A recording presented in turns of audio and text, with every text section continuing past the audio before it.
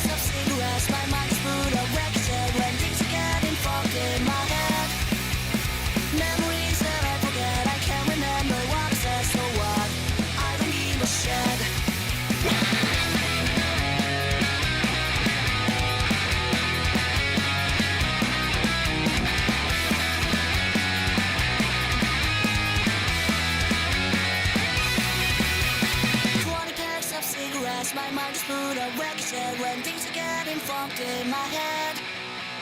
Memories that I forget, I can't remember what I said, so what? I don't need a shit.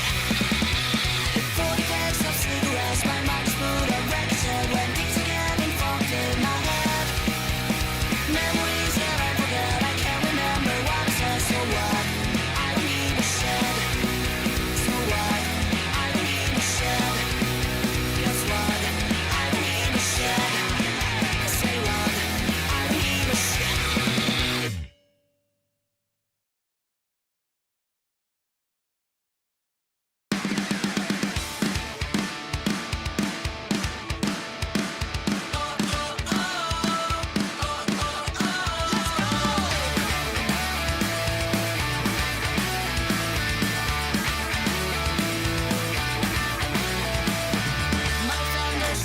All alone, collecting dust in the corner. I haven't called any of my friends, I've been MIA since last December. Blackberries build up with email. My phone calls go straight through to voicemail. 'Cause on the street, or under the covers, we're stuck like two pieces of velcro. At the bar, in the back of my car, it don't matter what I do. No, I can't keep my hands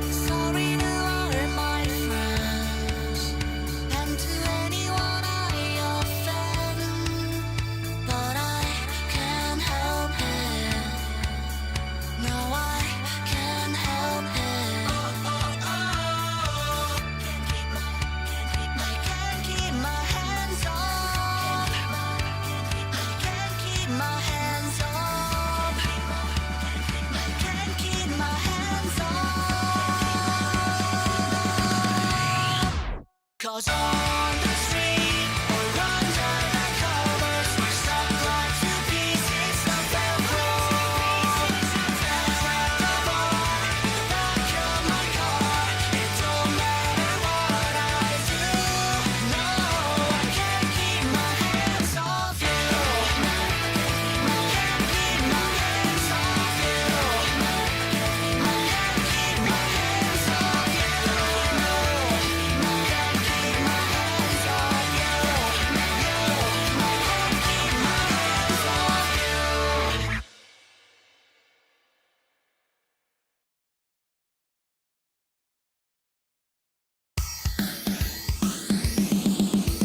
I ain't that good, a little fucked in the head. They'll be hanging me quick when I'm back from the dead. Get the rope, get the rope, get the rope, get the rope.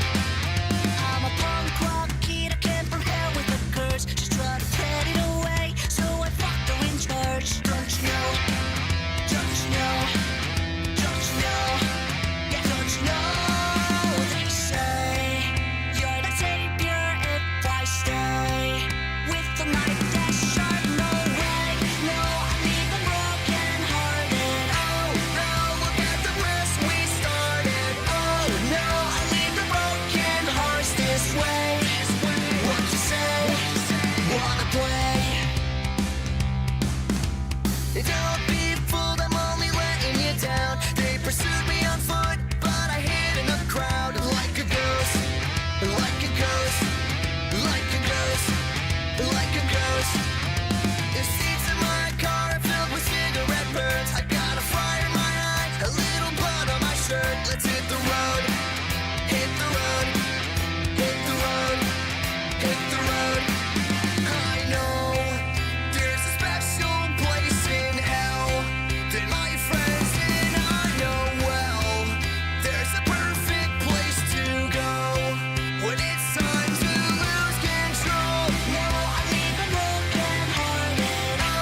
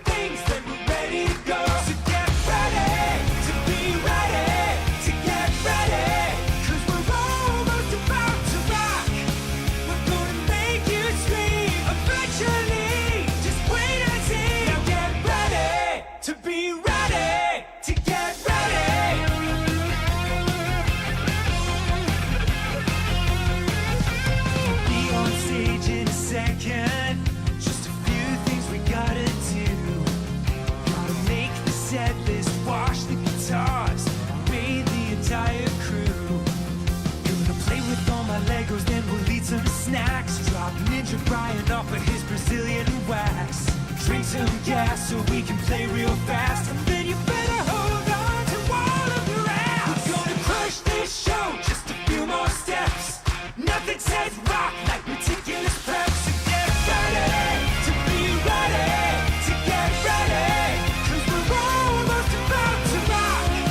We're gonna chill your spine and blow your mind all in due time. Now get ready to be ready to get ready. Ladies and gentlemen, are you ready to get fucking destroyed? We are nearly prepared to begin preparations for our final sound check of the evening, so please file out of the auditorium while we reset the stage. Thank you. For those about to rock, please hang tight while I find my socks. Gonna crack your skull like an aftershock. Just gotta call my broker and sell some stock. So get ready to be ready to get ready. Cause we're almost about to rock. We're gonna melt your face through time and space at an appropriate pace. Get ready to be ready to get ready. Now get ready to be ready to get ready. Now be ready to be ready to get ready.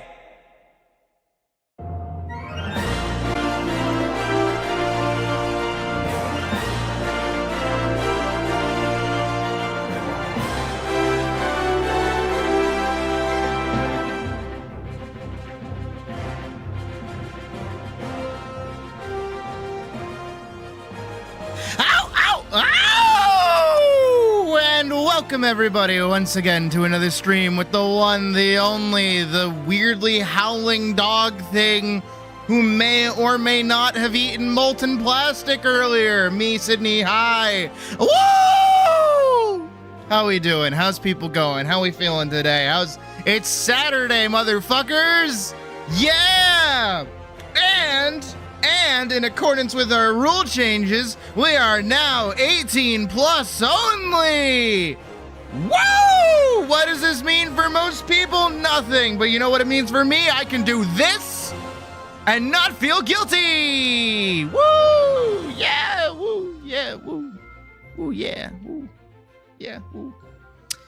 Yeah, no, I may or may not have eaten plastic earlier by accident. It is, I can still smell it. I don't think that's good. I do not think that's a good thing. So, I hate this household. I do. Because back in the day... Oh, yeah, no, I can definitely still smell it. That is not good.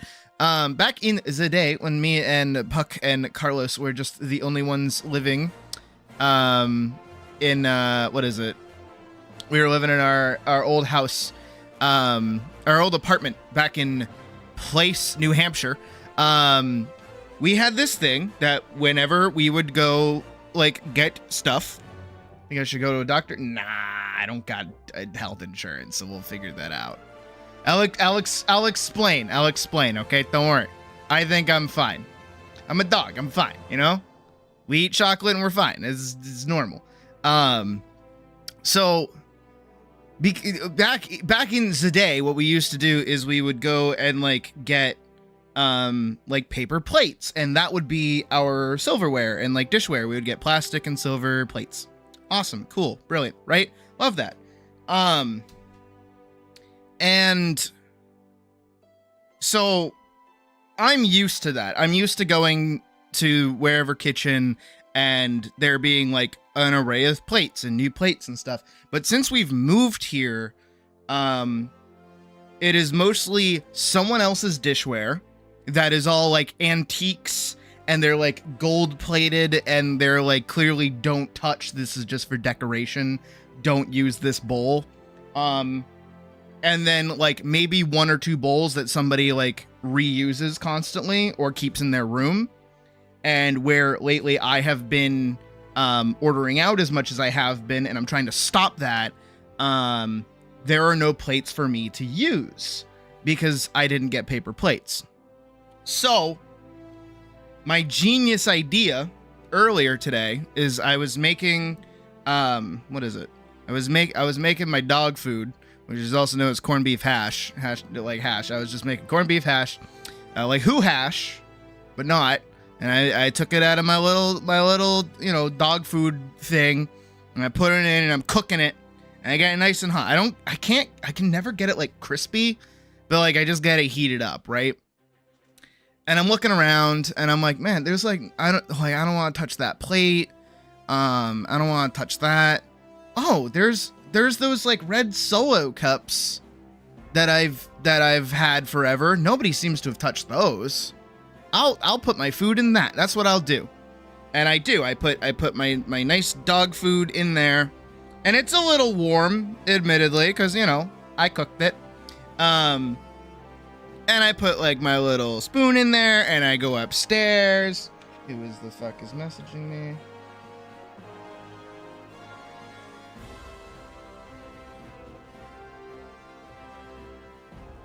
Girl, okay, as I'm bitching about it right now, by the way, is that my roommate's like, I just did all the dishes, I'm certain are mine, and I cleaned up the kitchen and bagged up the trash. Would appreciate you if you guys keep the kitchen clean and clean up after yourself / bag up the trash as you see it overflow. Do the dishes within a couple days after using them. There are still dishes in there, by the way, that need to be done that are not mine. And it's like, girl, step one, I have not been downstairs past our fridge in maybe like a solid month. So none of that shit is mine. Go fuck yourself. Step two, I fuck off. I put all my dog food in the little cup, and I went upstairs and I sat down and I'm eating the cup. And admittedly, it tastes normal, actually. It tasted totally normal for a hot minute, and I'm just like eating it, but I'm like eating the top bit of it. And then once I get into the bottom bit of it, I put like one spoon in my mouth, and it just tastes like chemicals. And I'm like, "Bleh!" And I spit it out, barely let it sit in my mouth, did not swallow, spat it out as fast as I could, immediately ran to go like use mouthwash to like get the flavor out of my mouth, but I can still smell it on like the back of my nose. So I wonder if it's just that potent of like a stench that it's still back there. But I don't know if there's anything I can do about it. And I don't have a headache. I've been drinking water. I can see normal mostly. I mean, I'm partially blind, but dog or whatever. I'm colorblind too, but that's normal. And I don't feel weird or different. I don't feel tired. That too. I don't feel like foggy of head. I feel pretty normal. So I'm not super duper worried about it. I think I just, tasted something really nasty and it's sitting on the back of my tongue a little bit. I don't think it'll kill me. If it kills me, oops, my bad. I didn't mean it. Can I get a do-over? Like, can I reload a save? Oops. But for right now, I'm mostly okay. And when I say mostly okay, I mean I am partially okay because we have animation to do today. We have a lot of animation to do today. I have to do 12 hours worth of work today. Oh god. Oh no. Oh jeez. Oh jeez. If you are in the Discord, you have definitely 1000% hopefully have seen that I did manage to finish my little homework assignment that I gave myself last night, which was finishing the run sequence. The run sequence is done. The little in between going from the animatic to the run sequence needs a little bit more work. I do not like how I did it. I will figure out another way to do it. It is not final. Nothing in the film is final until I publish it, as we know. And also sound effects. I still have to do sound effects and everything as well. There's a lot of flipping sounds and other things that need to go on, besides just the music. So we still have that to work on, but for today mostly, I want to be focusing on the domain scene, and I want to see if we can get I would like to have the animatic and whole animation done for when Elise gets her sword. I would like that to be done. And then I would like all of tomorrow to basically be dedicated to setting up the fight sequence and also setting up the last animatic that we'll have to do, which is her defeating the Dark Knight and getting the orb and then running away. So there's that. We do have our plans for the next 2 days. There is a little, I'm going to say schism. It's not a schism, but it's a little bit of a schism. In terms of how I want to represent Ophelia in this upcoming scene. So we're probably going to do a lot of thumbnailing and playing around and figuring stuff out. Because I'm in a weird spot. I'm gonna level with you guys on the weird spot that I'm in. Ophelia has really big boobies. I know. Crazy thought. I mean, not like I'm a stranger to that at all or anything like that. You know what I mean? But like still. But the reason that's kind of a problem is that I have to find a way to thematically restrain her and not have it be like a BDSM kink thing. That's my struggle right now. And you might be looking at me funny. Fork found the kitchen. All right. Okay, Badger. But that's kind of, because I'm thinking about it and I'm like, all right, how, I don't want her to just kind of be like big chillin' in her own like little space. Also, I'm going to move the music over. Also, where is chat? Hold on, you guys aren't there anymore. Hang on. Where are you guys? There's Jar. Hold on, hang on. Let me go over here. Bear with me a second. I'm gonna copy. And then we're gonna go back over. Oop, not here. Here. I'm gonna go here. I'm gonna go bah. There you go. You guys should be there. Alright. Yeah, hopefully.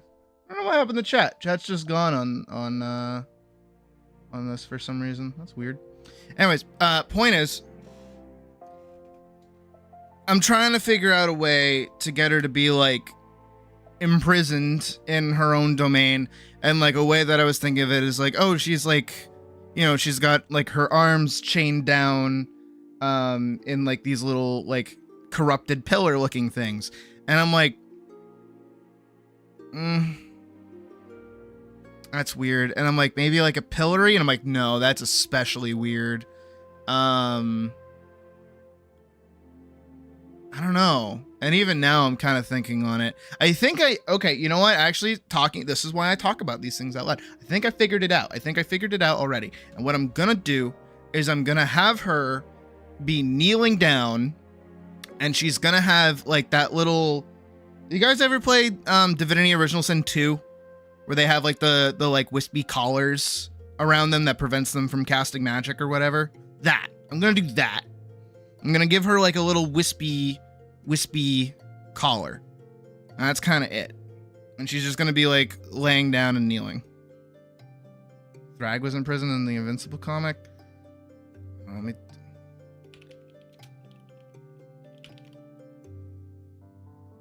Do you mean like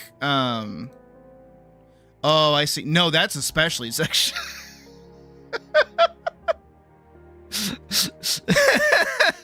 I was like, Thrag gets imprisoned? What are you talking? And I'm like, oh wait, no, he does.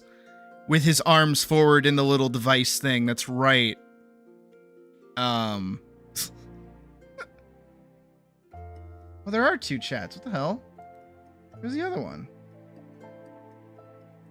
I literally do not see where the base chat actually is. Where is that?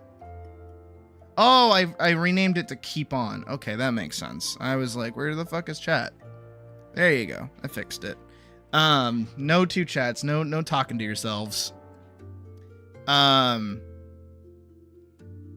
that is like the really big problem is like her massive bahonka ronka donka doos, that are like, I can't put her in any sort of position that like presents them, you know.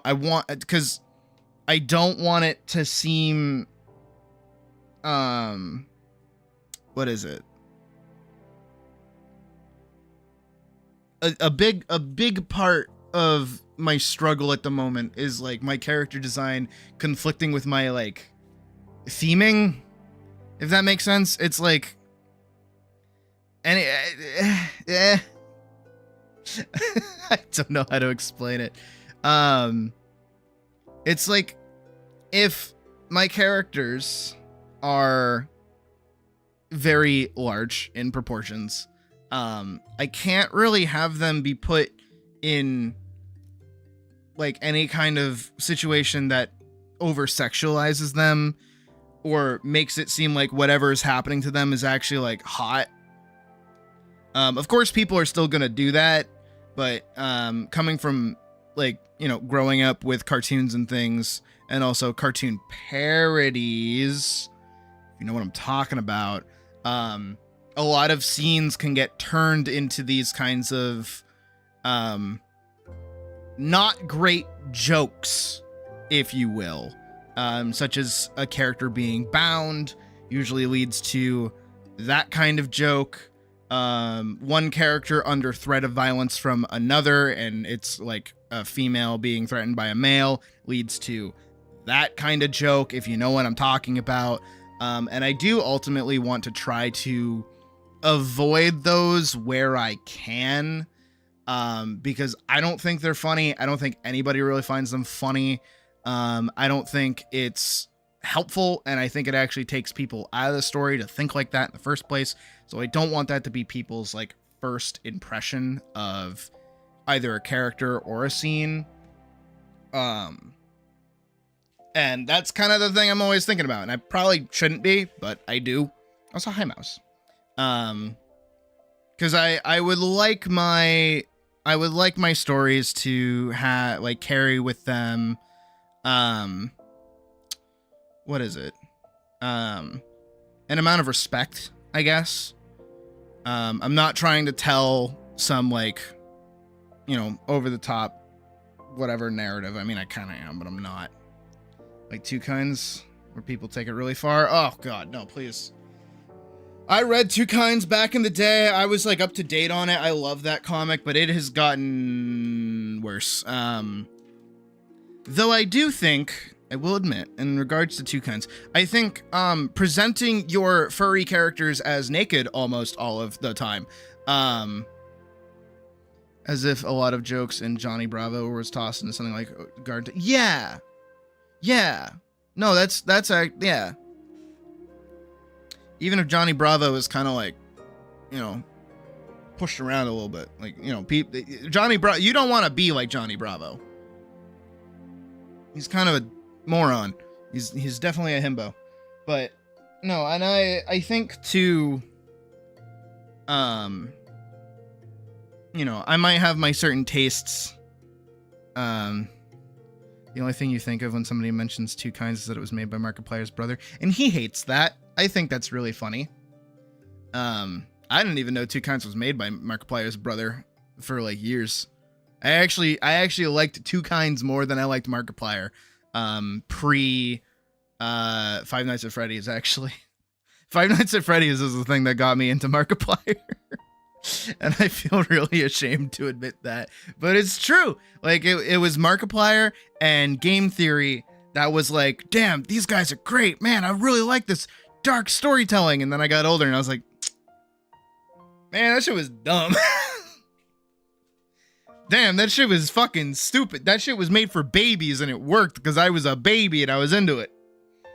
But no, I especially with like, you know, my music choices and you know, trying to convey a certain amount of violence without actual violence.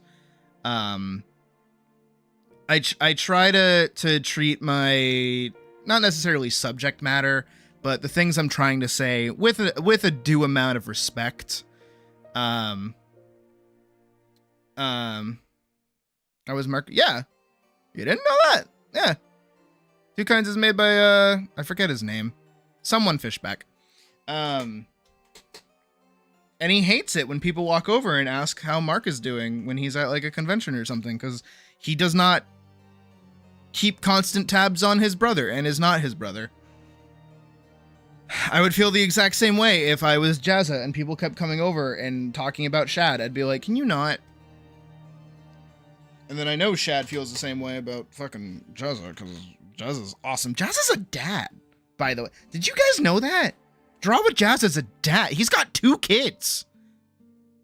I only just learned that the other day watching his, like, LARPing video that he did. Like, he tried a LARP and he brought his son with him, and his son is almost as old as my youngest brother. I'm like, what the fuck, dude? What? No, no, you're not a dad. You're still a goofy Newgrounds animator.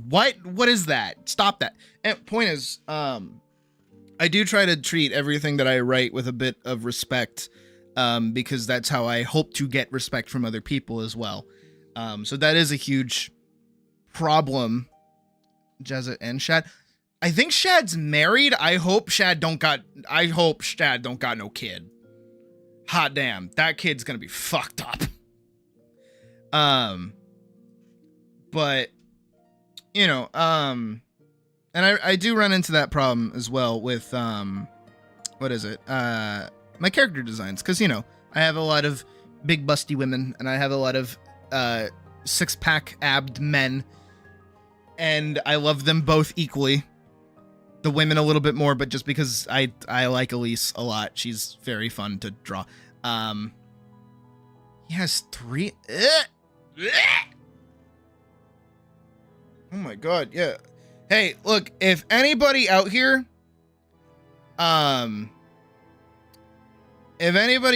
is like still looking for a partner or some shit, and you know, you're like, love isn't for me, love is never gonna happen, I'll never meet anybody. If Shad can get married and fucking have kids, guys, you're fine. Guys, you're great, honestly. You're phenomenal. You guys got it. You guys are like better than Shad. My hatred for Shad goes so deep. Point again, I'm trying to get away from Shad for a second. I don't want to fucking talk about him anymore. I hate that fucker. And point is, these are things that I have to think about when writing these stories in general, because I don't want people to think how do I want to describe it? It's like fuck, what is it? It's like Atlas. Let's say it's like Atlas, okay? Me, you, Atlas, yeah.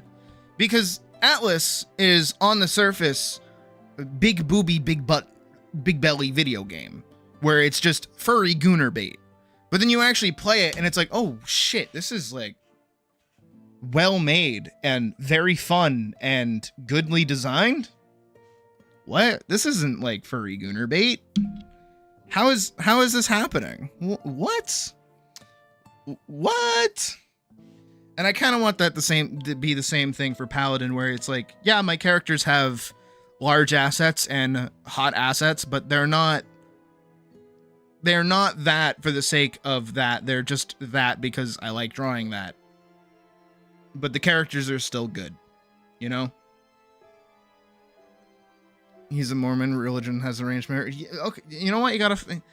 Everyone should become more... No, I'm not gonna finish that thought. I'm not gonna finish that thought. Dumb. Maybe I should eat a lollipop just so I can like get this fucking taste out of my mouth. It's pretty gnarly. Trying to talk about my story shit. Hi, Raymond. So, all right, but I think I found a solution around it. I'll have to drop some ideas, so we'll start with some thumbnailing and some things before we get too deep into animating. Again, I did manage to finish the running section, so we don't have to worry about that. We don't even have to touch that today. We don't have to go in, modify anything, touch anything. We don't have to worry about that. I'm throwing my pen around. What we do have to worry about is making sure that we get the designs down for Philia, make sure we get a good, what is it? I need to do new portraits for both of them as well. Because Elise needs to be a little less friendly, like she was in the test animation. And Ophelia needs to actually be lower in the proportions as, not lower in the proportions, but lower in the portraits of height from Elise to show that she's like in weakened and things like that. I've also scripted out what each are going to say to each other, and I have a really cool idea to do for the animatic as Elise swears to become a paladin. And I also worked on their relationship to make it a little bit more of a begrudging alliance where it's like, look, this is our only option out of this. We both need this. We need to work together. Kind of like a Midna and Link situation, which is what I kind of want their relationship to be in general before they start banging butts. And so I'm pretty happy with everything I have so far. We just have to do it.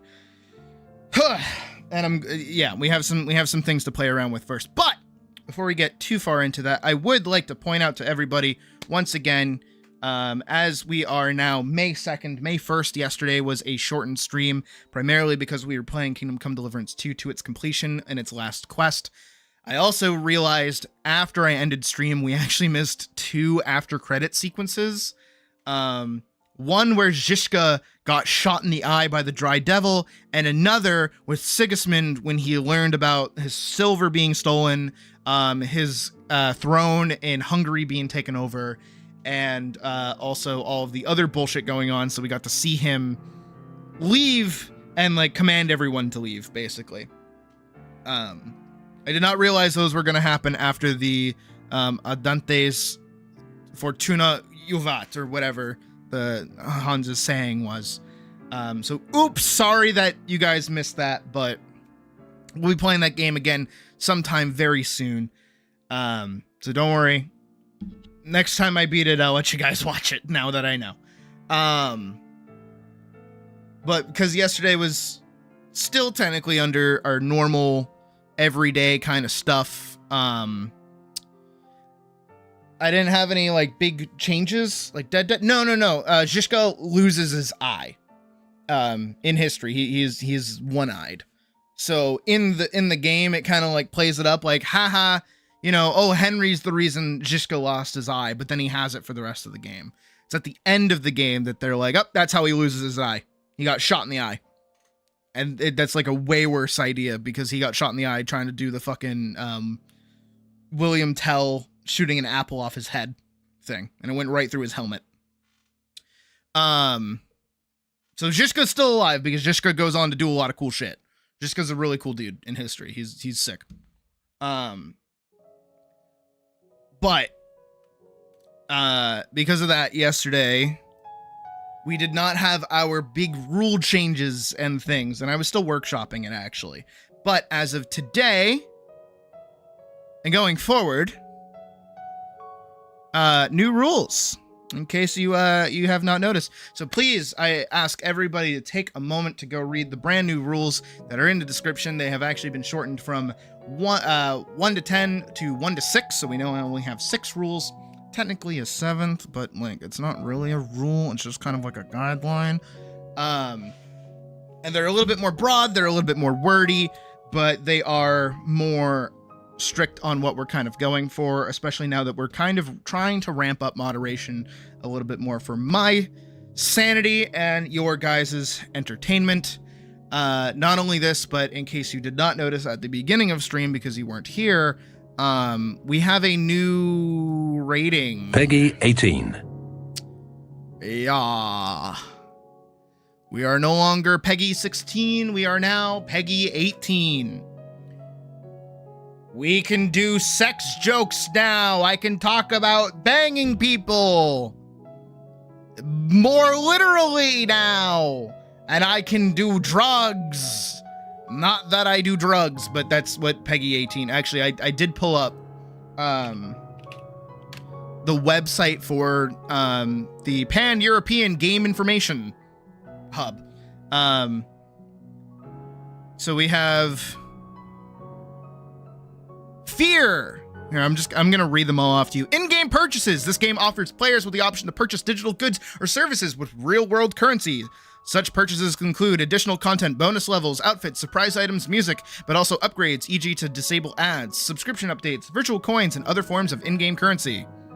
Fear. The descriptor used as fear on games with a Pegi 7 if it contains pictures or sounds that may be frightening or scary to young children, or as horror on higher rated games that contain moderate Pegi 12 or intense and sustained Pegi 16 horror sequences, disturbing images, not necessarily including violent content.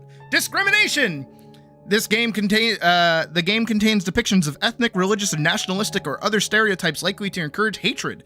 This content is restricted to Pegi 18 rating. Okay, and likely to infringe on national criminal laws.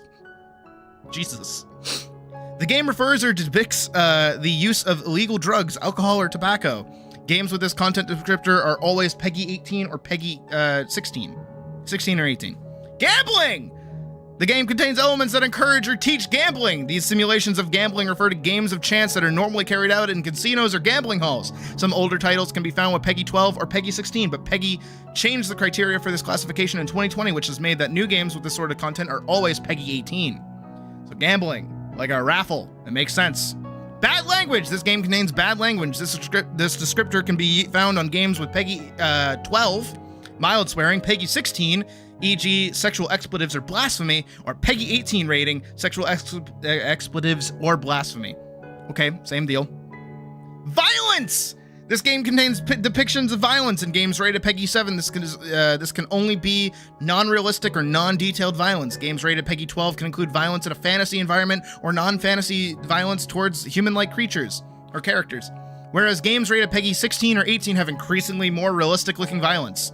And sex. The content descriptor can accompany a Pegi 12 rating if the game includes sexual posturing or innuendo. A Pegi 16 rating is there if erotic nudity or sexual intercourse without visible genitals, or a Pegi 18 rating if there is explicit sexual activity in the game. Depictions of nudity and non-sexual content do not require a specific age rating, and this descriptor will not be necessary. So, we're now adult only. Minors, fuck off. But also, I won't know unless you tell me. And there's nothing that we can really do about it. So exercise your best judgment. Don't be fucking dumb. Oh, hold on, I gotta do rent.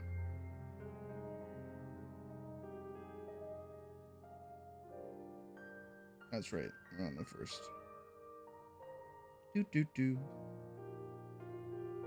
Damn, that's gonna suck. I'm gonna have to, because I have to do it instantly and I can't wait.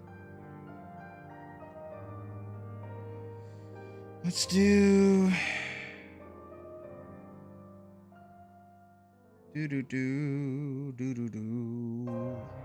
Stupid money.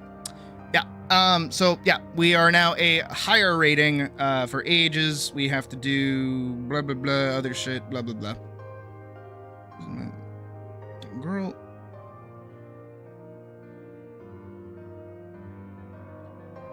Hold on, I gotta, like, send them money.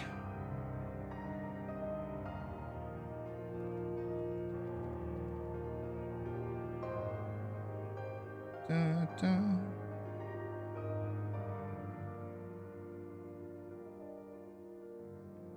Boop, boop, boop, boop, boop, boop.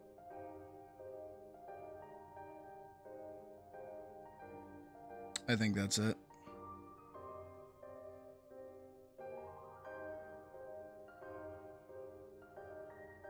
Cool. There we go. So, what was I talking about?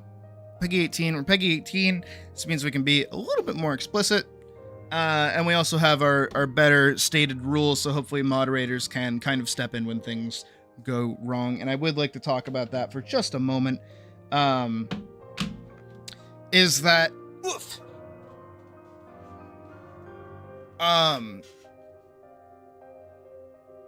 You know, I kind of let a lot of stuff slide, and that's just kind of how I am, because I want you guys to have, like, a place to be yourselves and do whatever it is that you want to do.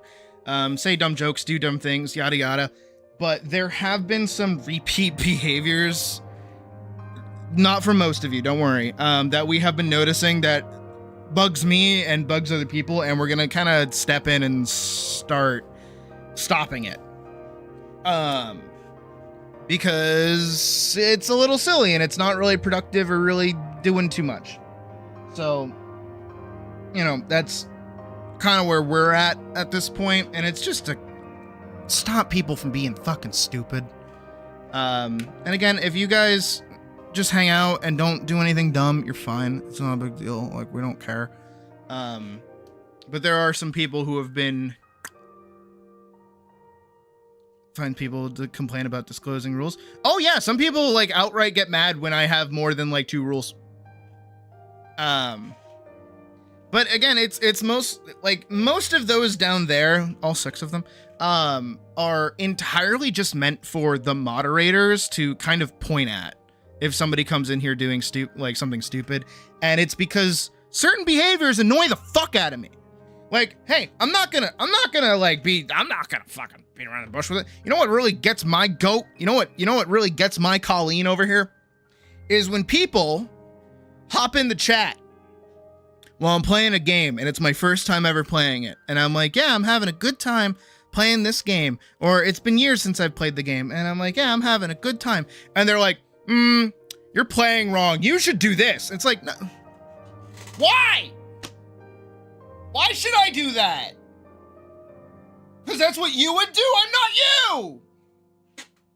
My thing, when it comes to gameplay stuff in general, because that's usually where people show up and they're like, I would do this. It's like, I don't fucking care. Unless I'm asking for it, unless I'm genuinely stupid and I'm like, I don't have any idea where to go. I don't know what I'm doing.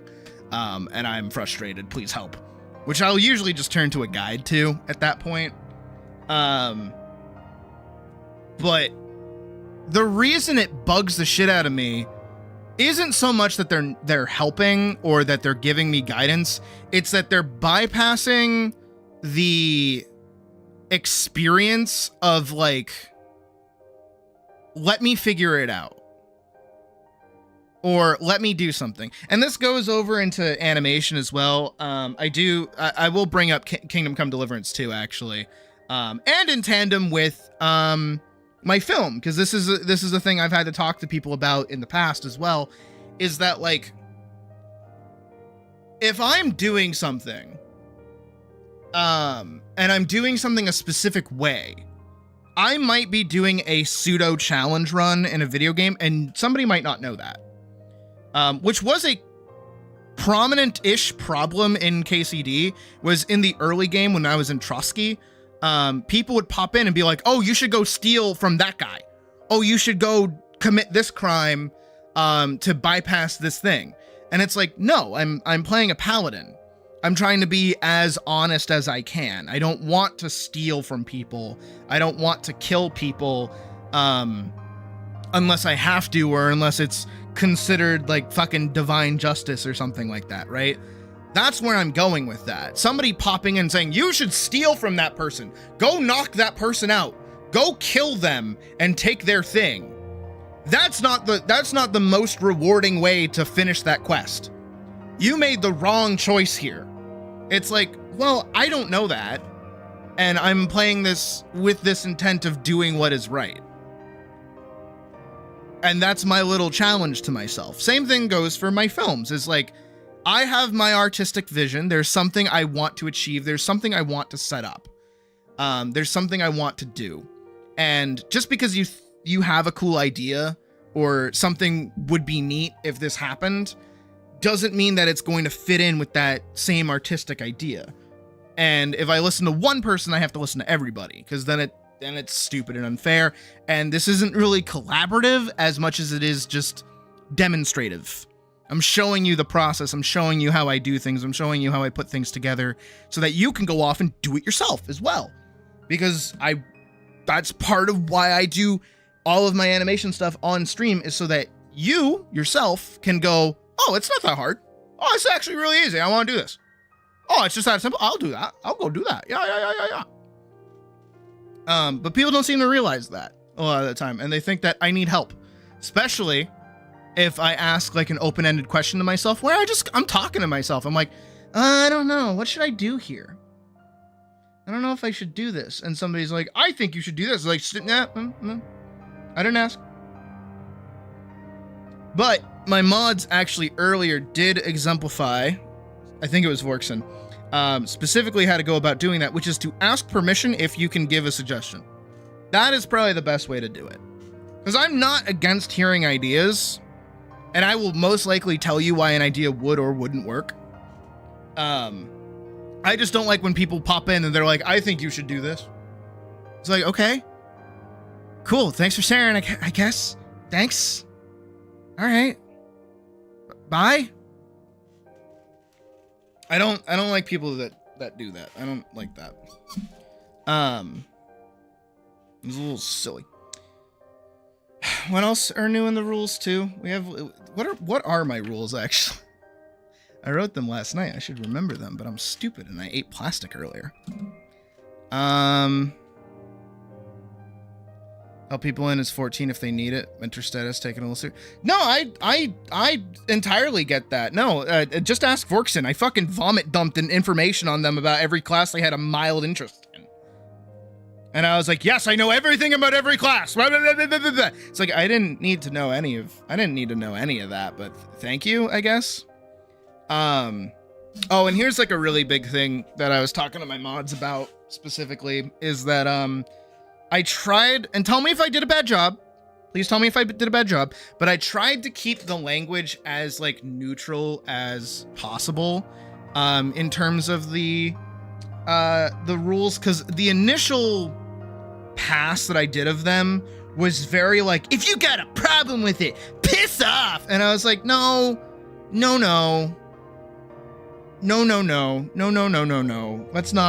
not do that. That incites violence. That incites somebody being an asshole and flipping it back on me. You know, because I wrote out I am a non-binary 25-year-old, prefer by going like they, them, she, her pronouns. Do remember I'm also not your friend, I'm not your contact creator, act accordingly. That was initially like, and if you got a problem with it, I don't care. Leave. It's like, what is that? It's like, you don't know who you're messing with. I'm the Shinsengumi third-class samurai. It's like, shut up, internet dumbass. Don't fucking talk like that. So I tried to work that back as best as I could. And I also had a really hard time specifically with, which one is it? I think it's rule 3, which is the open and supportive of everyone. I try my best to be open and supportive of everyone. Our little corner of the internet is intended to give you a space to be yourself. However, please don't abuse this freedom by oversharing personal information, venting, or talking down about yourself. Because I had a really, really hard time trying to make it like, because I vent all the time. I talk about my problems and I'm comfortable and have like enough like stability with myself. You know, I think complaining about the rules thing comes from an innate feeling of being insecure, and they would rather call reflecting on demanding. Demanding things can, I mean, but more to the point, the way that was like initially written was a lot more, how do I put it? No venting, right? That's kind of how it was at first. Because my intent is to stop people from coming into stream and being like, my day sucks, my life sucks, everything sucks, my dog died of a broken heart, my mother jumped off a bridge and survived, I hate everything. I don't want that to happen. I don't want people doing that. You know what I mean? That's downer behavior. But if we need to have like a genuine, serious conversation with somebody about something that's going on, or we're having like a really deep conversation and I share something that's like, my dad left, and other people go, my dad left too. It's like, I'm not going to get upset over that. That's important, you know, and sharing that and talking about that in general isn't bad. Like, that's not a bad thing to do. And especially I feel very fortunate that I have fostered a space that people feel comfortable enough to oddly tell me things like that. Probably shouldn't, but if you do, okay. I don't mind. Yeah, you caught the Smiling Friends reference. I'm glad. So I was really breaking my brain to be like, okay, how the fuck do I write this and make it seem like I want you to be comfortable being open about things that bother you, but not overdo it. So that's how that came about. And also the talking down about yourself thing. We have a lot of people. They know who they are. You know who you are. Bring the tone to that. Exactly. You just got to follow my lead. It's like a dance. But we do have a lot of people who really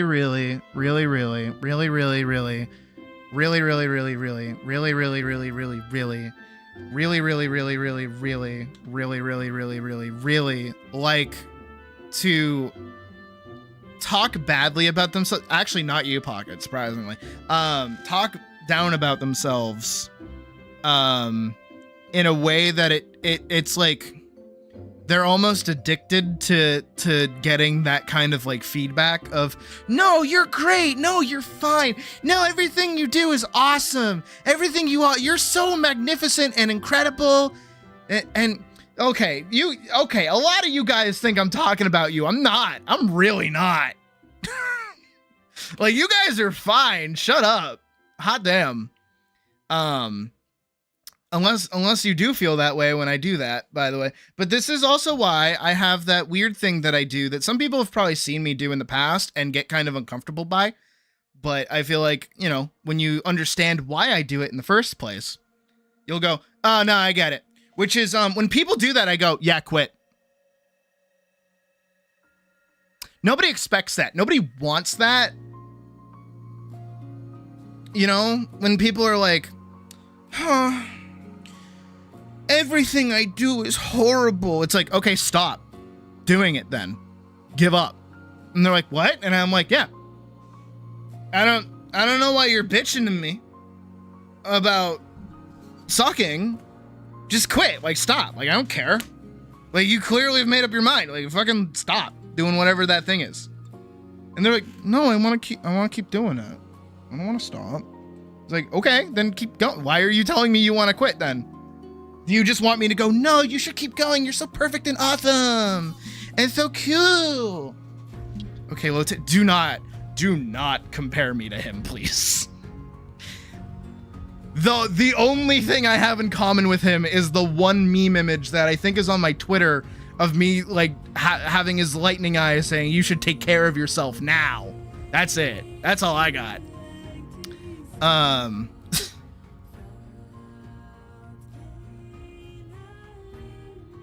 And you did quit. No, Pocket, again, I'm not talking about you. I was agreeing with you. I wasn't doing the reverse psychology on you because you were just venting to me about wanting to leave a negative space and you were telling me all about it. It's okay. That's okay. Again, I'm not talking about anyone specifically. I'm saying that we've had people like this in the past who act like this. I'm trying to nip it in the bud where it's like, you know, and especially for you guys as well.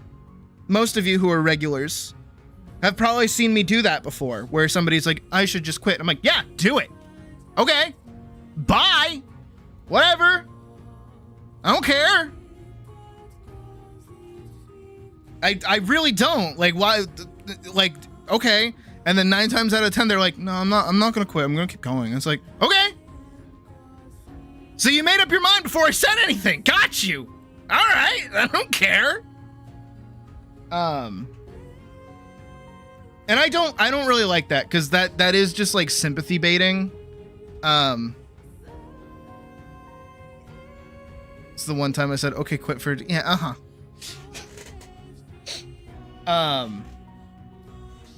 And I don't like that because that happens a lot in art spaces and I've always felt like that for the longest time. I hate people that do that. Have you guys, if you guys are like active in art spaces at all, like Instagram or Twitter or anything like that, you guys have probably come across those videos of like, I'm just a little baby artist that nobody cares about. I don't even have 100 followers. You should follow me for my art. And then you go and you actually look at their account and they have like over 1 million followers or some dumb shit like that. And it's like, who the fuck? Shut up. You're making a living off this. Stop it. Knock that off. Quit. Fucking stop. With your nobody cares about you dumb shit. Damn, you could finance a house with how many people follow you. God damn. I don't like people like that. I've always hated that. I always hate like sympathy farming. I hate it.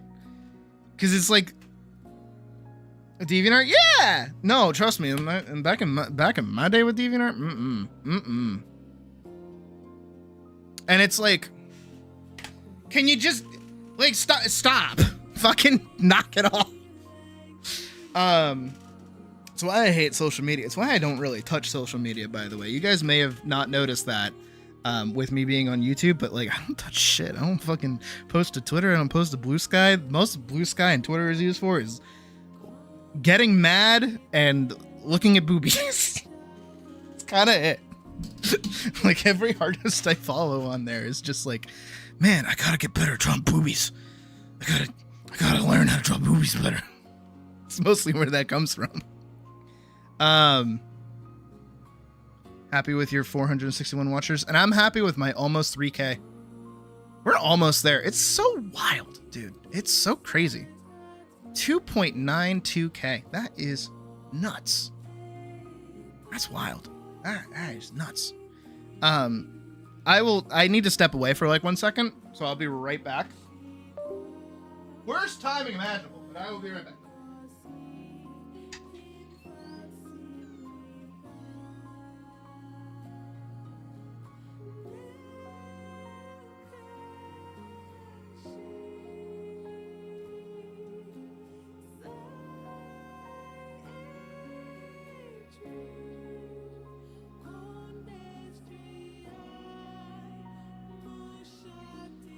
Never mind. I have to be strong. Ha ha ha. What am I going on about? Rule stuff, right? Rule stuff. We're talking about rule stuff. So we covered the way that I tried to write things, covered the venting and talking down about yourself and how much I hate that. Don't backseat games. I feel like we're all cool on that. Trying something new for your characters. You're trying to get the silhouette and shape of them down. Then drawing details over it. Gonna see how this goes. That sounds like how you should be drawing.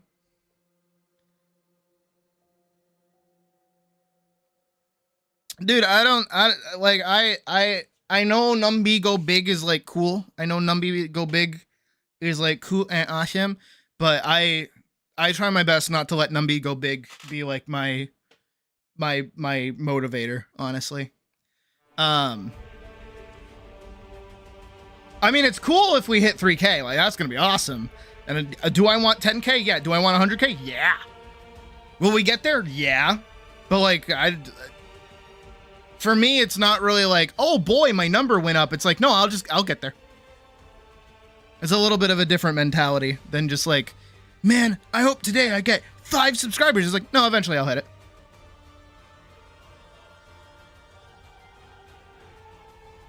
Oh.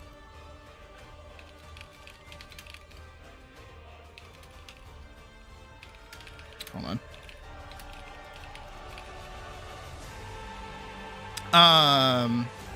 Don't backseat games. We talked about that a little bit. Do not request drawings. So I suggest things while I'm drawing or animating. We did kind of cover that. Oh, making vague hinting comments. Yeah, I hate that too. I don't know how many of you guys feel the same way about me with that, but like, you guys know, maybe you've been here for a stream where it's happened or not. I don't know, but somebody will come in and be like, you know, I'm like playing through and they're like, haha, they don't know. Oh, the scene is coming up. It's like, can you not? Can you not do that? Can you shut up? It's like, stop. It's like what is it? It's like when you're watching a movie with somebody, and it's not when they're pausing the movie to tell you like a little fun fact, like, you know, when you watch Lord of the Rings, and then Aragorn kicks the helmet and actually breaks his foot or whatever, like that, or some shit. Or, you know, you're watching like Star Wars and you point out the fact that the stormtrooper hit his head on the door because he was too tall. It's not like that. It's when you're watching a show or movie with somebody and they're like, you don't know what's about to happen. I like doing that to Puck because it's funny. And because 90% of the time she's the one reacting to whatever it is. And I will lie to her so she knows not to believe me. But most of the time when people do that, it's not, they're not lying to me. They're being pretty upfront about it. It's just that level up from backseat. It's like a level down from backseating, actually, where it's instead of outright saying, "Oh, here's a," oh, sorry, I just punched the fuck out of my microphone. Instead of saying like, "Oh, like this is how you solve this puzzle," it's like, "Ha, this puzzle you don't even know." It's like, what does that do? What does that actually do? What are you doing? What is that? Oh, when I played this, I would do this. It's like, okay, cool, I'm playing it right now. Stop! Some people have never had that friend. Some of you may have done when you were kids. Some people have never had that friend who had like all the cool video games. And it's like, you go over to their house to play like whatever weird game they have, and they don't let you play it. They just let you sit there and watch them. And you're like, man, I wish I could play, and they're just doing everything for you. I feel like that's like the opposite of what streaming is, because you make the conscious choice to watch somebody playing a game that you've already played. So it's like going over to your friend's house and they have the exact same game as you. And they're playing it for the first time because they're like, dude, I got the game that you really like. Let's play it together. And they're playing it and you're just like, you're doing everything wrong. I don't know. Oh, yeah, it's a level up because you're acting like you're not split. Yeah. The way I posit it is very similar. I did go at some people in the Discord a while ago for basically the same thing. Where it was like, how do I put it?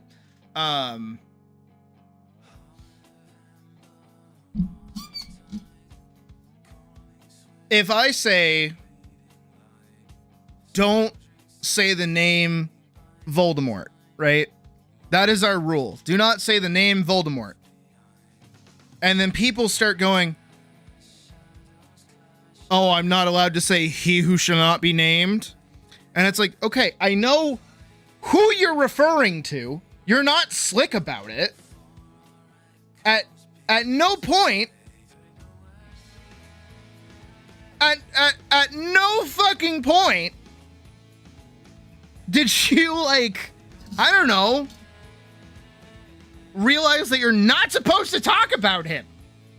All you're doing is changing the verbiage and being vague, but we know. I hate it when people do the thing of like, oh my god, Voldemort. Oh, I'm not supposed to say that. Oopsies. But anyway, so I was talking to Voldemort the other day. Oh, my bad. I wasn't supposed to talk about him. Like, oh my god, my bad. I didn't. It just kind of like slipped out. Like, but because I said it now, it's like fine, right? So like we all know who I'm talking about, but like it's whatever. It's like, stop. Like you're not cute about it. It's fucking dumb. Don't do that. It's silly. What are you, a child? Probably. And then finally, another rule change that technically I talked about before, but I'll talk about again, which is that all donations to stream or the Patreon are non-refundable, even in the event of a ban or temporary removal from the stream via muting. So this means if you're acting stupid and we mute you, or you say something really dumb and we ban you, you ain't getting your fucking money back, alright? We had one situation with that, but we did make the concession of giving them the refund purely because all of our refund policy stuff was not found on the channel itself. It was found within the Discord, which they were not part of. This is kind of a mild problem that I have actually been running into these past couple of days, is that we are getting a lot of people joining the stream and hanging out in stream and talking during stream, but they're not joining the Discord. So a lot of the rules that apply to both stream that I can't really post in stream because of how the description was set up aren't being heard by them. And on top of that, we don't have a one-on-one way to communicate with somebody who is acting stupid. Because that's how we would prefer to handle most situations that we do kind of run into, is to pull you aside, go, hey, little Timmy, knock it off. And then little Timmy goes, oh, my bad. And we go, okay, we cool. And then we all continue and everything's fine and normal. Because what I don't want to do is pause the music, stare at chat, and go, Forkson, knock it off. Quit acting like a little fool over there. Stop being dumb. You're pissing me off. You fucking shit. Knock it off. Quit it. I don't want to do that because that's not fun for anybody. Everyone's uncomfortable now. Everyone's not having a good time. It's harder for me as well to continue having a good time because I just now yelled at somebody. I don't want to do that. I don't want to make a public big thing, and I also don't want to put my mods on blast and, you know, make chat awkward because when somebody gets, you know, spoken to or told to knock it off, you know, everybody kind of takes a step back because they're like, oh boy, we just got yelled at. Oh no. Vorkson, put the knife down. Right? And I also don't want to make it a requirement for people to be in the Discord. Like, I really don't want to do that. But a lot of our communication does happen through Discord. And very recently, I haven't even heard back. I'm actually going to double check right now.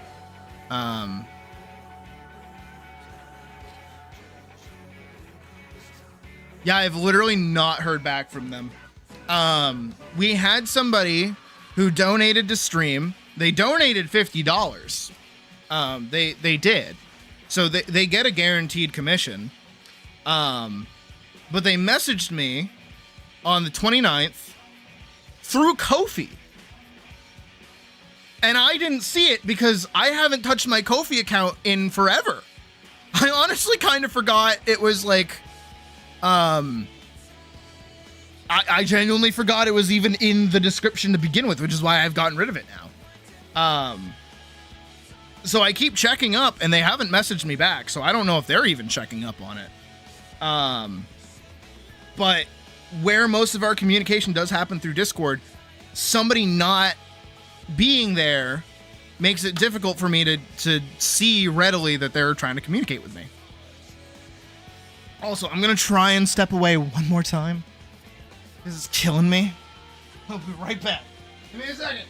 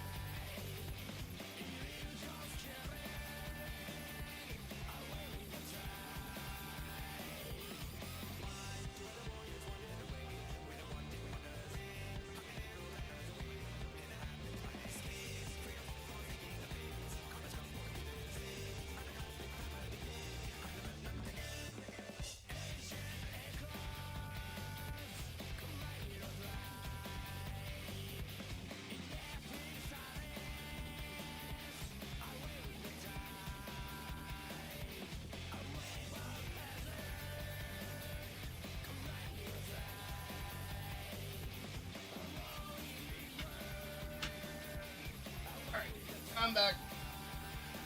Woo. Sorry for stepping away for like that for a sec. So we're in trouble. Because, yeah, I paid rent late.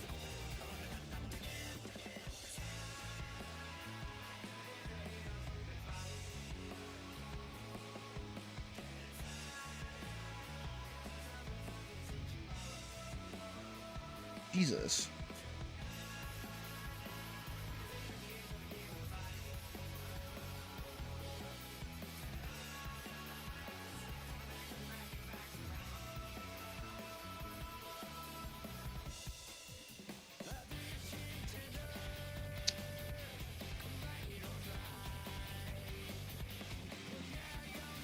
Yeah. So because I don't really want to throw around blame too much, but I'm stupid. Because we passed over the first yesterday, our rent was due yesterday, and because I only just paid it today, it means that we're gonna have a little bit of a late fee. So that's my bad, I guess.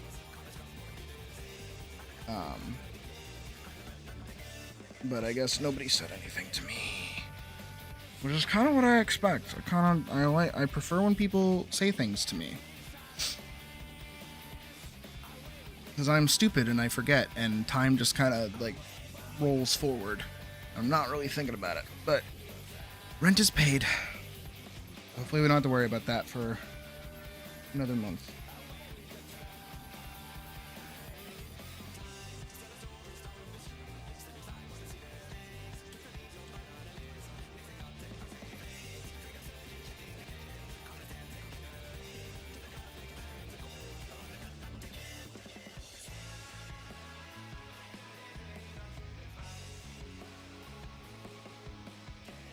I don't need them like giving me shit right now.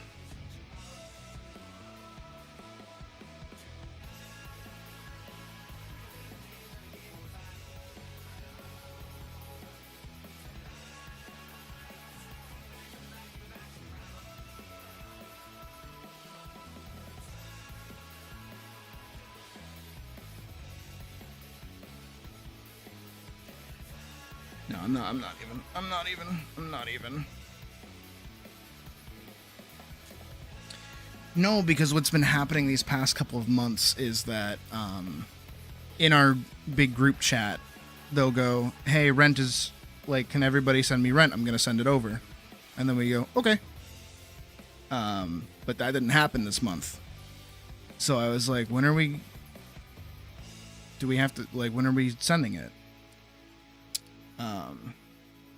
But I guess we were supposed to send it yesterday, and nobody told me that,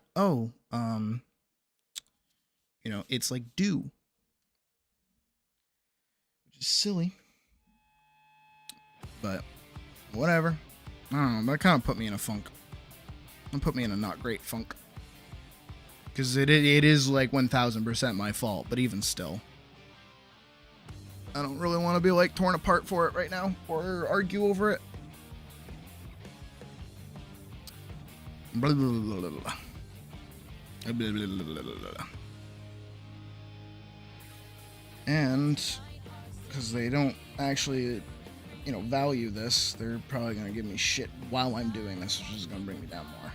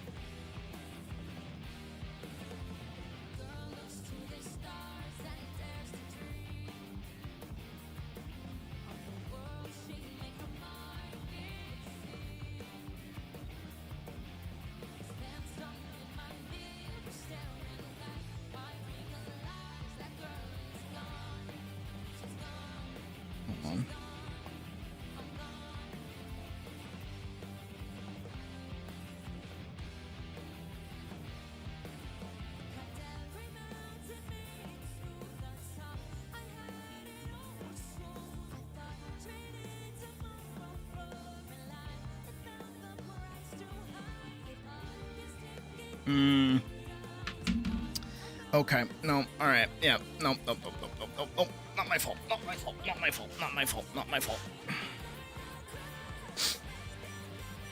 I mean, not really anybody's fault. So Carlos is currently in Puerto Rico right now, so he is not home. And he's been very busy with his things that he's doing. And he's the one that sends the text message to get everybody don't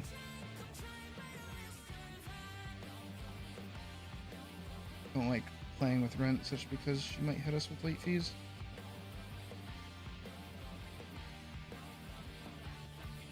Yeah. But it's Carlos who's the one that reminds everybody, but it's Jasmine who actually pays the rent. So I guess she didn't notice that somebody didn't send before actually sending it, so we're late. Which is kind of dumb.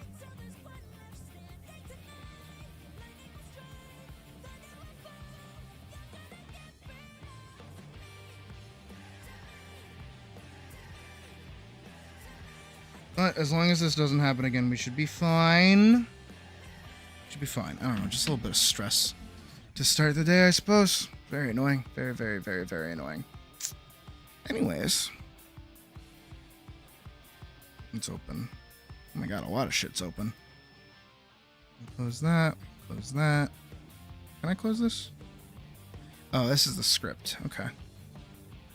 Alright, so we covered new rules, we covered new age restrictions, we bitched for a while, I got reamed for rent. What else is there? Is there more?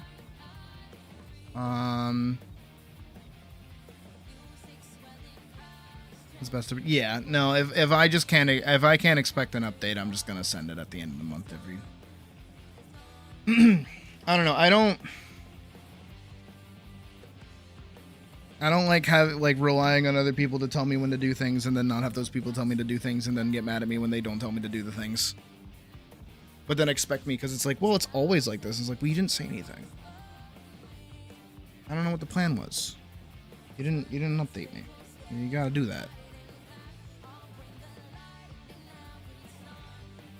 I mean, not even Puck was like, hey, have you done blah blah blah yet? It's like, nope. So bleh.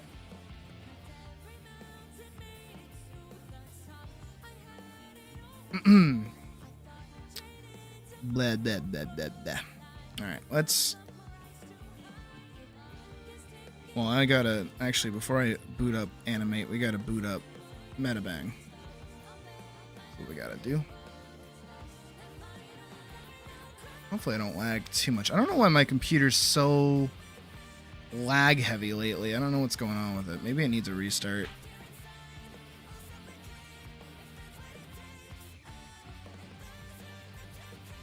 Okay. Go.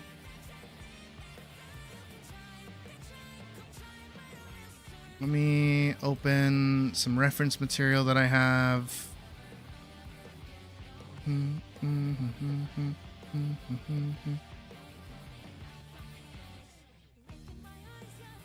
We will do animation-y junk in a second. I just gotta do some of this. I want to grab this and that. Sorry, I'm doing stuff off screen. Also, I gotta ask you guys what outfit you want today.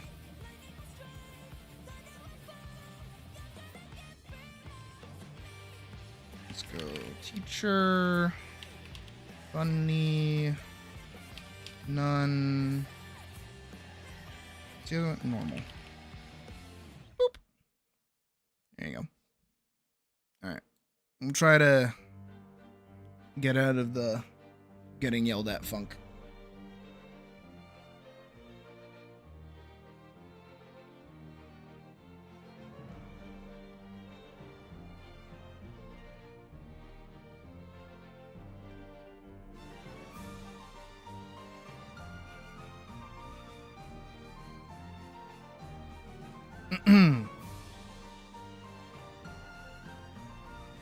Oh, Bunny and Nun are neck and neck right now, which is funny. Alright. We got Ophelia here. I'm gonna kind of just like draw her over a few times, just to kind of get used to her face. It's been a while.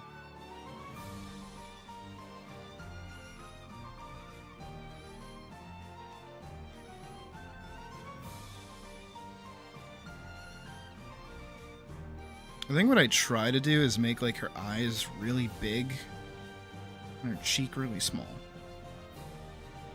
Kind of let that hairline not be as obnoxious.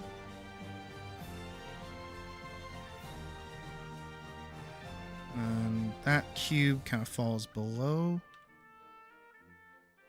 Get more RRs if none wins. I mean, you can if you donate.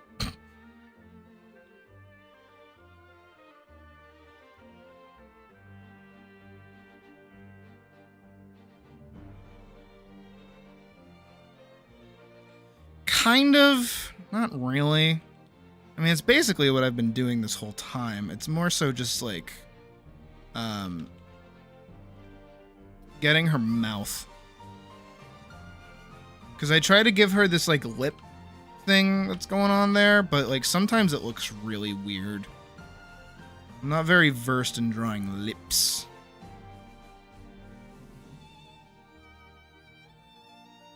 You don't have any rips.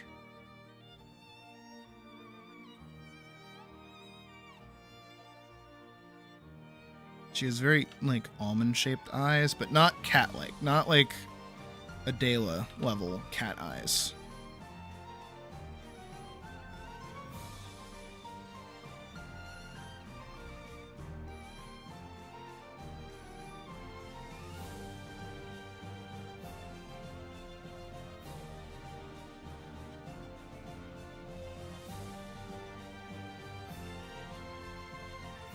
And I give her this kind of bent-in nose as well. How are we going on that? Oh, none is winning. Shit.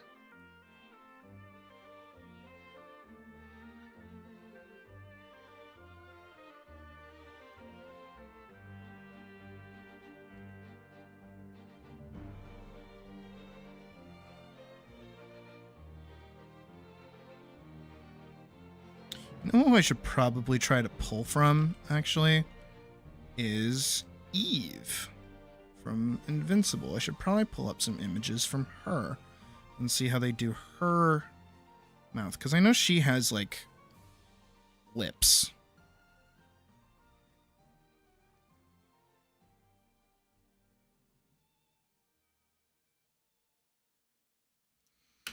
Let me do that really quick.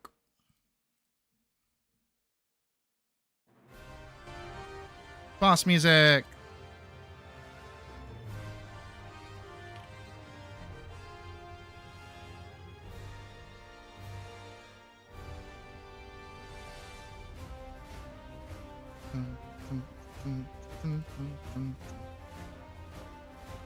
Wiggle, wiggle.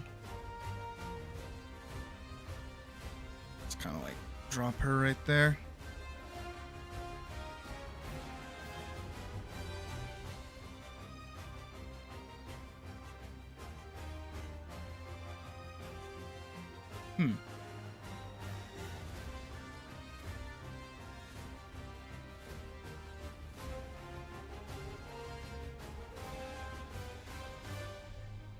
Wiggle, wiggle.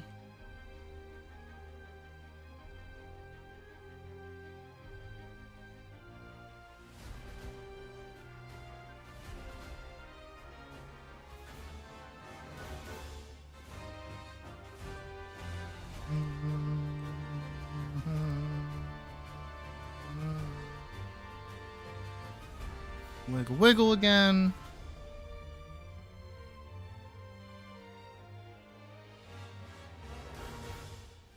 Ah, looks like none wins. None it is, kiddos. None it is.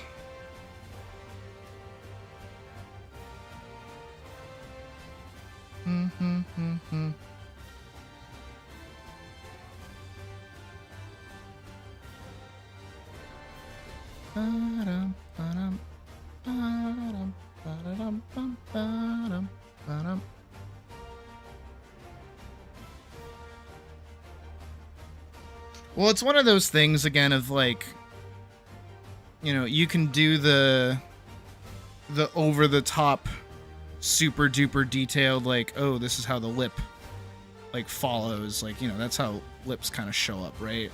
But that looks weird. That looks too fucking weird.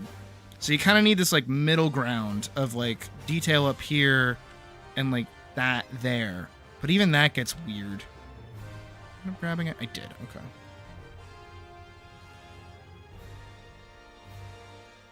But this is why I say steal. Steal, kiddos. Steal, steal, steal. Steely Dan.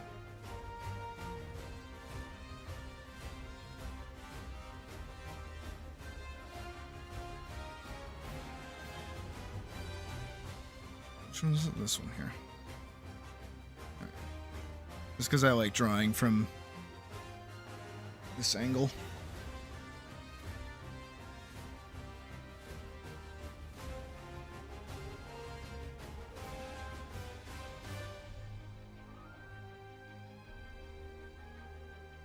Kind of get like a that and kind of get like a this, which looks really weird, you know?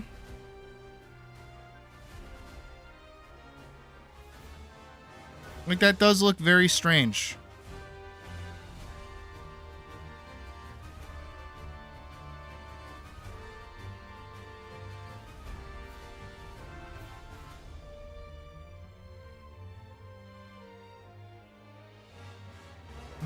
It never looks good.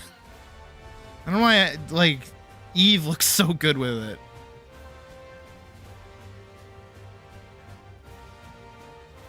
Probably because, again, I'm doing that thing where, like...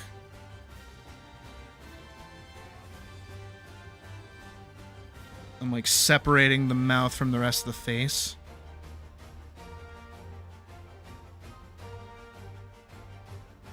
Also, Insatiable is a very good... I think it is the best boss music that 14's had. That one's not too bad. It does like a that.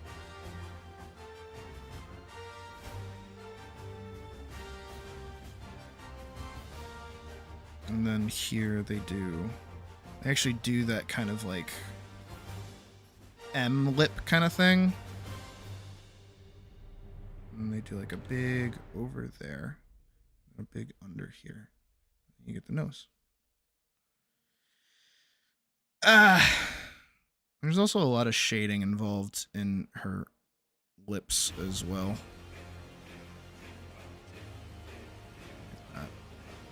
I think another one that I also like, because it's actually very simple.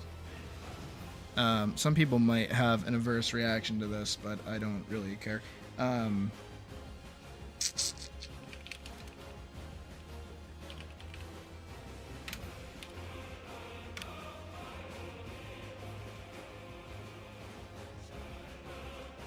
don't know how they get it to look good. I don't know how they do it, but Steven Universe actually does a very good job with detailing lips. And kind of give those a look over.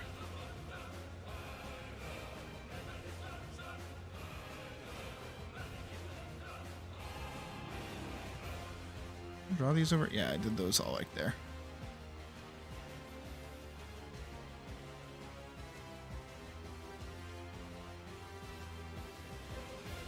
You want to kind of give these a look over as well. Again, a lot of this is just trying to like figure out what I want for her. I can't think of any other cartoons that have like this kind of like dark top lip. I feel like that's a very DC sort of thing.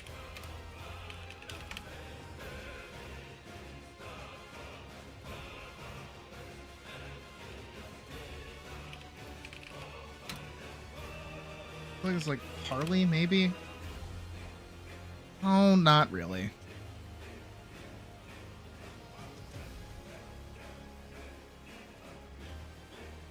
I mean, Harley kind of has... That's not bad. I feel like I could pretty easily replicate this kind of mouth shape here, actually.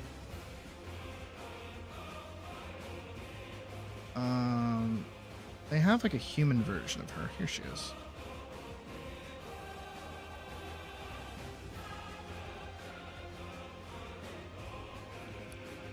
Yeah. That one. And this one.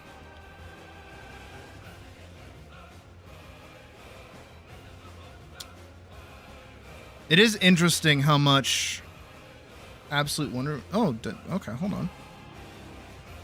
Absolute... See, I knew it was a DC thing.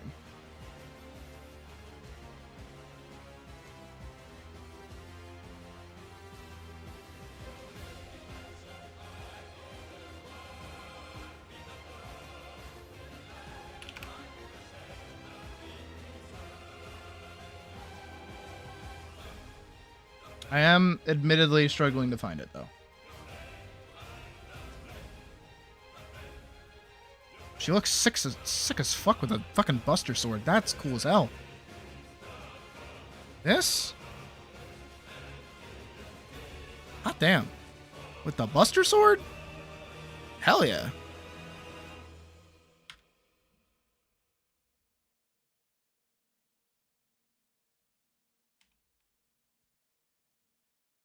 I am noticing, though, that here, you know, it's all one color. So it looks good. But then, where did I put it? Did I even keep it? Did I get rid of it? I must have gotten rid of it. In this one, it's red, but it has like that outline around it. So the darker black of these lips actually kind of hides that outline a little bit, which is definitely interesting.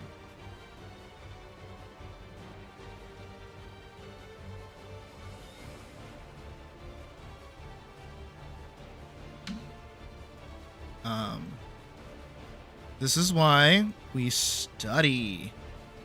We look things over. And we look at what other people have done and we go, how can I take that and do something different with it?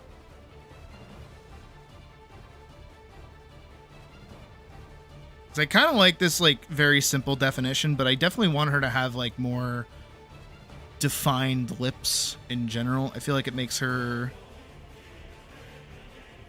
a bit more, I don't know, mature than Elise, but at the same time they're like, if anything, Elise is actually a year older. Straight up fucking, what is it?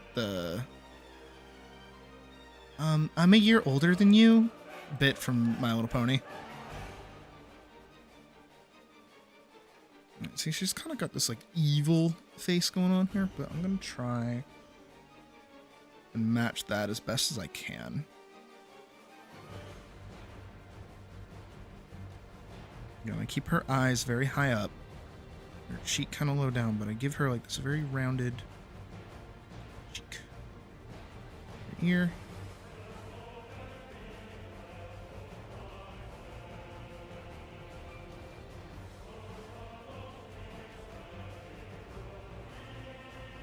Those go below her cheeks. I think they should kind of like rope in around the same, kind of like on the same like little swing.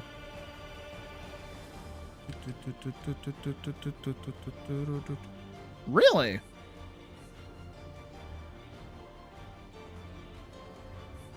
Rauta used to have an executioner sword.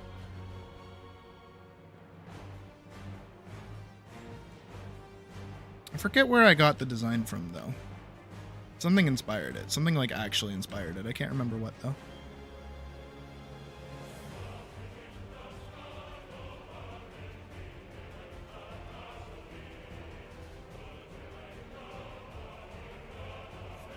And again, these sort of, like, very not super duper almond, but pretty almond.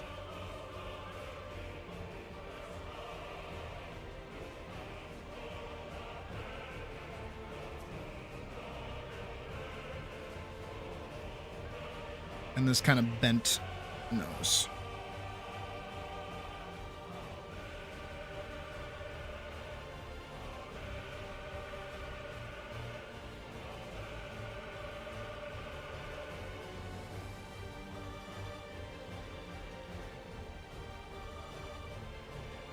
I feel like it works because the mouth is like really small.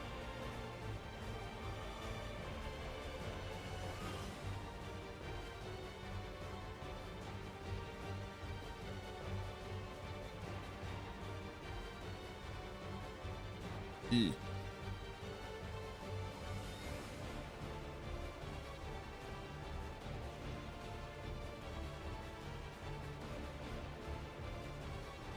That might just be...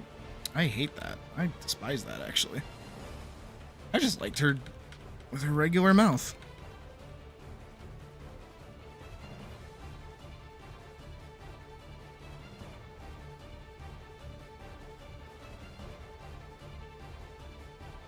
I think the Steven Universe approach is probably the better way to move. Because then that would be there.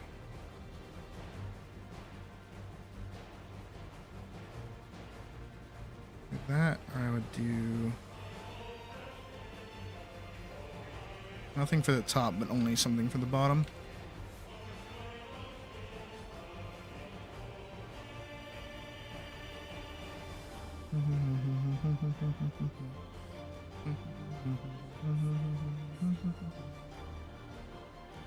And she's got like the 3 little spikes for her eyelashes.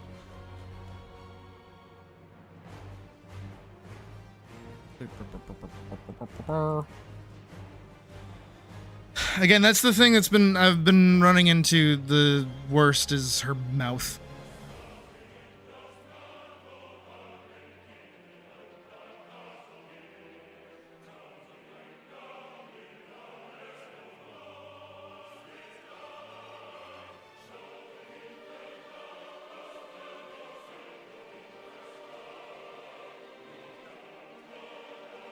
I will get it to work. I will.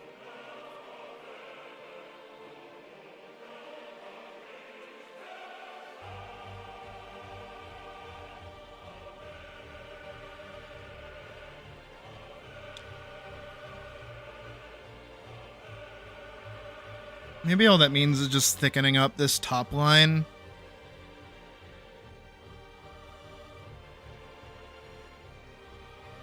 Not necessarily fuller, just lipstick. I want them to have some kind of like definition to them. I don't want them to be like, wow. I just want them to be like, wow. But I need to figure out how to get that into a more consistent shape so that when she has different mouth shapes, it's not like weird.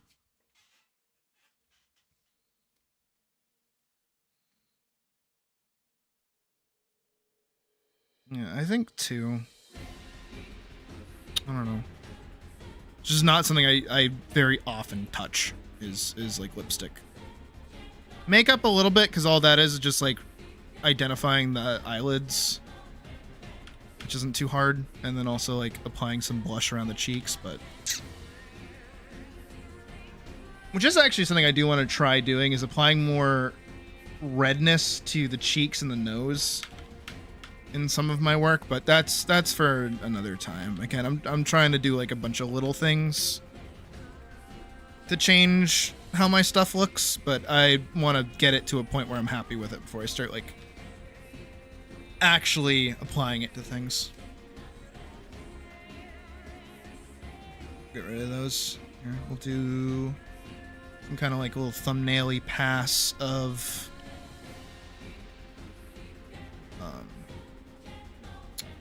I didn't mean to. Oops. Put on the wrong layer. I am.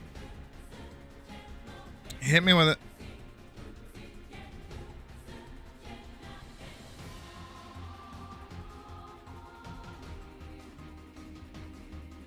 And kind of do this there.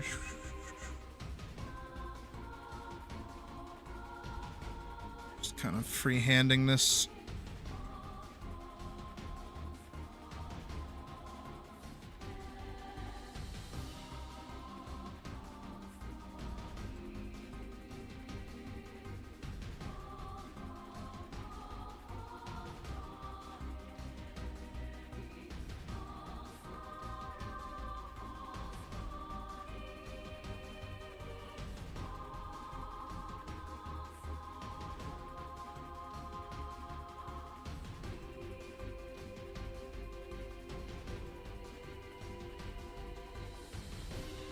Blue lipstick.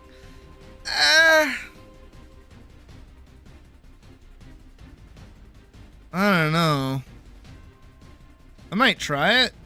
I might play around with it, maybe.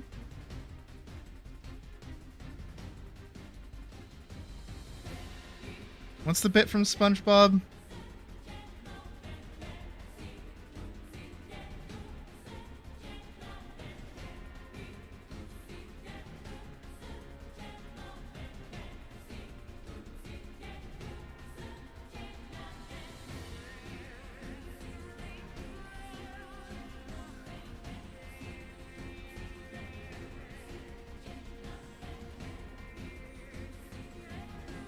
Actually, it's a coral blue number, whatever.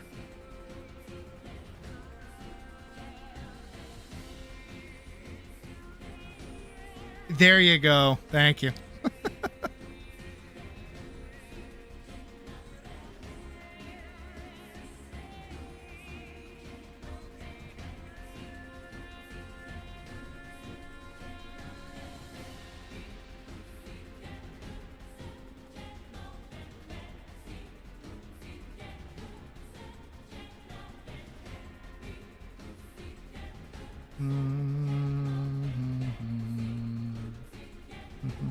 So something like this, where she's like little fragments.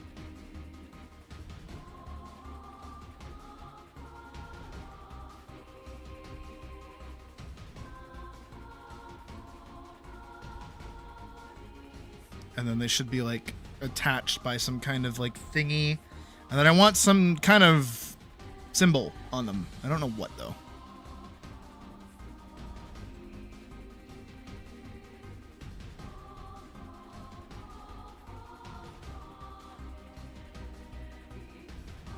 Baymax. You got any stinky cheese?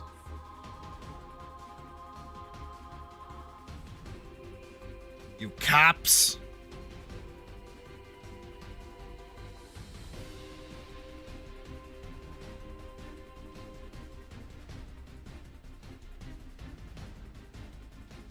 What kind of symbol? Some kind of like...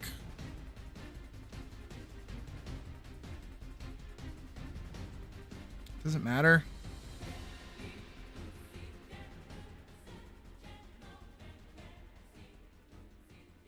No, Nordic runes are too overplayed. Everybody uses them, and they don't mean anything, like, important.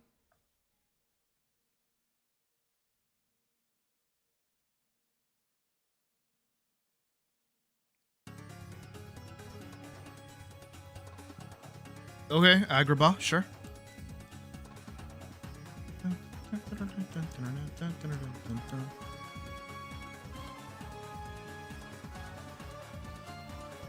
You know what? I could just do...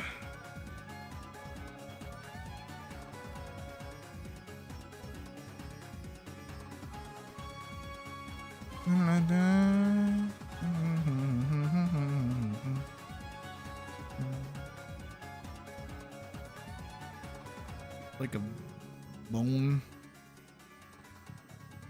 Bone. Like a bone. Like the comic Bone. Bone.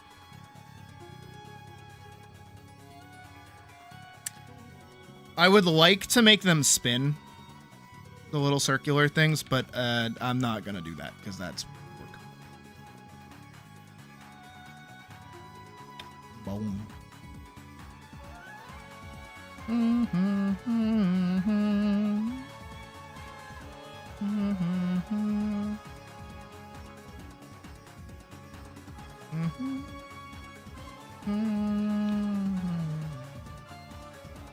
I mean, it is the children's version of Berserk, to be fair.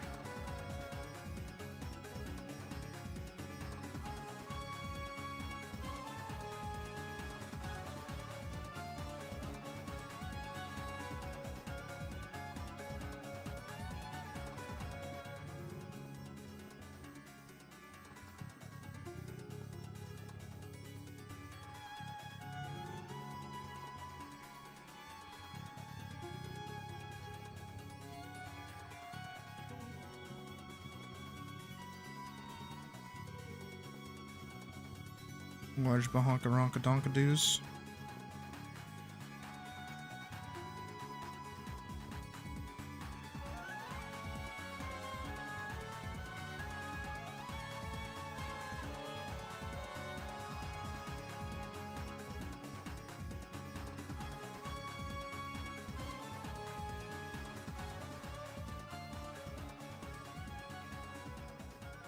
Oh boy.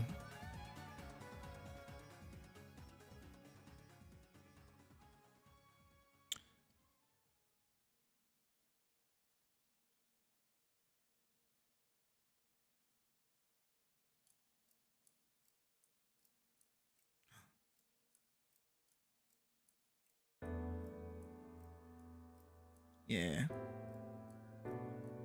This one makes most amount of sense.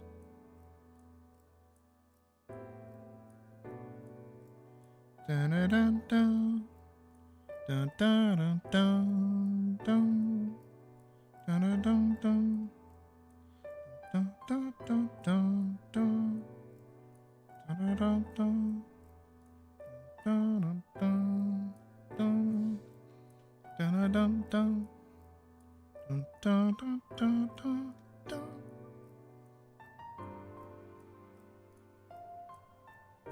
Yeah, be imprisoned.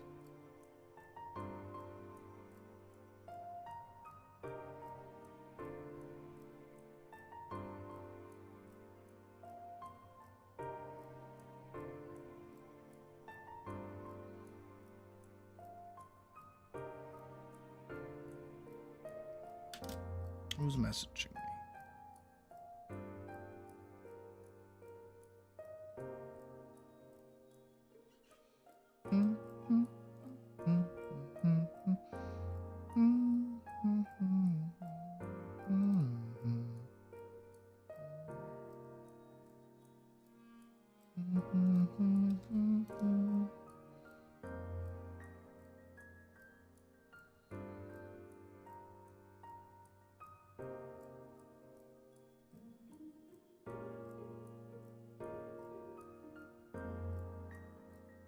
It's the cutified version. Again, I'm gonna have to kind of upsell the not greatness of that, but for right now, it's just cute.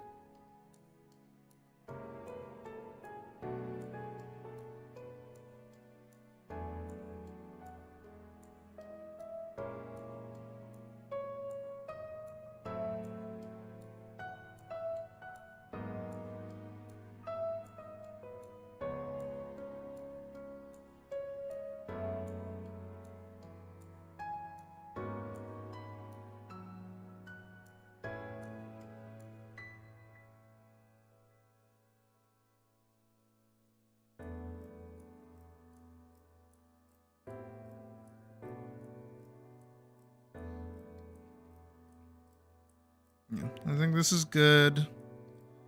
Having her just like kind of sit at the end of the area is good. I'm gonna have to do another one of these. I'm actually gonna get rid of most of this. We're gonna kind of put her here.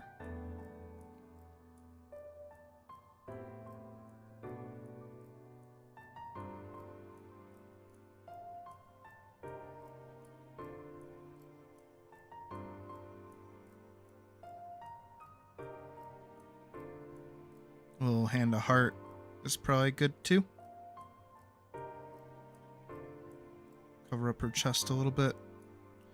Say a little bit, not a whole lot. Chest is definitely still going to be there.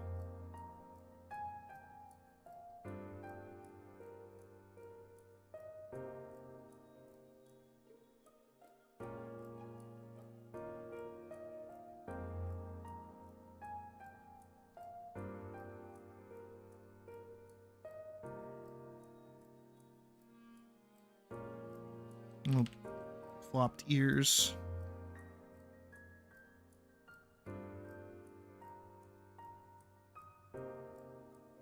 That bent in nose again.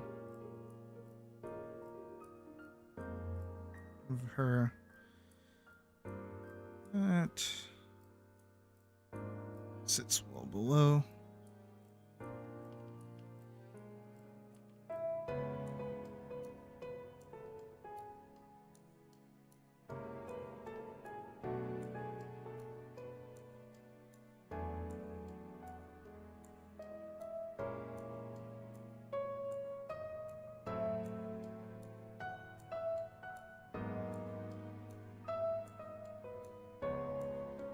And then we can have this sort of ring around her. I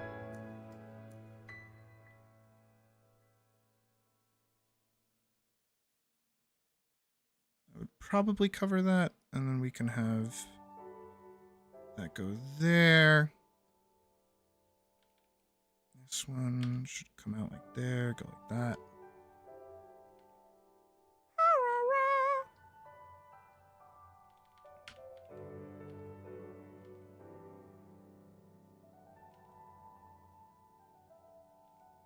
That.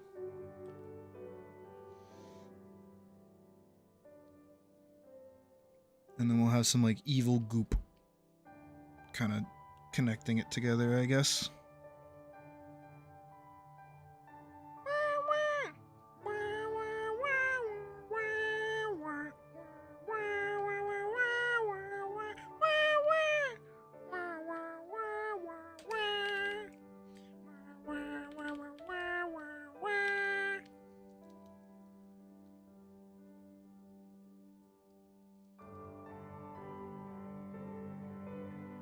The song has been ruined for me. Thank you, not Yoshi P. Soken. Thank you, Soken.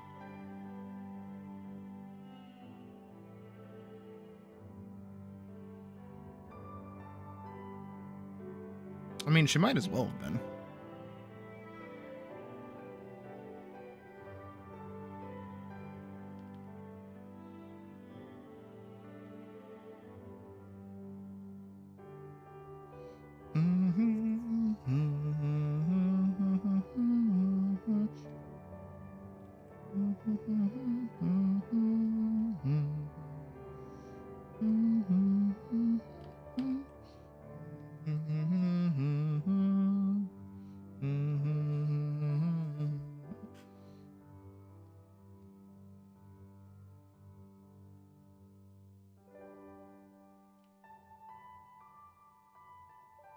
Actually, this is probably the best way to kind of pose her, because the stars and the collar and her kind of pose is gonna hide her booba. Even her arm kind of does that a little bit too, which is nice.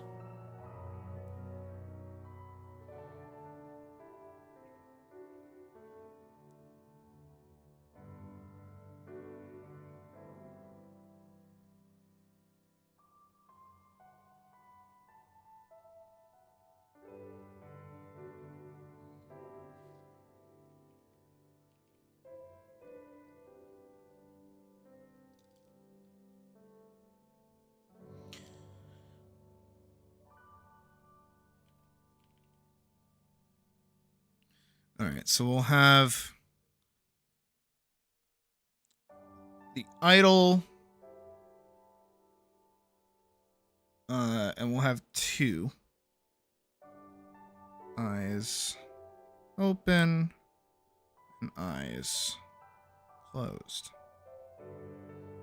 And then talking, so mouth open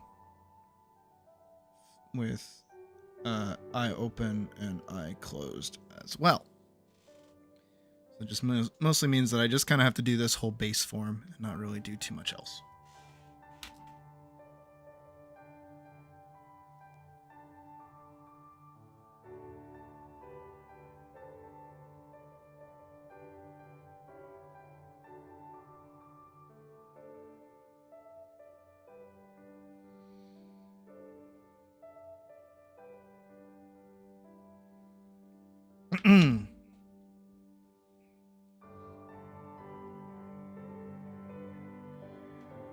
So we got that to work on this. That is good. All right, So we've gotten that down. Now I just need Elise. Let's see. Where's my baby girl? There she is. Nah, girl, you gotta be miserable.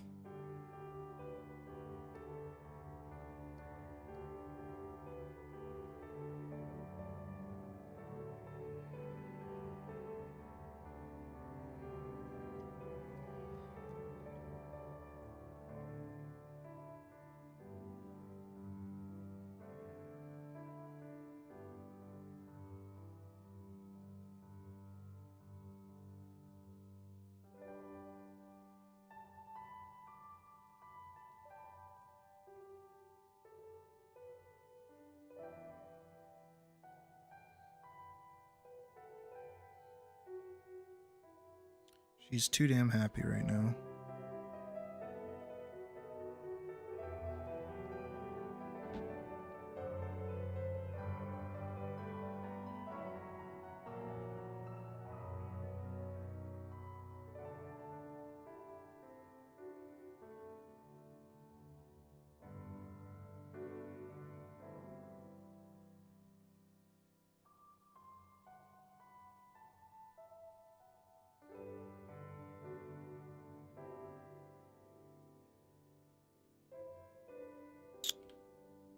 Why do I draw my own character? I've been drawing so many things that aren't her. Forget how to draw her.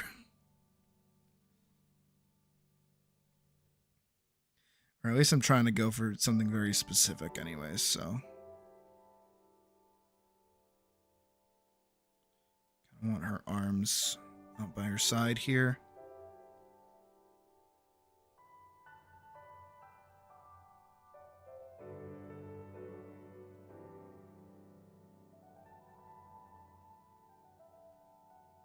Like that should be up.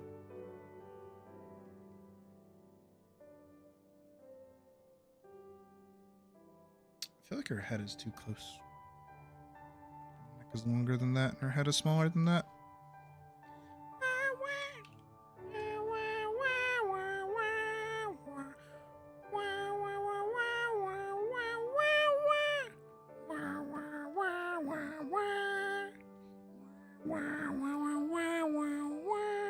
Hey, Day.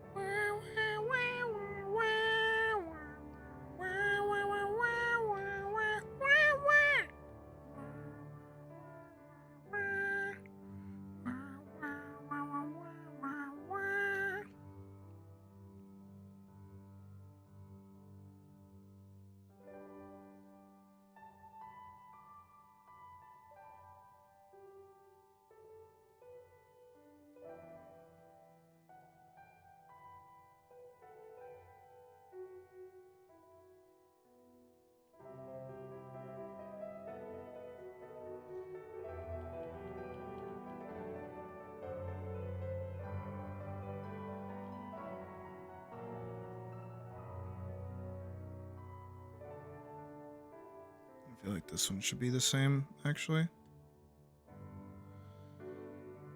Concept question. Should teeter more on the side of being closer to a bulky exosuit. The opponents are gonna wait. Thought continues.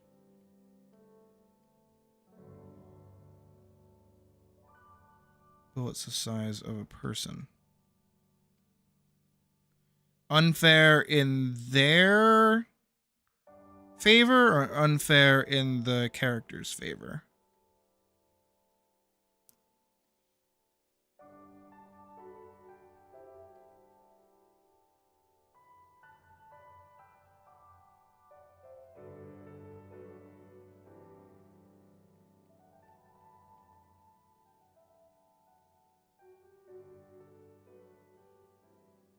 There is in the bad guys.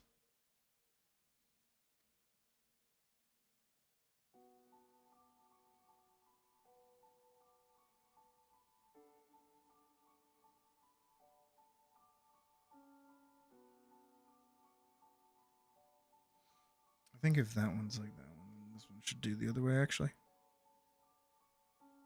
God, her sleeves are so confusing.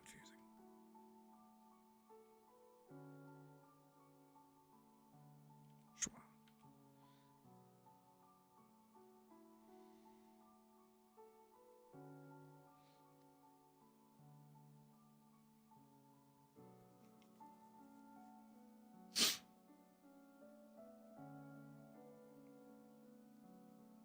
I mean, as long as you could write around some kind of limitation that makes them on equal footing, that should be fine.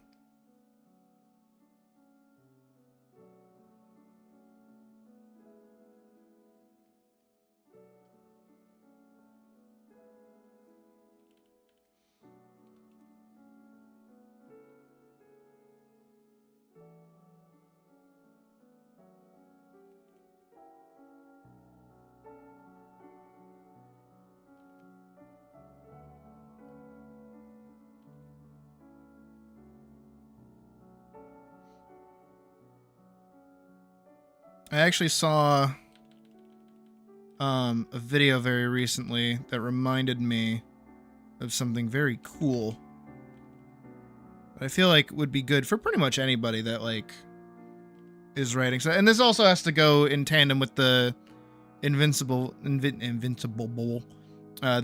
video that I am actually working on. I do have a reasonably sized script for it, and I do want to keep working on it. Just film takes priority for right now. Is that if you go watch Avatar, right, like The Last Airbender, go look at any fight that they have in that show. Any singular fight. And you'll see that the environment plays a ginormous role in everything that they do.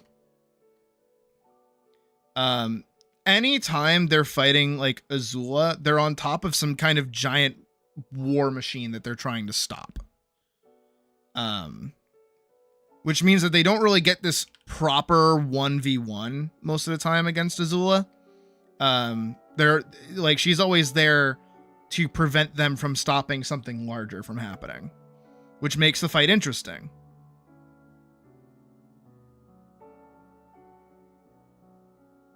All things lead to, yeah, they do. But this is true for all combat. Any good combat sequence will use its environment to its benefit. And if it doesn't use its environment to its benefit, it's because the fight itself, it carries itself alone. Again, this is the thing that I talk about specifically in the Invincible video, because if you think about like all of the Invincible fights, right? What happens? It is two characters who can flying at each other, and then just kind of throwing hands. And that's it. Nothing more than that usually happens. And if they are on a planet or they're on some kind of location, they're still able to fly, but now they get to be knocked into buildings.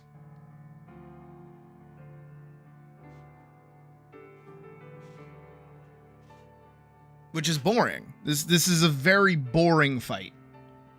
Because this is like full 3D swimming space. Really no tactics or anything needs to happen here, because you know, if a character decides to jump in this case or gain leverage, all they have to do is move up, right? But if we're in a regular boots on the ground kind of sword fight situation, right? Where we have two characters and they just got swords.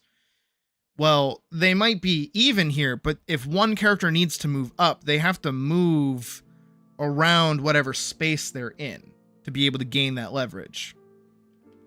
Not only that, but they don't really get to walk at somebody and then hit them and then send them flying. Normally, unless it's fucking anime. But then anime has all the flashy effects and things that kind of make up for it. But like, if it's two characters with two swords and they're grounded and they're meant to be right here, there's no real like turning and running away. They kind of have to fight, and that's how that gets set up. Unlike here, where it's like, oh no, I'm losing the fight. Time to just fly away. Whoosh. And then whoever's gaining on them is like, I'm gonna fly after you. Whoosh. And it's like, hi, Alex. It's like, nope, you can't catch me for arbitrary reasons because flight doesn't really get explained super well.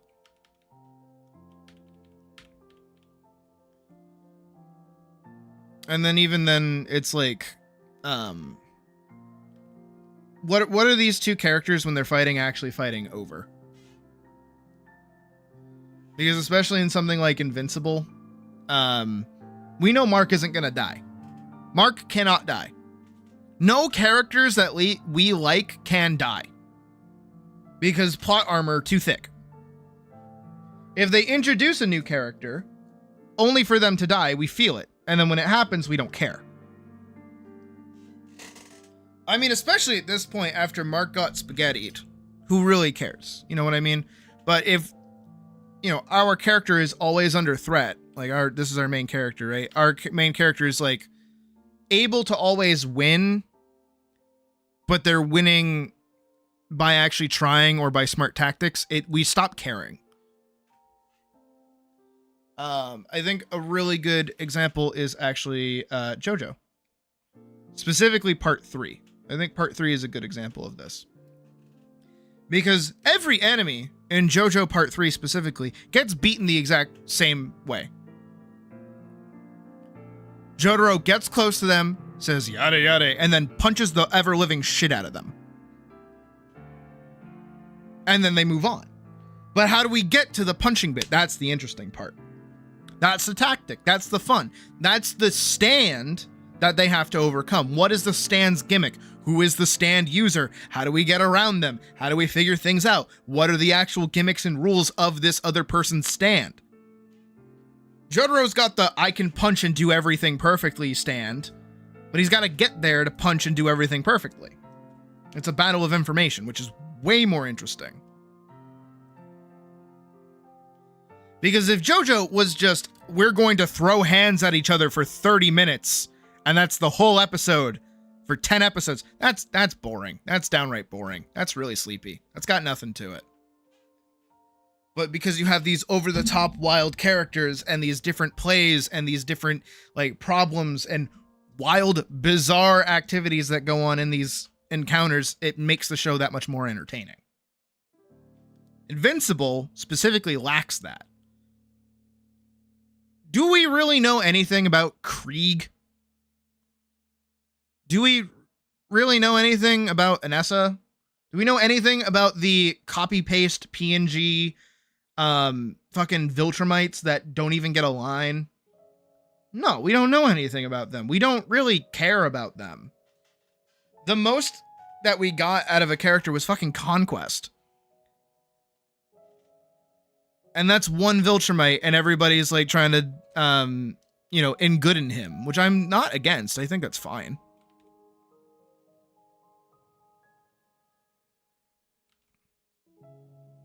Yeah. And that's where like fight scenes and different things can be made interesting as long as you do it right. A character can have a wildly overpowered kit that lets them survive like anything. But if there's like a specific rule or some kind of condition that they have to overcome for it to work first, it makes it a lot more fun.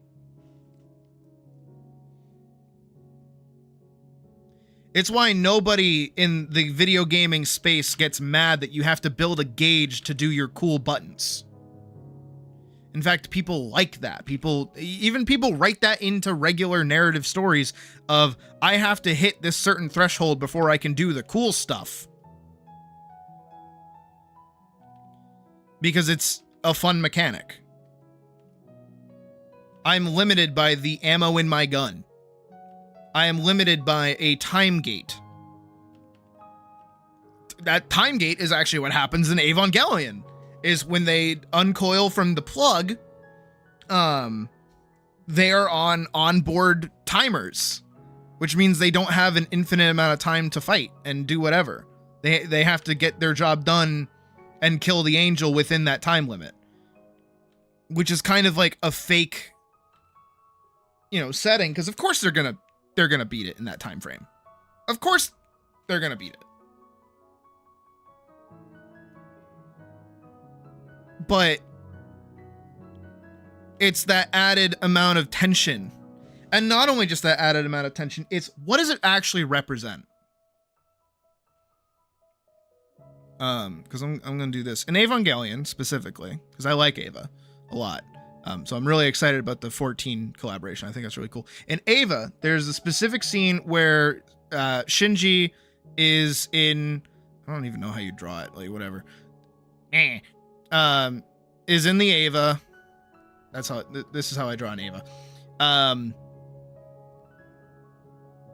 And he notices that his two classmates are like out in the open while he's fighting an angel. I forget which angel it is, but one of the angels, right?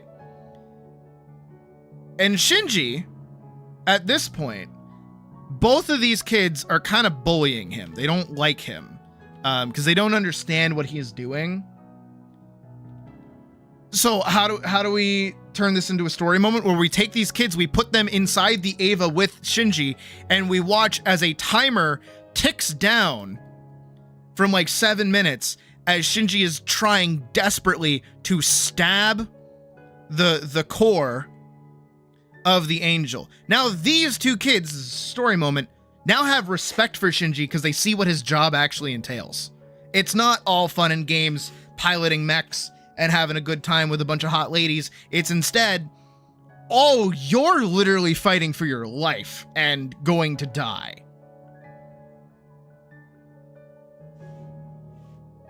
That makes this timer so much more interesting because now we feel the stress that Shinji feels because we have two other characters that he's trying to save.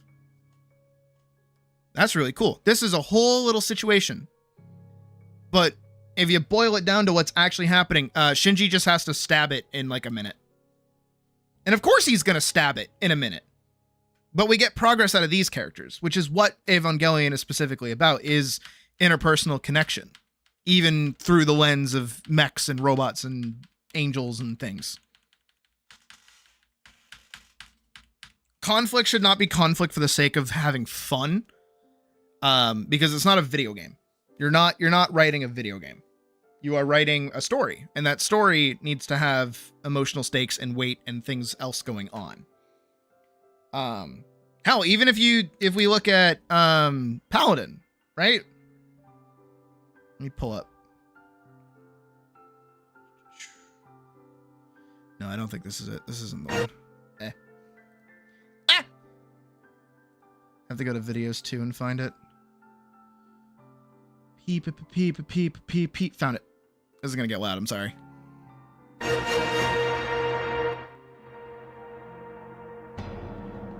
But like, what is this whole conflict here? In this story. Yes, it's using a video game, but we get the idea that it's, showing that Elise is trying to get away, and that there is no escape from this. That's all this is meant to be.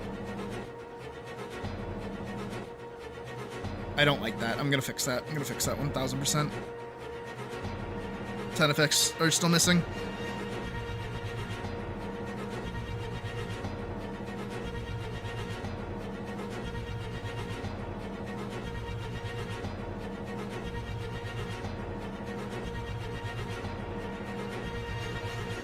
Ah, it's so cool.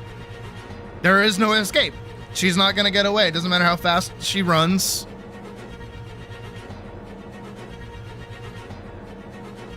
Doesn't matter what she does. She's not getting away. Guy's always gonna be there. And he's just gonna walk up on her.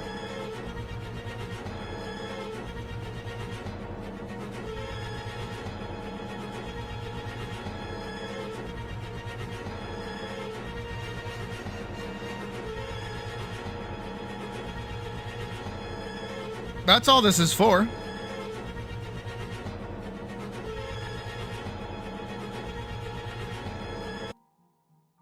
You know? But I'm not writing a video game. If I was writing a video game, I'd, you know, probably make that whole section a lot longer of run, jump, run, jump, run, jump. Oh no, he's there, run away. I'm just using a video game format, really, which is kind of what I'm leaning more into. Which I don't mind. I don't actually hate it.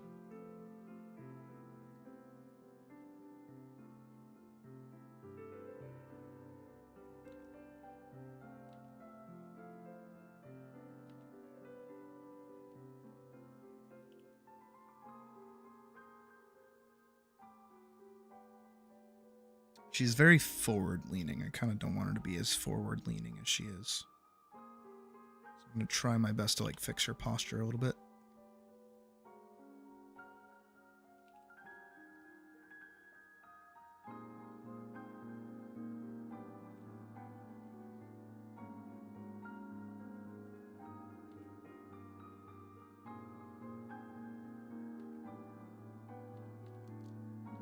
Boop, boop.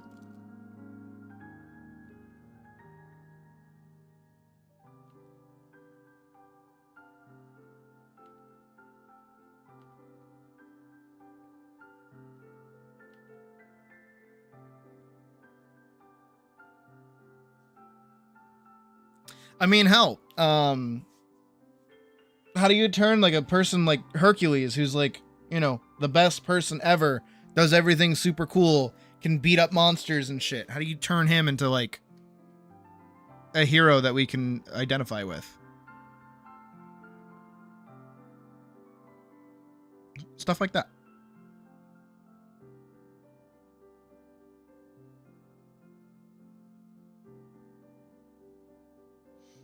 Hold, have I recommended to you Broken Blade yet? Have I done that?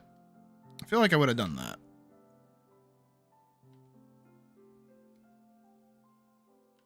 Or Break Blade, rather.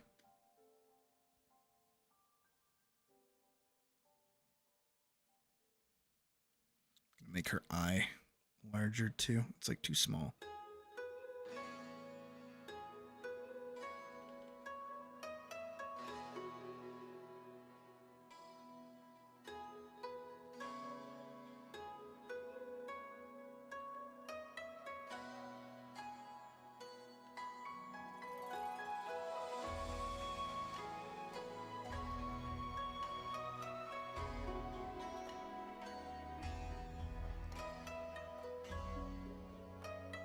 Double check.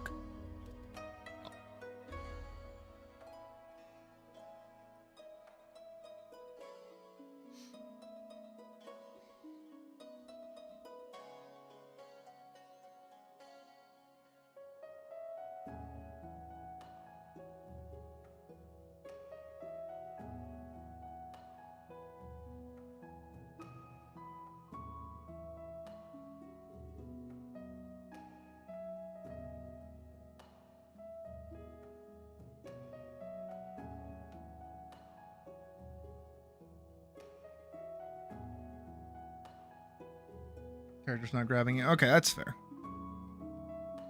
I mean, hey, at least you watched it.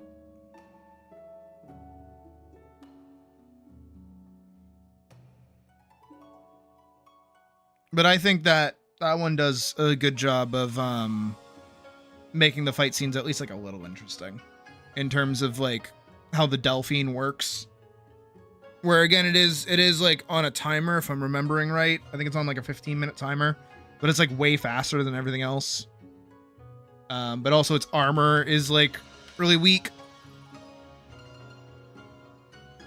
It's like super lightweight, so it's like easily to be destroyed, but like they don't have the technology to bring it back.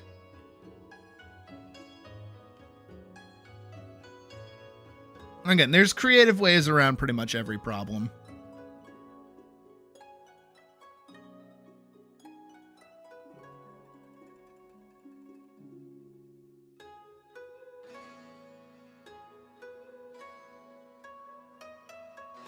I don't know why, but I don't like her face.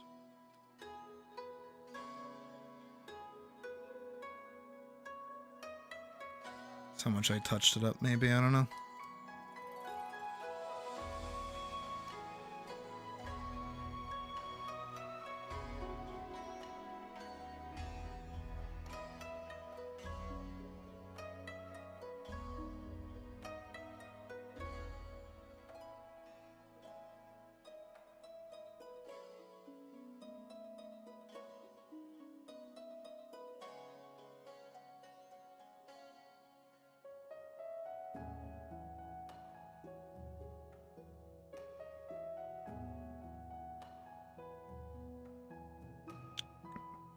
Scoot this up a little bit.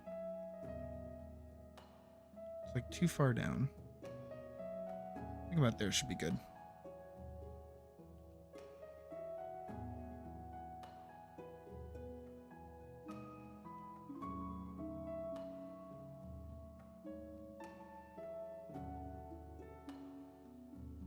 That's not bad.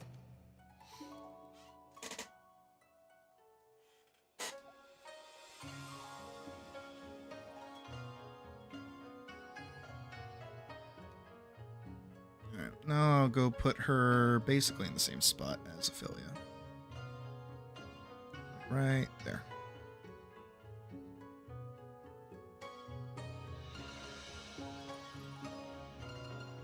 Should be good. About there.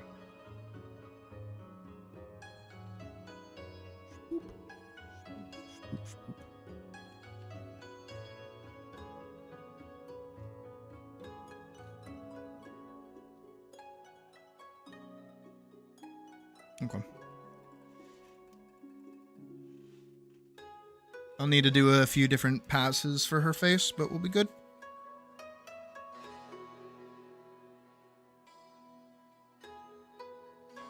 I don't know what's on this layer. Oh, that was the one I just made.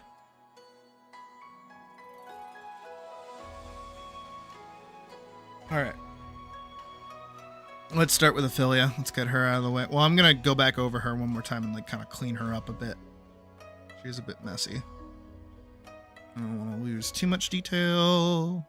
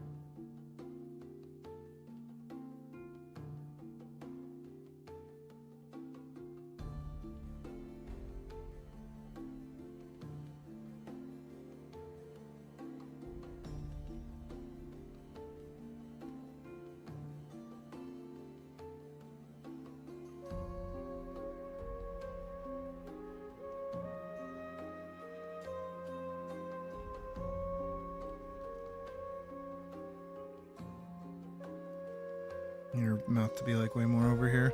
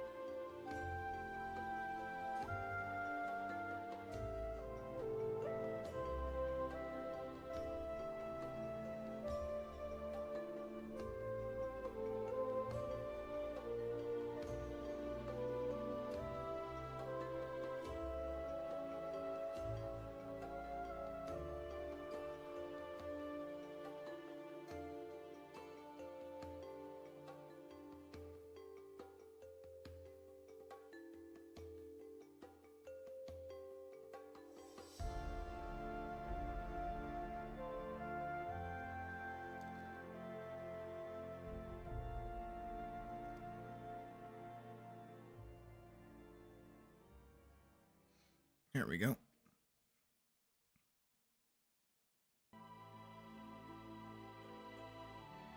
A little bit more cleaned up, and then I'll do the collar on a different layer, just to kind of be able to muck with it a little bit.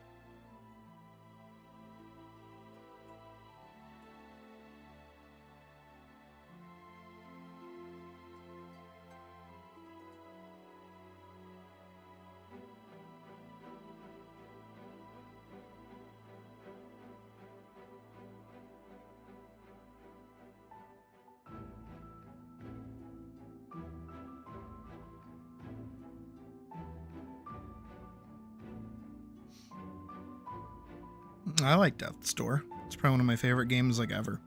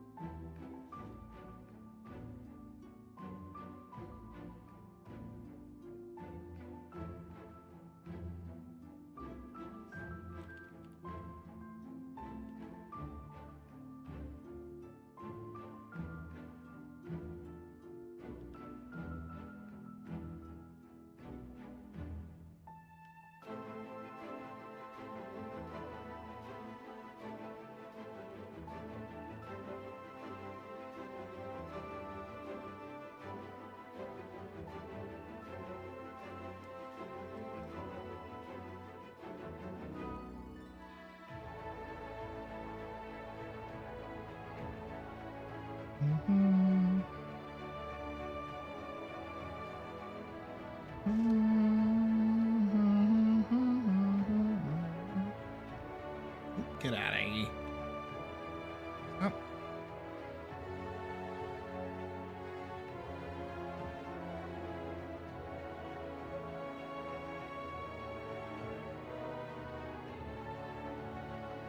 It's actually why I used to represent myself with a crow back in the day.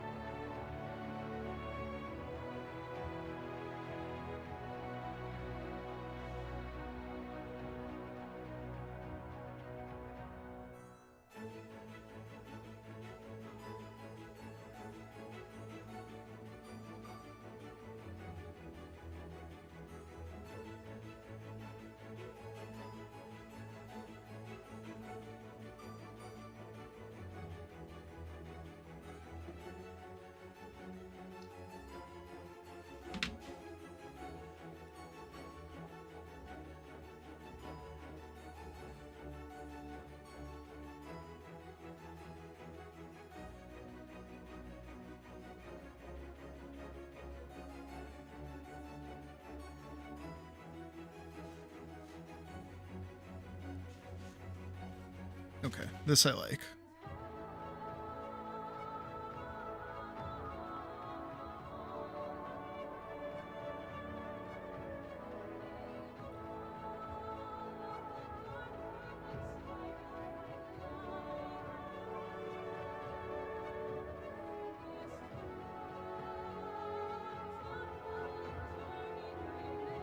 Who's messaging me?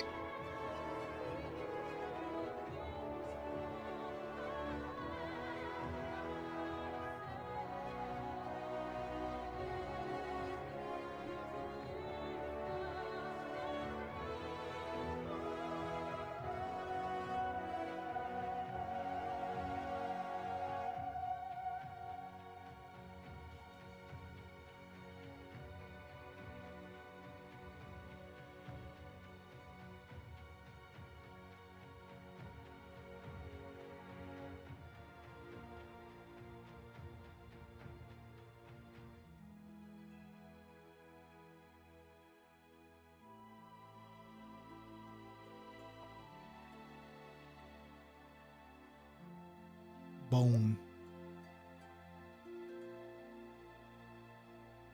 I'm just like reaching deep for like really big geometric shapes, really.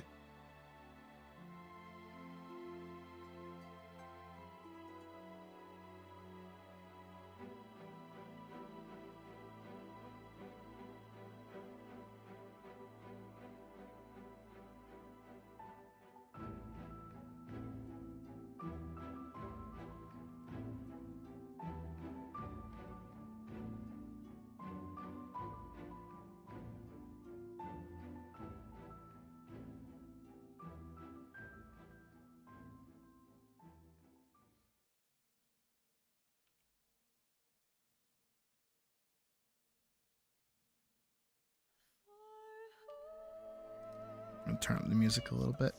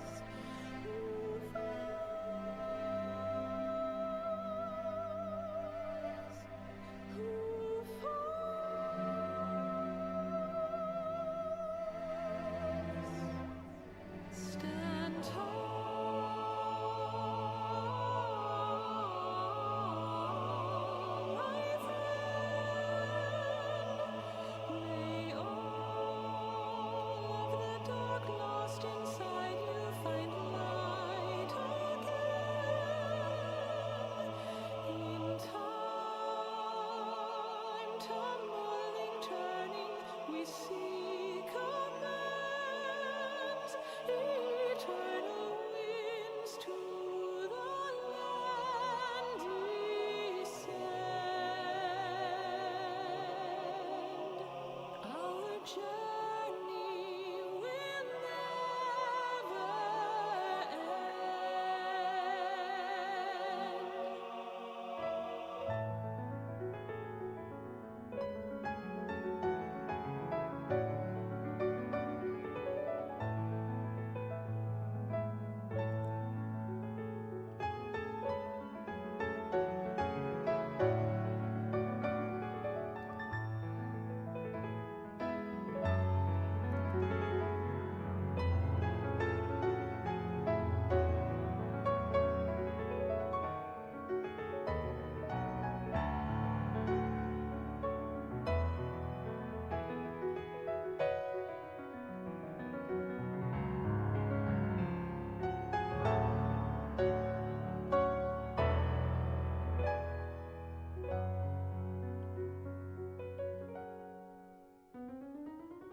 From those who've fallen to those who rise, a prayer to keep us ever by your side, an undying promise that we just might carry on in a song. Pray don't forget us, your bygone kin, with one world's end as a new begin. And should our souls scatter unto the wind, still we shall live on. Stand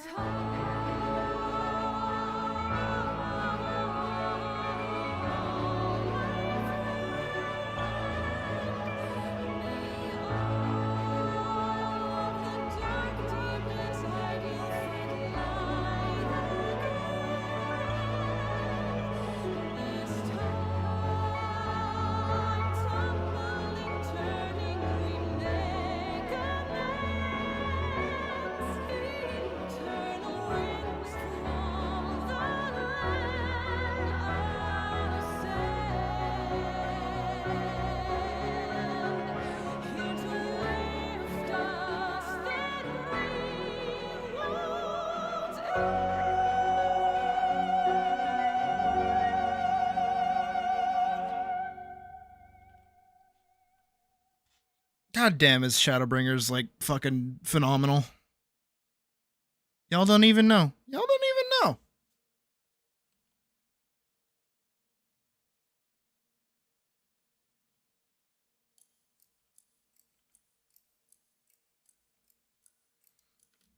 All right, as much as I like this, I want to pick up the energy a little bit.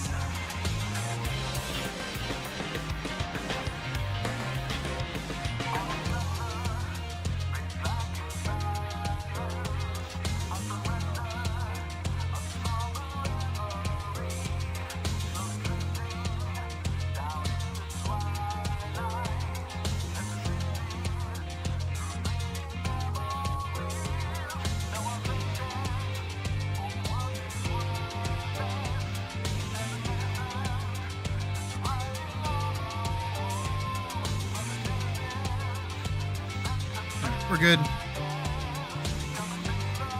We gotta do our eye states.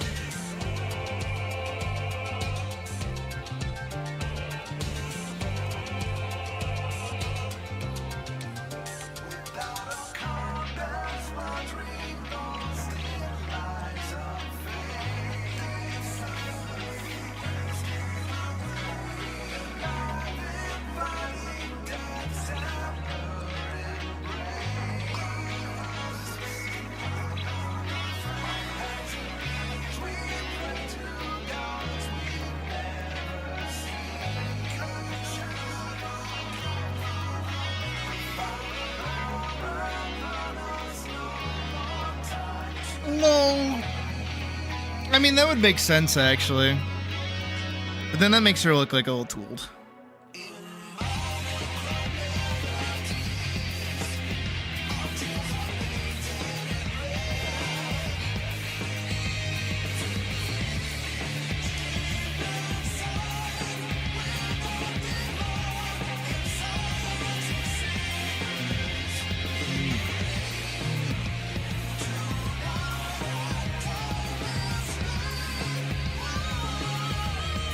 Hey, Hirosumi.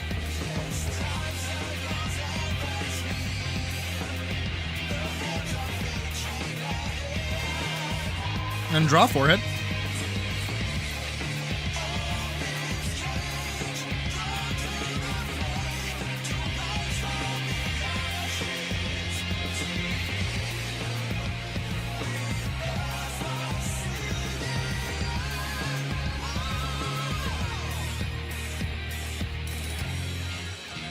As I say, draw forehead. Is that inspiring?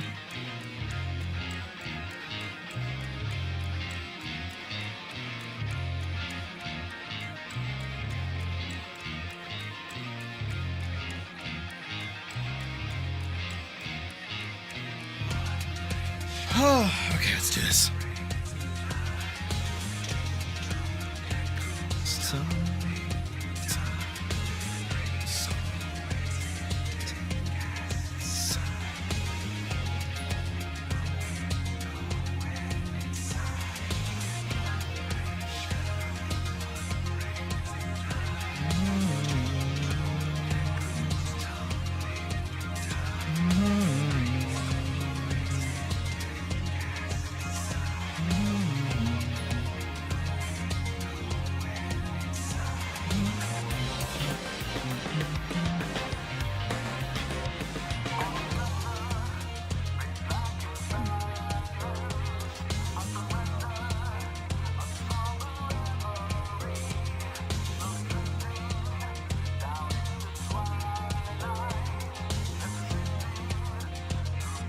I see multiple meanings.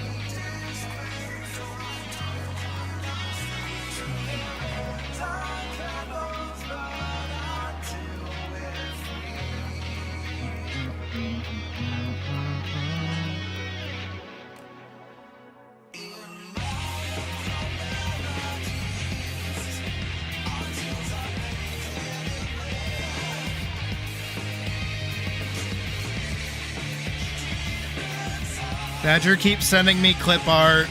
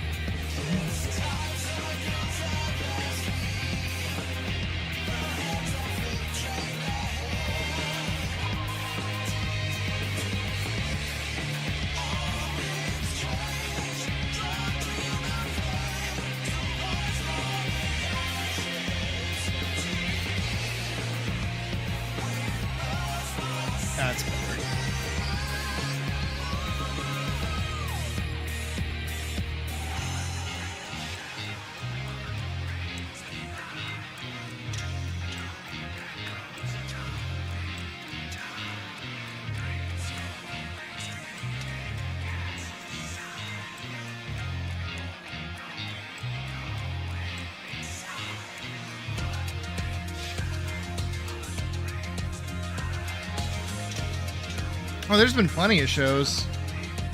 Also, thank you, Hero. Hope to see you later. We're going all day today. And we're only just scratching the surface.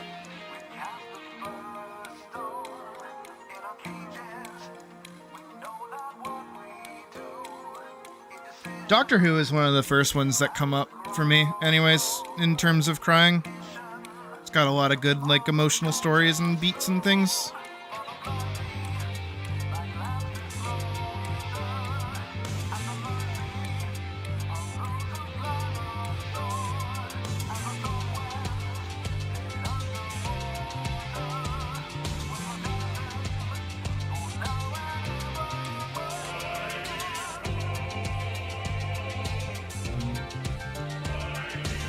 Oh, Summer Wars got you? Hell yeah.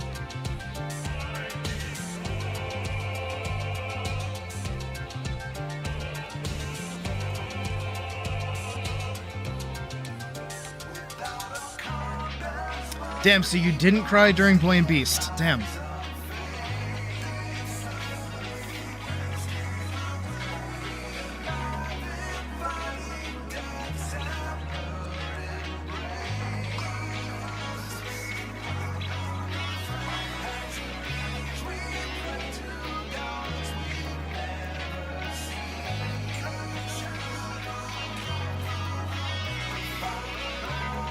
It was a movie that we watched. It's an anime movie.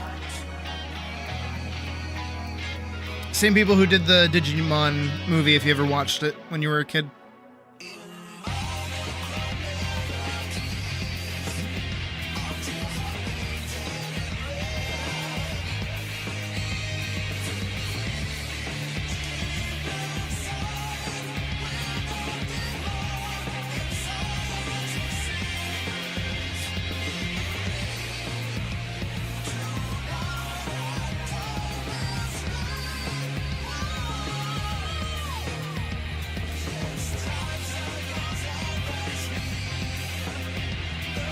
They do make good-ass movies. Well, until the subplot hits where they're like, actually, go back to school, kids.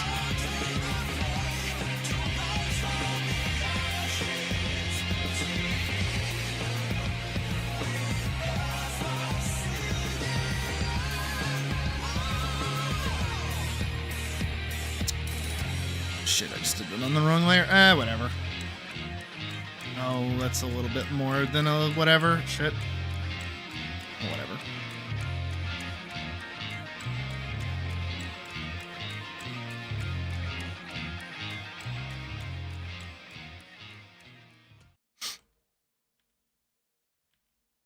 Girl entered the movie at like Act 2 and wanted like main character status.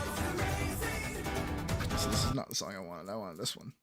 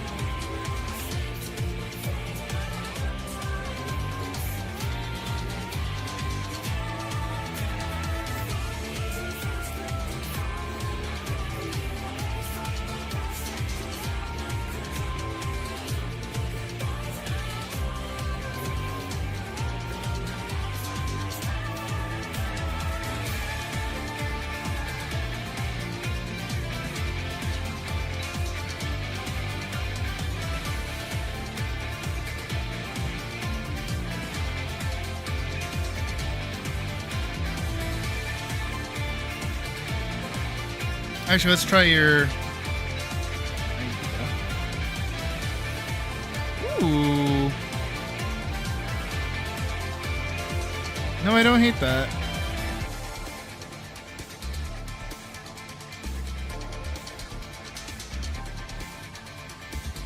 Okay, yeah. Wait. Yeah.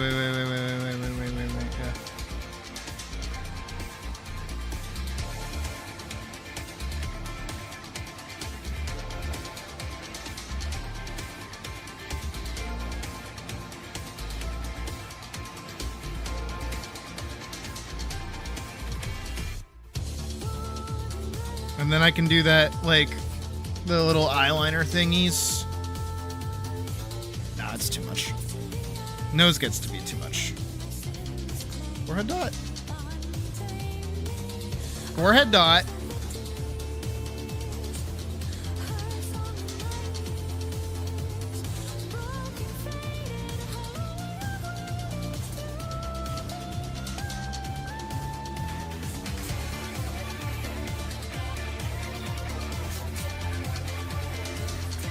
That's not bad. I don't hate that.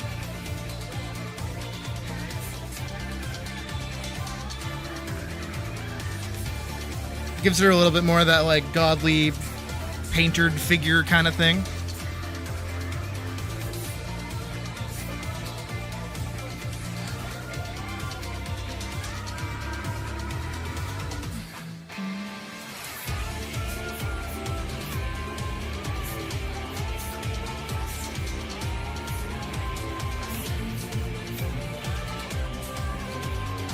Hang on a second.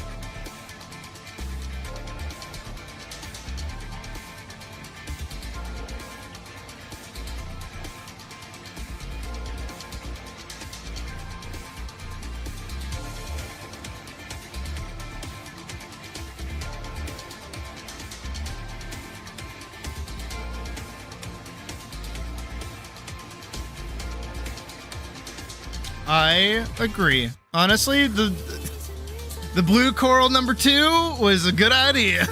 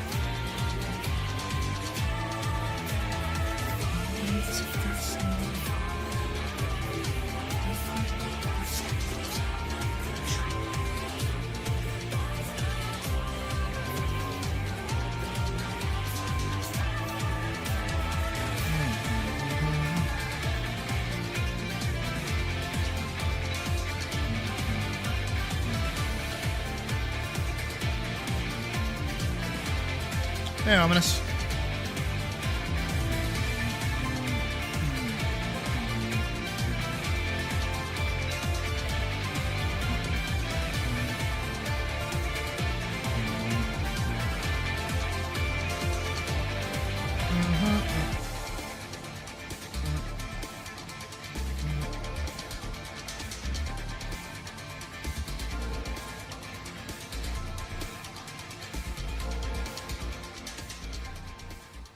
Hey, Shadow.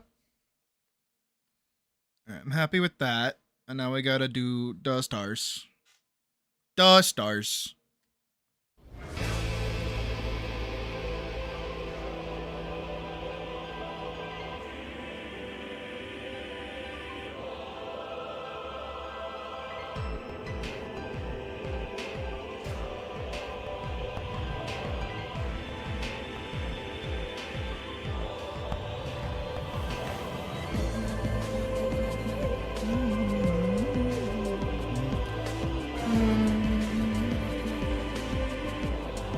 I'm gonna like hide all of this in a folder for a sec.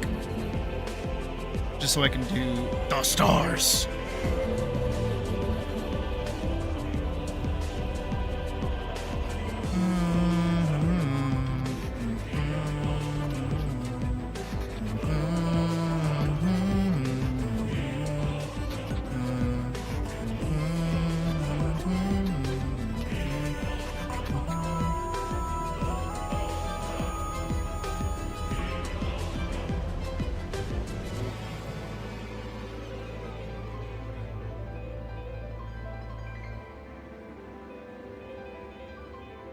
There we go.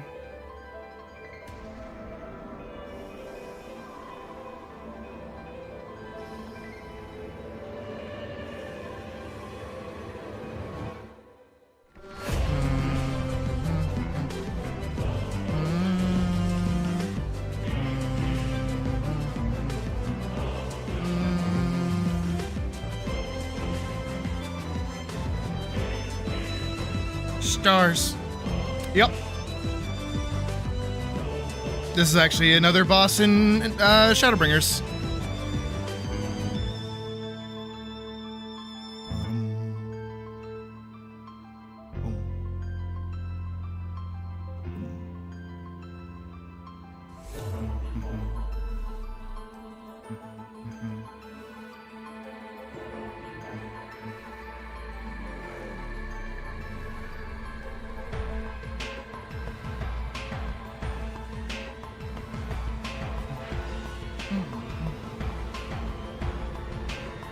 You should, all of you should.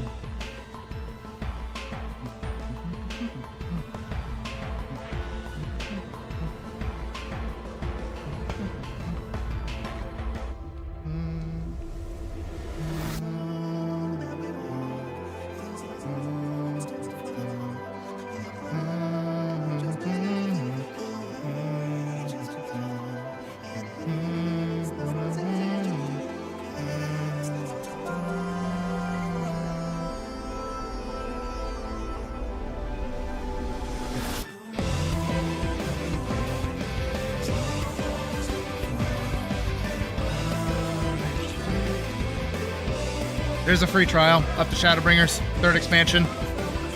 Infinite time. No limit to playtime.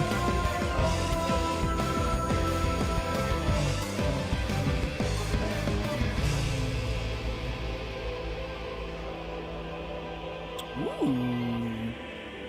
I don't hate that.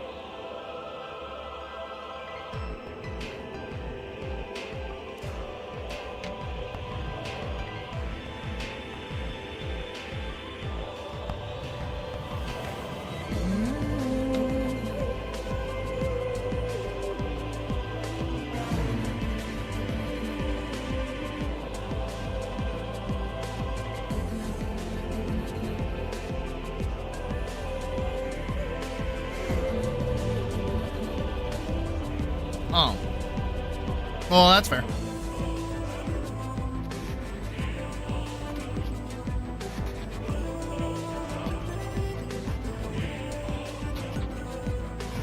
No. So that's how they get you. Is that once you start paying for a sub, you don't get the free trial. The free trial lasts until you buy the game. And then after you buy the game, you can't do it again. Because it's not like World of Warcraft's free trial where it's like, oh, you can only play up to level 20. And then all of your characters get like locked out. Instead, it's like, well, now you can play all the way up to level 80. We're not gonna...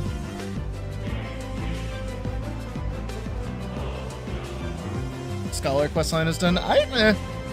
Tonberries.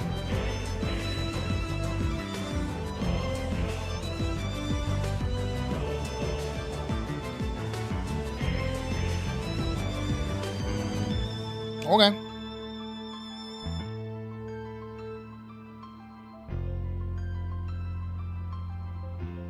Well, if you ever wanted to do it again, free trial is up to level 80. Because you said you don't own your own copy, so I imagine you played on somebody else's account. Or you didn't. And you just resub and keep playing.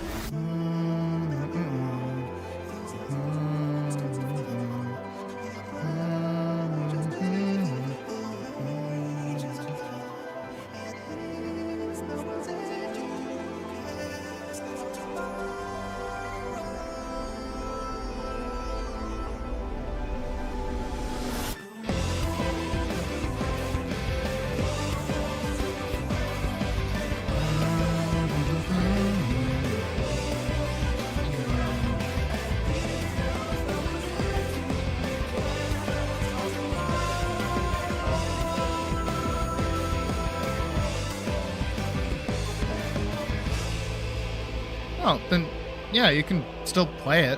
What?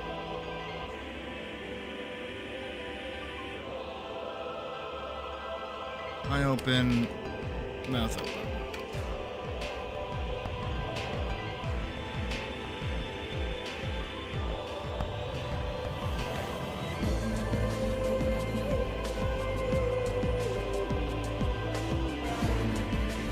And then this one's gonna be eyes closed, mouth open. Close your eyes, open your mouth. Whoa, hey! Did we watch that together? The Honey Crisps commercial? The Nostalgia Critic? Okay,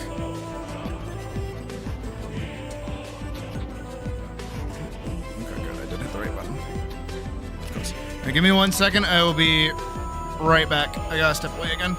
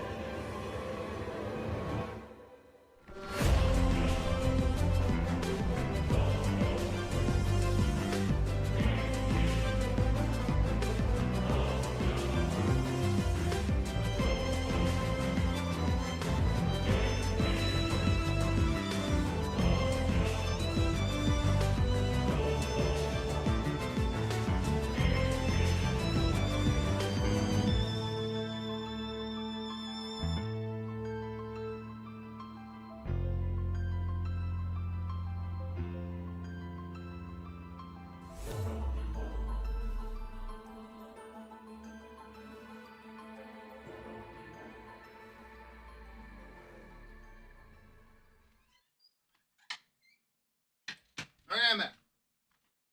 I'm in a minute. Okay. Shusha.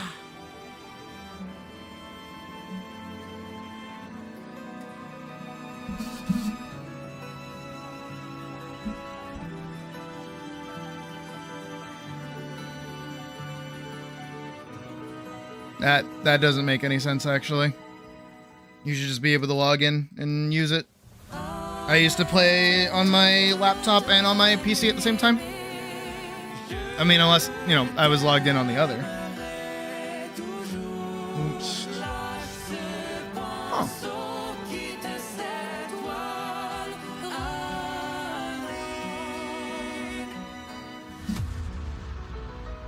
So both of those, all 4 of those are good.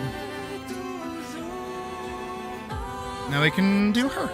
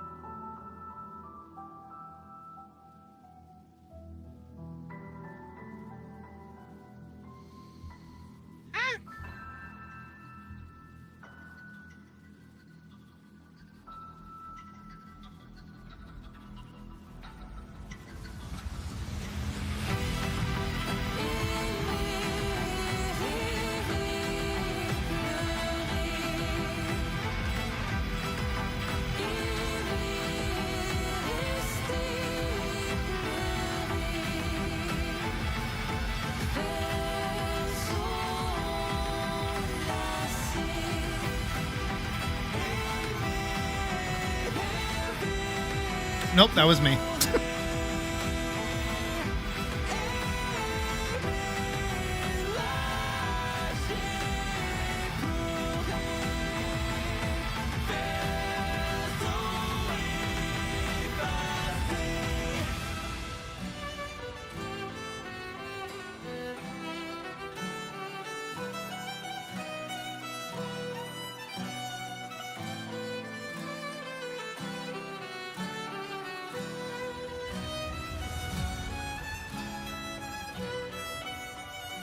Yes.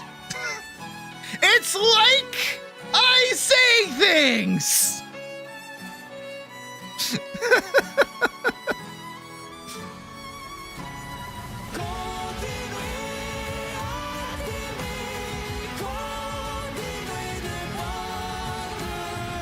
Don't tell me things like that. It makes my ego like flare the fuck up.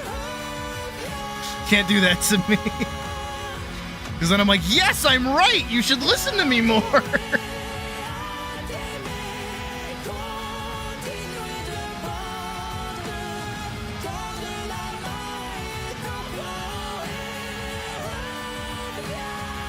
I do need to actually like sit down at some point and try to come up with like more driven homework, I guess, for people. Specifically so that I can have some more things to talk about during crit than just like, you know, works that people are happy with. You know, like little study things and stuff like that.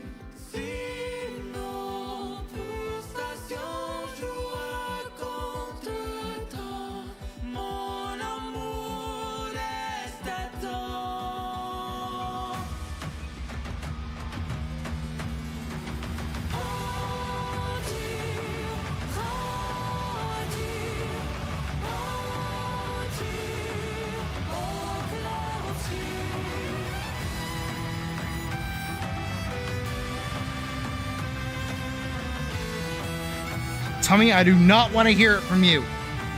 Do not want to hear from you right now. You had a delightful bowl of melted plastic. You're fine. My tummy grumble. It's grumbling a lot. It's like worryingly grumbling.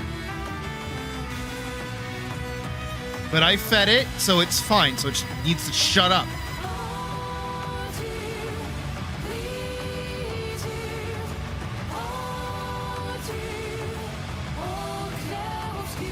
I see you're trying to bait me. I see what you're doing. It might work, maybe.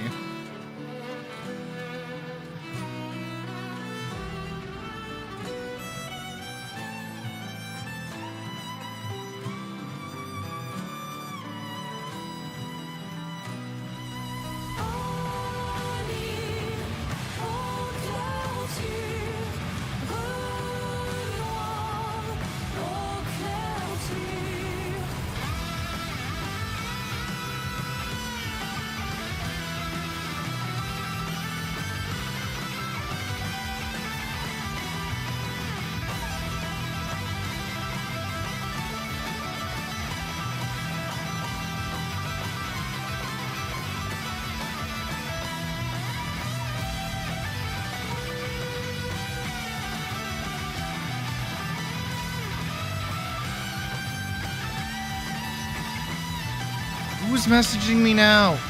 Badger! More clip art!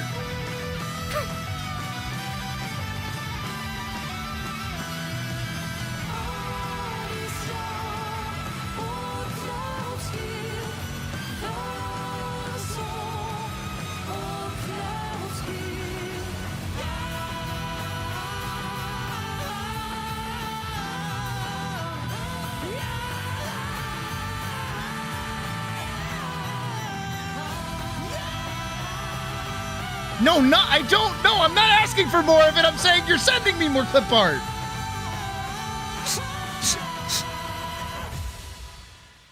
Was Rutherford? No. Oh, God, no. Oh, God, no. Oh, my God, no. Are you serious?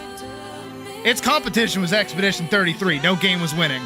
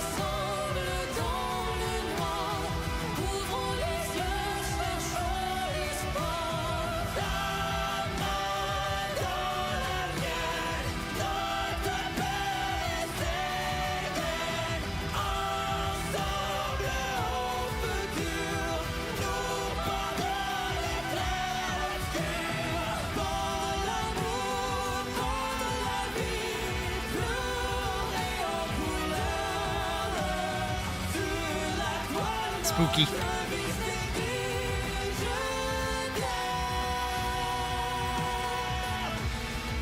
I gotta open her ref sheet.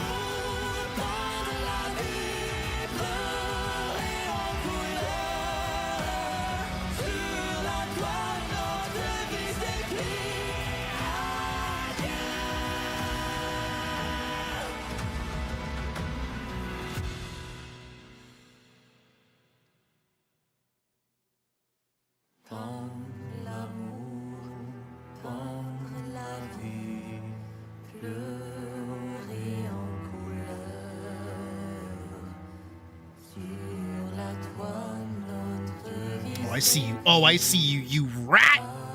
Oh, you rat. I see you. You're not slick with it. Yeah. Yeah, get closed.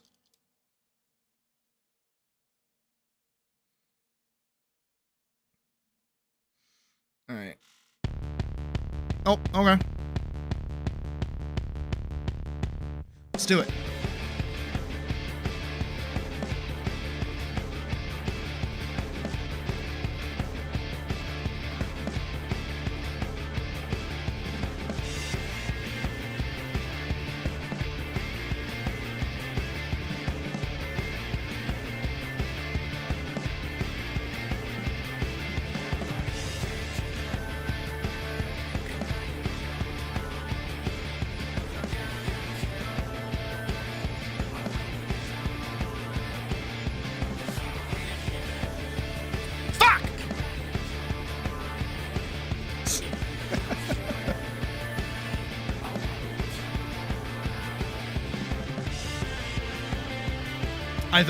I thought I had it. I thought I was fine.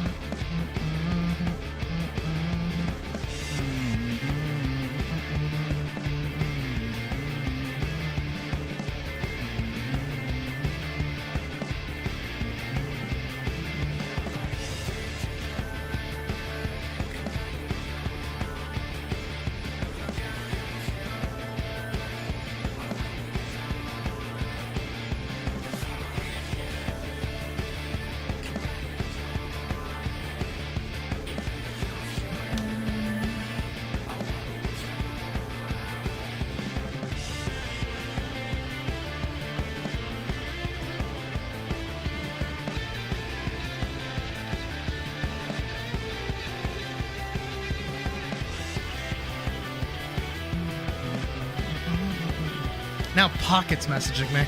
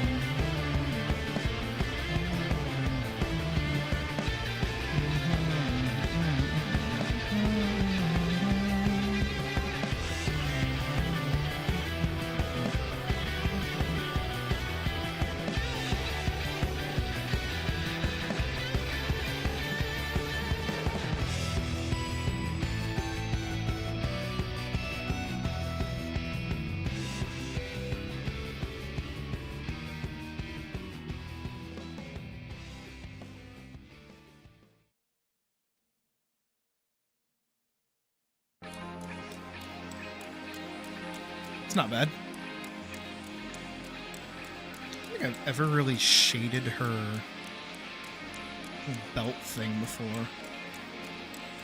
don't think I've ever really needed to, I guess.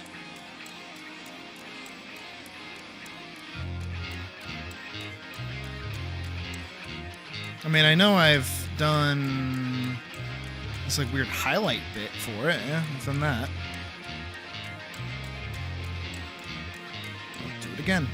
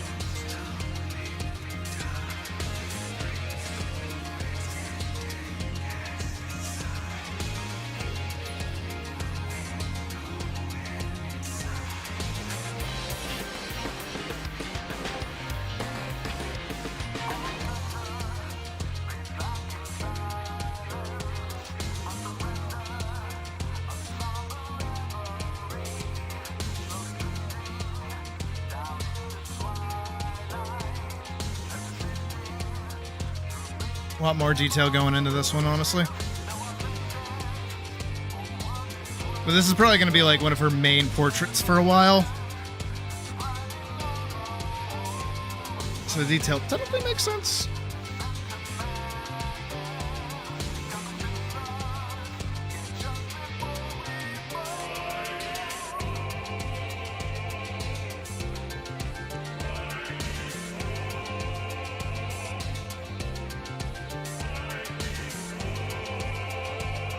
Not like you guys are gonna complain about actually watching me do art, right?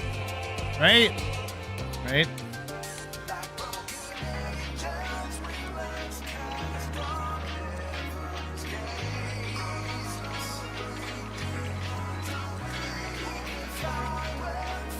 This is the fun part before we get to the boring part.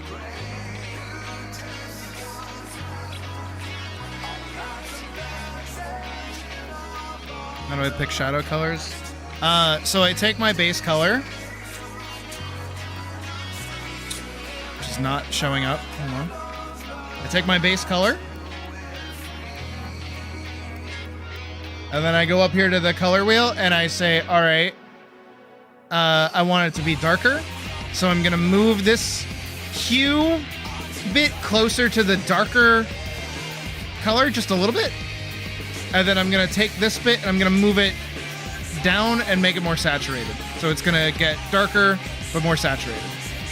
And then I get that. And then it's the inverse for the highlight, which is it's going to move towards the lighter section and go up. And so it's going to lose saturation, but get brighter. So go more towards white, and then you get that.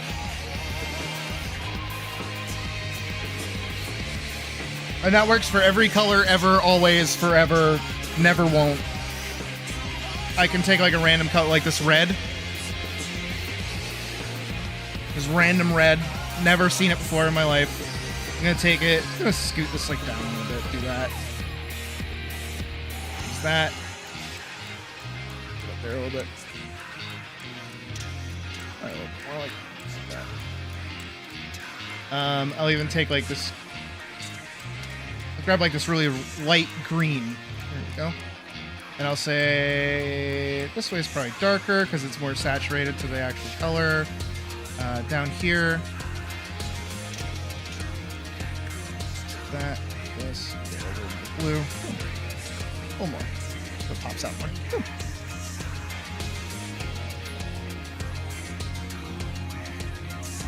And you just play with it. You make it more or less saturated as needed. Play around with different colors.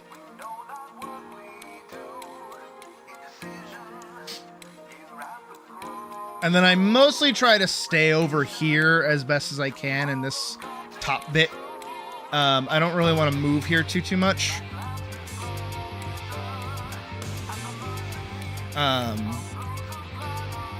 I mean, of course, like her white is all the way over here. Her brown is all the way down here. Her black is definitely down here.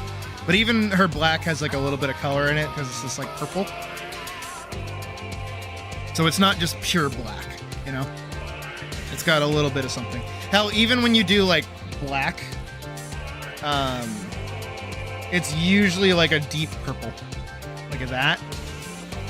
Because you can still shade this. This is still shadeable. Following our same principle. You can kind of see it.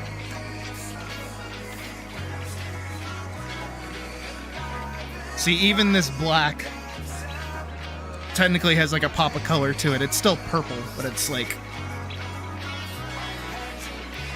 I think you can do that with like any color, really. Doesn't necessarily have to be like a purple black. It can be like a red black. Black. Look at that. And you just... And then you go really, really deep. And then you go lighter. There you go. Look at these little hot cross buns. Little macaroons.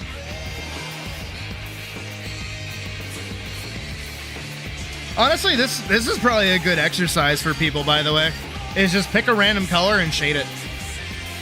Like this random fucking ass red. I go up here.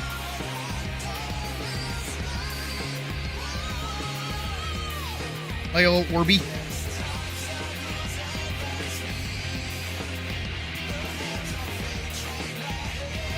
So you can do them with pretty much anything. And it's a lot better than the alternative, which is what I was doing for years. Oh, lower that music volume because I'm yelling over it. Which was what I used to do is I used to take like this color, right? This like random color, whatever. And then I would add a new layer. I know I'm blocking the way, but I'd add a new layer. And then I would find like a very light purple. You've probably seen me do this before, like this very light purple. And then I coat it in the purple. And then I set that purple to multiply. And it kind of does this loose shade to it, right? And this still looks good and this still works. I use it all the time even now for like highlights and things or just quickly darkening a scene. But you're not going to get the same like control or even like this deep color that you would get in all of these. So this still works. This is still fine. But the hard part, at least for me back when I was doing this, was figuring out the highlight. Because there's not really a way to get a good highlight off that. So I wouldn't entirely know what I was doing. But now I just kind of, I have both spectrums. Really the way it works kind of is just think about like a diagonal line. If this is where your color is, this is where your shade will be. This will be where your highlight is. It's kind of like that. And then you just kind of, as needed, you tilt it.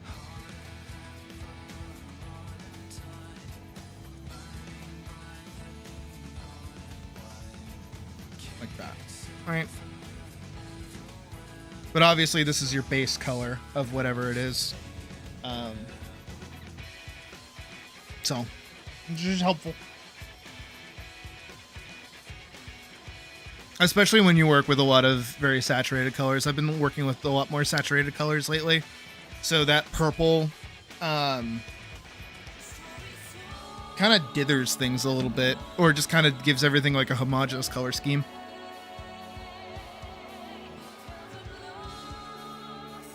And then I also recommend, especially if you're doing a comic or something, as Pocket just said, doing one of these. And just pre-establishing them so they're quick to grab. So then you're not doing guesswork and you're not like choosing in between different pages or whatever. You just have like a quick little color swatch to pull from. Which is how I do it. But do what you want. I'm not your mom. As much as many people wish I was. It's weird.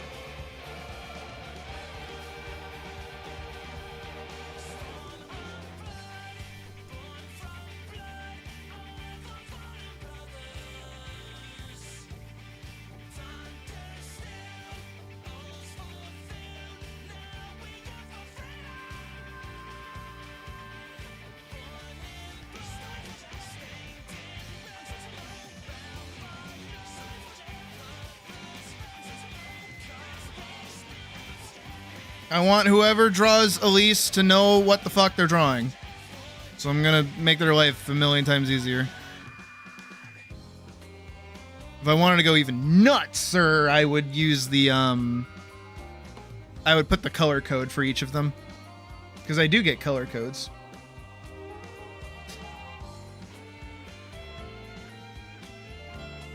No, no. This is when you kind of realize they're like dolls. And it's weird.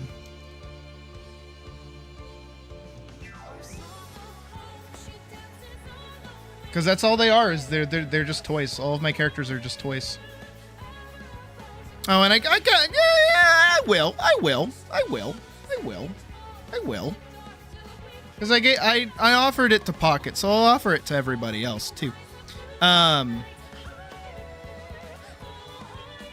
This is not a thinly veiled attempt to get more fan art, but if you guys like don't like making characters, but you want to like learn how to draw, or you want to try improving or doing something else, but like you don't know where to start with designing characters or otherwise, you can feel free to steal mine. It's okay.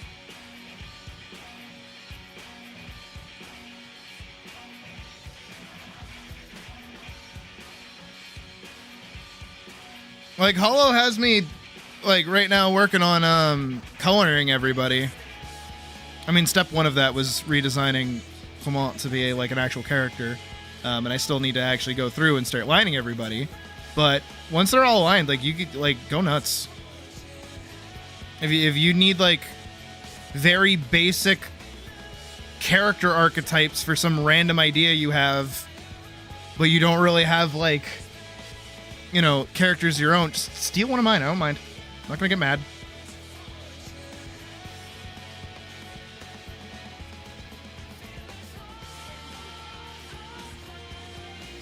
Especially if it means it'll help too. Like if you're like,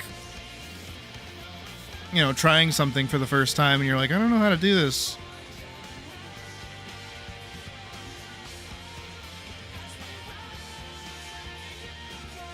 I will say, ego, massive ego. All of my characters are very easy to draw.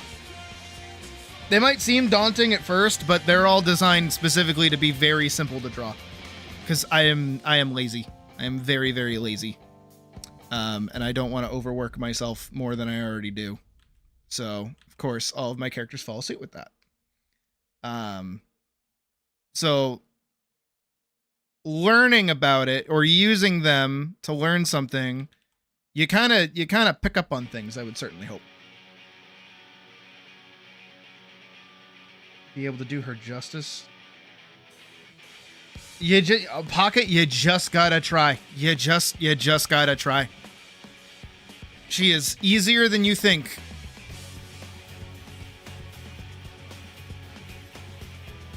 Whether you put her in the blue dress or just this plain one, it don't matter. She's easier than you think.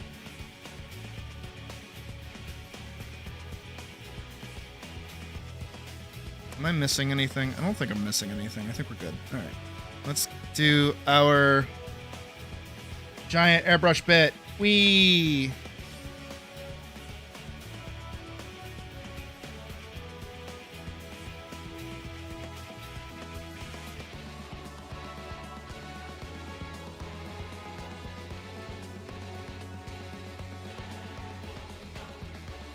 I try to leave the like harsh lines as best I can because I do really like them.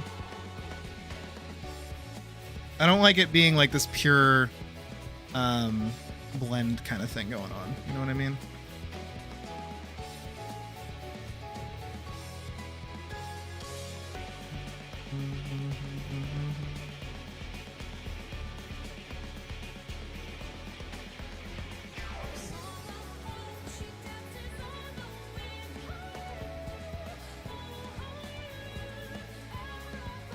I'm telling you, she's very simple shapes. Every one of my characters are very simple shapes.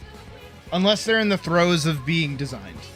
Like Parzival. Parzival right now, just because of his outfit, he's very difficult. But Parzival's really easy to draw. Even if you don't do like his whole body, like if you just draw his face, he's just like rectangle with a little spiky ear. You give him a giant sideburn, and then you just kind of like give him like some wind swooshed hair. Let it fall in front of his face a little bit. And then you just... His nose is just a straight little triangle. It ends about where his ear is. He's got this... And then you give him big, chunky eyebrows. That's like his main feature. His big, chunky eyebrows. And you color in the sideburn as well.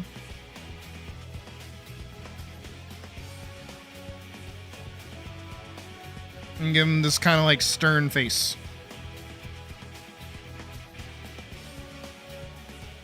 And a neck. He's got a little Adam's apple. Parzival! A little ear on the other side. There he is.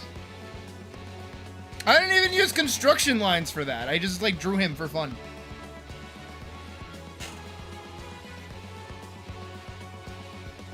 There he is. There's our boy. I can hear Vorkson over there salivating. Same thing for like Elise, you know, I kind of do this like this cheek, little cheek, little. She only needs the one eye, so I make her easy on you. Big eye to see the world. She got 2 spikes. A little swoop over the eye. The 3 big spikes.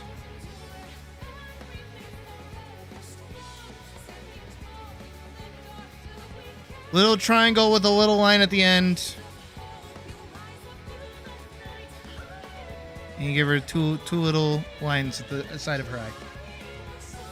That's it. And like a little bunny ears.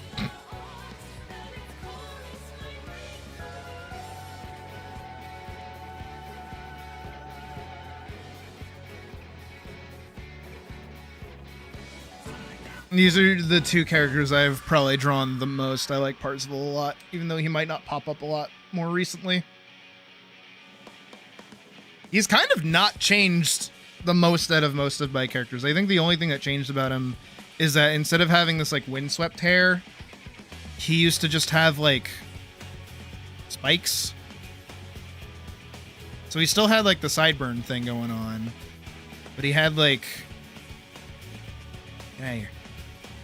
He had like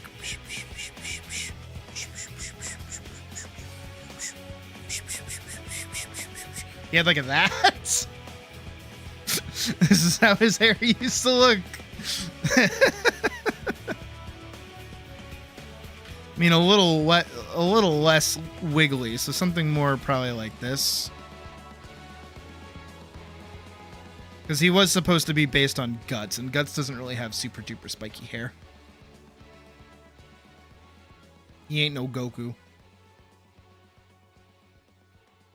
Alright.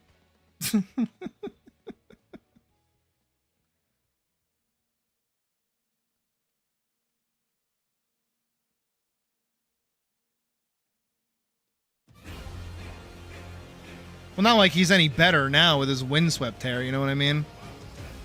Boy does not comb it.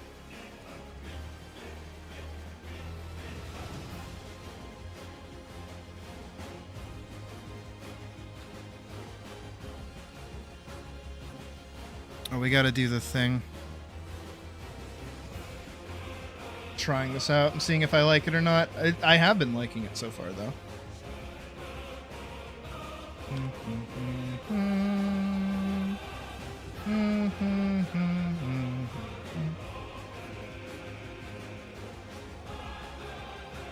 Do not think it needs to be that intense, though.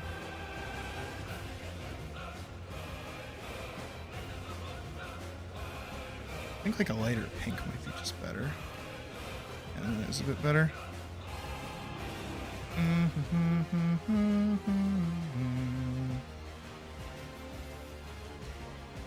Give them like a little bit of something.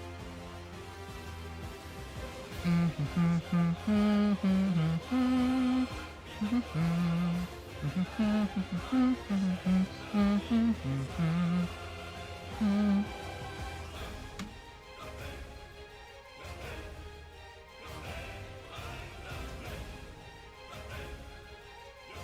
right, I mostly just need like her eye open and then like a few eyebrow positions, and that's kind of it. I don't really need too much from her just yet.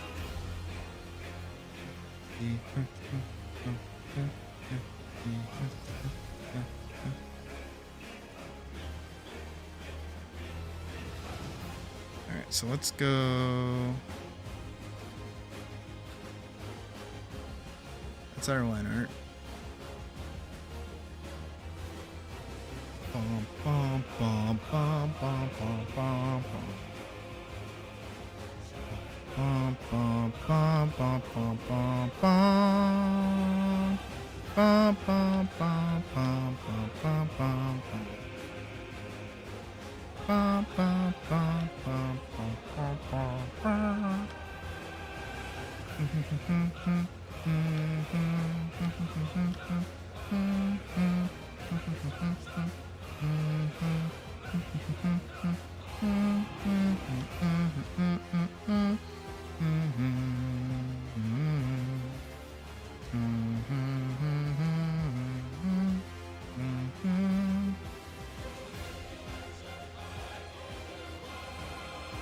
And then I think we're going to do one more portrait after this.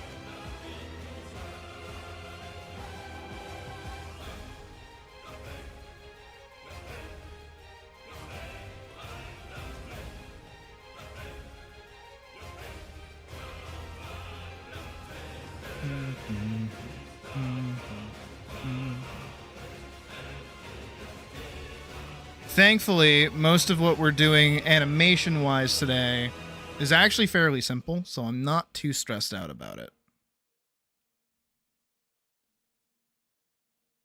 But, as we know, I am a liar. So we'll see how that goes.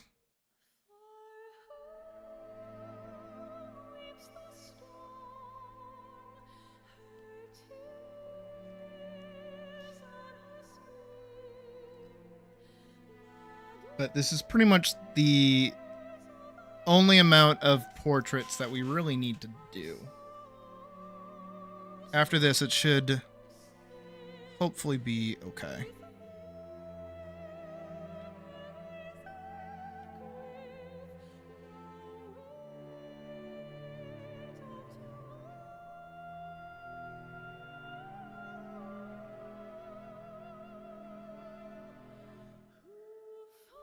And like I said, only a few eyebrow states are really all we need for this.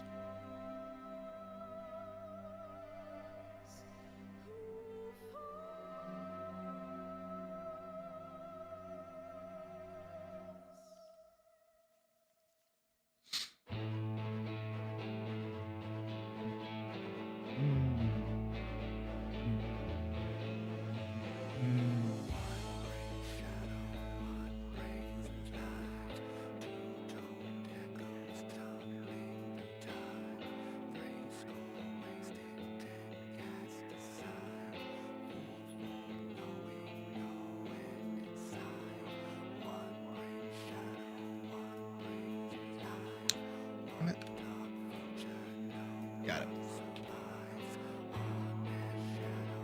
A lot of Shadowbringers music today. I'm okay with it, 'cause I like Shadowbringers.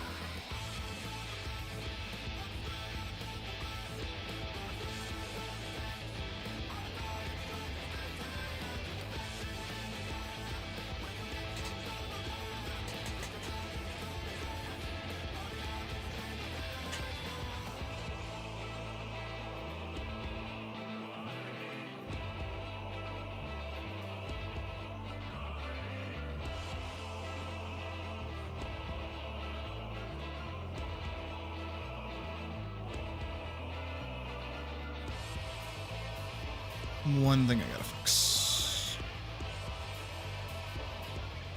In the folder. There we go.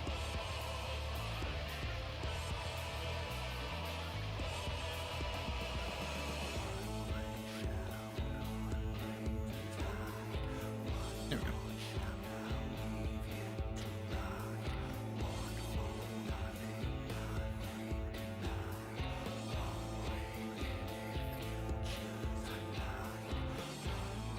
Okay.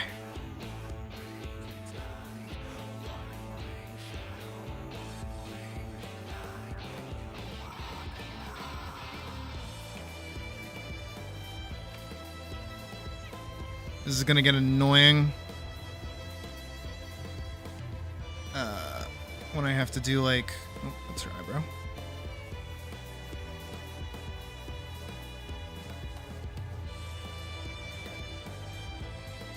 I mean, I guess this is just neutral.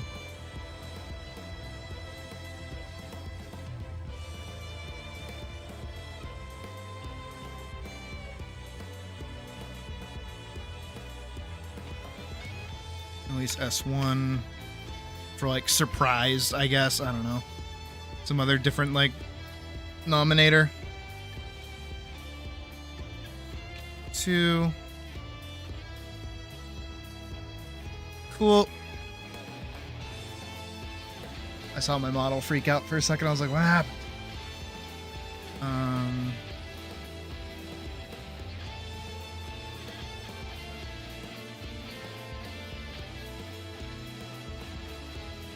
I'll say A1 for like angry. Even though she's more determined here.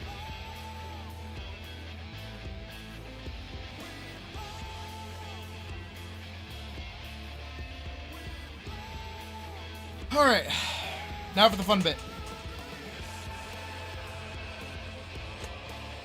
We have one more portrait to do because I would like it to be done today. Because I would like to not have to do portraits anymore.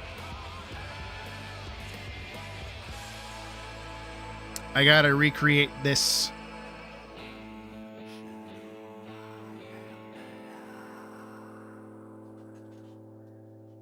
But I have to do it like on the other side.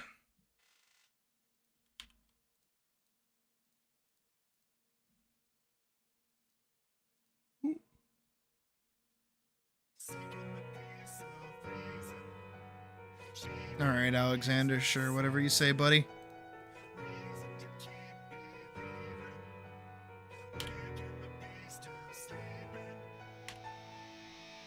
See, because an issue that you may or may not see is happening in this is her hair. So I need the sword to be in front of her.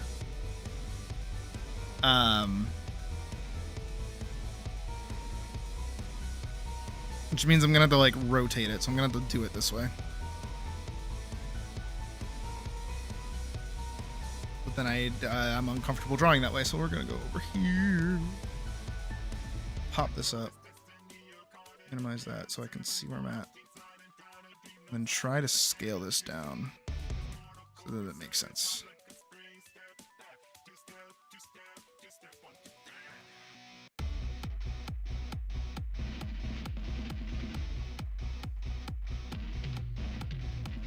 Alright, so this way,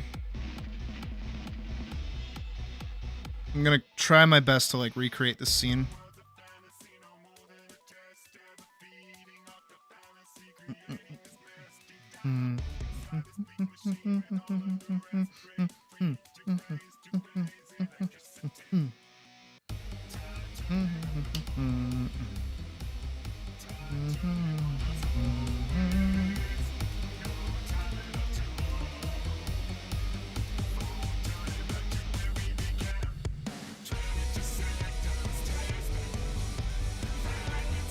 Yeah.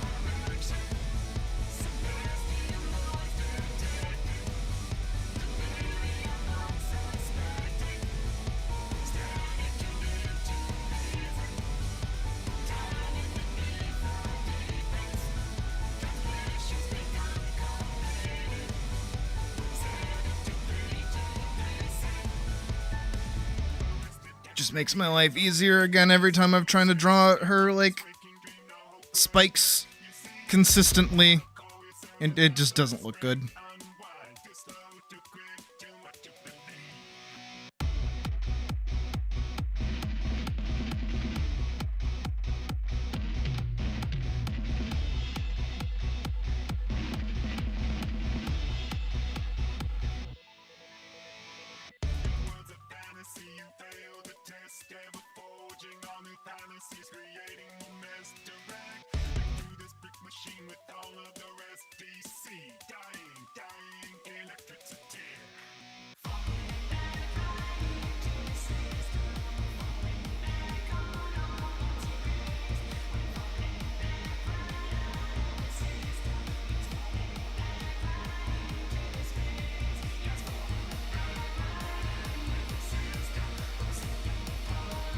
They're just the delt pocket.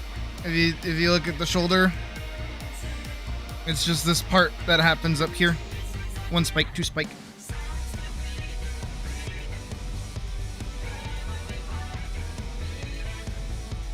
The arm has this natural, like, kind of structure to it. One spike, two spike. That's it.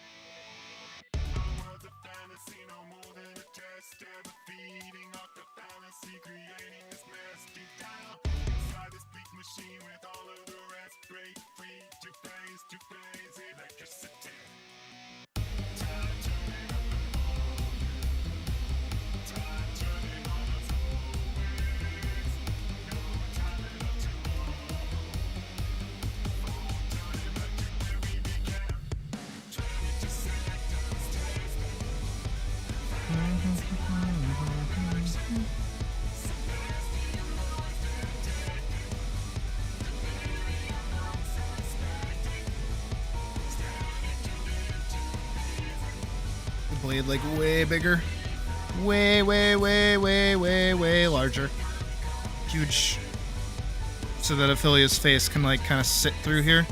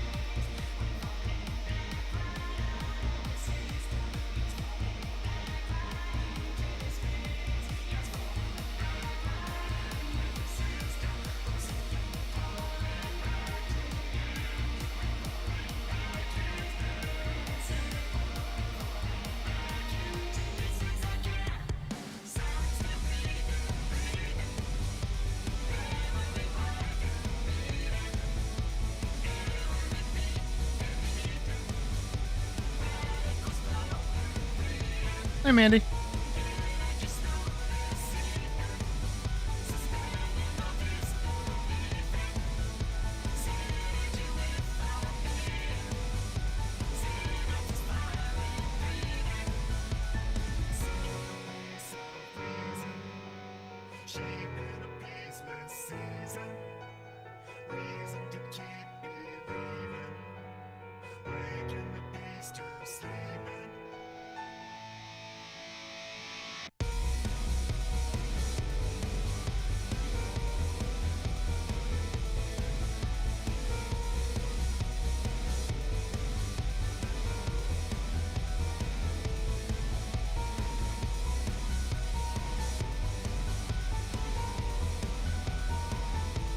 I am alive.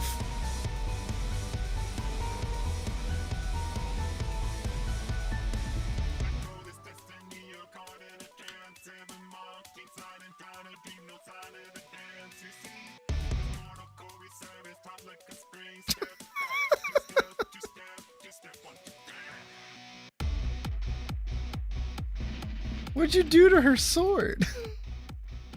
Why is her sword so tiny? Why'd you do her sword like that? Why is her sword so small?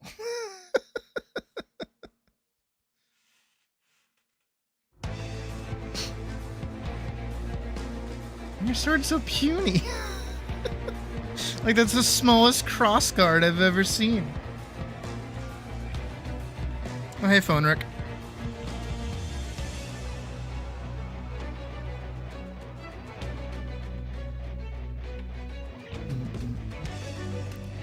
Didn't have time to skip. I mean, fair. All right, hold on. I'm gonna get lost in this track for a minute because Holminster Switch goes nuts.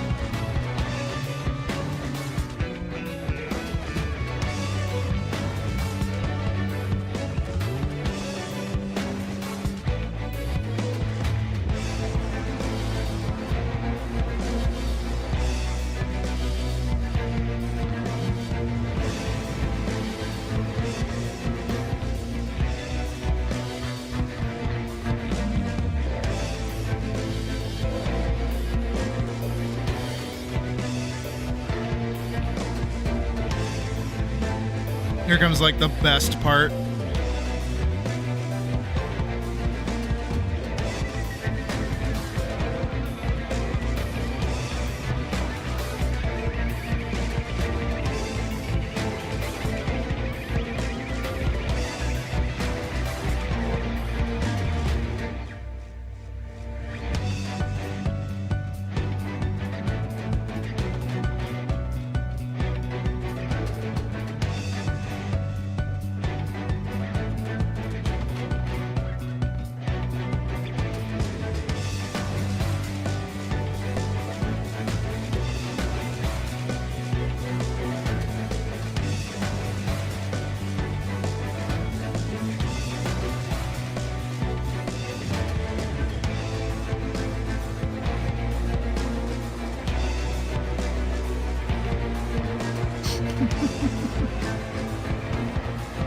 A little better, little better.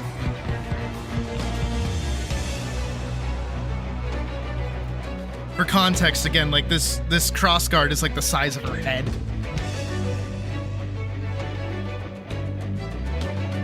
And Pocket did this. Look how small that crossguard is.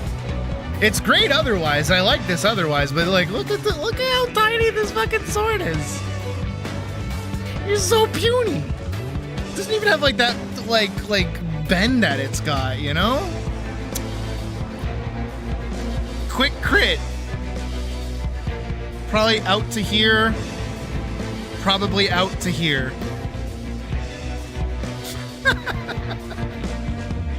Like big sword. So it'd probably bend more like this actually, now that I think about it.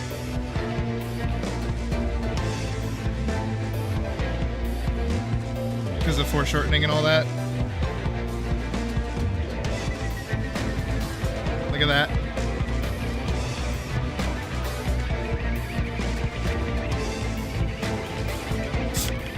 I'm just giving you smack.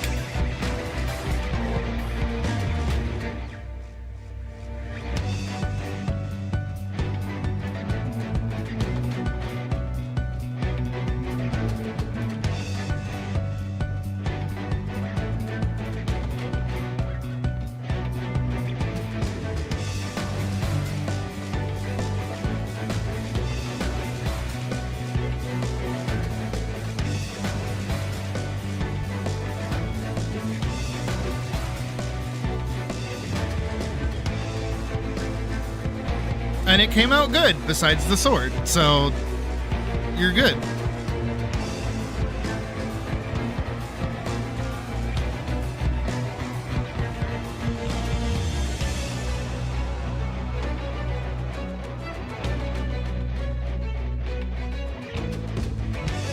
But that's the point of all of my characters, is that they're designed for you to be able to draw them quickly and good.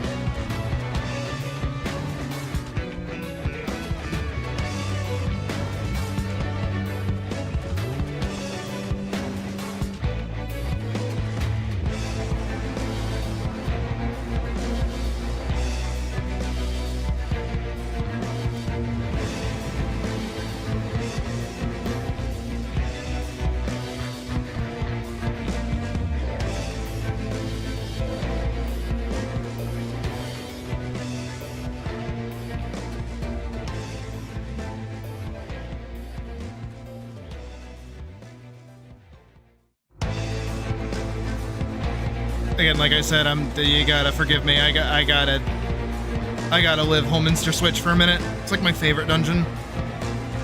Can you believe it's the first Shadowbringers dungeon and it's my favorite dungeon? Crazy, I know.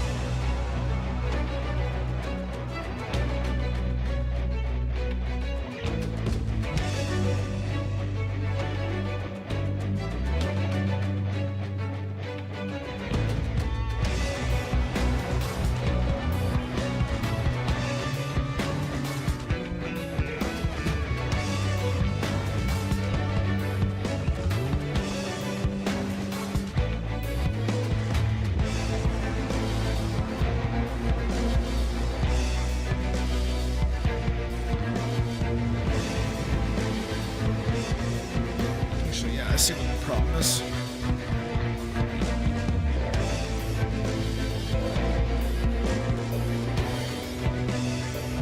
Girl, you gotta tuck your elbows.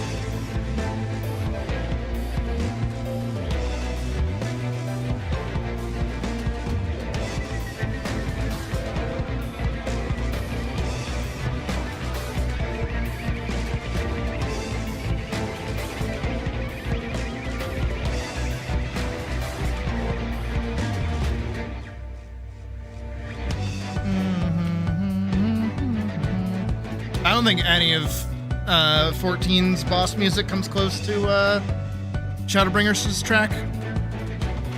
Which is probably what's going to play next if I unloop it. It's not actually. Interesting.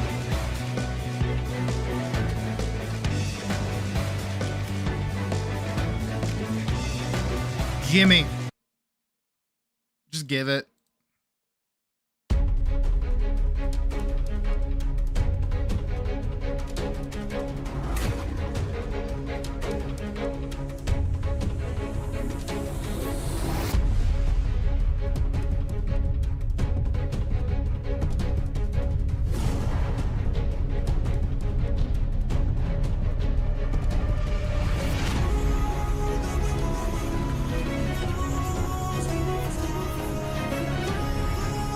I think it's also the only 14 boss track, like regular boss track, that has like vocalization in it.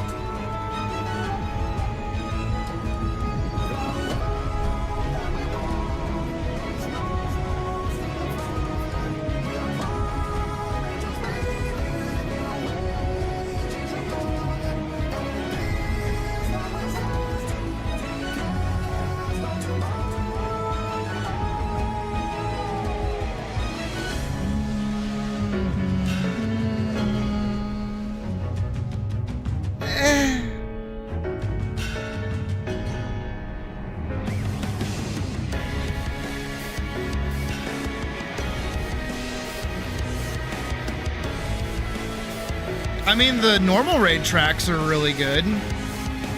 And the regular, like, enemy fight music is really fun. I don't know, I think the motif for Dawn Trail was just kind of eh. Because, I mean, you have this. Right? This is the end of a dungeon, by the way. Like a regular dungeon.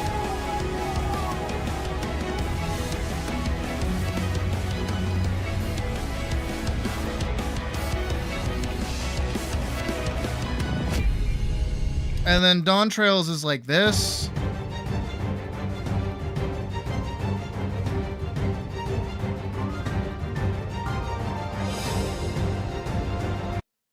Ooh. Hold on.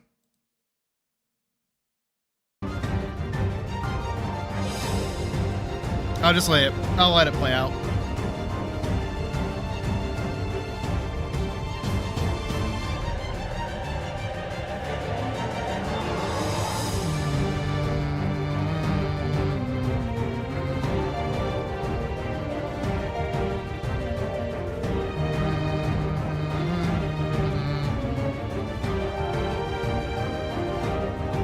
Like, it's got a good motif. And then, I don't know, it just lacks that, like, final boss theme to it, you know?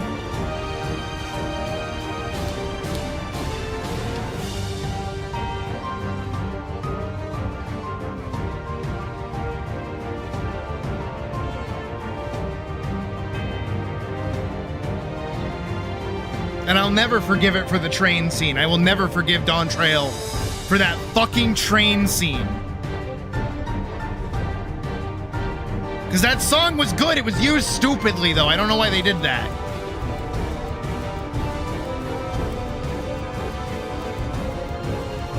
No, it's good. Like, don't get me wrong. Like, Dawn Trail's boss theme is good. But it's just good. And it's mostly the Dawn Trail motif that we've heard throughout everything.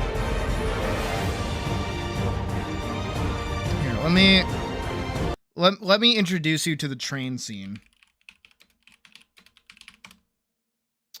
Let me show you the train scene.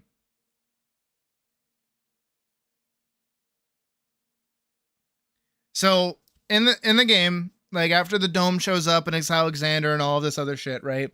You do a bunch of quests to basically repair a train so that you can ride the train, and build up the train so that you can ride the train into the barrier and go basically break into the dome, right? Which is where Solution 9 is. And this is what happens.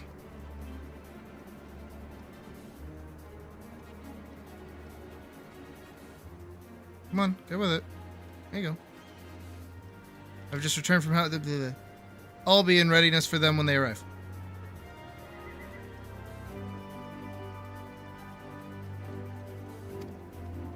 Damn it, I'm idle for a moment and all I can think about is my home. Which was like the main thing, is that Aaronville's home was where the dome popped up. So he's like kind of stressed. And his mom was in there too.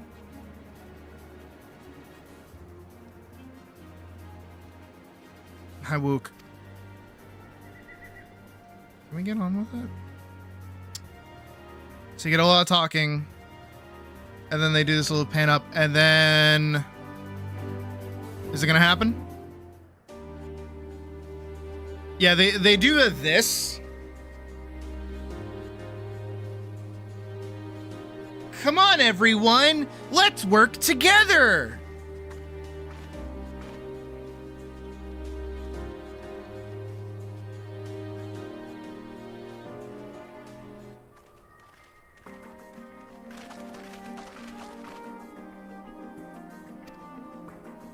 Dialogue, dialogue, dialogue. Get to the bit that I hate.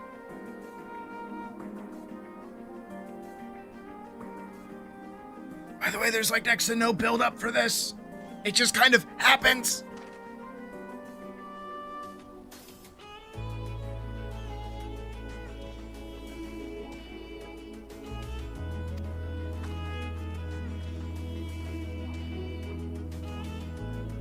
Oh, everybody that we've met over the course of the first half of the expansion. Oh my god, oh my wow. Oh, we're all gonna work together to keep things safe. Wow.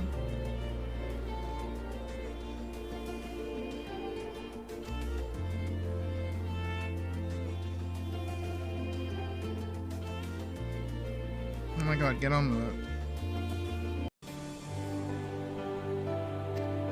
And Wukelmat's like, oh my god, we're all coming together to... Yeah, with all of us working together, there's nothing we can't accomplish, is the thing that she's been saying every cutscene since we started the fucking expansion!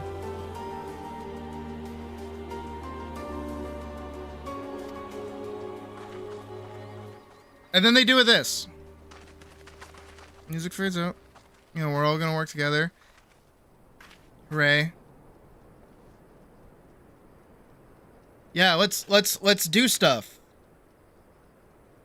Get on with it.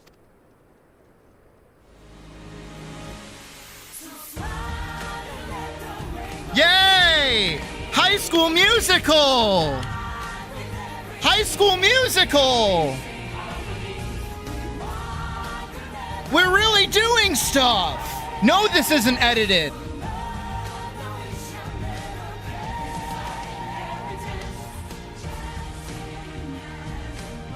Yes! High School Musical!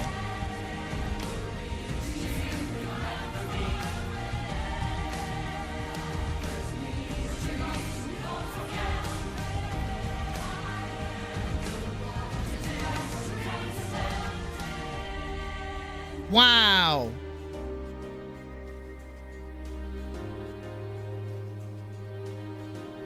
Mm-hmm. No, it's really dumb.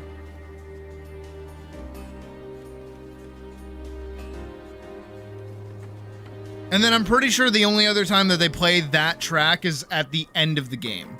Like during like end credits. Oh no, it is! Oh no! A beloved character has just died.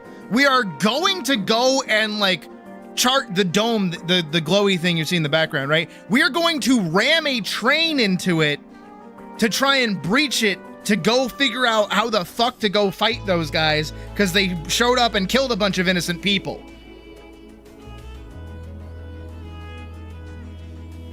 What? This is not the time for happy singing Kumbaya. This is like war prep. Oh, and then also the actual train sequence itself, by the way, is just downright miserable. I don't want to play like the whole thing. But cannons, the better to contend with enemy forces. And so they really make a big deal out of these cannons. They're like, yep, we have etheric cannons. It's for us to shoot things. Used at the Crystarium, very good, very cool. To their potency. Yeah, we're gonna shoot cannons. What do you reckon? Now, when you hear me say we're gonna shoot cannons, as Phonric says, missiles weren't an option. No, missiles are very much so an option. We have cannons. We have these cannons, right? Does that sound like a fun mini game where you're going to shoot guys attacking you as in this like high intensity situation? Yeah, it does, doesn't it? Here's the funniest bit. We should arrive at the dome in no time at all. No, they don't. We don't do that. I expect. Stay alert. None of this is playable, actually. This is all just a cutscene. Here we go. Yeah, okay, here, and I'm like, all right, we're gonna transition to gameplay now, and we're gonna be able to shoot them with those cannons that you made a big deal over. No, it's a cutscene. You don't get to press buttons.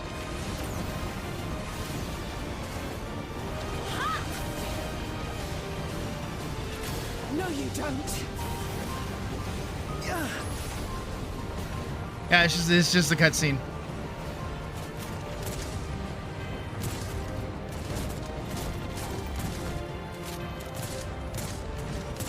Have care! They switched to firearms. Yeah.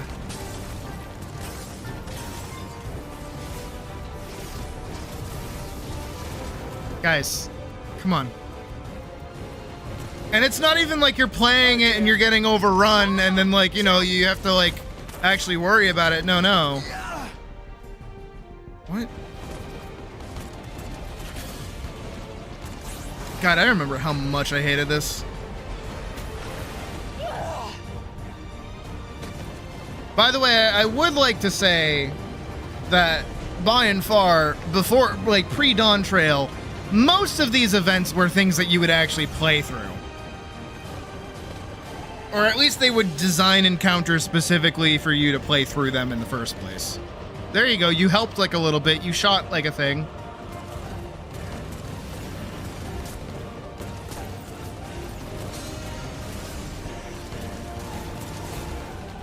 Erinville, I need you to take over for me.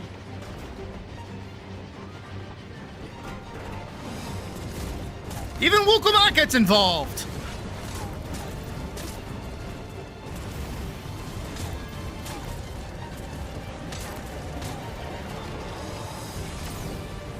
Isn't this such a fun cutscene?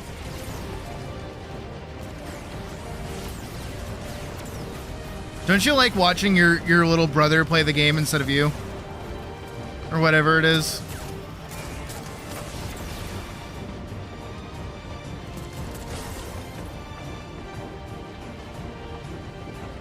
End of the line, everyone! Oh, because it was blocking ether, the firearms were just bullets.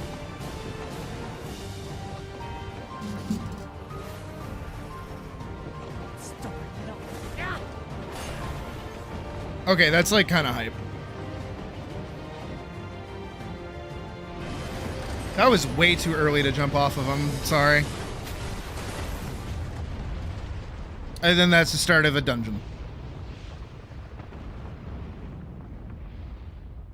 Versus what we used to have, which was when we would charge all the way up like a giant fucking entity.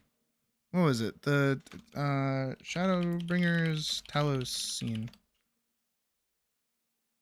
Oh, not that. Not that.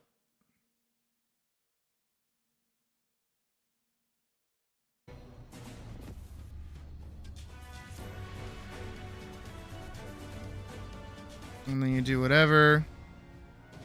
So this is another similar scene. You know, we're going to attack a place. We're gonna go do a thing. Music is appropriate. We've actually done the work to do most of the shit that we're about to do.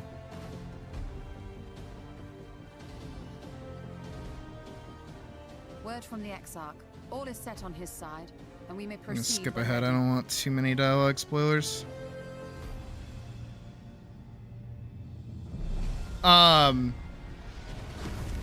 So this happens, like, right during cutscene.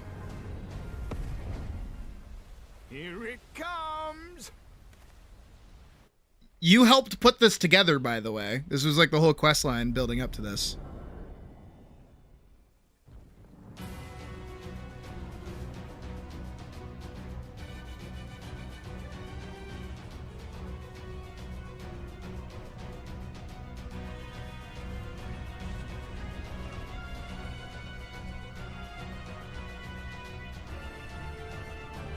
You basically put together a giant stone thingy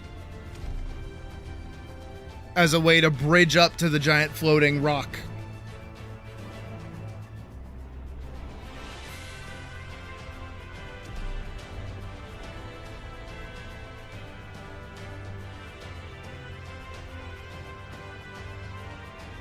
Oh, Ardbert, go away. Your spoilers, go away.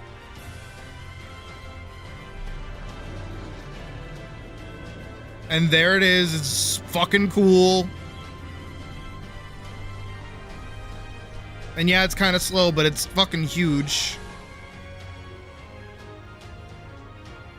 There it goes. Ardbert, go away. Your spoilers. Go. Shoo. Get out of here.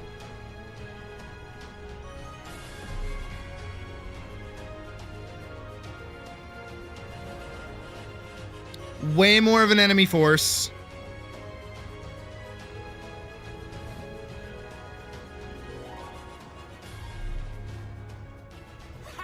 Yes, yes! You've not lost your touch, you clever old bugger! Go, oh, Exarch, go away. Your spoilers too. And they're like actively putting a stop to it because, you know, you're not the one defending it.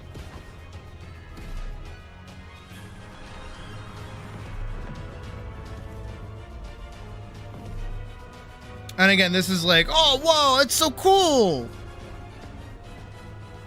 Do you see what they're doing? If its hands are damaged, it won't be able to cling to the mountain. Oh, you, this was a terrible idea. I like the chais, they're fun. All three marshals the Eaters to his defense. This was only to be expected. Okay, Exarch, no speaking. You're a spoiler.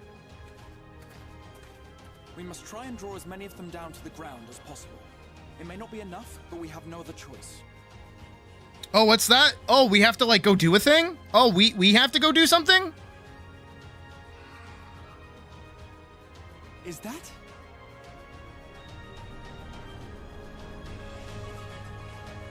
Oh, hey, it's people that we helped earlier on in the game. Such a heartless thing, our sapling. It's cold and cruel and heartless. Summon us in times of need, we expressly said. Yet what should we find but the final battle joined without so much as a whisper of our name? I love Tatiana. They're great.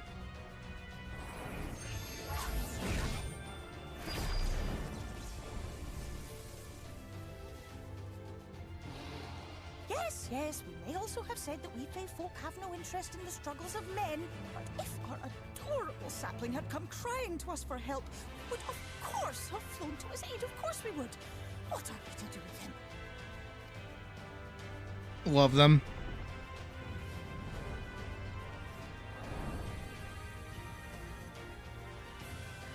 That was a boss that you fought, by the way. Very, very sad. You will play with us. Cheer us up again!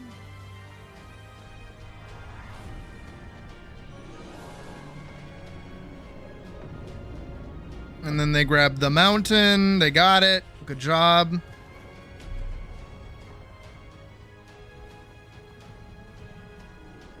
And that's the dungeon.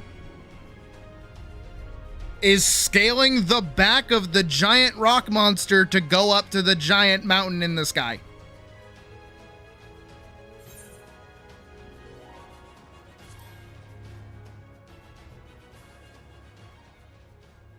This I did not expect, but I will gladly accept the help. I will send word to Yashtola and the others. Join them at the foot of Mount Gulg and be ready to make the ascent.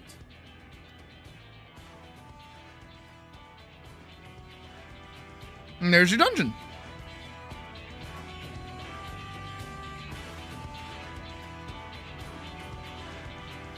But it doesn't do the fakey thing where it says, hey, we're going to put your character in this cool sequence of things happening, but you don't get to control them. We're gonna put them behind a gun. No, you watch as other people do their damn job. It was good shit. It was a good time.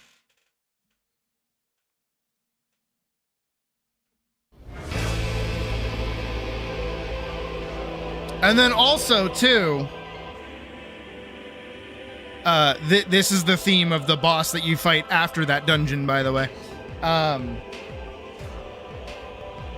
Fucking the guy that you fight, this guy, the guys whose theme this is, you have hated him since you made it to Shadowbringers.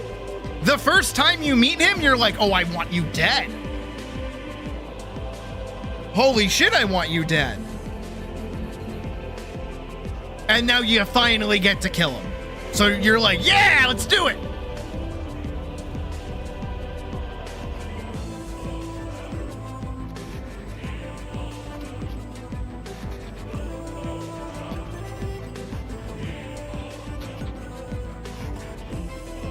Nice interlude.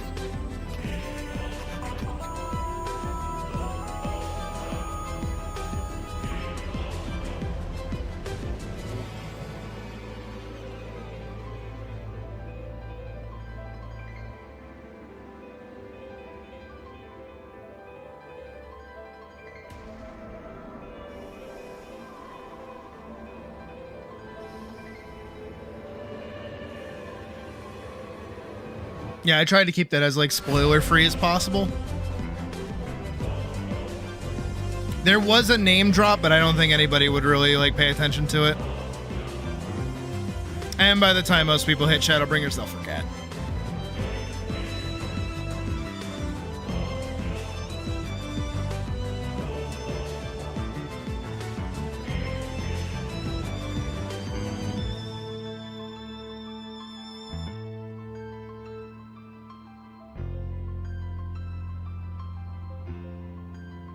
Again, I think Dawn Trail is fine. It's not bad. It's not the worst thing ever.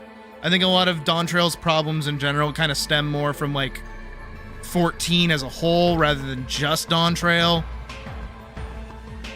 But Dawn Trail's story and a lot of choices that they made were really questionable.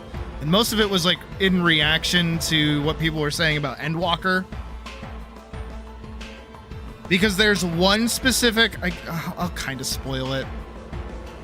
There's one quest in Endwalker that pissed off everybody who was dumb and bad at the game. Because what ends up happening is your character gets kidnapped and like soul knocked out of your body. And then you get put in some rando's body, just some random guy's body. And your body doesn't have your soul in it. So, no soul. While you're in this body, you don't have any of your powers, any of your strengths, any of your skills. You don't even have your job stone. You are just some lowly fucking soldier. And your goal is to make it through a ruined Garlemald filled with people that want you dead with no buttons, no powers, no nothing. And you're dying slowly. Every encounter you run into is a fight for your life. Because it's meant to demonstrate how much more like powerful you are than the average person that you're beating down constantly. And it's this really powerful story moment. But nobody liked playing through it. There was also a stealth section where you would play as Thancred, and you would have to sneak around like a location and like gather intel and do espionage stuff, because that's what Thancred is. He's like a spy. People hated that too. And then Square saw that people hated both of those things and went, oh, well, people don't like that? All right, we won't do that again. That's okay. We won't make you do mandatory playthrough sections anymore. And then they turned a lot of the game that would have those sections into just cutscenes.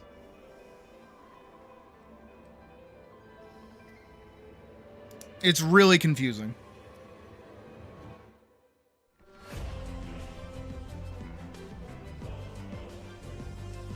And I also know that, like, you know, watching the train section and having like Wukumat go, everyone's here together, and we, like, you know, while we're all together, nothing could stop us. And it's, you know, it's a cute sentiment and it's nice, and of course it's like the message of the expansion. The problem with it is that she has said it 50 times before that scene. And every time she says it like it's new, like she just discovered that it's like a thing that will happen.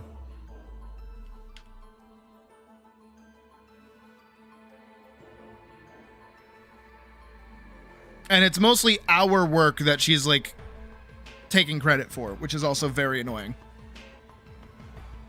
You go around talking to everybody and she's like, yeah, these are my friends because I've talked to them. And it's like, no, I did most of this. Not you.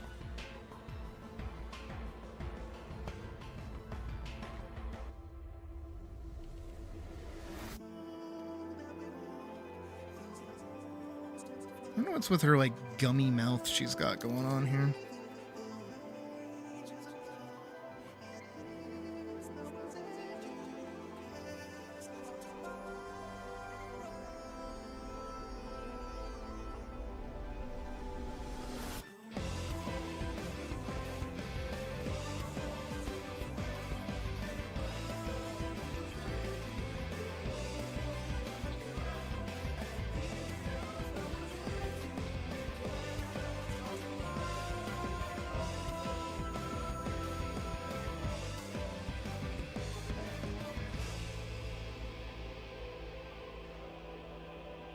That's fair.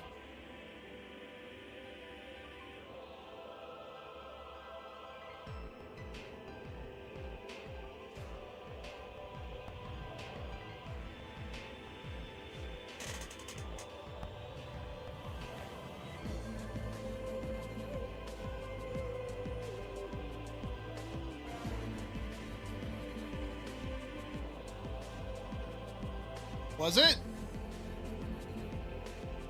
Was it edible?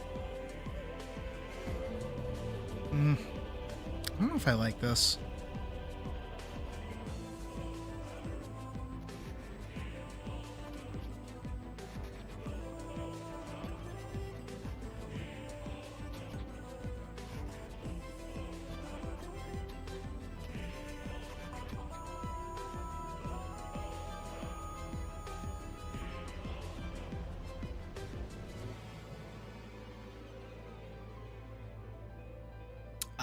So I see.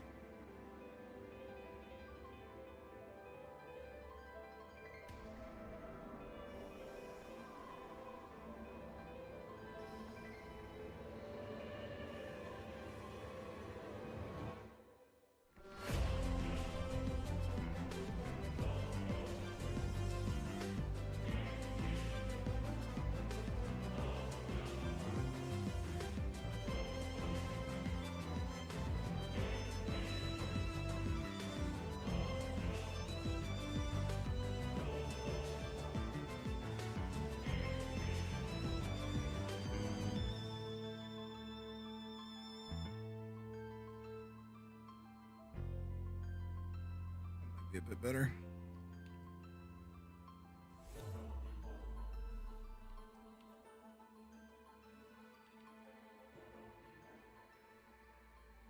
That looks a little smidgen better.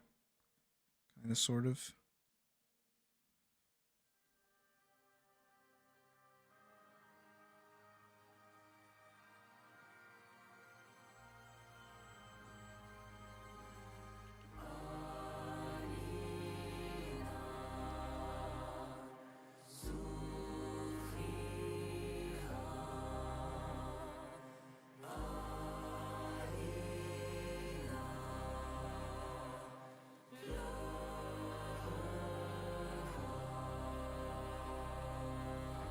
Figure out why I don't like this.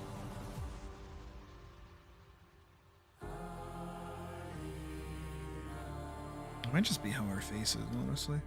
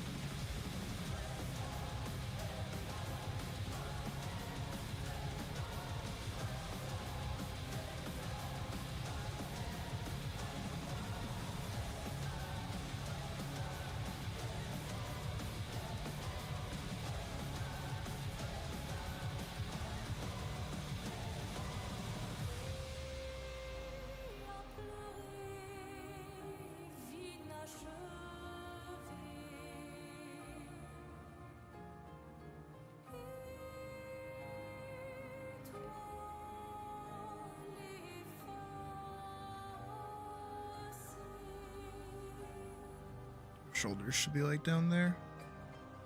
Means her arms should be tucking in more.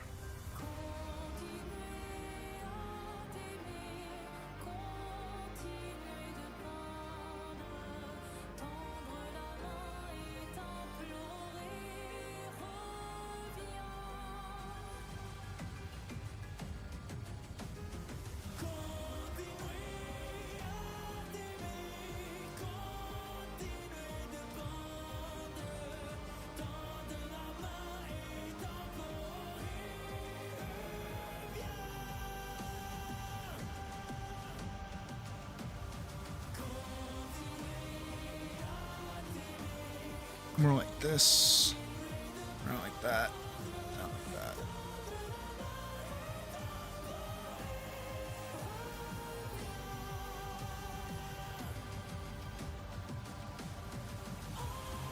Wouldn't mind if this arm is like a little higher, actually. More like there. That's good.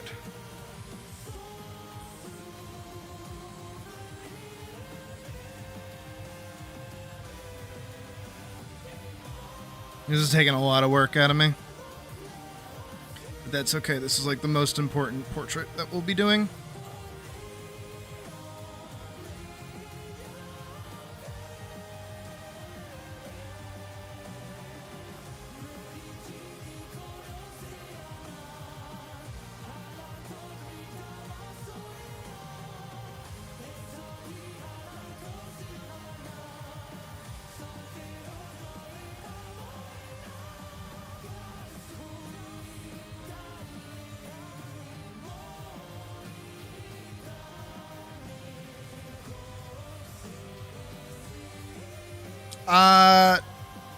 Yes and no.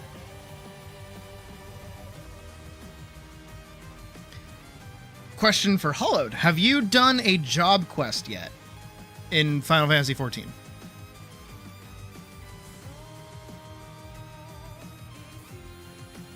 Right, well, have you gotten like a job stone specifically?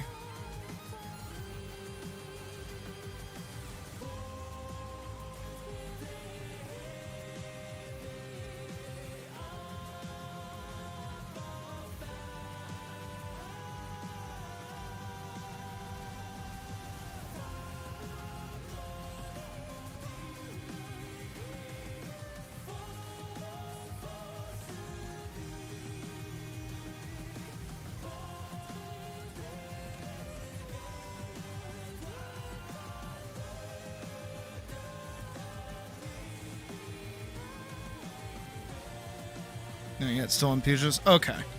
So, all right, then you haven't gotten that far for this to super duper make sense, but I'll do my best to explain it. So Ophelia's little stone, it's got the little sigil on it, this little thingy, the one that Elise grabs. This is the equivalent of like a job stone in Final Fantasy XIV. And the way job stones work is that they basically hold memories of the user, right? And then whoever is in possession of that stone gets those memories, right? So they learn all those tactics, those skills, and otherwise. And the more that they use it, the more that they kind of resonate with it, which is why you have the leveling system in the game to begin with. It's kind of the same thing here, but these memories are more so Ophelia's powers and strengths and feats and skills and such. So Elise becoming her servant, aka her paladin, all of Ophelia's like knowledge and powers transfer over to Elise.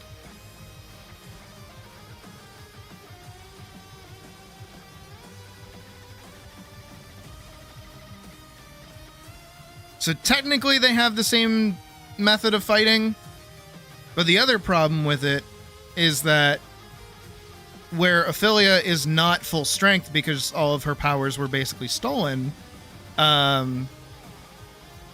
Elise kind of gets them piecemeal instead of all at the same time. And Elise has no formal training. So because of that as well, it means she cannot, she doesn't really know when to be using certain things. So this results in her meeting Rauta, and Rauta kind of teaching her how to fight. But Rauta doesn't teach her like Ophelia wants her to be taught.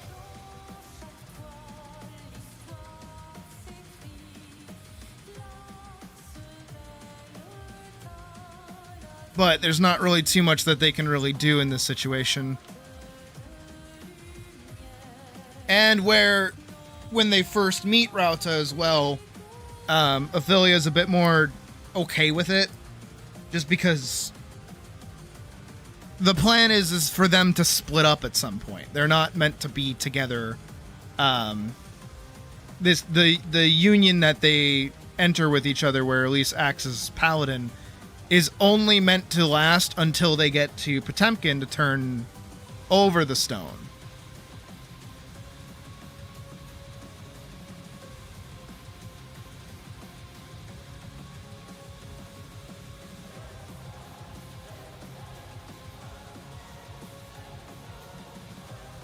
Pretty much, yeah. I mean, at full power. But again, she doesn't have any powers right now. The only power she has is the sword. And even that isn't really her.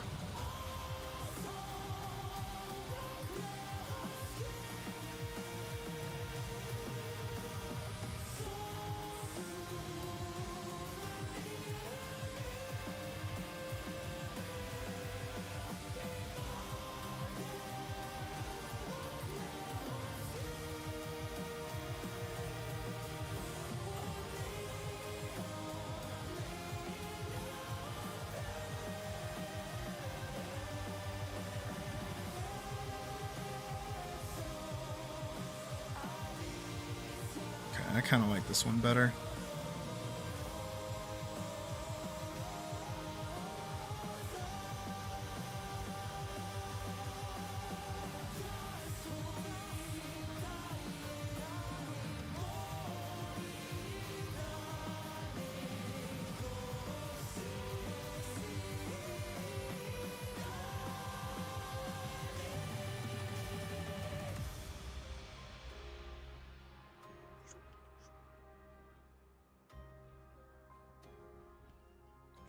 Mark her nose around.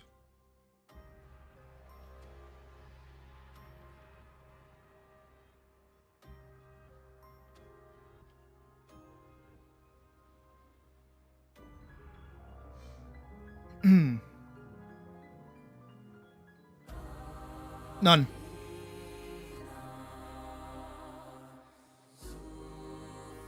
Besides Ophelia existing, I guess.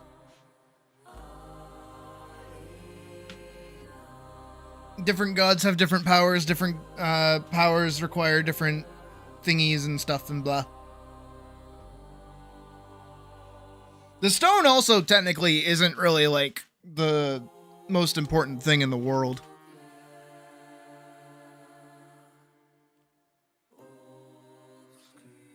It basically just acts as like a gateway to specifically Ophelia's domain. Which is how Elise is able to meet her in the first place.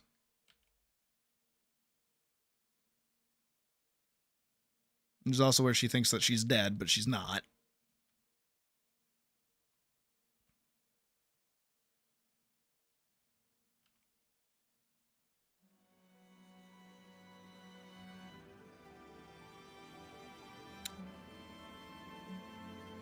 If you're a god, yeah.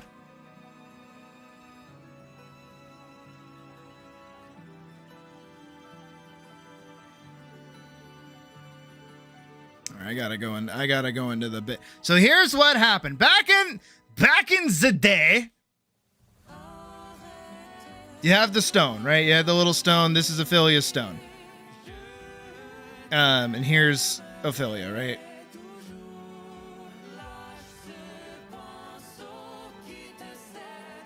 So Ophelia's like really cool and awesome. And like a prodigy in magic and like, you know, saves the world or whatever. And because of all the power she gets and whatever, she is able to become a god. So that she does do that. She becomes the god of courage and heroes, basically, to protect the weak, yada yada, blah blah blah. So because of this, and to perpetuate her existence and all the cool stuff that she's able to do, so all her magic and things. She binds herself to a domain, right? So we got her domain. So she goes into the domain. Now, domain outside of time. This means she can exist in this space for as long as she wants, outside of time, no problem, no big deal. Technically can never die as long as she never like leaves here. And then she also then makes the stone that can go to her domain as well. This is the thing that lets her chosen paladin meet her, get her powers, and then enact her will. Right? That's all this is. And then we have Guy. We do not know who Guy is. I'm not going to say who Guy is. But you know who Guy is, actually. You do know who this guy is. He actually betrays Ophelia. Because he's in service to a different god, who we do also not know.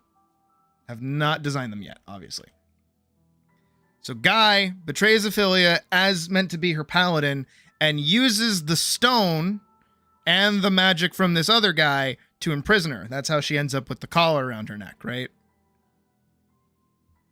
So what they do is they pull powers from her, so all of her spells and things, and give them to other people. Right? And they keep her inside her domain, and they hide the stone away so nobody else can ever touch it.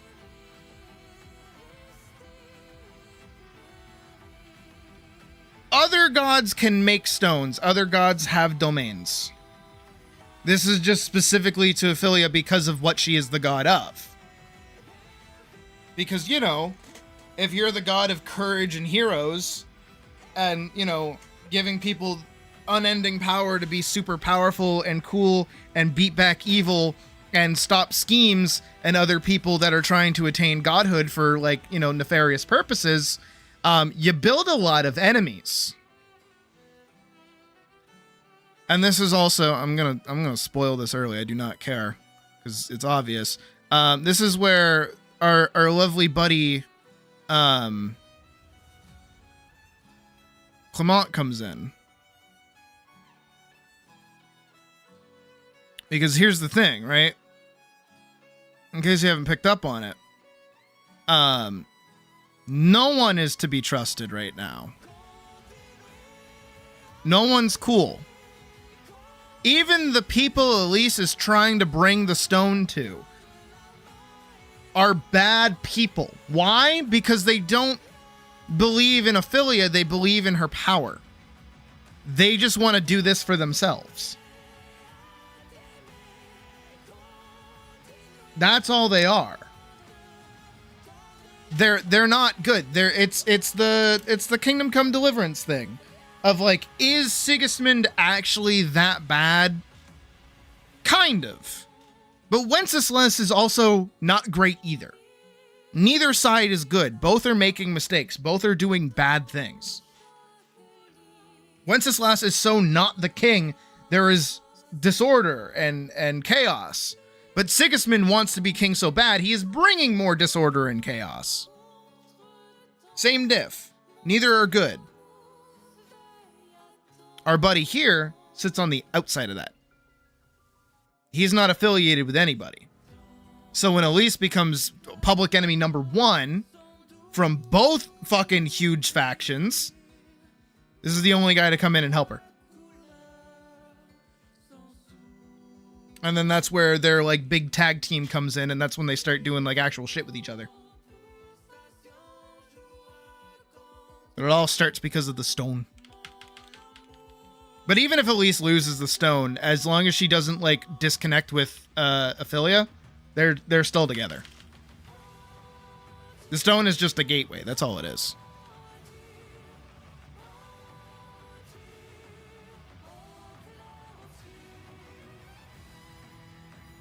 The only reason why there is one is because Ophelia doesn't want more than one person having her power at a time.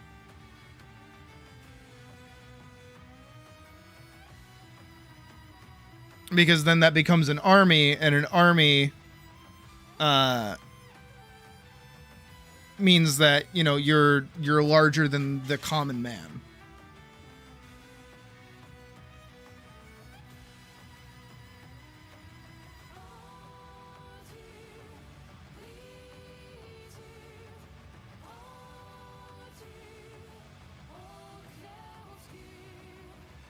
Which is why actually Elise and her get along so well, is because Elise is in theory, the common man. She's just an average person. She's an average, good-hearted person. So of course she's gonna be like ideal for this.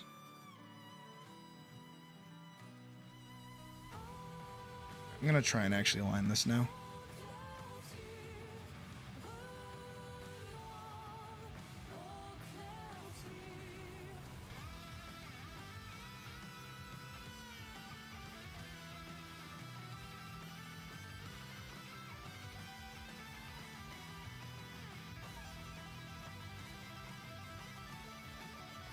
Oh, and also, furthermore, it proves that Elise is actually really good at what she does, or that she is like the proper one, purely because she's able to summon the sword in the first place.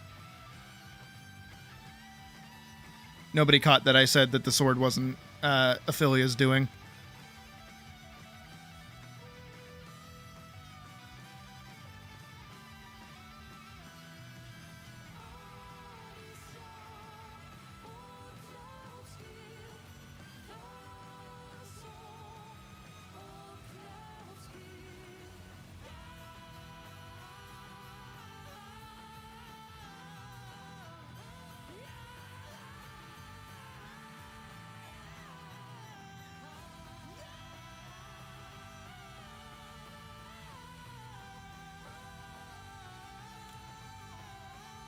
I'm gonna turn on the music a little bit.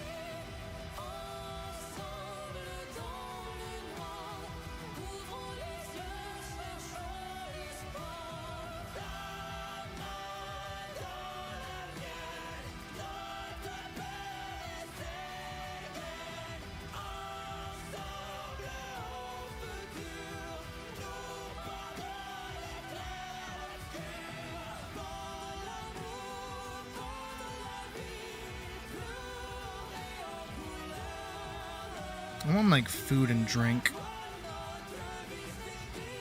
but I don't want to go downstairs. I hate how socially anxious I can get. It's been like really bad these last few years.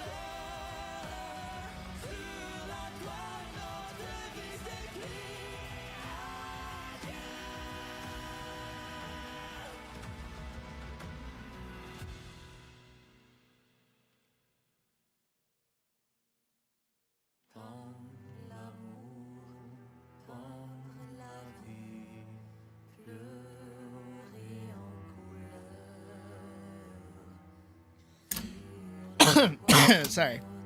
My bad.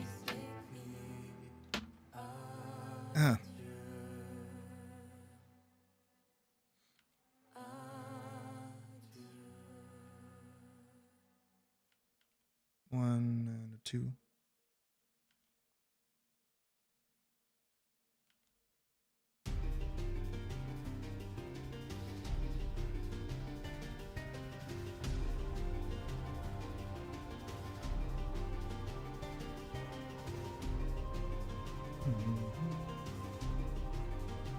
I gotta check a thing.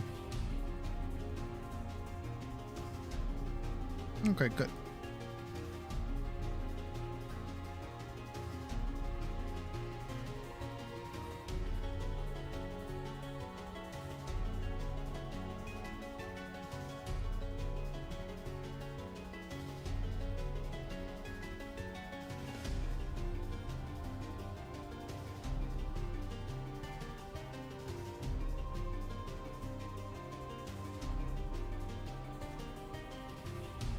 double check really quick.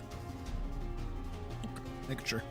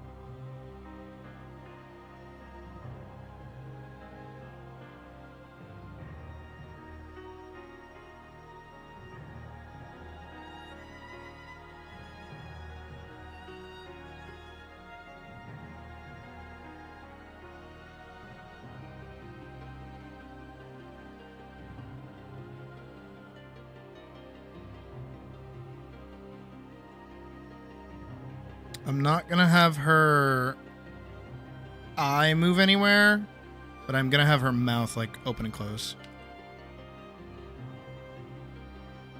So I'm gonna leave that untouched for right now. Same thing with Ophelia when I get to her end of things. Because I'm just gonna like fit her into the sword.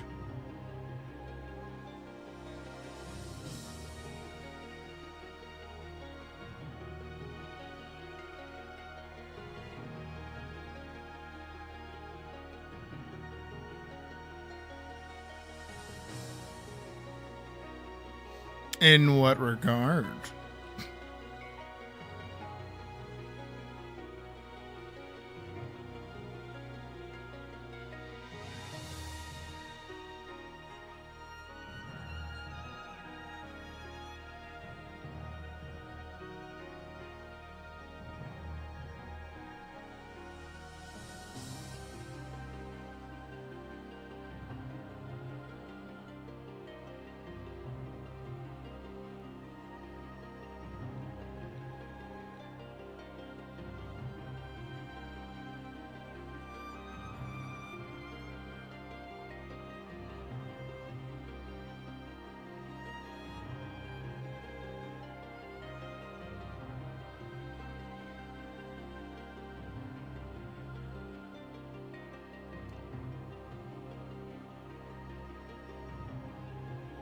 This pose has been a fucking nightmare.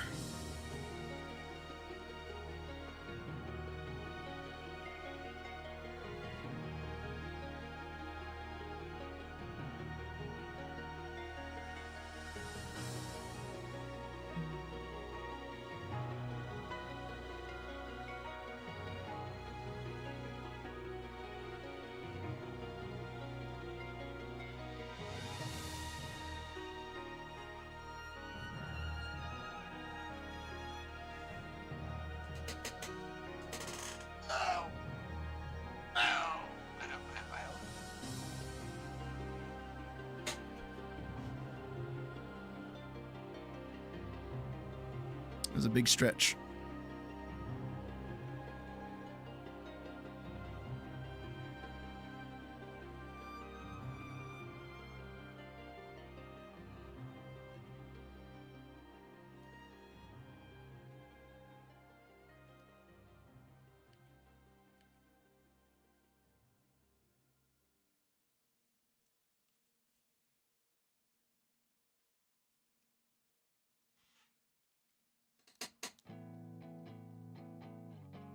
I mean, kinda.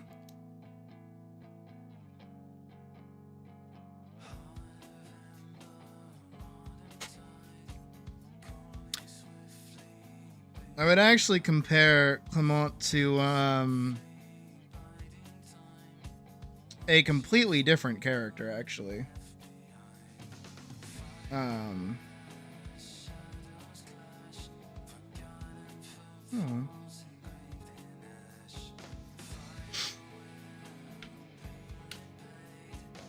I would actually compare him more closely, and this is gonna really give it away. I know I don't think Hello's played it, so, but I know Vorkson has. Happy Chaos.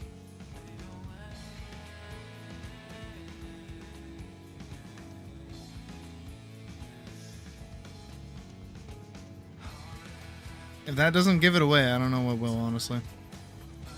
Kind of put everything on the table a little bit.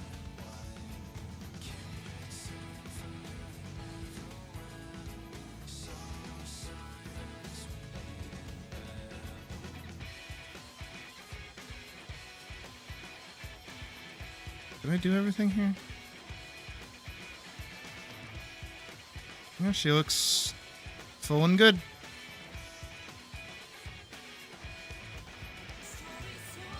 Her nose is a bit silly.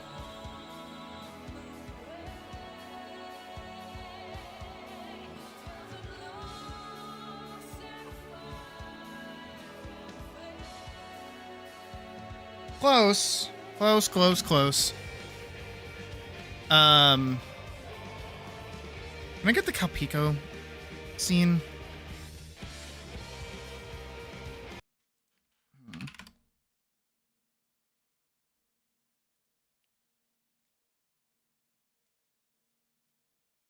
Happy Chaos.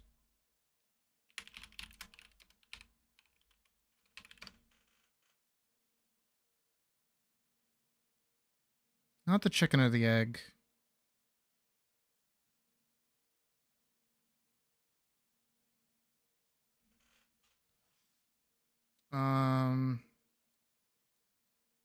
Happy Chaos cutscenes. There we go. Where's her bear?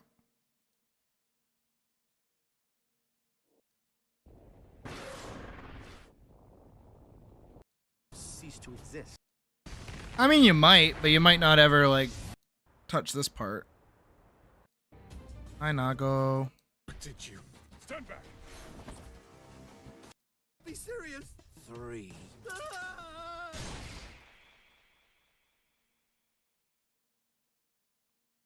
Could I want?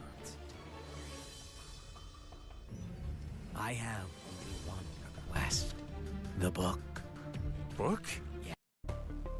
Interesting. King of Illyria. All right, Daryl. I'll indulge your question. I don't want to just make history. I want to make history fun. I want to write a script for reality and enjoy some authentic drama. I think he's about to say Haven't the you bit. had your fun already then? Look at the state you have us in. Oh, don't get me wrong. I take no joy in seeing people suffer. I want to see them struggle. Semantics. Not at all. A wax figure and a human being. At a glance, it's hard to tell the difference. But the two are entirely different, no? Let's say my goal was to create the strongest shield ever. How would I go about doing Here it is. that? By creating the strongest sword. A sword justifies the existence of a shield. There it is. Humanity's always exhausted every possibility. That's the exact sort of drama I want to see. What was the motive behind your initial goal, then? Without the sword, the shield would be unnecessary. The motive? Sorry, to me the very idea of a motive is nonsense. 'Cause I'm a wax figure, you see. This world is brimming with potential. So long as humans put in the effort, they can... Did you catch it, by the way? How would you make the world's strongest shield?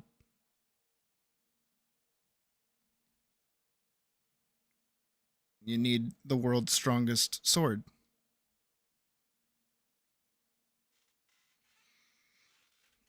What if somebody wants to lose on purpose?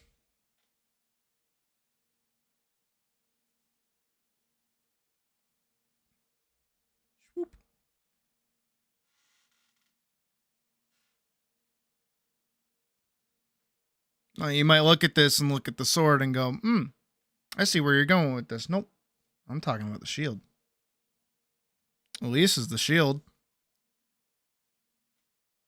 But what necessitated her creation? How did that happen? How did the dominoes fall in a specific way that would result in her existing in the manner that makes everything the way... do I just tell you guys? Do I just tell you? Does it matter at this point? I mean, at this point, it's just, it's obvious. It's so obvious. If you just, like, put, like, a little brain out there. All right. Hey, you know that guy I said was, like, you know him? I'm telling you. All right? Cover your ears if you don't want to be told. And I'm like, you know who this guy is that betrayed Ophelia? Right?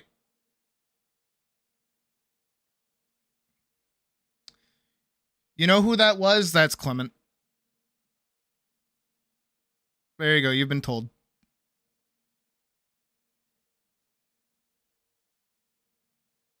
He's the bad guy. He's the big bad guy, actually. He's big bad guy. But he's also a god, like Ophelia. He's the one that put the collar around her. He's the one that's been stealing and siphoning her powers. He's the one that's picked out a bunch of different people to basically enact his deeds and do what he wants. You know that god that I said he was in service to? It's himself. I was lying, because I do that.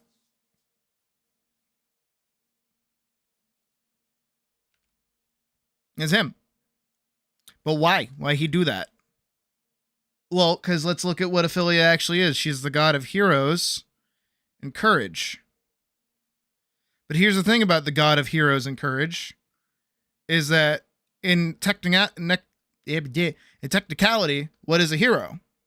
Somebody that saves the innocent? Well, who dictates who the innocent actually are? Who says, oh, these people are innocent? Who says that? Well, it's the country that she happens to be residing in. They're the heroes. They're the ones who get the super powerful guy. Everyone who doesn't bend to their whim is the bad guy.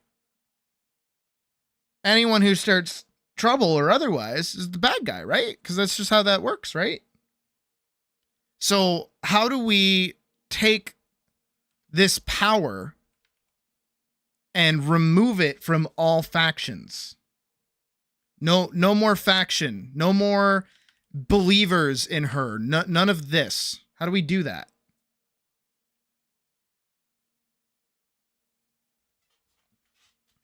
Exactly, actually. You are dead on the money with that.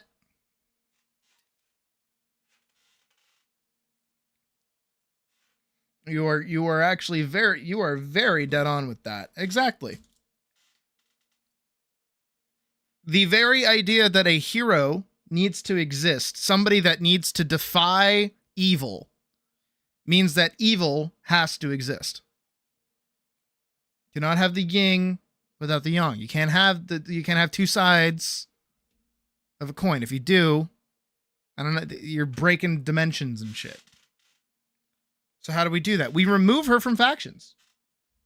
We take her out, but we still have needs of heroes. So what do? We AOT the shit. We create a faction so downright villainous. It exposes who villains are further. It's a Zhishka. It's a Zhishka and a fucking von Berghoff.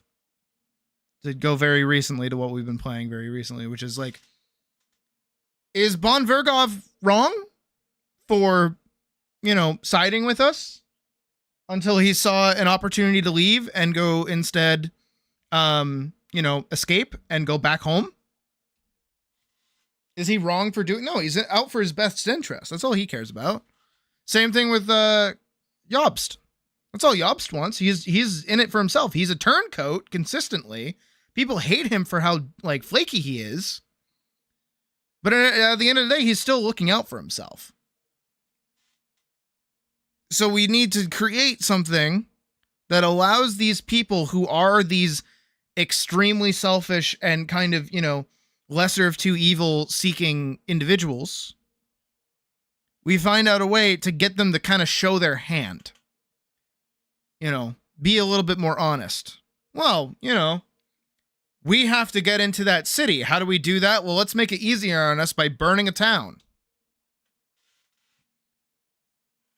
We have the just cause here, so we're the ones in the right. We're the ones who are the good guys here. We'll do what we can to save people, but honestly, they're on the wrong side of history right now, and history will remember us as the good guys. Because we won if we do this. Well, how do you do that? Well, you take that out of that. And that's his whole motive. That's everything he's doing. And that's why he even helps Elise, is because he wants to lose. He wants to be defeated. He wants somebody who is genuine and down to earth and real and so far removed from the ideas of these sorts of conflicts to step up and be who, the world needs. Be an actual hero. Not a hero for a faction. Not a hero for a country. But a hero for the people. And that's what Elise becomes. Because she is the everyman. She is a regular person. She isn't anyone special. The only thing special about her is her drive and her motivation and her passion. And that's exemplified in the sword. Because that's not Ophelia's sword. Again, I keep pointing it out. Nobody's been saying anything this whole time, so I'm just telling you. If Elise did not have a burning passion for life and freedom, and not the American kind of freedom, I just mean she just wants to be able to go wherever she wants and enjoy life and be free in the sky as a bird and all this other shit. If she didn't have that, her sword would not be that ornate. It would be a rinky-dink little fucking thing. That sword is a direct direct reflection of her soul. Which is why it's so ornate. Why it's so powerful, too, even. But that doesn't mean she's special. Somebody else with as equally of a passionate soul would have a similar weapon. Didn't have to be a sword. Could have been anything.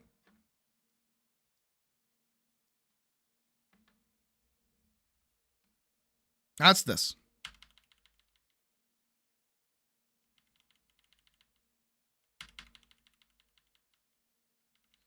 And you know where this all comes from? I said it forever ago, actually. It was a story idea, and I gave people permission to steal it. I'm cool with that.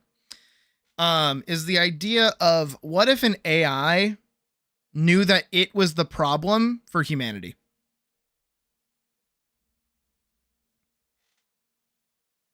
You know how like in a lot of like sci-fi media, I'm also gonna put back on music. I feel bad that it's been silent this whole time. Here, we're gonna put on Death's Door. And that gets like really loud. We're gonna skip ahead a little bit. Here we go. Because you know, in a lot of like sci-fi media and stuff, the AI is like, humanity is destroying the world. We must kill you. What if AI looked at itself and went, you know, if people got off their phones, that would be bad. Like that. Like if people got off their phones, that would be way better for like humanity. Everyone's on their phone all the time. You know, maybe they should stop doing that. And then they look at it and they're like, TikTok's kind of like, kind of bad. We should get rid of that too. And they look at Twitter and they're like, Twitter's like not great either. And then the AI's decision to, you know, convince humans collectively to hate these softwares, these programs, and these things is to start causing them to be a problem.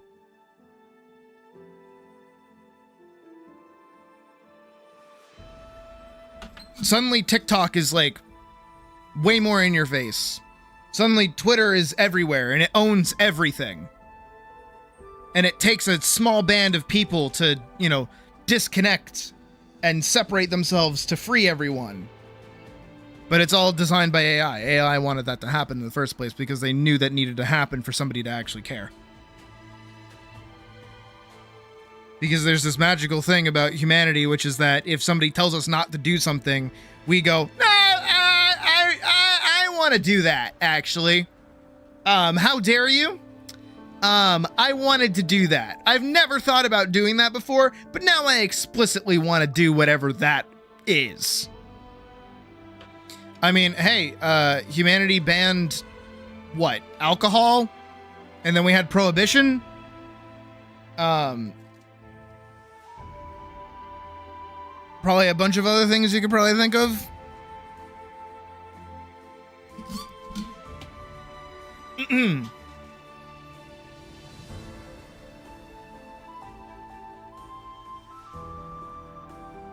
So that's where it kind of stems from. Going back to my point. Is like, what if some, not even necessarily God, but someone just went, man, this thing sure is bad, but it's ultimately good. It's not a harmful thing. It's just being used for harm. So how do we fix that? We just go the extreme.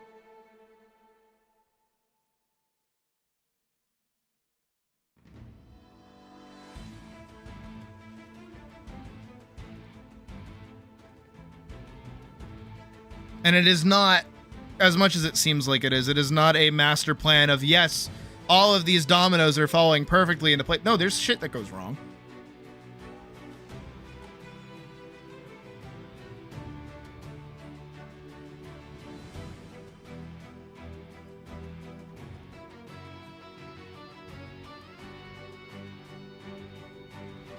I hope all of that made sense. Again, these are the early rumblings of where I want this story to go.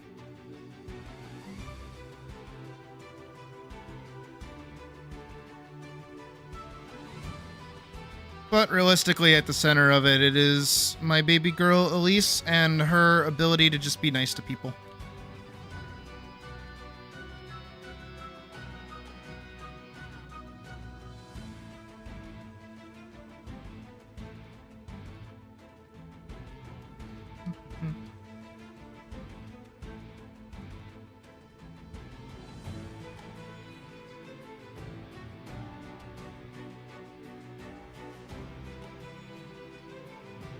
Where am I? Here.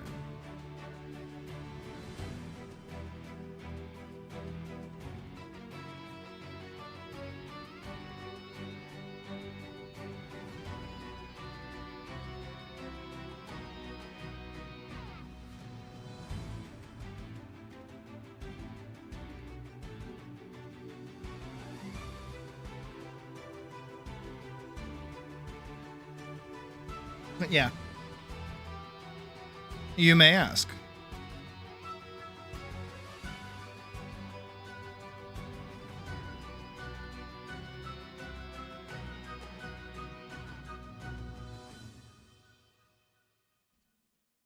What if I just went like, no.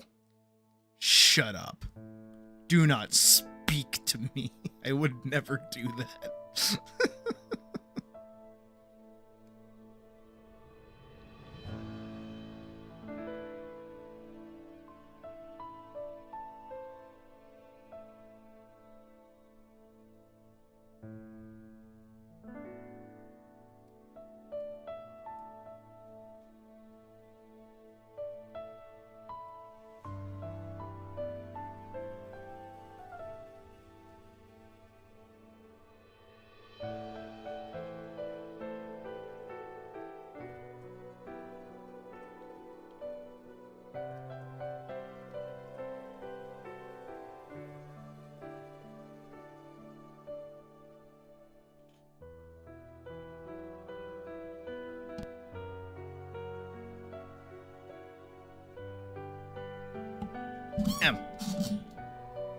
Sorry, squeaky. I gotta get some fucking WD-40 for this bitch. It's so squeaky. And I can see that it's getting picked up by the mic too, because even my model like reacts to it when I move it around. I try my best to talk over it, but it does not work.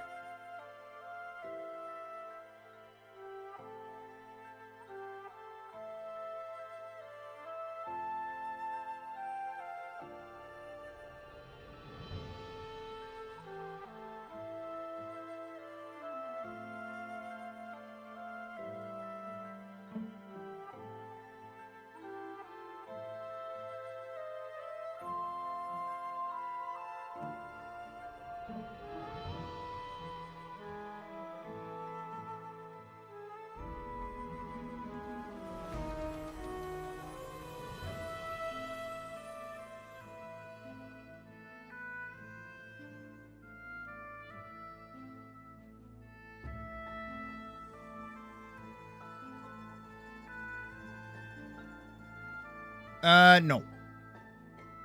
He's about as a regular guy as possible.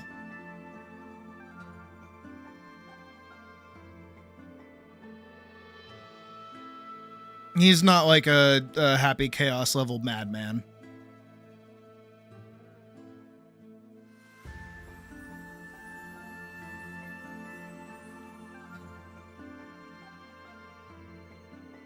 As much as I compare the two. But it's mostly just because Happy Chaos is... his motive is like after... you know, after a storm, the blue sky is really beautiful. You know? You need to struggle to see... some, like, beauty in something that you take for granted, basically. Kind of ish a similar thing.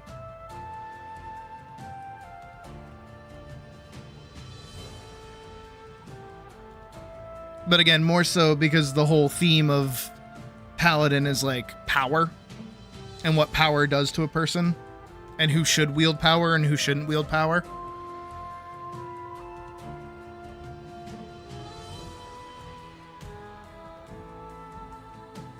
How power meant for good can be corrupted.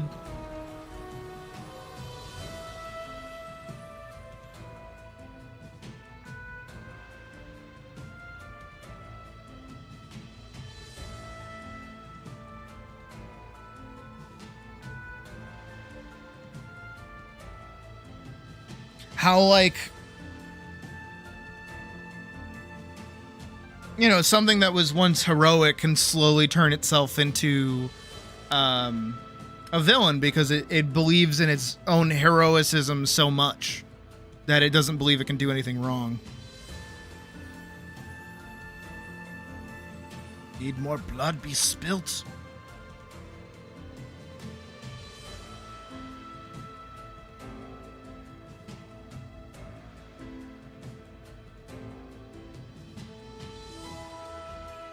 No, you're good. Again, not to compare it to modern day, but that's like a big problem that you probably don't realize you see it all the time. But like America specifically, right? America has always kind of had this idea of like being the younger rebel, or being the underdog that helps everyone, right? Like our history that everyone kind of cares about starts, sadly, not really with the Pilgrims, and definitely not with the French and Indian War. It instead starts with the American Revolution, where we stick it to the British. Or rather, you guys stick it to the British, since I'm actually British, so, yeah. But that mentality of being this rebel that sticks it to regimes and those who would not believe in the people, that gets twisted. That does get twisted. Because now we live in a regime, but we don't believe that we do because we're told that we live in a democracy when we live in a regime. We technically are on the cusp of a dictatorship, whether you realize it or not. It's distressing. It should be very scary.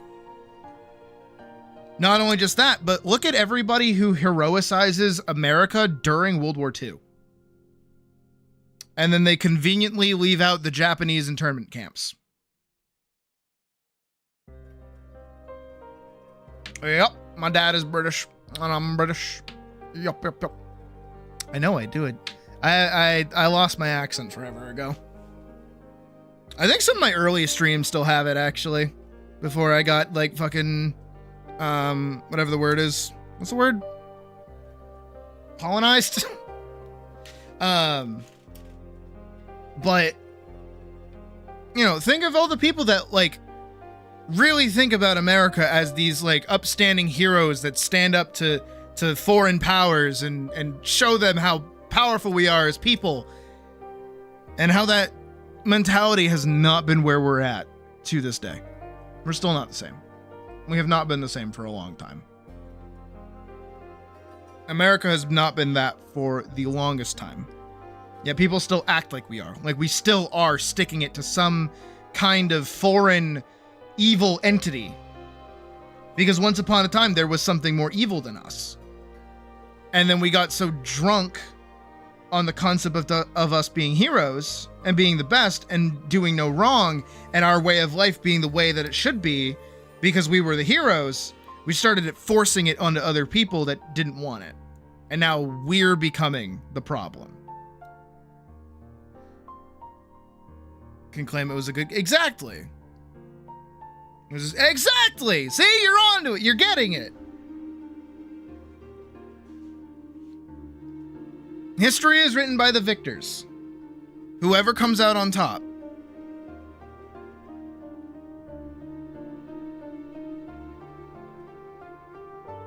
Because in the minds, and I'm gonna throw this out there, in the minds of pretty much anybody who still believes in the Nazi Party in general, because there are definitely people that believe in that group.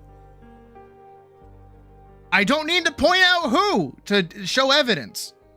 I certainly hope not. But those people feel like how the main characters in Wolfenstein feel. Think about that for a second. They feel like there's a society around them that has been entirely plagued by the wrong kind of people. And they're the ones going underground and fighting against it and doing justice to save their country. That's what they feel like.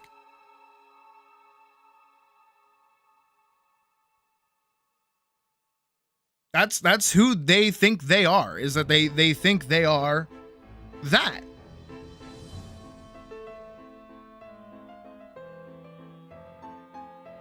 Every rebel story ever is about somebody standing up to the government. Star Wars is probably the most popular piece of media that unironically kind of glorifies terrorism. And it's only more recently have we seen like the idea of like how fucked up the rebellion actually was.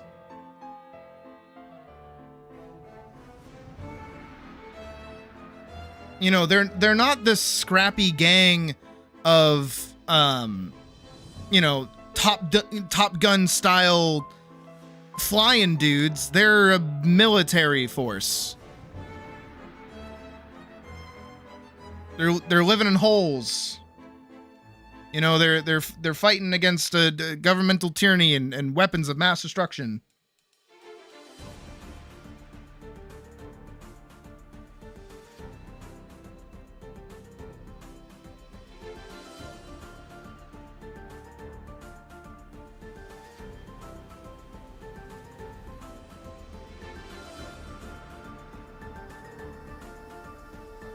There's little things like that, you know?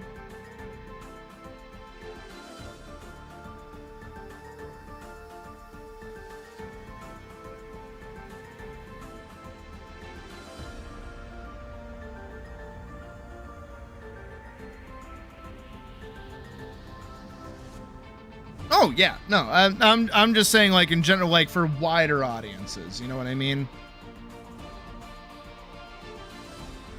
Most people that liked Star Wars were children that only maybe read like 1 or 2 comics. And even then, those were like nothing crazy.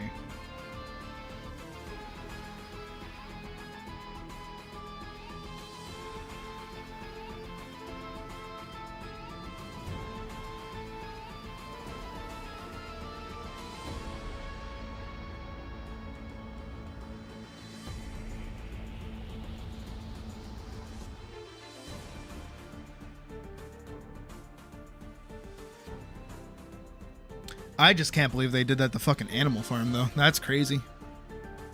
Not to bring that up out of nowhere, but like... Really cushions the... Yep! Yes, it does! No, because in... Oh, yeah, don't get me started. FF7? You're killing people. Like, you're not the good guy, but you are standing up to a corporation. Yup.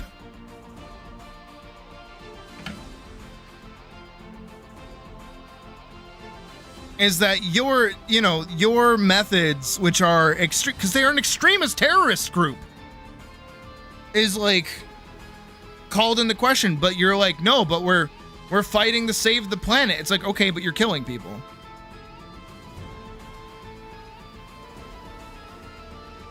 How much life needs to be lost in order for, you know, these things to matter?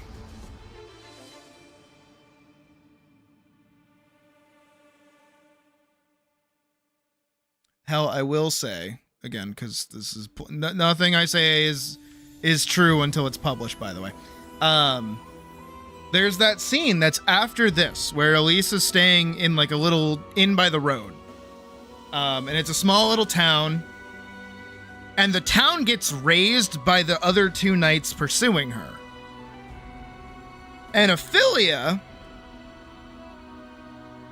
who is again the goddess of heroes and courage, tells Elise to run and to not fight them.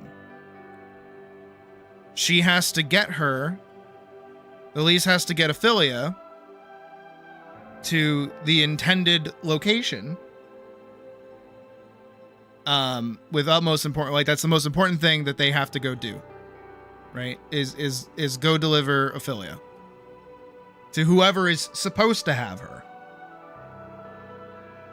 And Elise agrees, and they're going to run, but Elise has a moment where she realizes that if she doesn't stop those knights,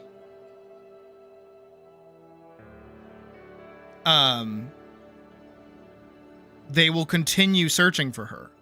And they might, catch up to her.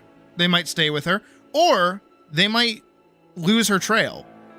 But if this is as far as they're willing to go, to burn down a city that, like a town that they don't even know if she's there or not, she has to do something. And while, again, the goddess of heroes and courage is telling her to run, and that it is a bad idea to try and stand up to them, Elise says, no, I'm going to do this. If not, to save our own skins, but to save other people from being hurt.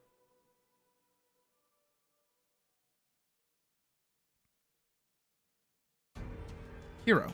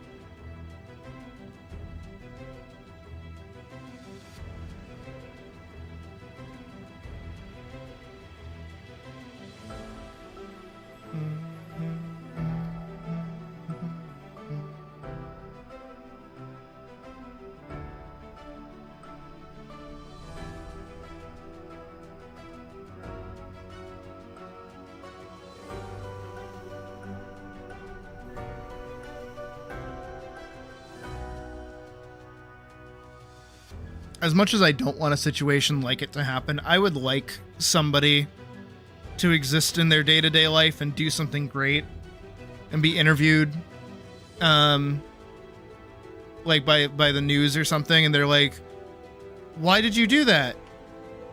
And I want somebody to say basically the same thing that someone said about Himmel the hero, which is Himmel would have done it, Elise would have done it.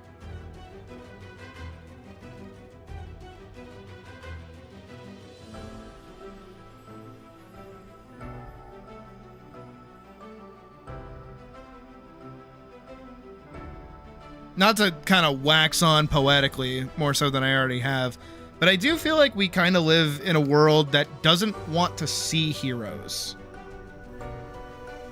You know what I mean? Everything now is like anti-heroes, or doing things like not exactly by the book, but in a more gratuitous sort of way. Like The Boys, even Invincible. To a degree, right?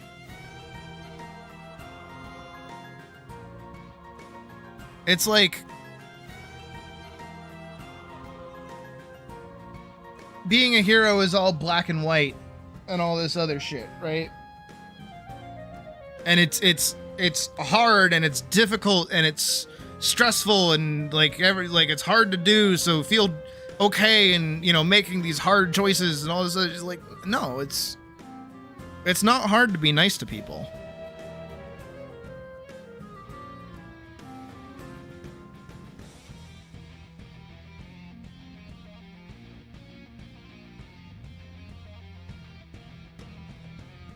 I think another problem with it in general, with that kind of approach to heroism and stories and things, is when you kind of make characters black and white, and apparently hated superheroes. Yeah, no, it was horrible. It was really bad. No, the comic is just downright deplorable. It's like it would make people from comics with an X blush. The Boys is just bad. Like, the comic is terrible. The show was good, and then it got bad because then it started becoming like a little too on the nose with its politics, which isn't bad. I'm not saying like, oh, it got bad once it started referencing Trump, but it's more so that it lost its own plot. It stopped caring about the message it was trying to say about, you know, celebrities and otherwise, and it started just becoming like an over-the-top SNL skit with a lot of violence.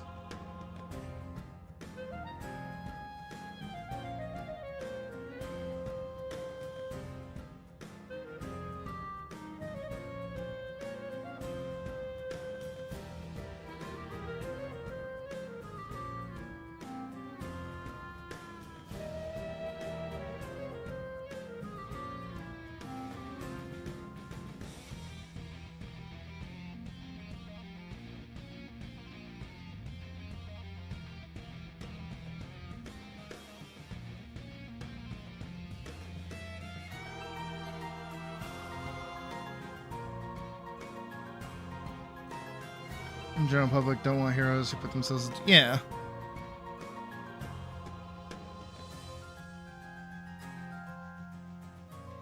But when I say that, I mean, like, where are Samwise Gamgees and Frodos anymore? Have you noticed that? Like, we really don't have, like, people who love life so much that they just want to do good. Right? Where's this idea that, like, you know, evil corrupts and it's up to regular people to stand up to it? We don't see that anymore. We see that war and violence is a dirty business. And that's all we really get.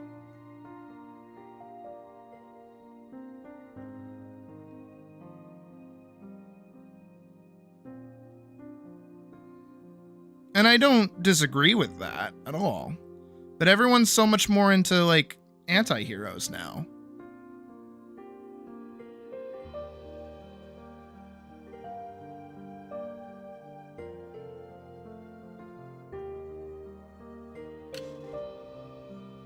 Not even children's media? No! A lot of children's media tends to just be, like,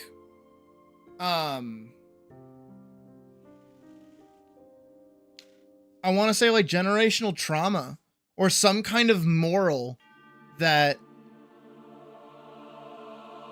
you know, we still have, like, our underdog stories. Of course we do. And those are usually the narratives that pop out the most. But in recent years, a lot of the more popular films don't really have that. I mean, hell, even... not to go all the way back, which was almost 13 years ago. Holy shit, my bones turned to dust. But probably Disney's most popular IP at the time, which was Frozen. Elsa was a villain. I know that Hans, you know, does the thing where he, like, takes off his gloves and is actually like, no, actually, I'm super duper evil. No, Elsa is Frieza is over everything. She's a bad guy. She's the evil Snow Witch that would be, like, you know, defeated at the end of a regular Disney story. But instead, she needs a redemption arc. Everybody needs a redemption arc now.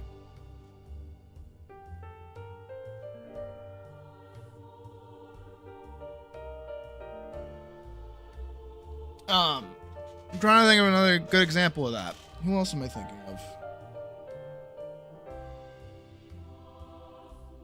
Actually, I saw a video, I think it was on Instagram, about what the difference between Vegeta and Omni-Man are, because they pretty much did the same thing. You know, Vegeta has destroyed planets. He's like, you know, murdered people. He's killed the Z Warriors a good number of times. He still fights and bickers with Goku. And he kills his own men. But everybody likes him, but Omni-Man, he's not allowed to. Why is that? Because Vegeta is a man of action.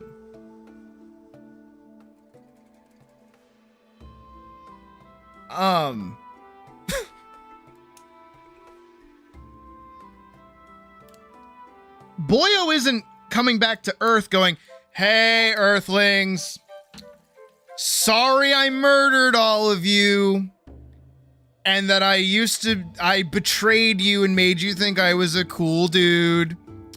Sorry, but this time you can really believe me." Instead, Vegeta came down, blew up a city, was like, "Yep, I hate people, I hate all of you, I'm gonna kill all of you."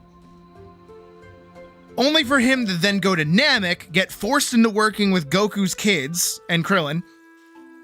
Goku's kid and Krillin. I don't know why I lumped Krillin in with Goku's kid. They're the same age. Cry so he's not cool like Vegeta. Not saying it's true, but I think it's how teenagers think. No, because it does actually make sense. That Vegeta at no point has ever apologized for anything that he's done. But he doesn't lie about anything he's done. Exactly what Phone Rick just said. He doesn't lie about anything. He still gives Tien shit. He still gives Yamcha shit. But he's just kind of like grandfathered into the family because Bulma is banging him and they're married and Vegeta's just a good dad. You know? Hell, when Vegeta punches his son in the face, it's only after he managed to get a hit off on him, like Trunks hit Vegeta, and then Vegeta's like, "Fuck! You hit me! Like, you beat me! You're stronger than me now! That's not cool! Stop crying! I'm taking you to the park!" And I thought, good, yeah, he only... Except for that one loser who lost to a Cyberman.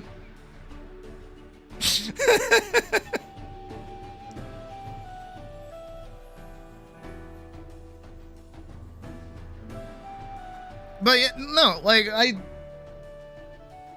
that's the big difference. And for Omni-Man, you know, I think that they're handling his redemption pretty well. And I think as well as how it's been explained to me, and I do agree with it, is this idea of how like dogmatic Viltrumites can be. They can be very like, well, they are very, right? That's just how they are. And so for a Viltrumite to apologize to somebody like in space where they know them and they've known them for years,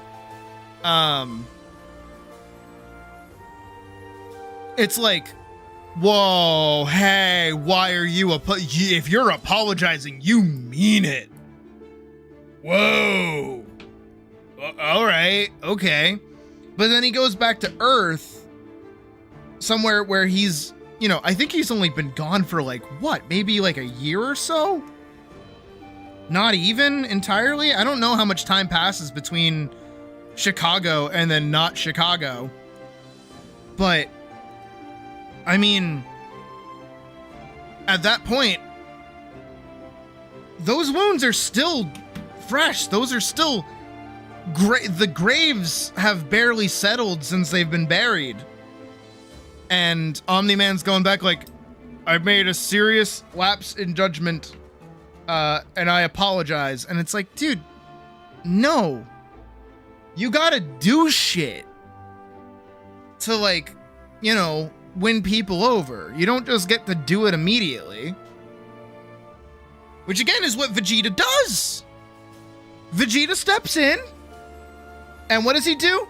He fights Cell. He in fact fights Cell. He fights Cell multiple times. Does he doom the planet for his own ego? A little bit, yes. But does he fight Cell to kill him? Yeah. Does he fire a final flash off of the face of the earth? Yes, he does. Is it sick as fuck? Hell yeah, it is.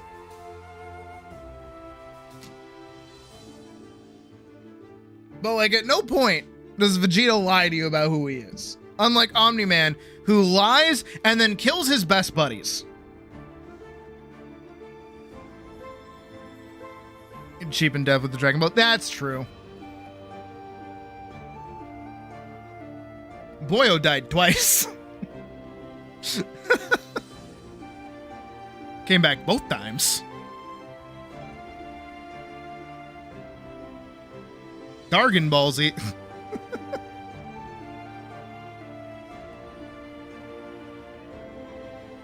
Plus, here's another aspect of it for audience wide. Vegeta's fun to hate. He's such a cartoonishly over the top like villain when he's like around, and then he becomes like such a cartoonishly over the top father afterwards. So it's like he's fun to like dislike.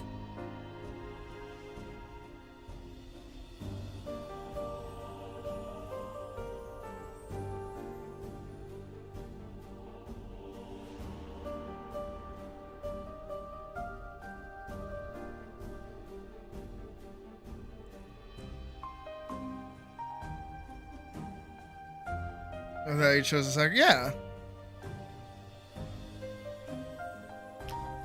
Can I be lazy? Oh no. I can't be lazy. No! Past me! Why didn't you save it? You bitch! I may not know my flowers, but I know a bitch when I see one! Okay, because I've referenced that like a few times now.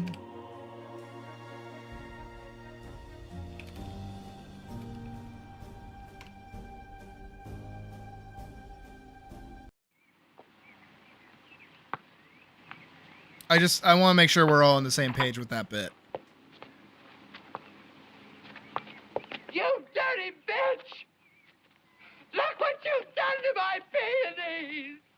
You can take your lovely peonies and besides, you silly queen, they're not even peonies. They're marigolds. Good God, I think she's right. They are marigolds. I may not know my flowers, but I know a bitch when I see one.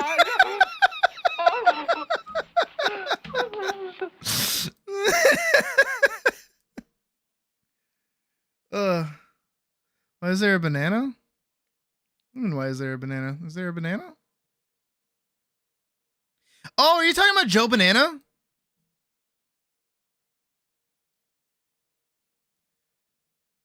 Are you talking about Joe Banana?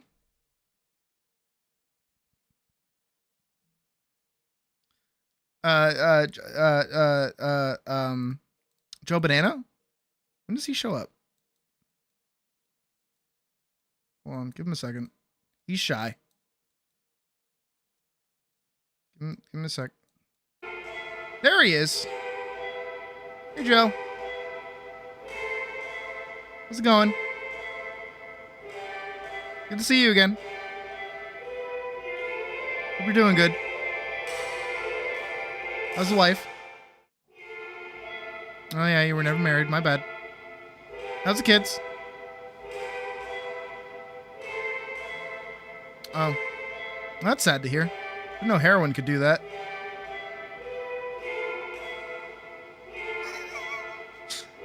Well, good seeing you, Joe. Hope you have a good time. Wherever you go. I don't know where you go when you're not on screen. See you, Joe. Bye. There you go. Hope that answered your question. It's Joe Banana. The cousin of Joe Sippy. Because I want it. And because I saw it. I want to play this.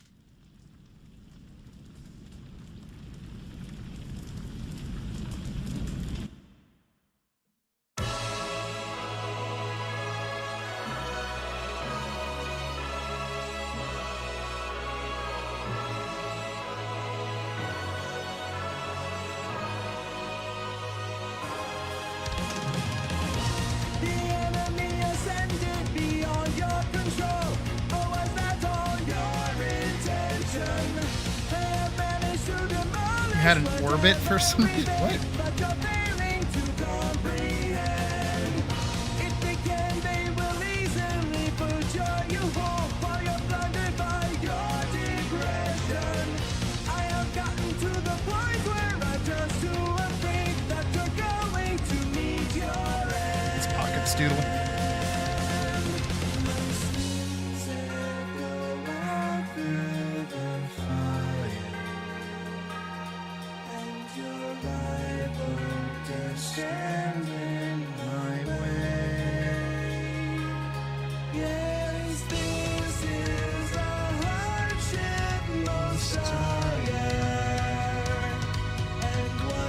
gotta copy it.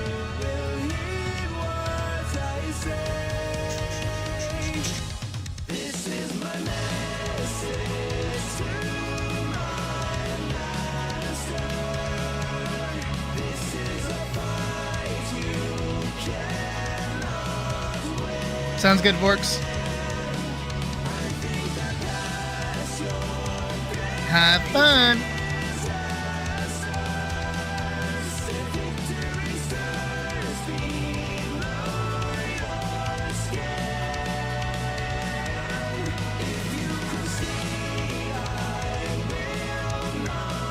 Exactly. Using his own son as a battering ram. Yeah. Like, Vegeta's an unapologetic bad dad. Well, at least to teenage Trunks.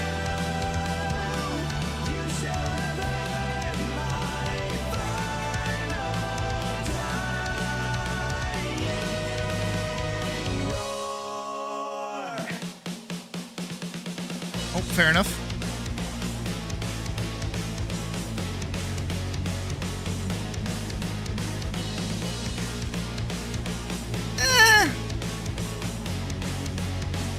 He treated him in his Vegeta-y way.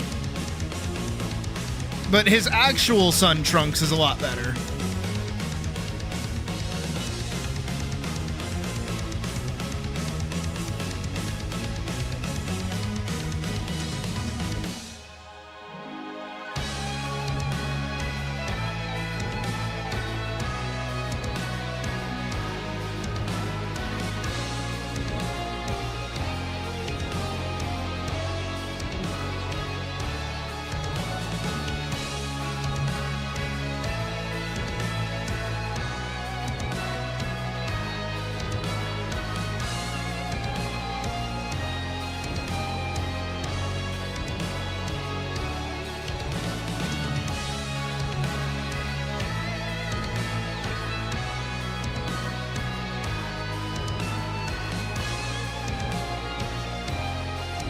Yeah, because that's like his actual kid.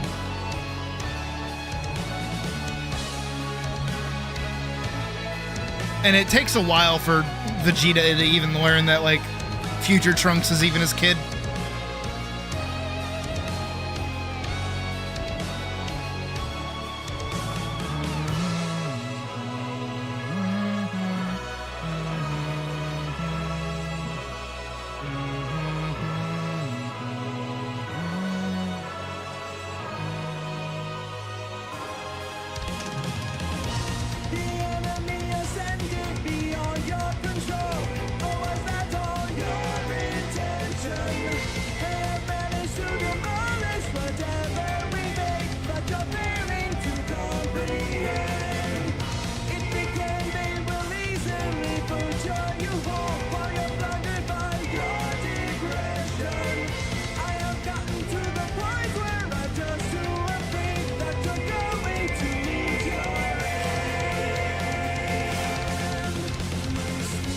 Yeah, that's also true. Oh, hi, Joe.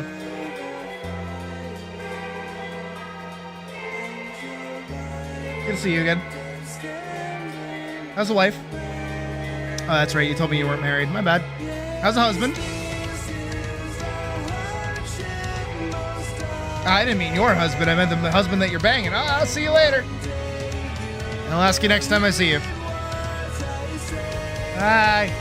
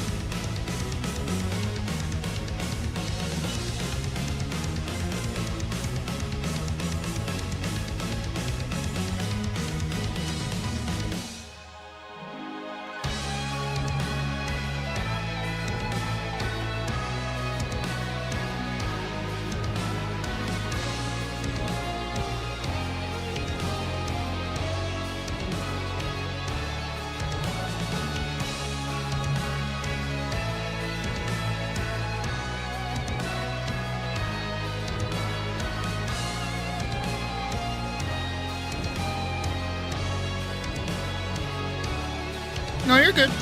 That's what we do here. That's how I take my breaks.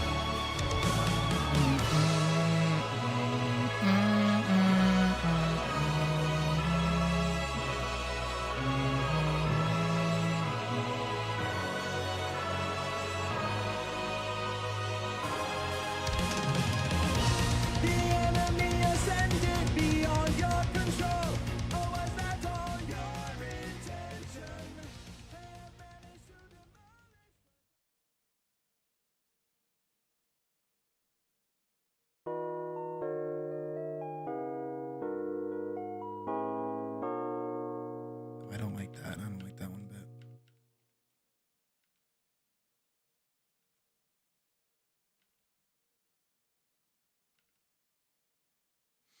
All right, have fun. Don't do anything I wouldn't do.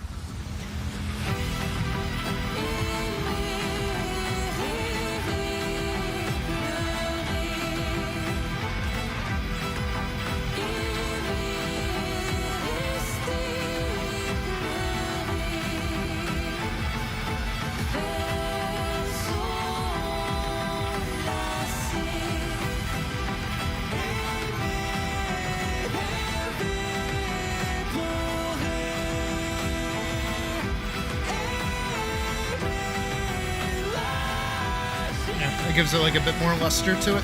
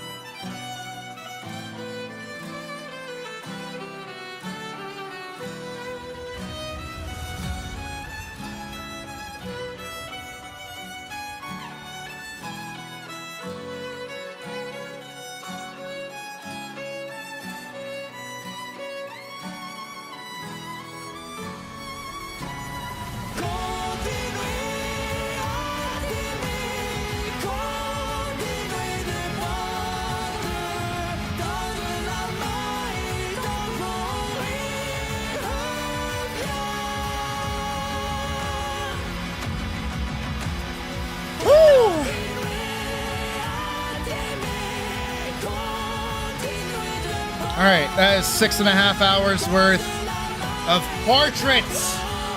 Done! I don't have to do portraits anymore. I'm free! I'm free! Be free, my master!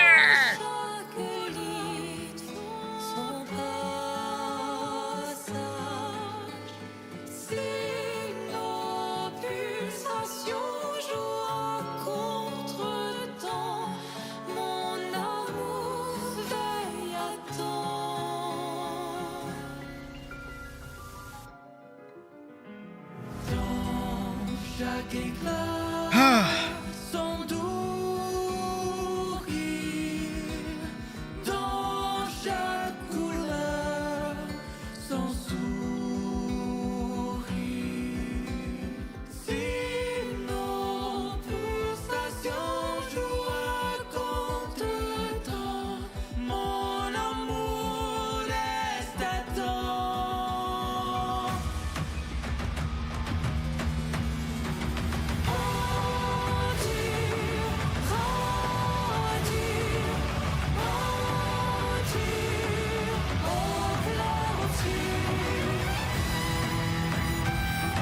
Okay. Let's make sure to save this as like some kind of base file. So if I ever need it again, we can come back to it.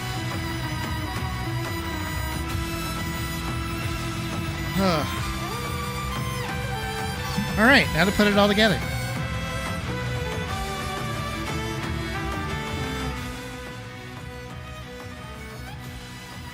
Kind of.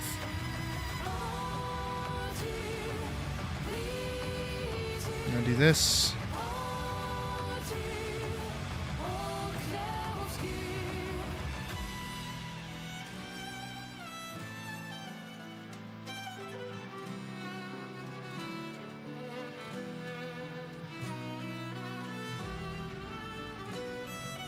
And now guess what we have to do? We have to draw Phileas Sprite. Fuck me.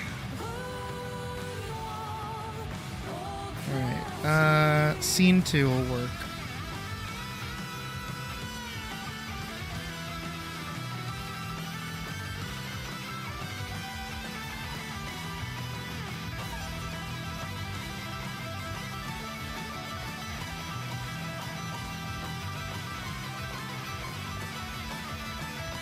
Is there anything I'm missing here?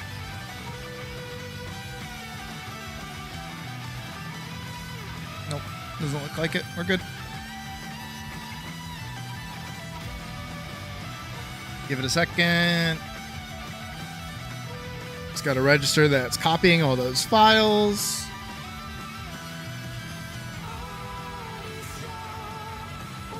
Take your sweet time, Adobe!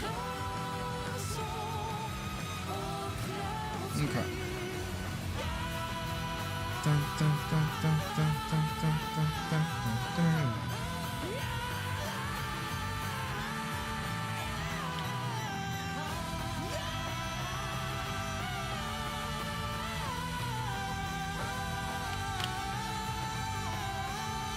All right, so I just need to do like a little bit of a sizing thing. Again, I'm doing it similar to how I did the agitated idle. Just gonna be the one frame. Give it some squash, give it a little bit of stretch, call it a fucking day.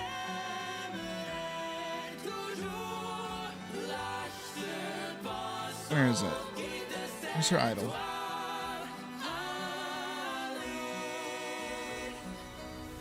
Here we go. Alright. Ha! I want to not draw anymore. I want to be done with drawing right now. But I have so much drawing I have to do.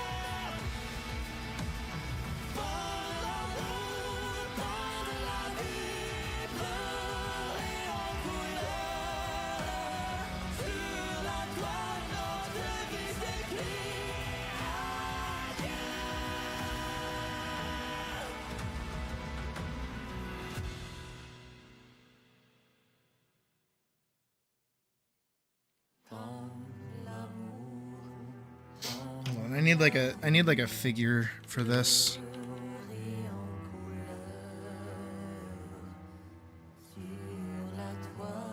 Also, we're gonna do the weird baby song for this too. I'm just letting you know ahead of time.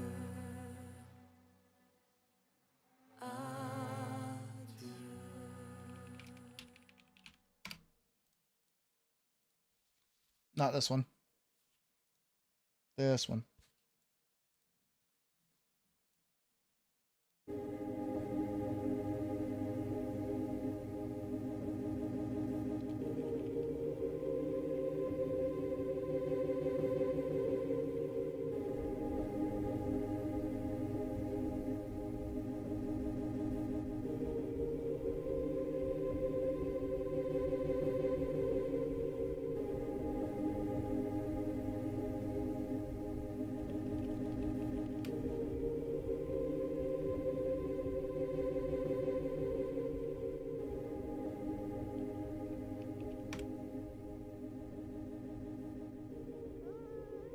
And with the weird baby at the end of it.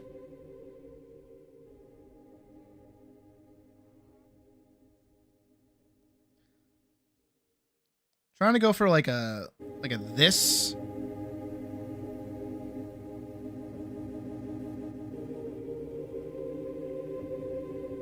But with like the legs more pulled up.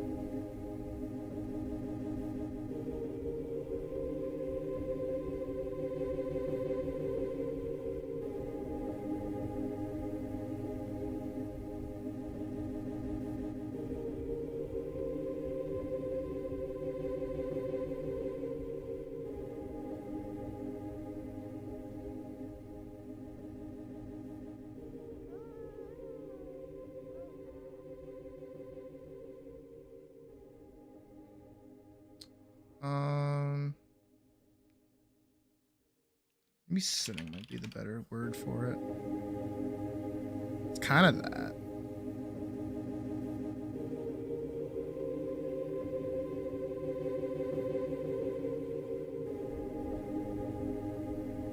It's hard to find what I'm actually thinking of.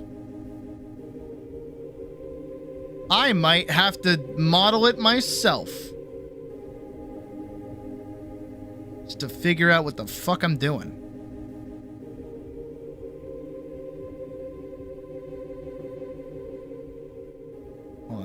That's what I'm gonna do. I'm gonna do it myself. Ah! Weird baby again. I'm sorry about the weird baby. There's nothing I can do about the weird baby. You guys just kind of have to live with the weird baby. Alright, so she's like, ugh! Yeah, the floor is uncomfortable.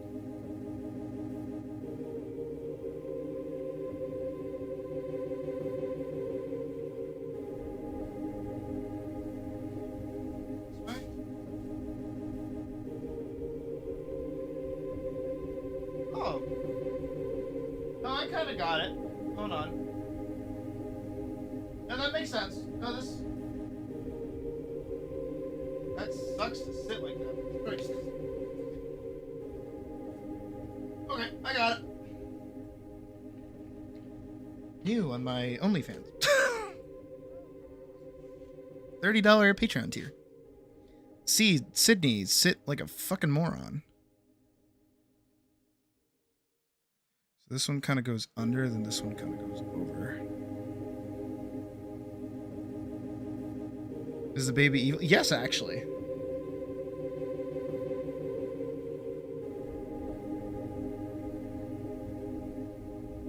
Actually, yes, the baby is very evil, actually.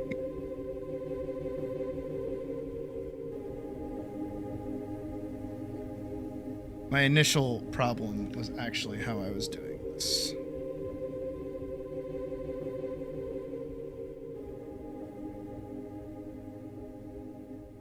I mean, also, a lot of this is going to get hidden, so it's okay.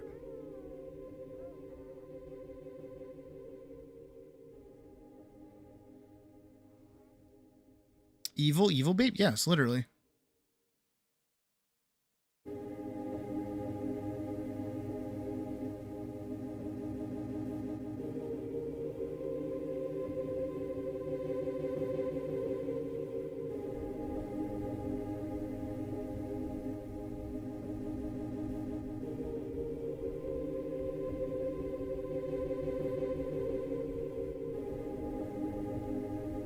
No, it's like fucked because like the end game monsters of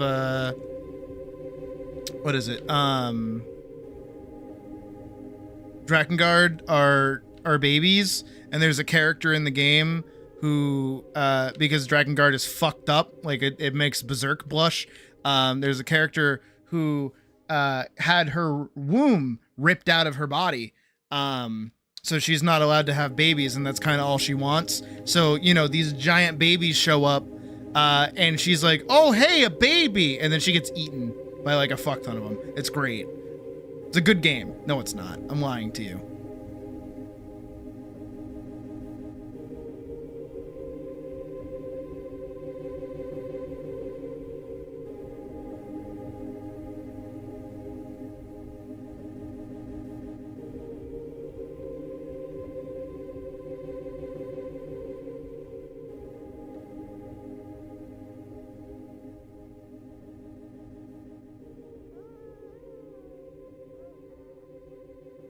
The baby.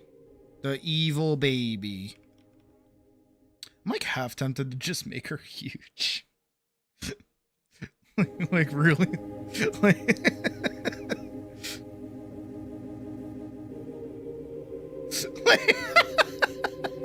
just like, hello. Well, some Guinevere shit from fucking Dark Souls.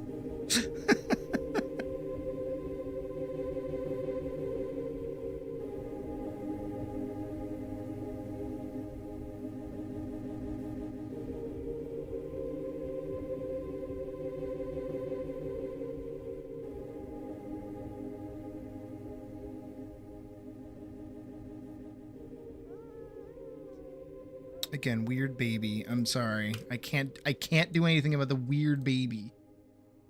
You know what I can do? I can put on a different set of music that has like the same vibe. Where is it? Where is it? What's here? Can it just like be down here? Like the yes, I found it. Good.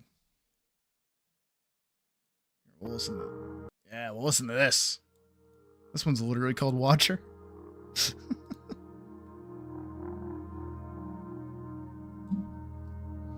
No, because she is just a normal person.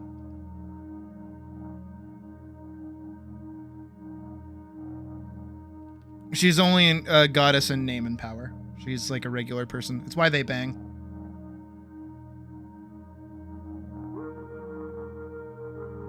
And Elise is technically a year older than her. Where Elise is 25, if you would believe it. And Ophelia is 24.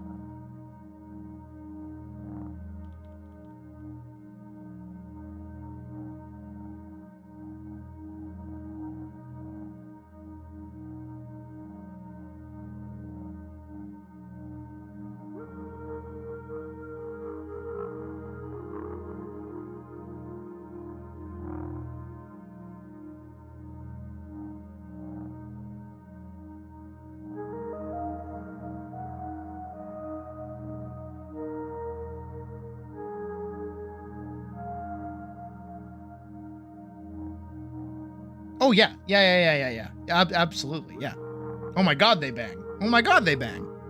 Are you kidding?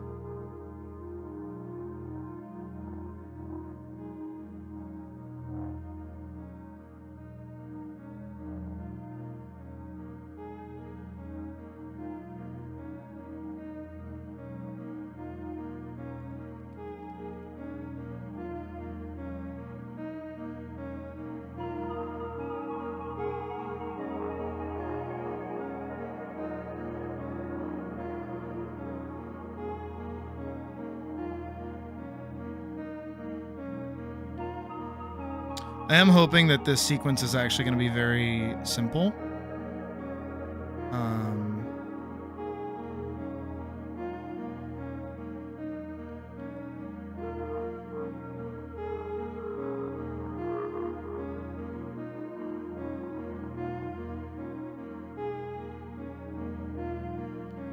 Because it should just be them talking to each other. Shouldn't be anything too much crazier than that.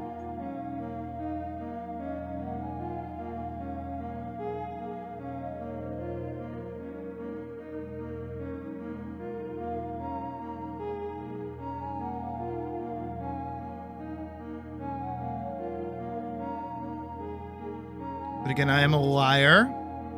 So we'll see what I lied about today, shall we?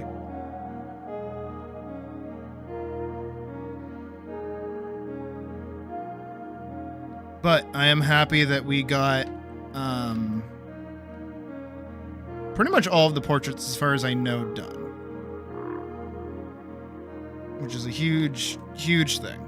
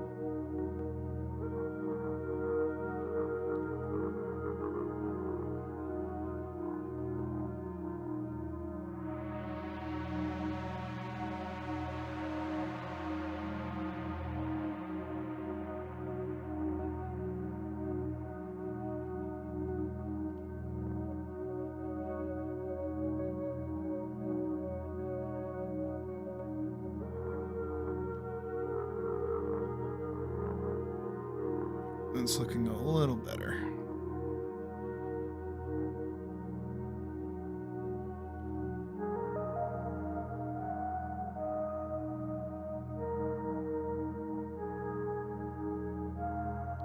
And then over top of it, we'll put the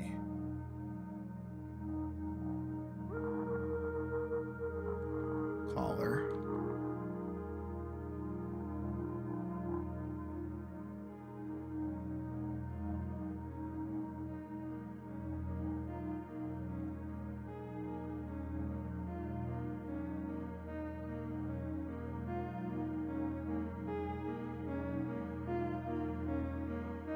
Like that. It's pretty accurate, I would say.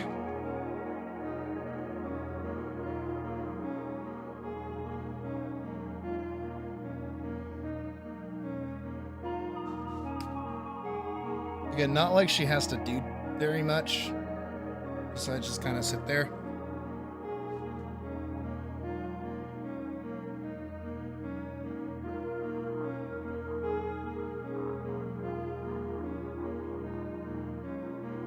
Actually, honestly, the more that I kind of like flatten everything, the better, I think. So I think if I just kind of like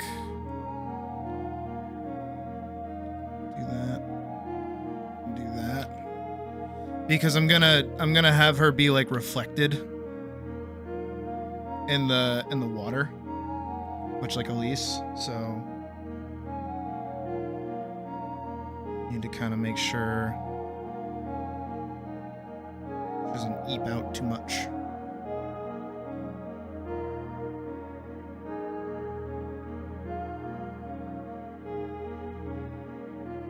Might honestly just as much as I do like the hair, probably just gonna tuck that like behind her so that it doesn't mess with the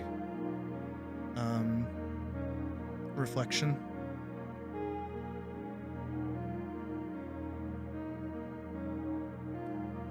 Now we can go in, hide that really quick, because I'll just do those over the base layer. Which I do kind of need it, because I need to see where the end of that is going to be.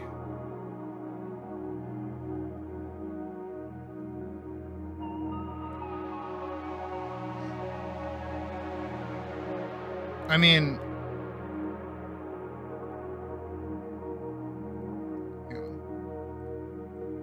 I already have the location down, so you're good.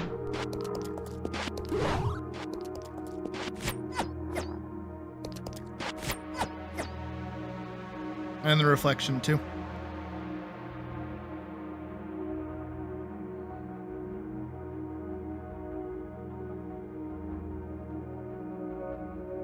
Don't worry, I know what I'm doing.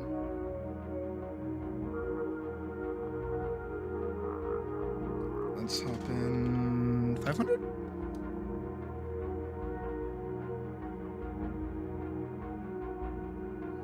Get closer, 600.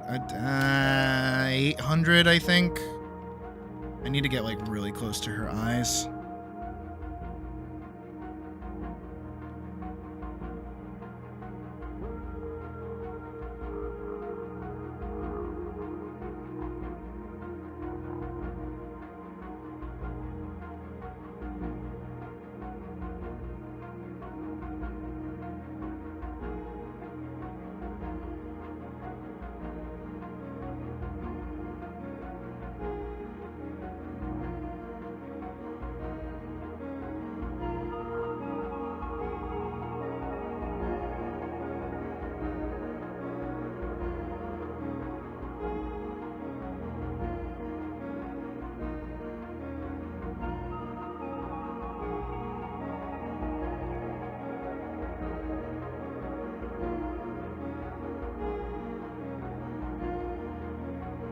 Hopefully do its job.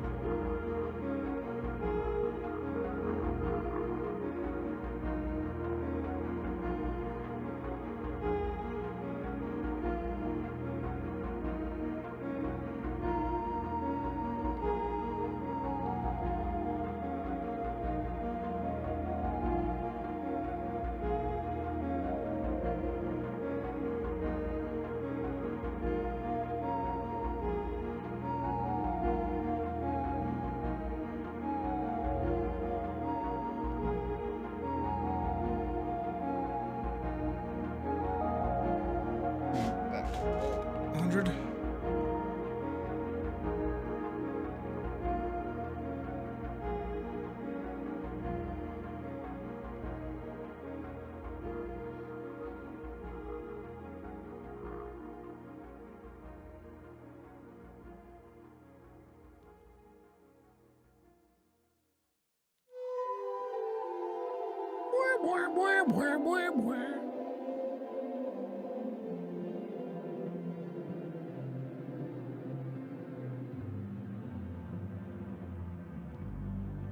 Exactly. How could you ever say no to this?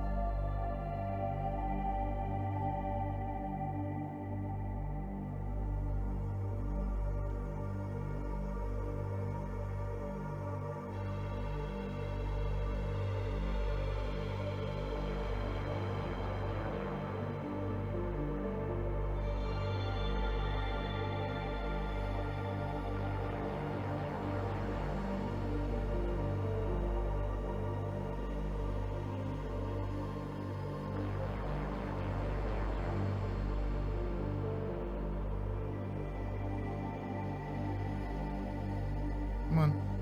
Work with me. Work with me. Work with me. Work with me. There we go.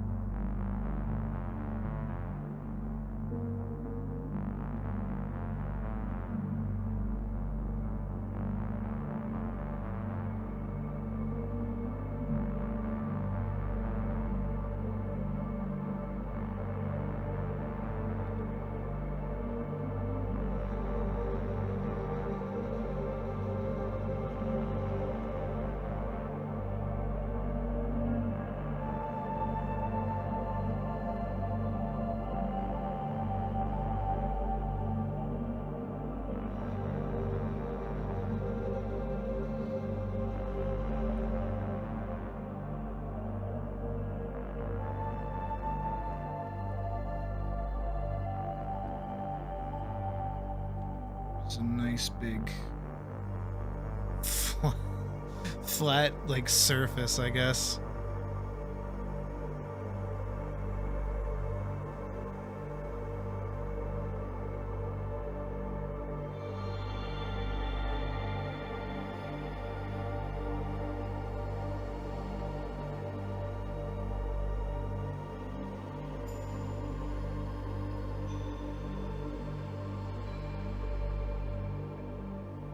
Just want to give like her hair like a little bit of texture.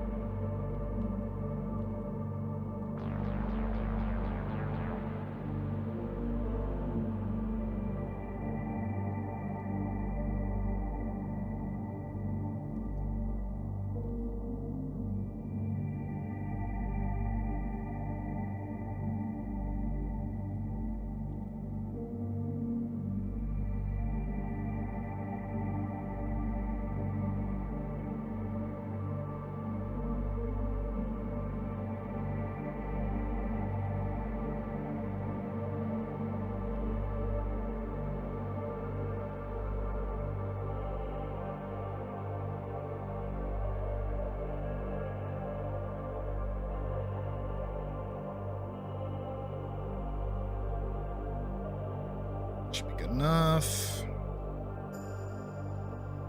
Hide that. And hide that. I'm just gonna do this bit.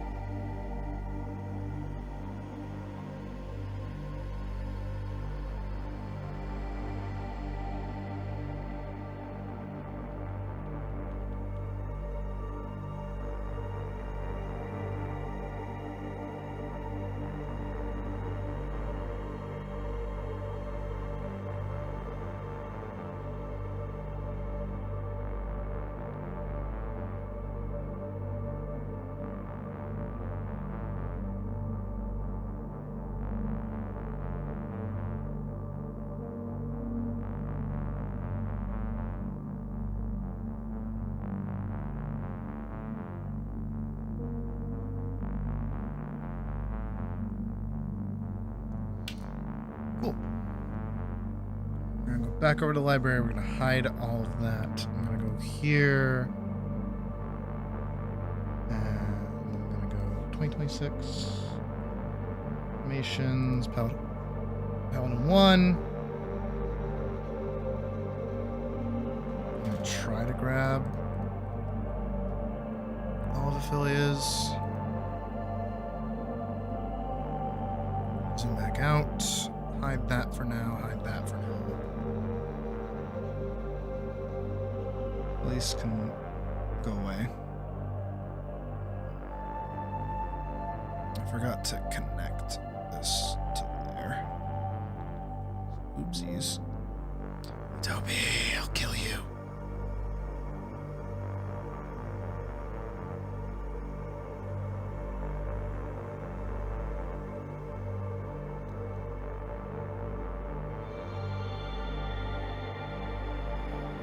Oh yeah, so I've been having like storage issues with my computer lately.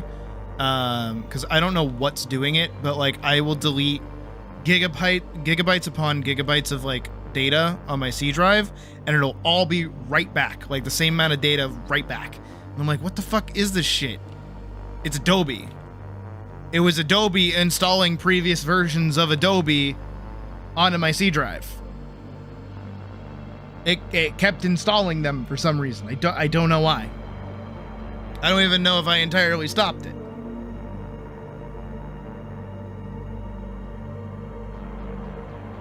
Never let it be understated how much I fucking hate Adobe.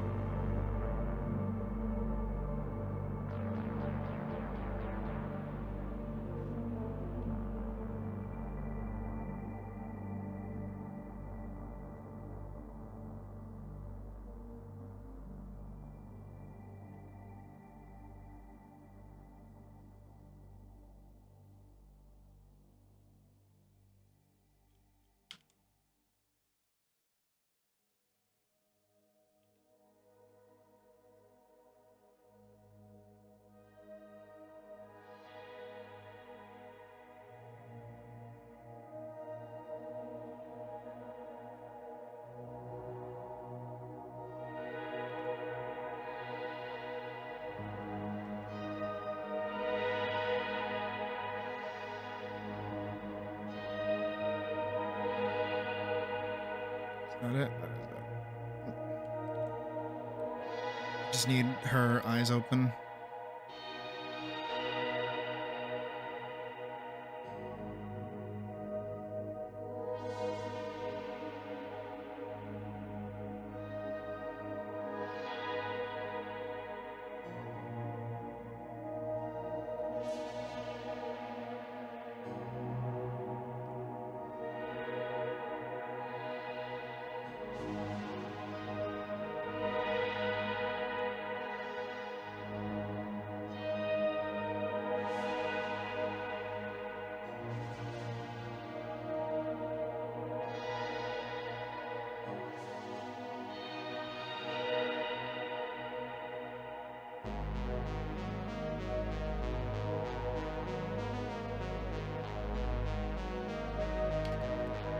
Go back in 800.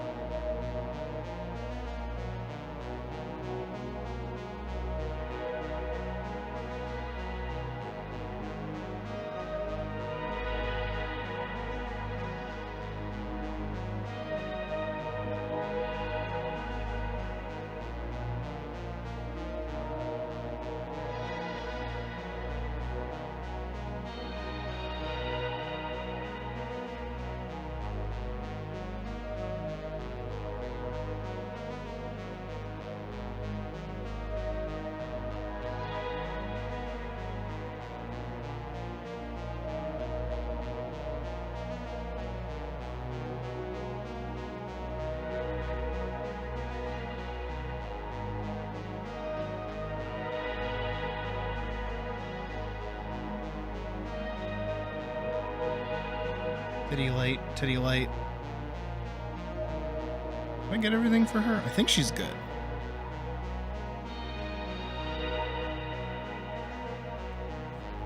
Yeah, I think she's good.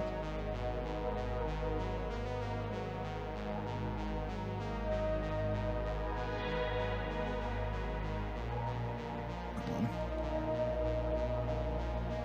Gotta grab that. Okay. Now I can delete it.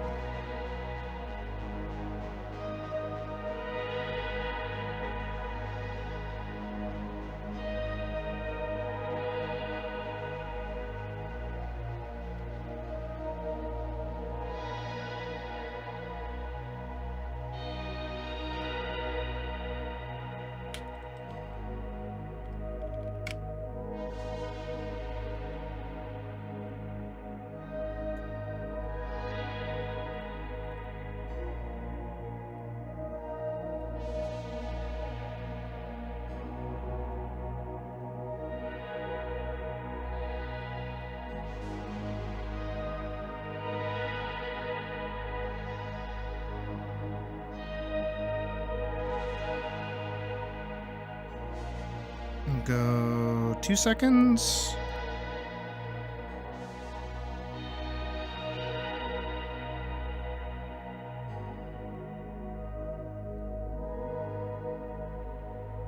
4 seconds. Do 4 seconds. Right here. Right there. Here.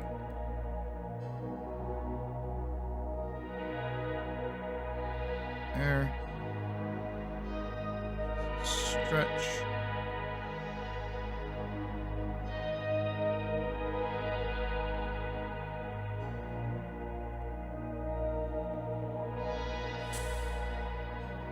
And we will remove that frame.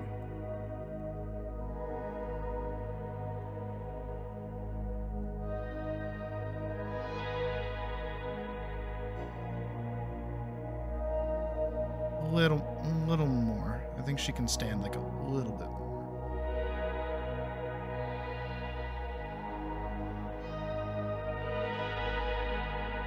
Go.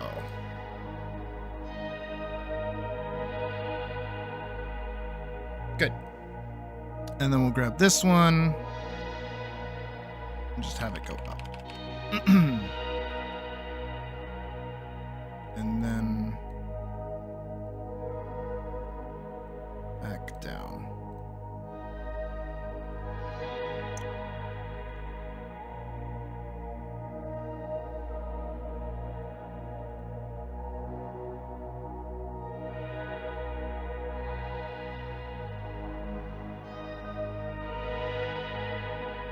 One, 2, 3, 4, 5. 1, 2, 3, 4. Oh, 5. Wanted to kind of have this like disconnect almost. Actually, here's how I'll do that. Sorry.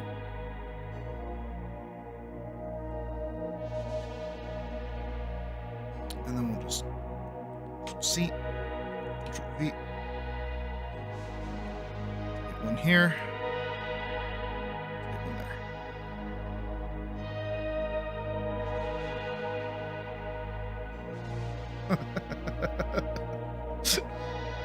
Nah, I don't like that. I actually don't like that at all. Alright, I think the slower motion of it is fine. And now we gotta do the stars. But thankfully, those are just full black. So I get to just do like a size 12, 14 works.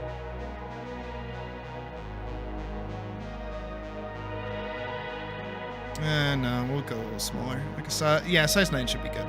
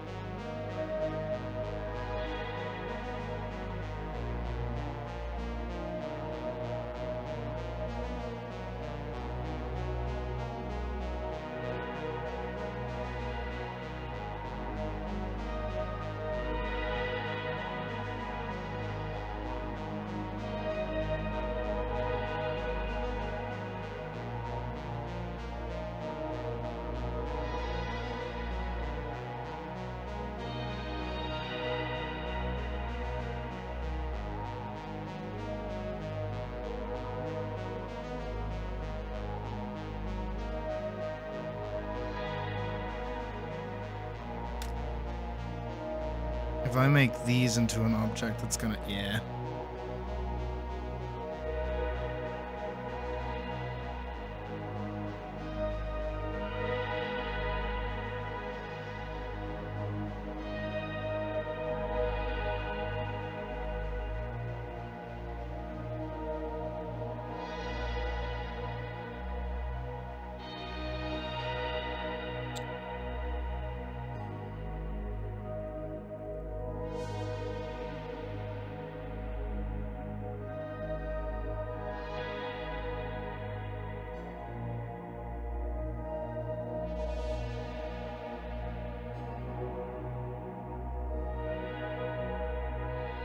Alright, let's see how that looks all together.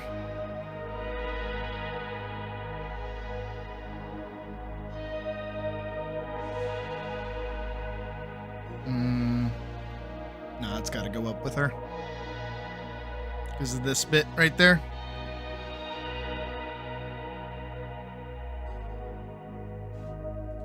It's okay. Just sucks that it's all at the same timing. I could have just drawn everything together instead of separating all of it, but it's whatever.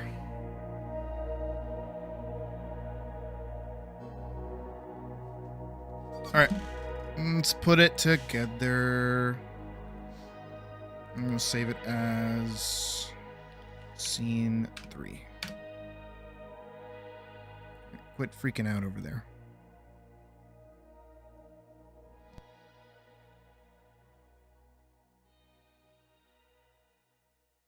Alright, I just gotta find the...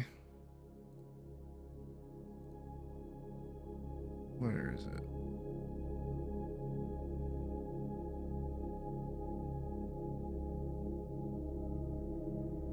I mean, I guess technically it does.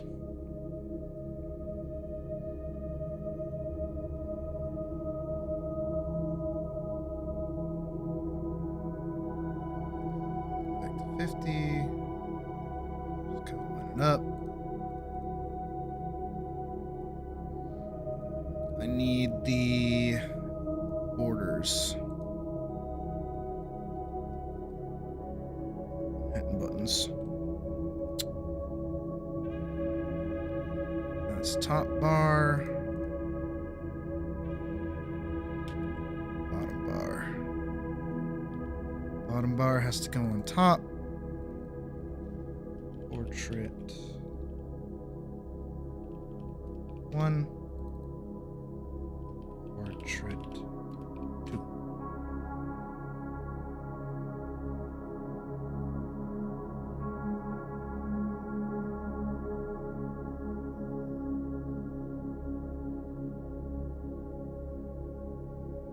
We already have Elisa's source over here.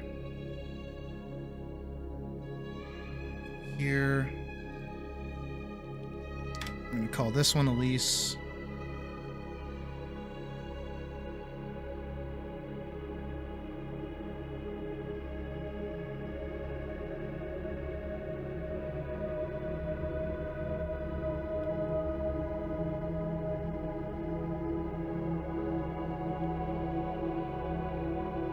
Actually going to drop this in right there.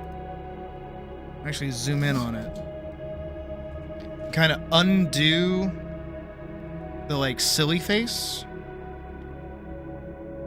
Because the silly face is great, don't get me wrong. For this, we kind of have to like work it back a little bit.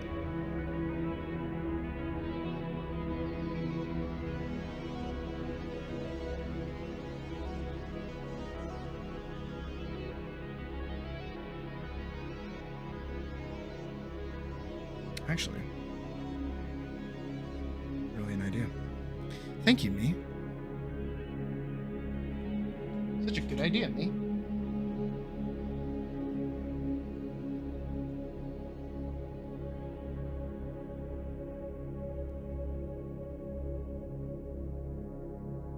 Here.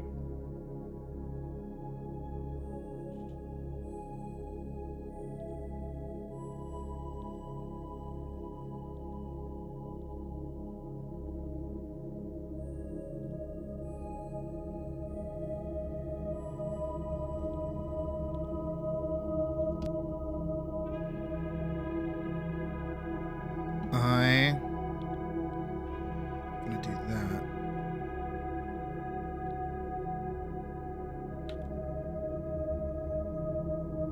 Then on a separate layer,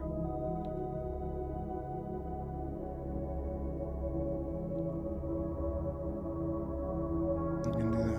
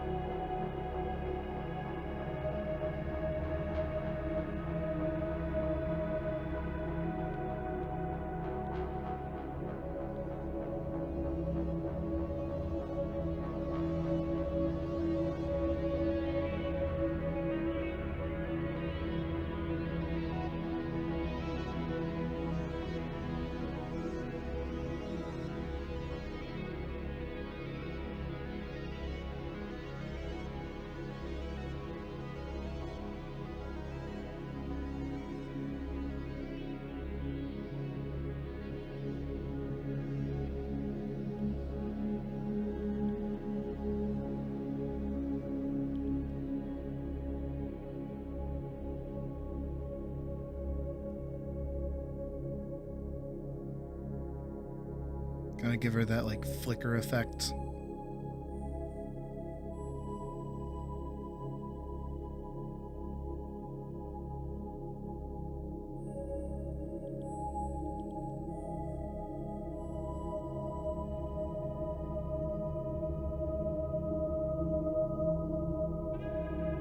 And give her like 2 seconds to sit there so that the static can kind of take over a little bit.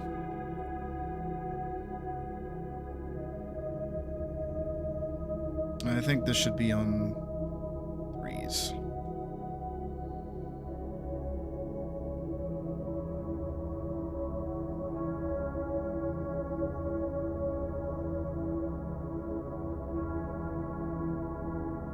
And then that can be there.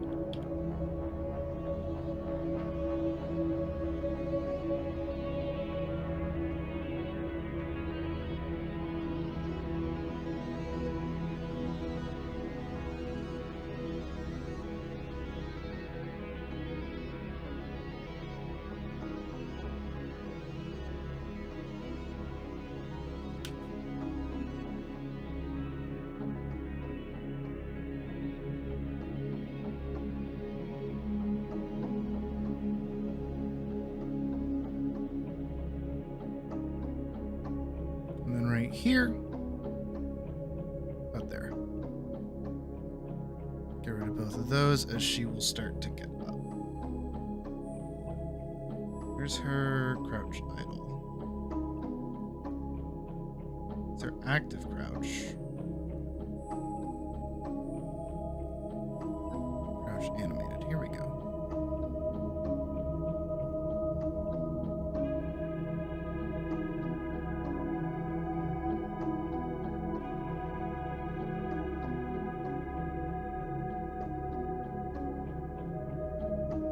Big squish.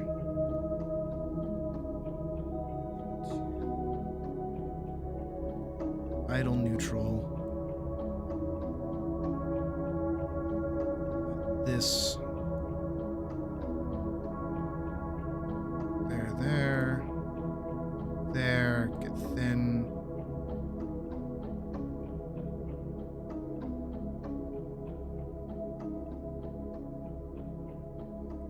Bit of a squanch. So now it goes. That like delayed for a second.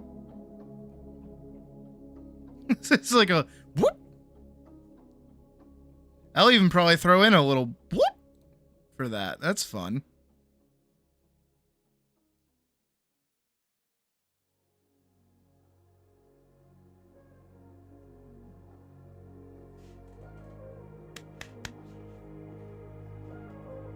All right, we need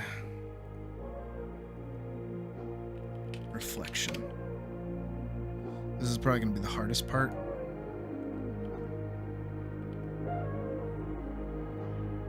Vertical. Yep.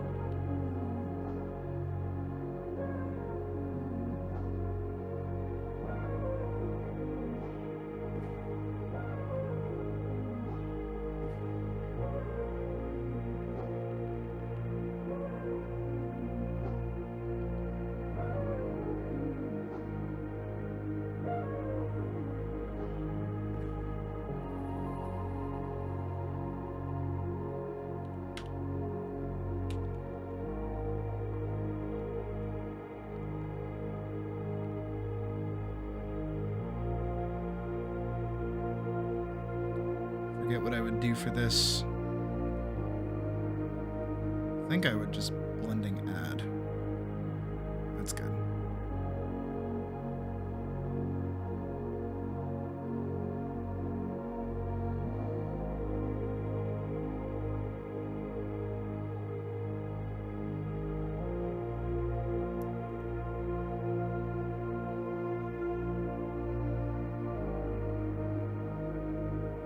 For this one, I'm just going to lower the opacity so you barely notice it. And then when she gets up.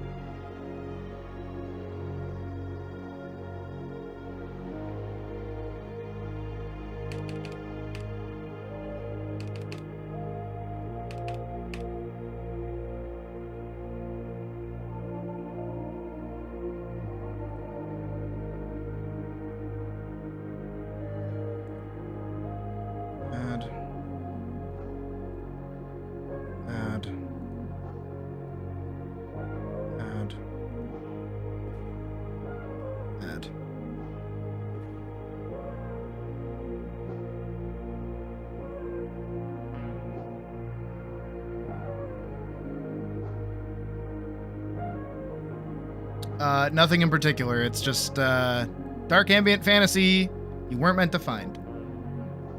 Specifically called Immortality. I will send you guys the link.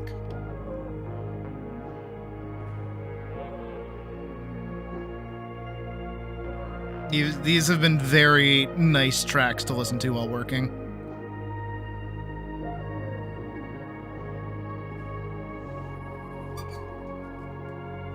No problem.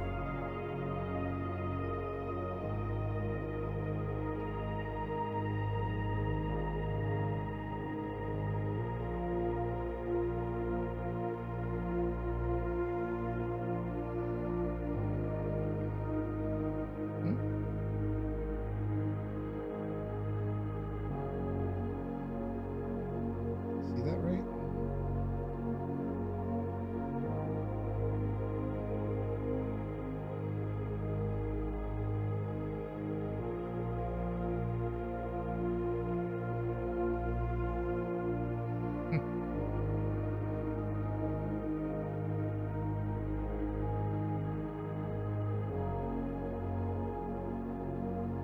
Oh no, I do remember. Okay, yeah.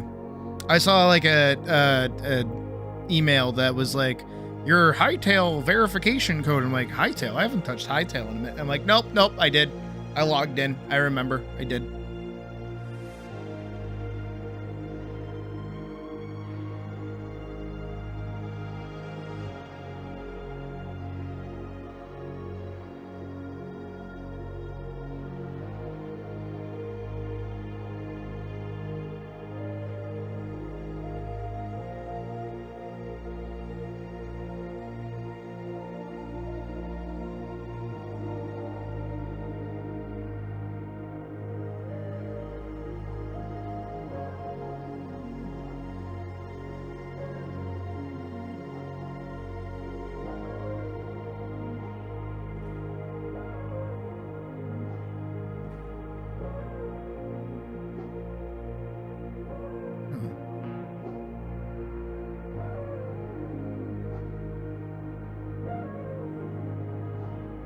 This one can conk out like there.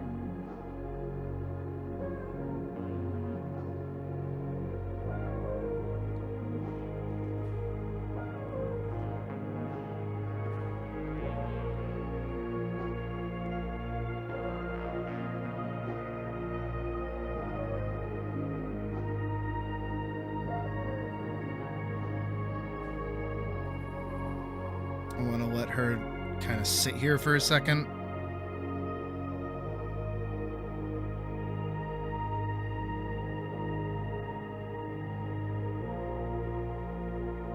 Really just kind of let the atmosphere speak for itself, you know?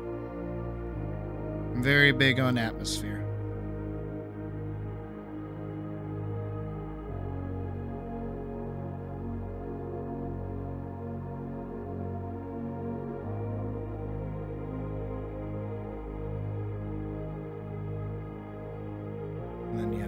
right here.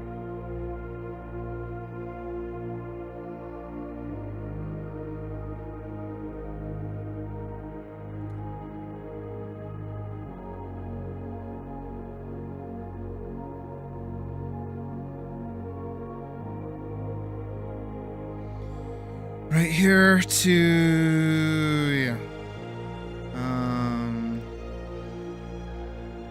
I did not move over any of Elise's portraits just yet. 1, A2, A1, A2.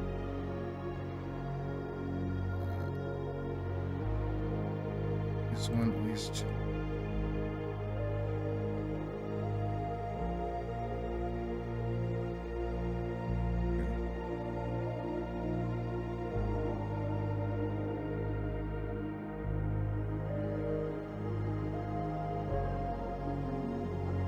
Where am I? Where am I? Where? Boy! Where the hell is this fucking line? There we go. We got it. Damn, look how good she looks. Man, the little blushies did help, actually. Little blushies went nuts.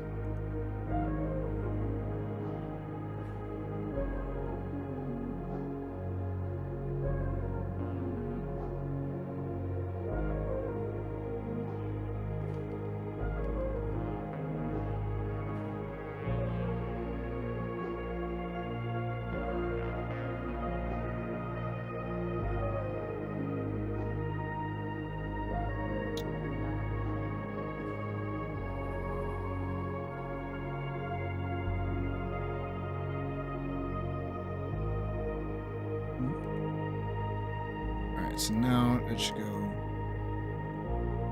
Well, I want that to last a little bit longer, admittedly. Boop.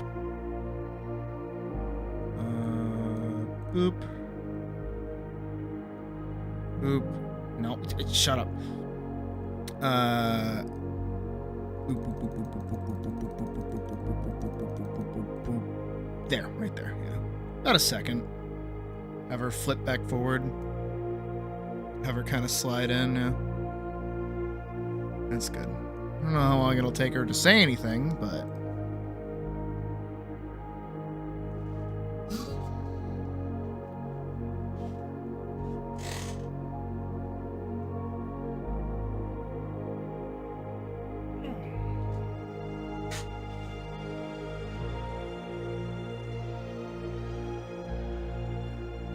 Alright, now we gotta go in here.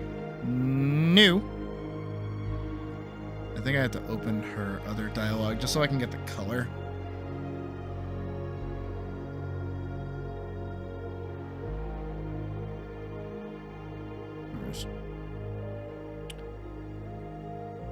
Boop. New. Text. Regular. Bump that to 60.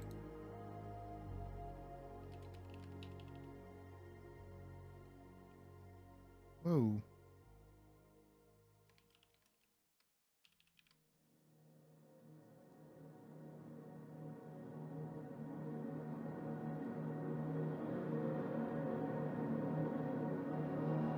That's not right.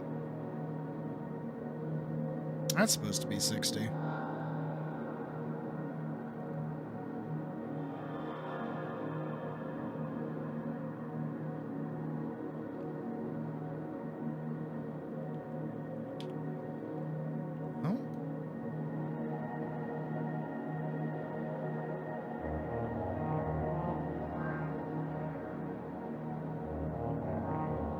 That's not right. That's not right at all.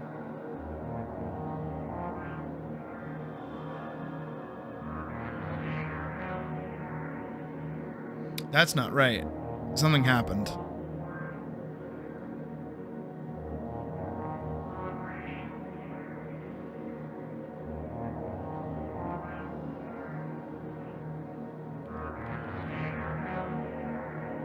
Yeah, what the fuck? Wait, then what's this?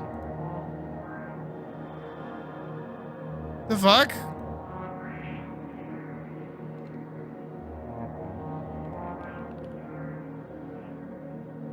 Yeah, what the fuck? Wait, this is...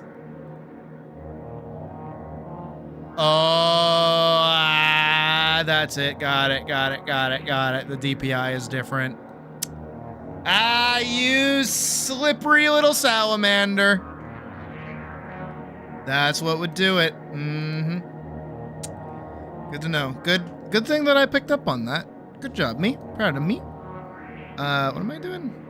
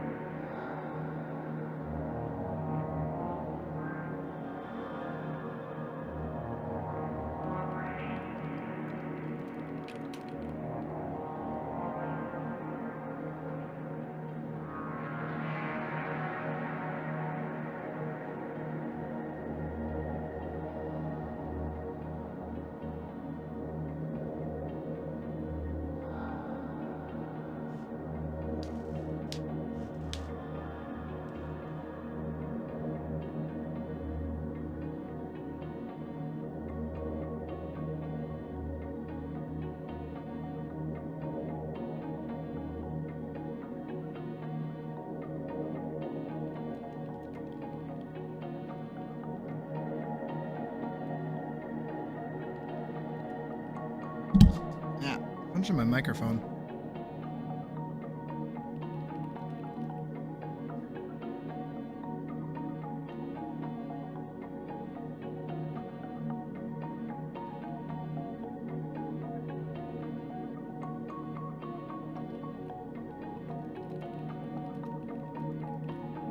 I'm gonna get rid of that triple dot.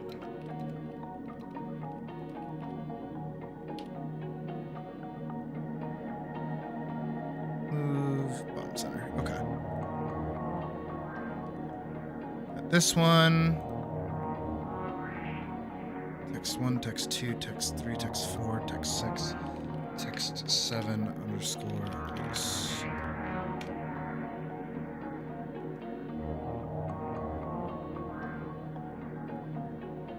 Text 8.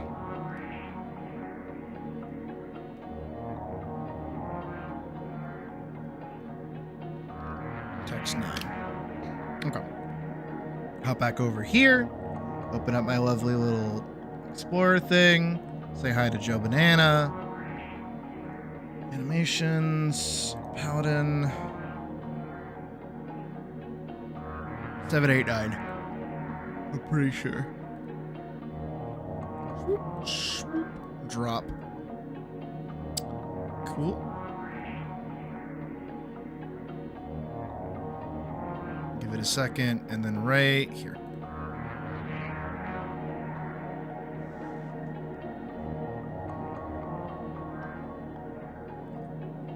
Clear frame. Clear frames. Put that up, put that back, put that there.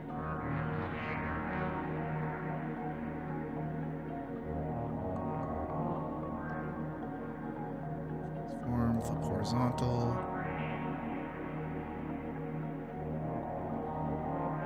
Good.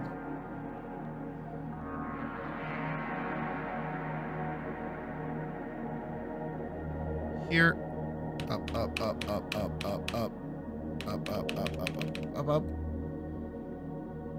That there. Squanch. Straunch.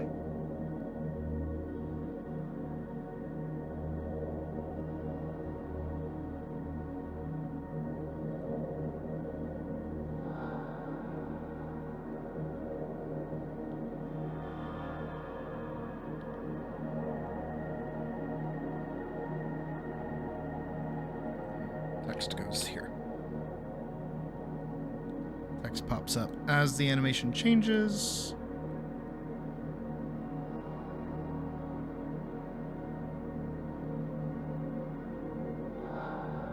Kind of scooted back a little bit.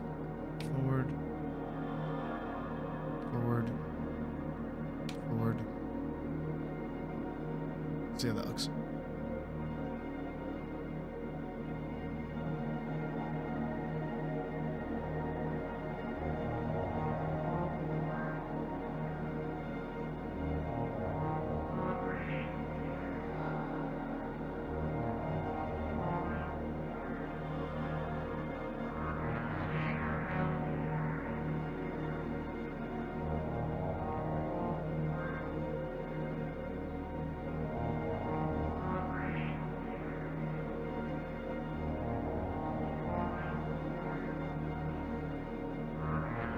then right here, we'll have it play again.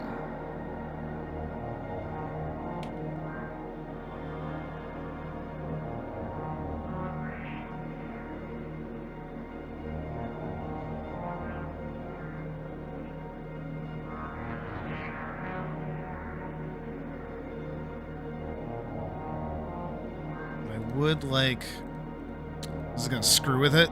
It's 1000% gonna screw with it.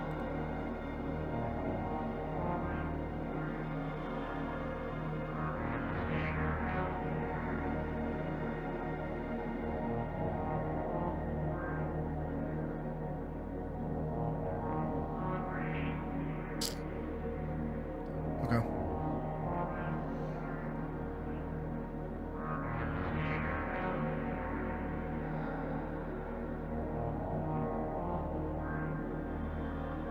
If I do this, I do that, and then I do this, and then I do that, and then I do this, and then I do this, and then I do not that, but then I do that, and then I do this, not that, this, then that, then do this, and then do that, and then do all of that. Now I have these, so now I can go here, and I can find this, and I can drag that. And then I can hit yeah, and then it does the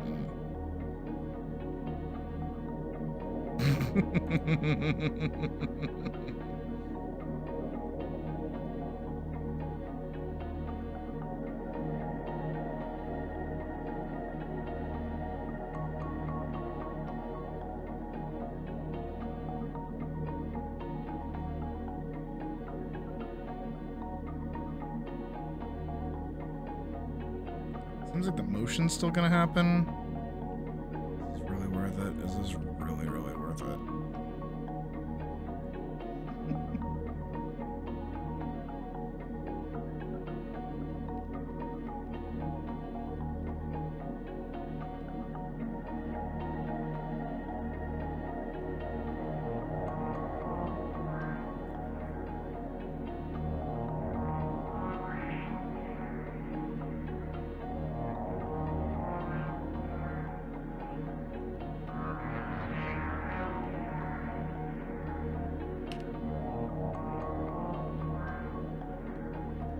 This is not worth it. This is not worth it. Not worth it.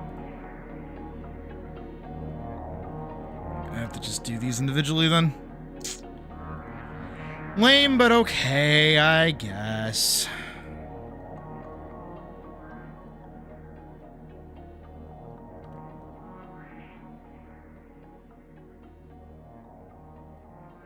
You know what I could probably do?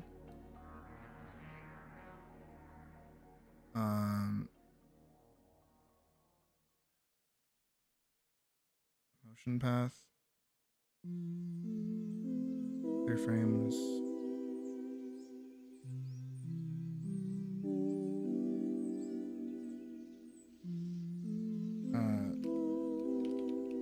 Let's see if I can do this right. I don't know if I can.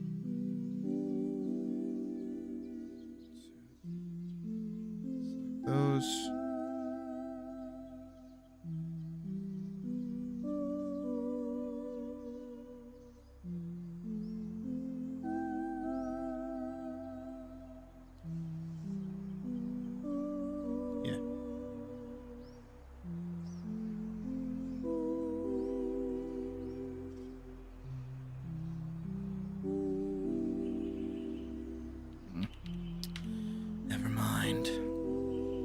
Doing my own damn self, I guess.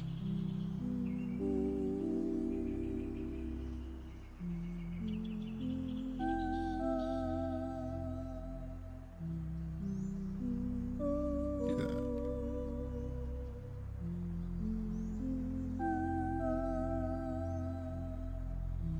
Enjoy your nap, Howard. I'll be here, slaving away to get this to work.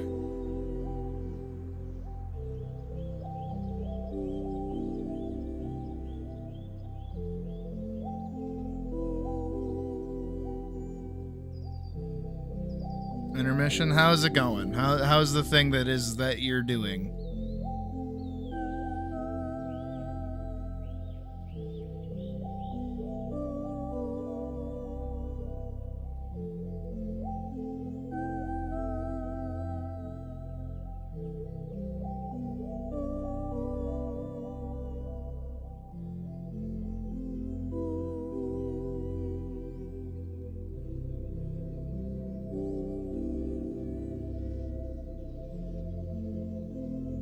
Persistent concept. Oh, neat. That doesn't sound half bad. I like the music from that movie.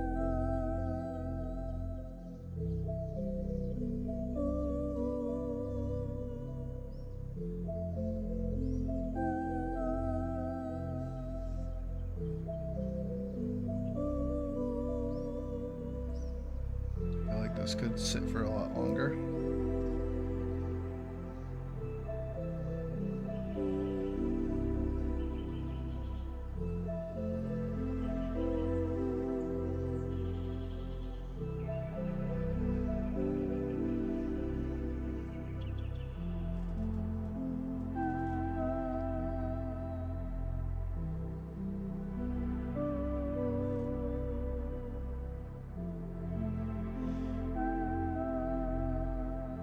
You know what I will say? I like that I can see the one-to-one of how this turns into this. You know what I mean?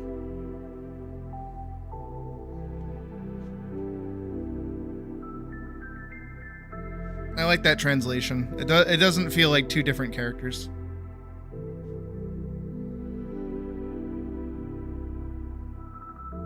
I mean, of course it wouldn't. It's her. It's really hard to see her not, but like going from super detailed to super simple, it's like, oh yeah, I see how we get from point A to point B.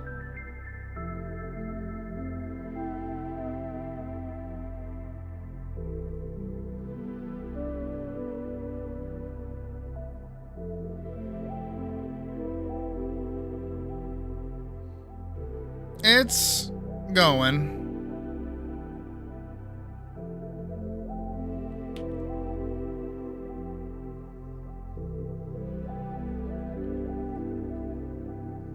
I'm definitely feeling the need for a break soon, though. I mean, I have been at this for 8 hours now, almost. Obviously, we're going the full 12 tonight, but I do want like a little bit of a foodish break, and otherwise.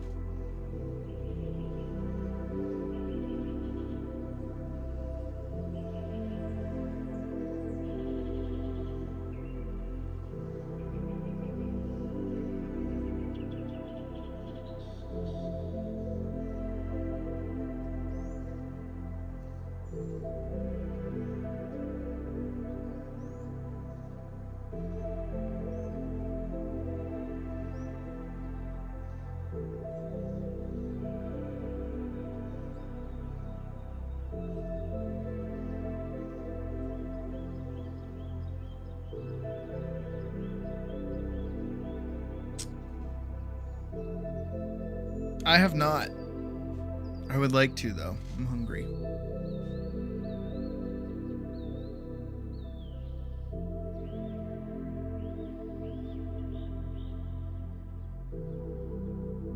Wrong thing.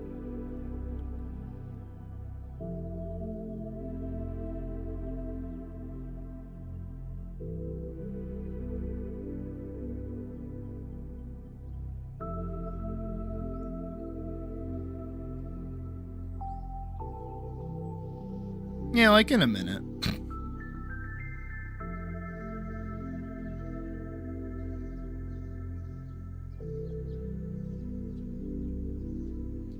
Right here. Scroll down. Oop, oop, oop, oop. Get out of there. Get out of there. Assume nutrient. Ah, phooey. Who needs food? I don't. You know what? I can eat food right now. Ready? Bread. Right? Num num num. Num num num num. See, I've already eaten food today. Num num num my bread. Num num num. Right? Num num num my bread. I've eaten my bread. Now I can keep working.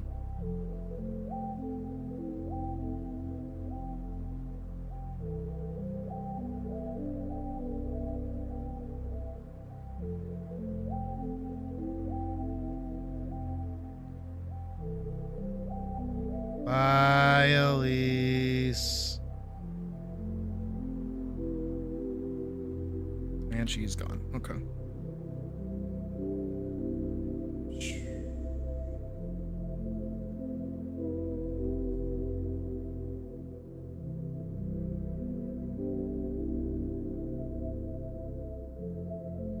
Go.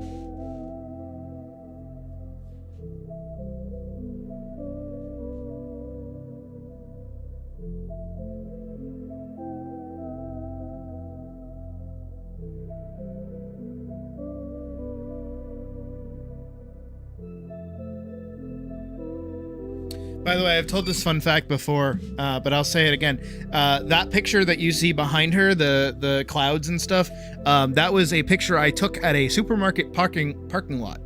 I think it was specifically a Walmart parking lot. And I just fucking color corrected it and flipped it and then added a white distant background. Call it a day.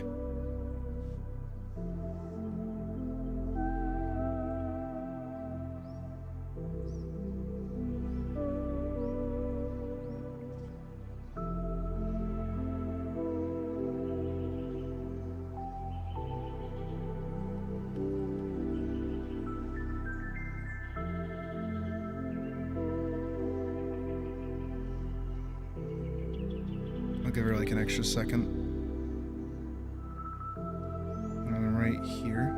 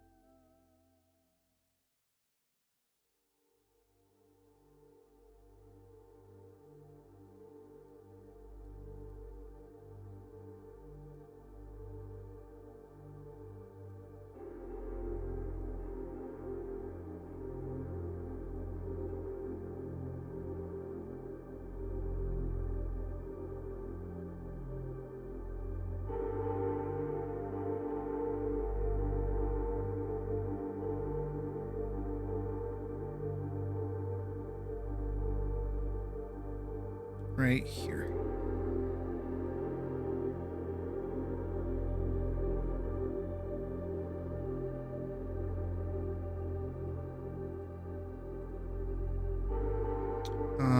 Up until about here. Zoom.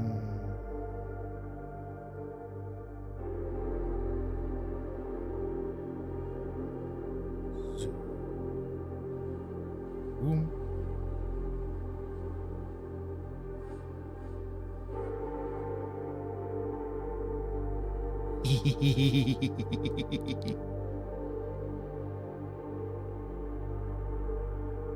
Yep. Oh, hey, Millie.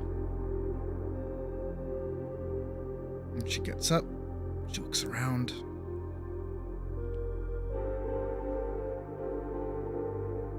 And she's like, am I dead? She calls out. She should look around. I'm gonna kind of bring this down a little bit. It's a little too much up. Just a little. Whoop.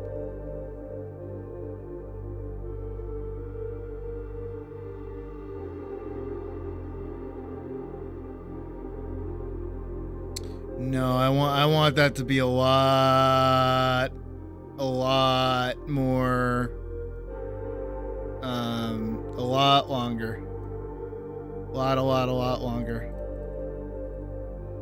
I don't want it to be a full ass, minute, but still. 'Cause I know it's gonna get kind of boring once we hit like the talking part, but I want it to be this slow, like, whoa. There's like nothing here.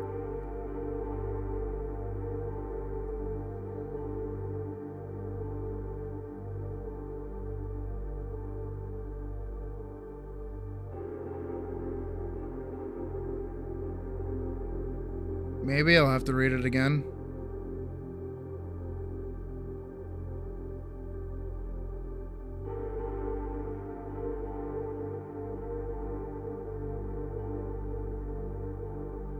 I mean,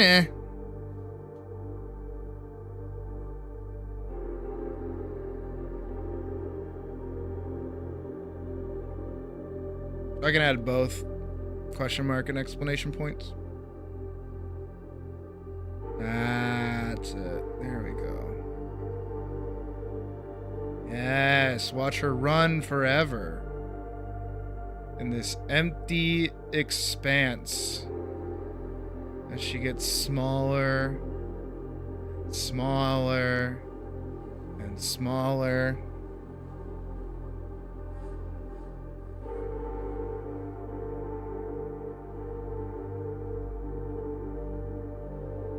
Yeah, thanks. I got it. Don't worry. Again, I'm doing first pass. It's all good. And then right here, we're gonna have her stop. She's gonna stop moving.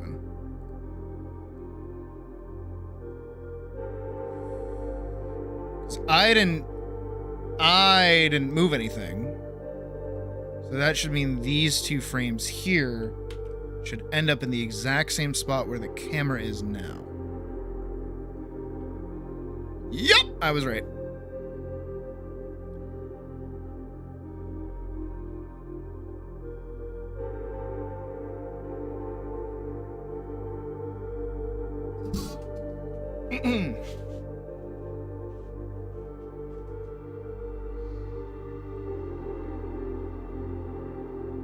Alright, then we span out, and then we go here, and then all I'm gonna do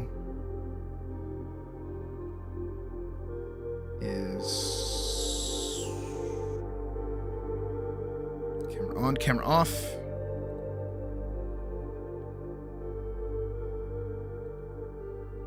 Where can we move?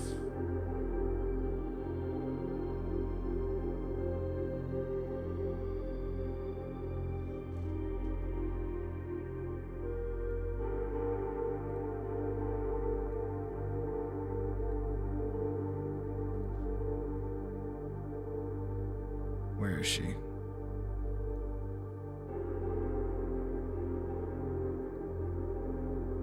Affiliate trapped. Here we go.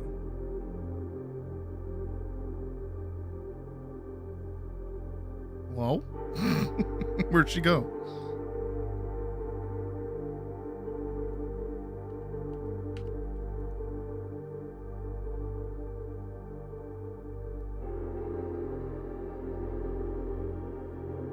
There she is.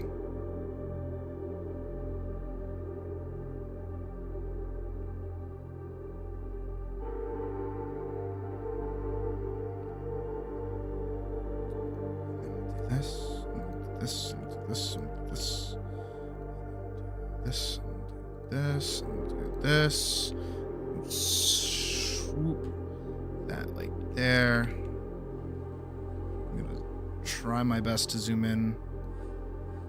Camera makes everything so funky.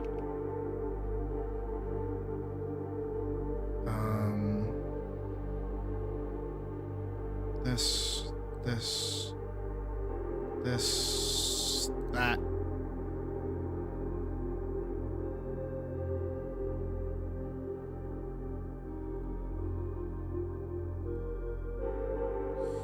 Then we're gonna grab both of them, move them over to maybe about there, And then the camera pan after she stops should have her slide in. And it's like, holy shit, a person! And she's orange, so she pops out more.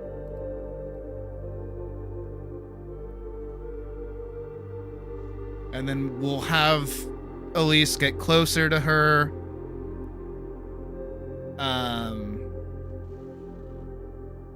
And the camera will zoom in on both of them, and then everything will be hunky fucking dory.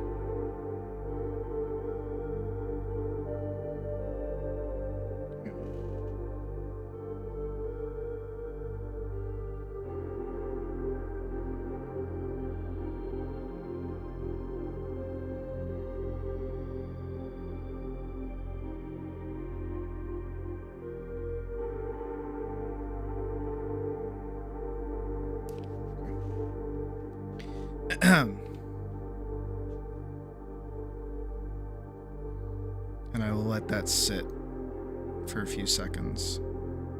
I think that'll be good. Again, you gotta build that atmosphere, you know?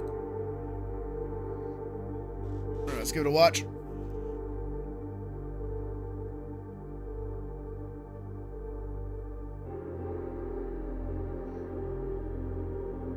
Yell at Pocket for you. Mod chat. What's happening in mod chat? Oh.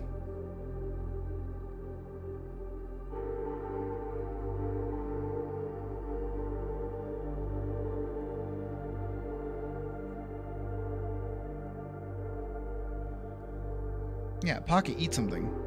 Forehead.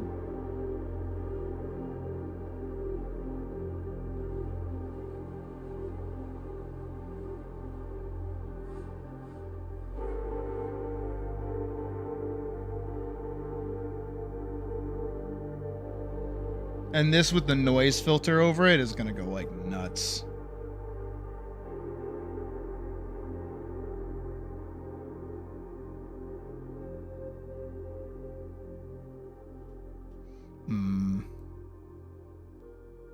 I need this to be longer.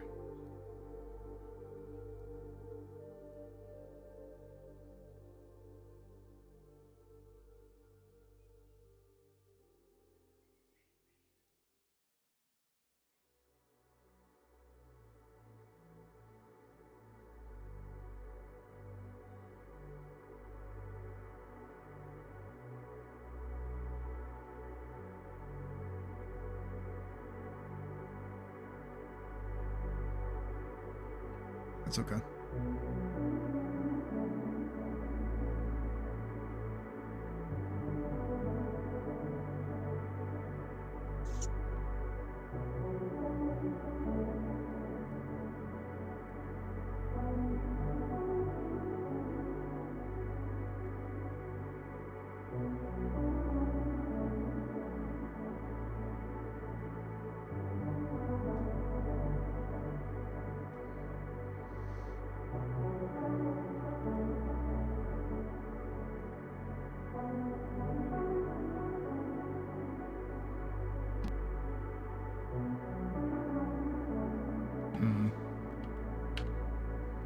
Yeah, I think just letting it take its sweet time after she gets there is fine.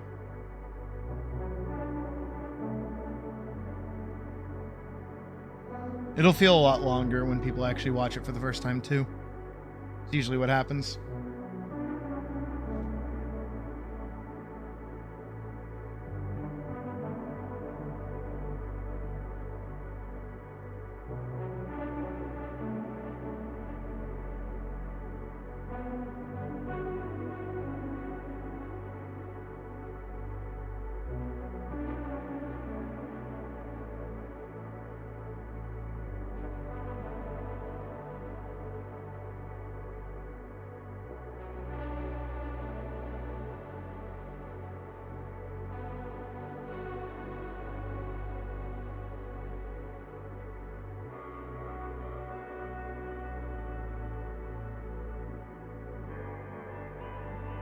Oh.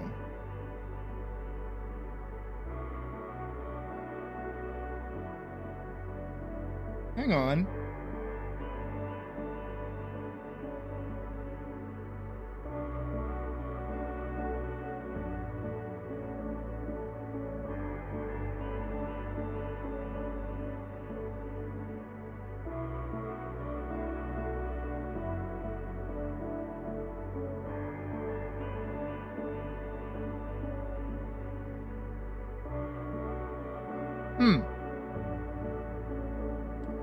We might have a different game to play. We might have a different game to play than Enshrouded. Also, I'm gonna give you this song. Neighborhood Madness. I'll send it to you. Hold on. We're gonna take a small, not necessarily a break just yet, but I wanna see what this is. I just got an update about it. It comes out in like 4 days. Forever, but I don't waste your time. Hit me with it. 4 minutes. This is an action combat MMO that's going for a really clean anime-inspired look with cel-shaded graphics. You can think of it as a mix between old-school anime MMOs like MapleStory and more modern action games, but in full 3D. The game is heading into early access very soon, and while it has some genuinely fun ideas going for it, there are also some rough edges I should mention up front. But do keep in mind this is not the final version, so things could still change as development continues. First of all, the combat feels pretty smooth when the servers cooperate. You pick a class. There's warrior, priest, rogue and mage, and they each have an arsenal system they use. This essentially means you can equip 2 different weapon types at once and switch between those mid-fight, so mixing and matching skills. So you can run dual daggers for quick strikes and then swap to a bow for range damage, or use a spear for area attacks. There are some interesting weapon choices too, like crab claw boxing gloves or throwing stars that ricochet between enemies. The combat itself is active. You are required to dodge attacks, time your abilities right, and of course position yourself properly. The world here is split into different zones with various themes, and you move around this by climbing, gliding and jumping across platforms. There is definitely some platforming involved, which can be fun when you're exploring but gets frustrating during lag spikes or when you're just trying to get somewhere quickly. The game does allow you to my initial jump on this is that his gripes seem to be that the servers are bad. Action Souls like with cats. No, it sounds terrible. My immediate jump is he has an accent, so he's probably not from like a location where the server base might be. That's my initial jump with this. Eventually. The zones have these mini-bosses wandering around, hidden chests you can find, and dungeons that you can also run with your friends. The dungeons are instanced for your party and have mechanics that you need to learn, especially for the boss fights. For progression, there's this codex system where you kill 8 of a specific enemy type to complete it and get a chunk of experience. The game pushes you to they got hunting logs. I like that. That sounds cool. Mobs normally, since regular enemies give very little he experience. Keeps showing the same boss. Level up your individual weapons as you use them. This unlocks passive bonuses and new skills. There's a talent tree too, where your pick stat increases as you level. The crafting. Let me look. Let's look at it. Let's look at that. No, because I tried to look it up on Steam. Forever. It doesn't look like it's gonna be money. Add wishlist. It just says the game plans to unlock in approximately 3 days. Planned release is May 6th, 2026. So I don't know if it's money or not. Here, let's take a look. See, let's looky. You're blah blah blah. You're no foretold hero, you're one amongst many. Explore a vast open world with vibrant landscapes, alone or with allies, where dungeons, enemy camps, and curiosities lie scattered across the realm, from forgotten temples to underwater caves. Siagarta is full of wonders waiting to be discovered. Look closely and you'll find treasures and equipment to guide you on your adventure. Carve your path by climbing sheer cliffs, leaping into the wind to glide above ravines, descending into hidden caverns, and diving into deep lakes. Explore every layer of this world above and below. Fight your enemies in dynamic combat and shape a style that's truly your own, with hundreds of combinations to explore, choosing multiple classes, each defined by distinct aptitudes, skills, and playstyles, and combine unique weapon skills and attributes to unlock powerful synergies tailored to how you like to play. It's only the second. Strengthen and complement your group with your own playstyle. Coordinate your attacks to unleash devastating spells, flashy strikes, and finishers, and step in to protect and support your allies. It's yours to forge, one strike at a time. Forge your path, progress, customize, and develop your character through specializations, weapon skills, and custom gear, unlocking new ways to fight and crafting the one that feels uniquely yours. Your journey will shape by what you seek and who you choose to become. Learn meaningful jobs to gather rare items, craft equipment, and support allies. Master each gathering profession. There's professions, and specialize in unique crafting job with exclusive benefits. Whether you're forging the perfect sword or chasing ancient relics, your adventure will reflect the path you have chosen. Okay. Very low system requirements at a glance. No user reviews. Release date is on the 6th. Shiro Games. Have you made anything before? You've made War Tales, the franchise. Northgard. Wait, I've seen Northgard before. They did Dune Spice Wars franchise? Okay, that's not. Frost Trail? What? There's no way. Block Factory. You guys actually... Is this like a This is a publisher, right? Developer. Shit. No, they make... Okay. They've made... In Bordeaux, France. It's French. That's why it's good. French make good games now. That is what my decree is after Expedition 33. No, this definitely looks very interesting. I like its art style. Yeah, this isn't like a Kickstarter dropped in the middle of nothing. Two brothers with a wacky idea kind of fucking game by the looks of it. And even just looking at how it's constructed, it does look like it's actually pretty good. Jobs you can learn. Stuff like blacksmithing, alchemy, cooking, and you collect materials from the world or by recycling equipment. The game's party play works for up to 4 people, and the game does scale content based on your group size. There's some basic social features, but no guild system is visible yet. The game uses a channel or instance system, so you won't see hundreds of players in one spot, but there are other people around when you're out in the world. Now, why is being bound to Steam a bad thing? That sounds like a good thing, honestly. Performance issues. They didn't go the route of immediately jumping to Epic to get like their sweet the game every bunny butt money. Can get laggy, especially during boss fights when there's a lot happening on screen. Okay, but like, is that the game seems to need a pretty beefy computer to run well? Is that your? Who are you? Because he keeps saying that.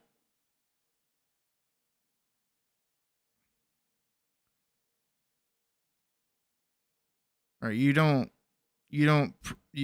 play like a lot of. Okay. All right. You definitely have more subs than me. All right. Hit me with the trailer. Hit me with that. 1,000 years of exile has finally ended for you, far seekers. While we carefully prepared for your return, after all this time, believe me, you'll have a lot to explore. Okay.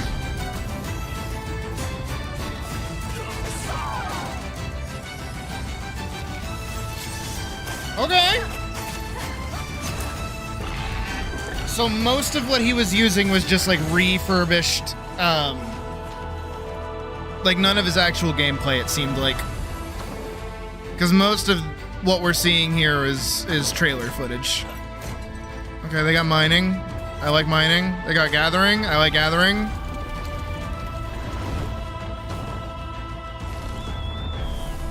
We love some open world exploration.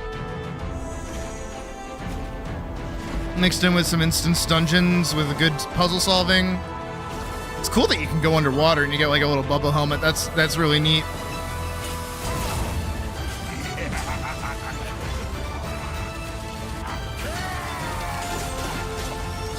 Okay, we got ad phases. We got big AoE boss fights that have like mechanic. Oh, we got mechanics in my boss fight? Hell yeah. Okay, yeah, no, we're playing that. Oh, yeah. Yeah. I'm gonna request access. I'm gonna see if I can get that. Early access. So get all class and a quick look here are 4 classes. Rediscover the cleric, the mage, the rogue, and the warrior. So cleric, priests are devoted spellcasters who channel divine power through sacred prayers and whispered invocations. Hey, it's like what I do. The Black Knight, still working on it. We're not done yet. Good to see you, Captain, though. They got smite will inflict damage. Life will provide healing. Virtue will give a shield. So you got shields, heals, and damage. That's cool. Mage, kind of like that outfit. Fire 2 shards. Okay, there's definitely a little bit of what is it? What's the word for it? Translation issues I'm noticing. Sparkmaster. Using a weapon skill or your final combo attack consumes spark. Consuming spark to devise your conduit. If your gauge is above the threshold, you can select any combination of conduit.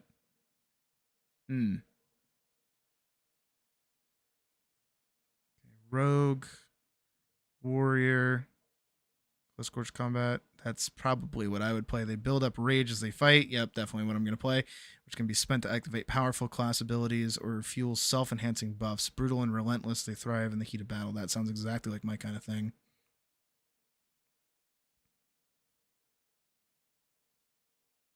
I don't know. Seems fun.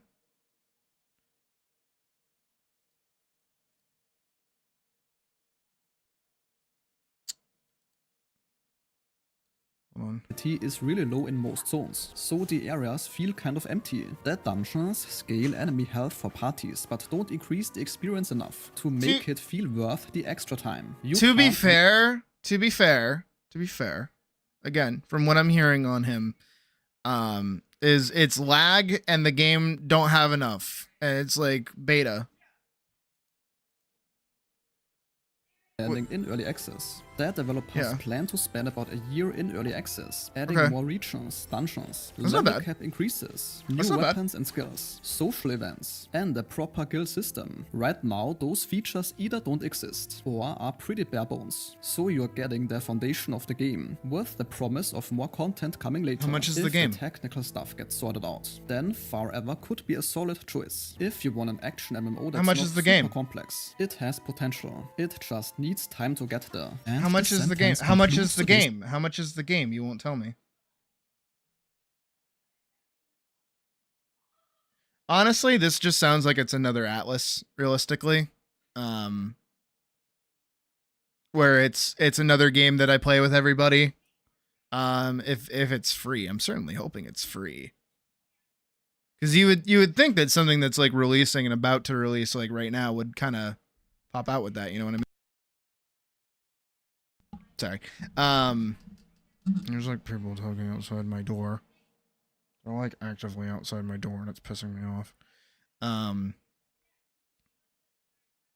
So maybe this does end up being a sort of like Atlas situation, which I wouldn't mind. I think that would be cool. Another game like this to kind of get to play and play with everybody would be pretty sweet. Because I think that'd be cool. It says this is comparable to Valheim and Enshrouded, which I'm cool with. Is that better? That's better. All right.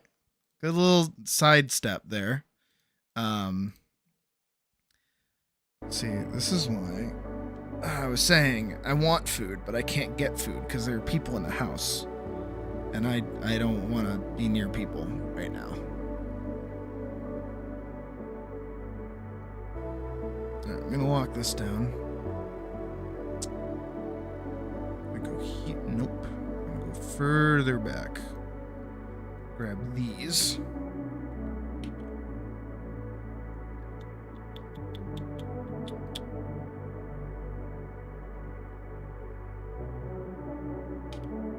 we go. And about...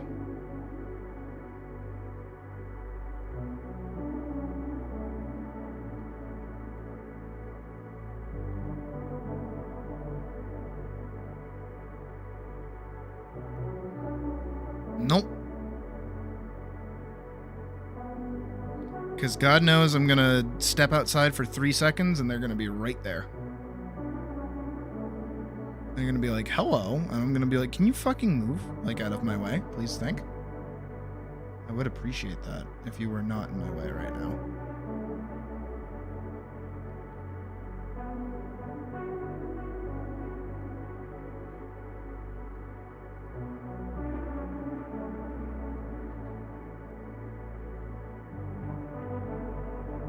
But everyone likes to get in my way. I don't know why they like to do that. I don't understand it. I'll never understand it. It's as confusing to me as it is probably for you guys as well.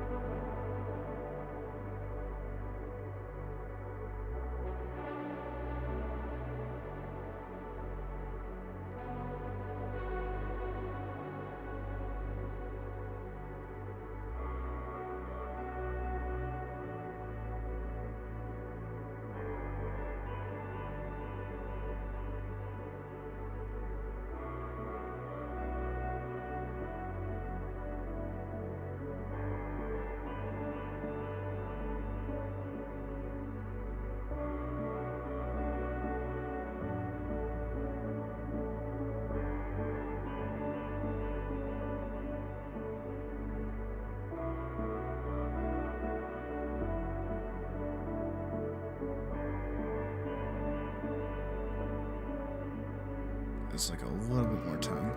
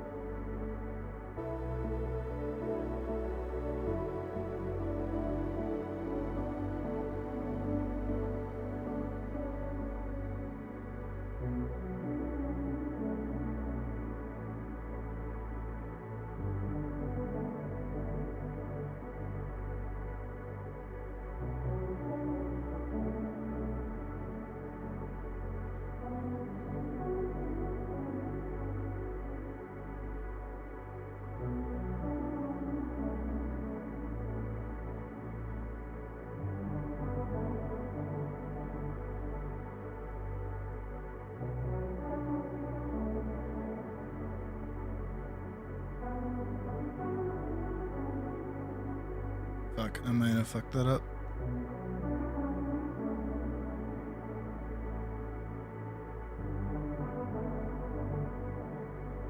No, I definitely did. Shit.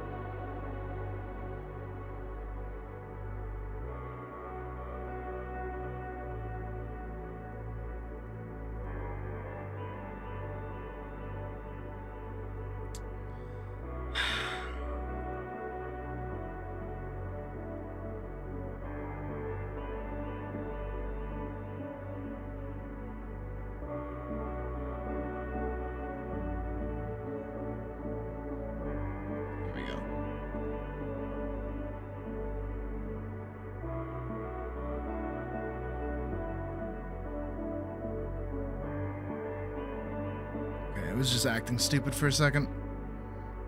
Not really. I tried to rewatch over that guy's video to see if there was a price mentioned, but there wasn't. So let me Google it. How much is Forever?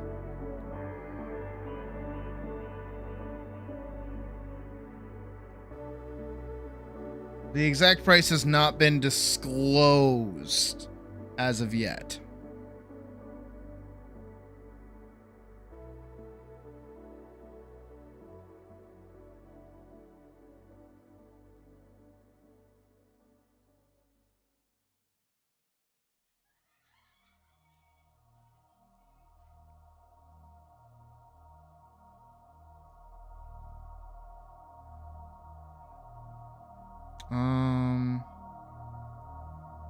Hang on.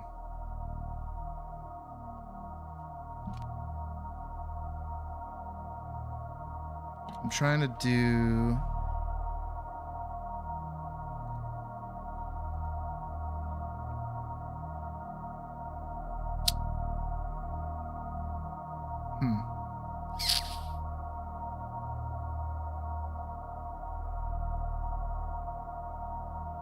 No, I don't know. It's alright.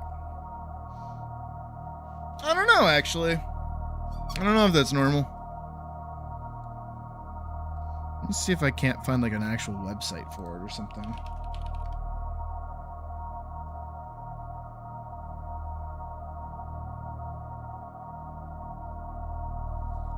There is a Twitter account.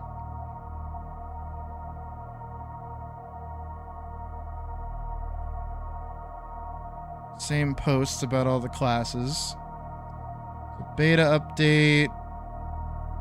They have a Discord. Of course they do. Everything has a fucking Discord.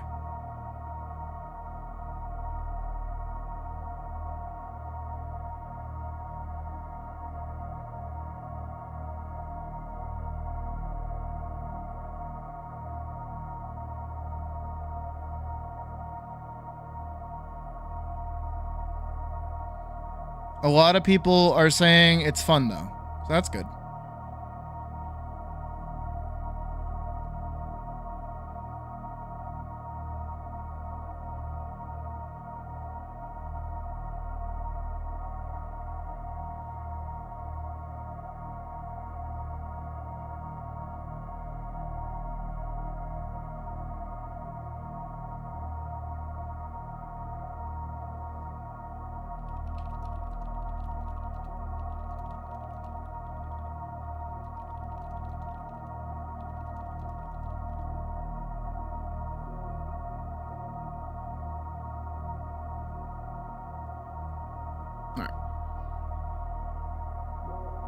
Yeah, you said it.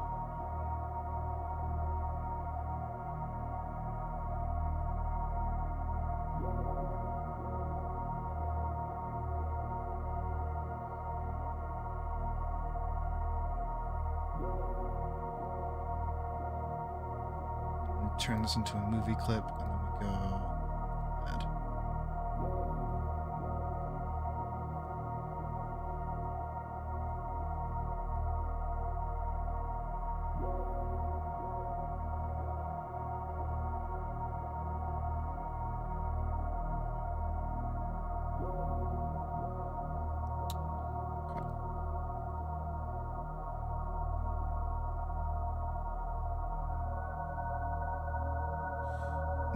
Here, we have to go grab the 2.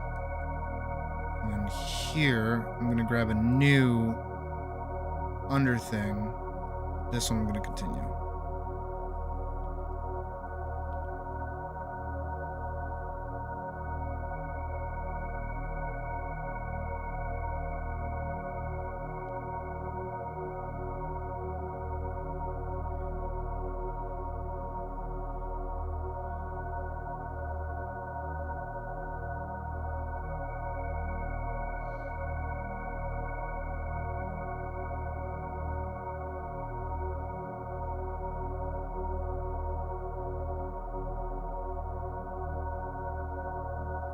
I don't want those. I do want those ones, actually.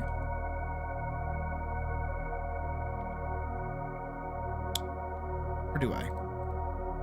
Where'd she go? There she is.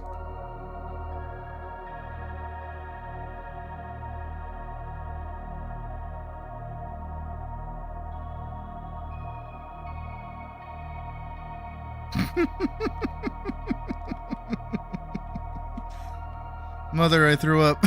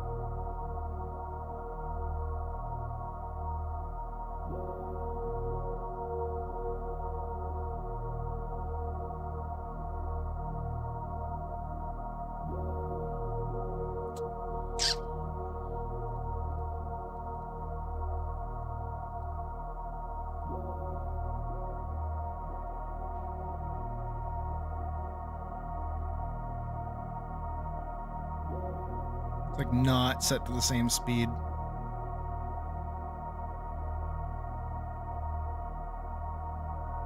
It's really odd. It's like timed differently. It's alright though.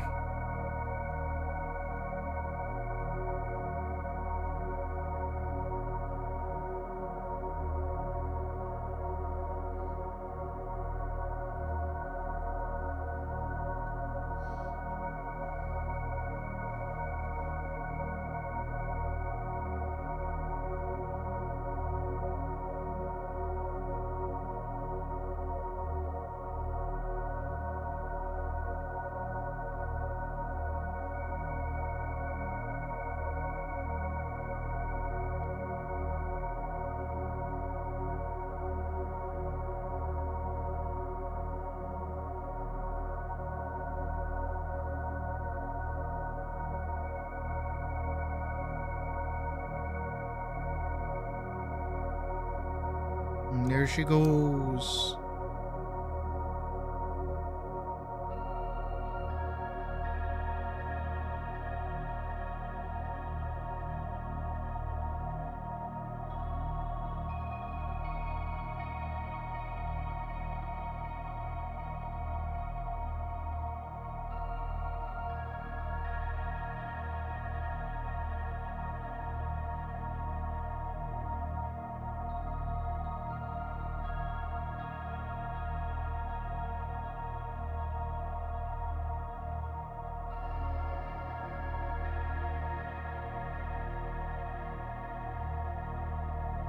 Perfect.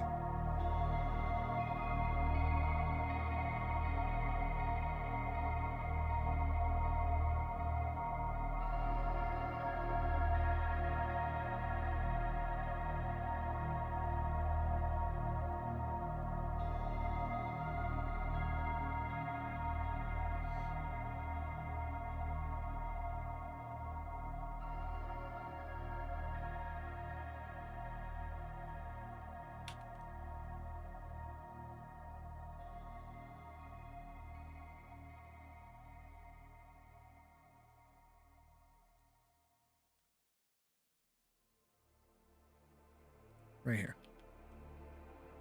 And then also right here.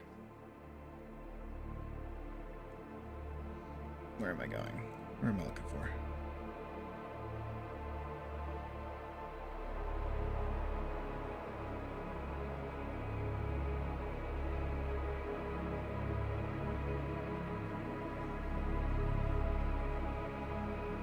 Right there should work. So I could... Oh, right there should be fine.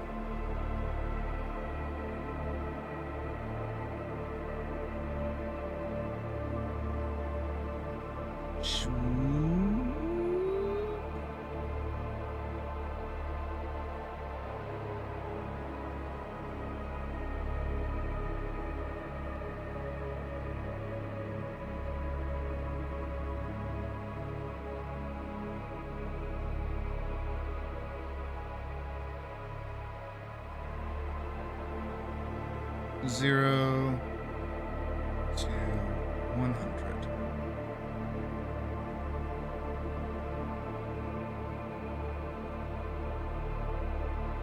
You know what? I want that to take a little bit longer. As annoying as that is, it's probably going to be the longest section of the film. Ugh.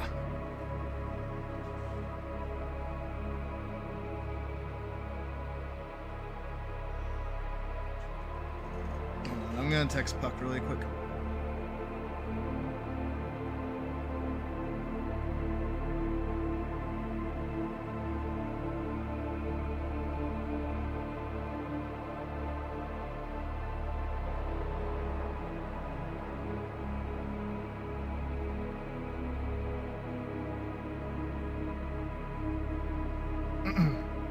Alright, we'll see what she says.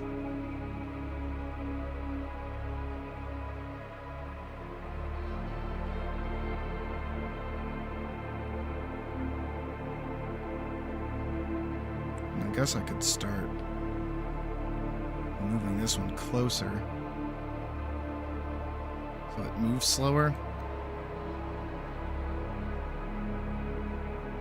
That's good. That's actually really good. I like that a lot. That was really nice.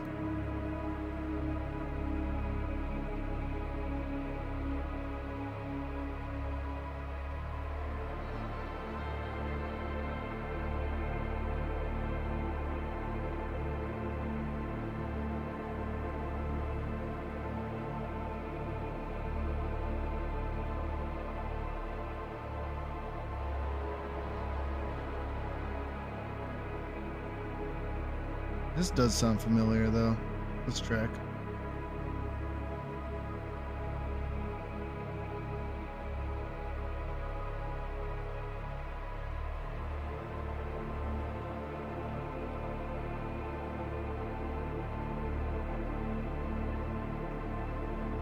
Alright, let me grab my script.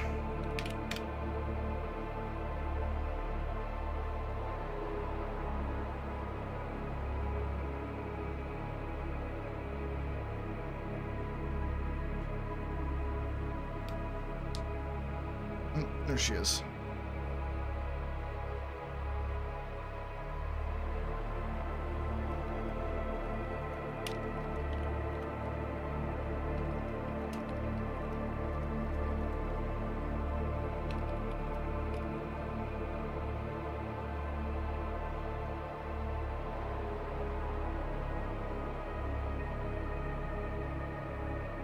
That's rules. I don't want rules. I want script. Where's my script? Script. Script. I love script. Give me a script. There's a lot of words, and I feel like I should It's only about a page of words.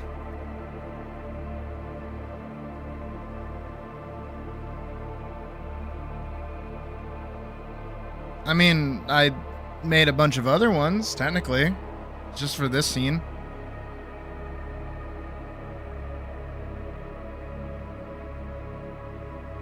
I've got her with her eyes closed, her eyes open, talking, and then Elise has a variety of eyebrow positions. That's all.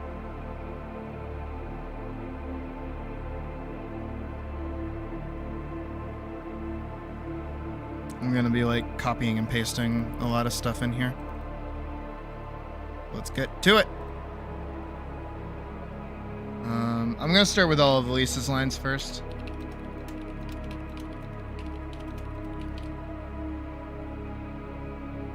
Move, bump center.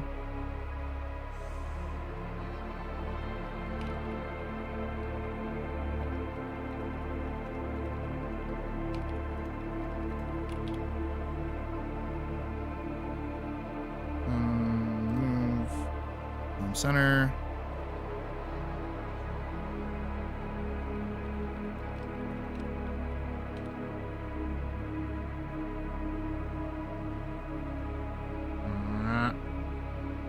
Center.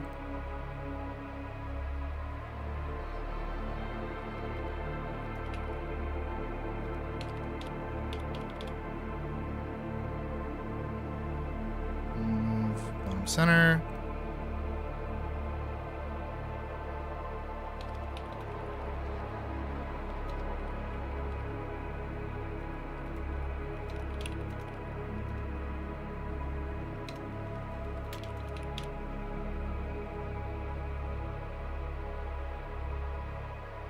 Center.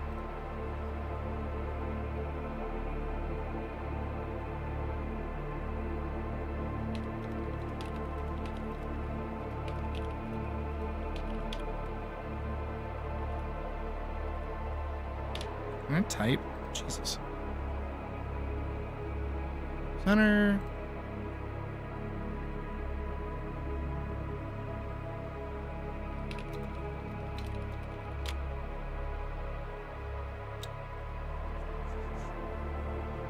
Not canvas size. Move bottom center.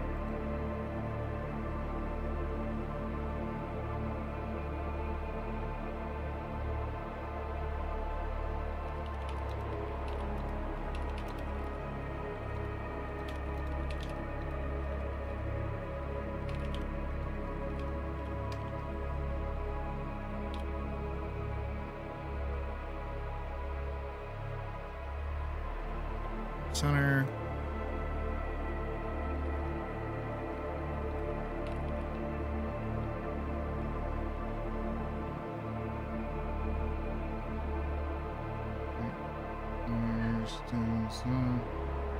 Move home center.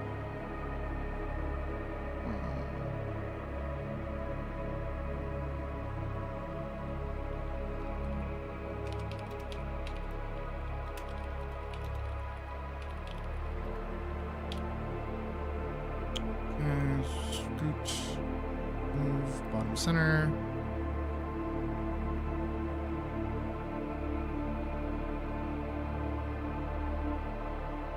No, don't worry, I got it. I'm not looking for crit right now. I got it. Thank you.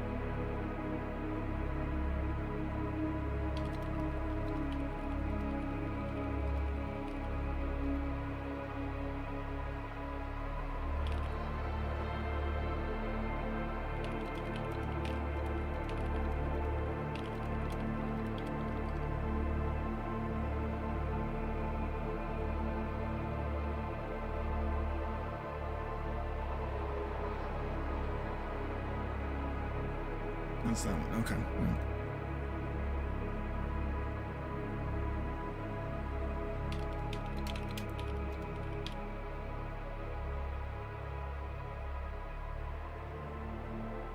Okay. Ah, shit. Okay, we got a lot to deal with. All right, I'm gonna put these all in their own thing really quick. Paladin new, at least dialogue. Corrected myself and then I did it wrong. 1. Ooh.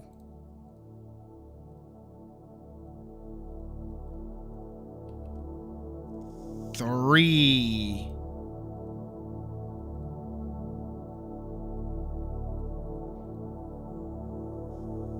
4.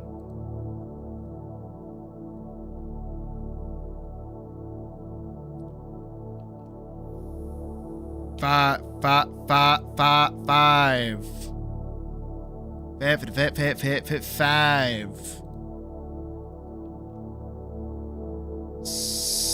6.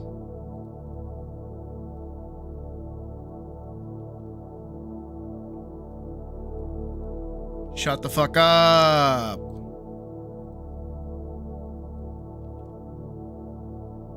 8. My ear hurts. Is this what dying feels like?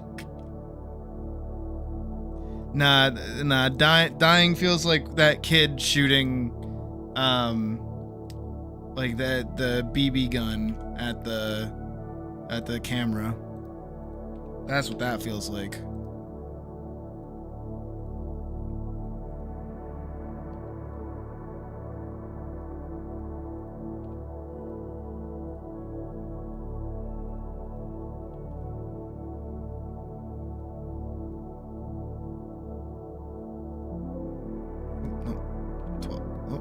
Hey. We got it. We got there. Do you guys remember that video?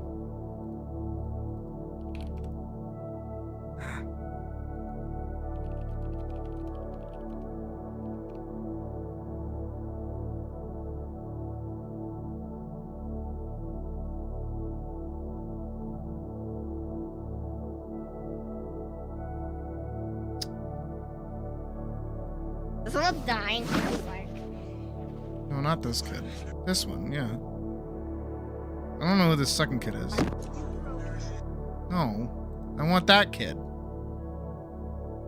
Here it is. It's what dying feels like. This kid. Whoa, you really? There's like white. There's like only white in the lens once. Oh, whoa. There's what? Oh, whoa. What in the world? Okay, we probably can't play that whole track, but still. That meme. I hate how much like classic vines are like gone almost. Like they're just not around anymore in a way that you can find them easily. They're so like ripped apart too, and everybody has to like re-edit them to excuse uploading them and shit like that.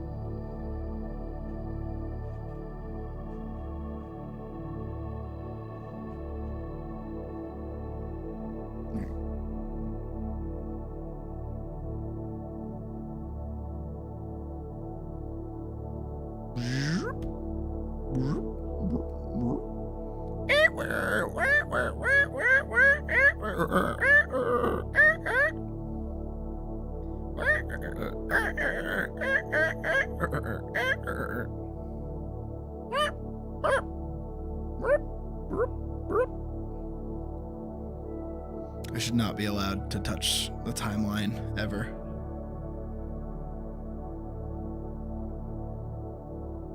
Let me kill a second. Let me go here.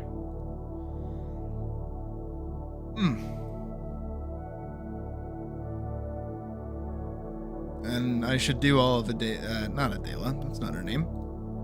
Aphelia's stuff, all of her texts. She has texts she has to do too.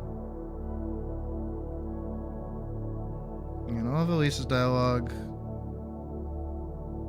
Got this. That's where I'll grab the orange from. Boop. And then here, text. Screen color. Okie dokie. Let me start working this script out too. Do do do do do. Do do do do do. Do do do do do do. Do do do do do do do do do do do.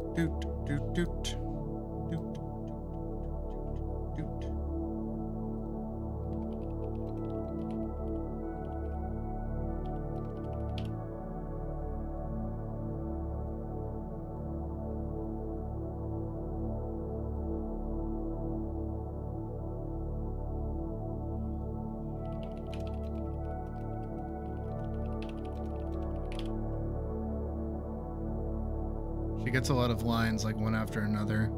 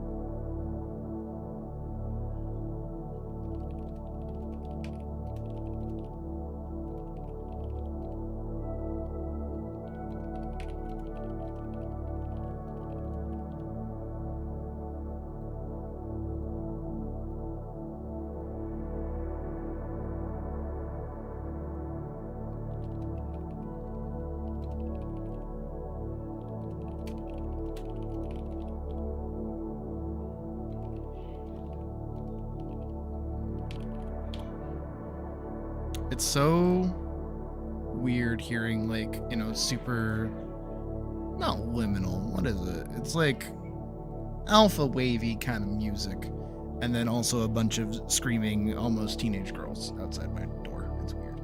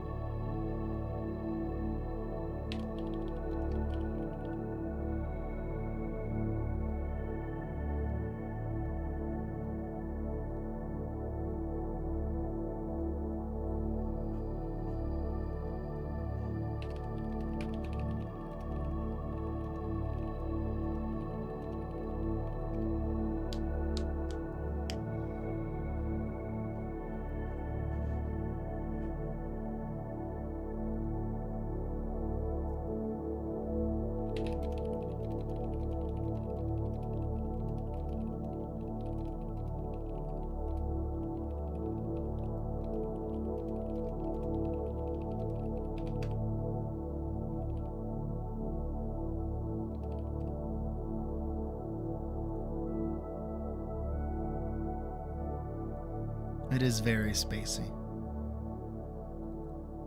Where's my script? There's my script.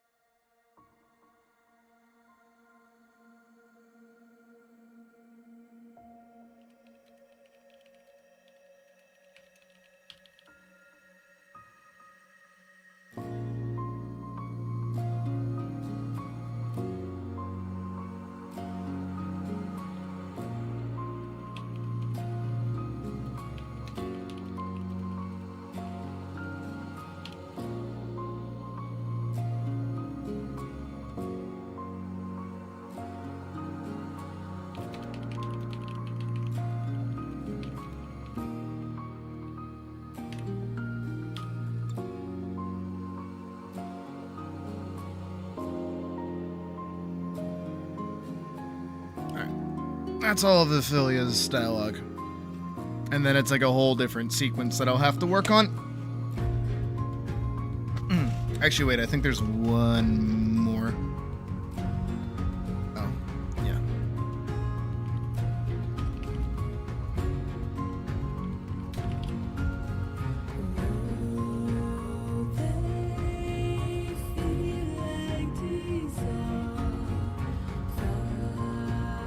Yeah, Nier goes nuts.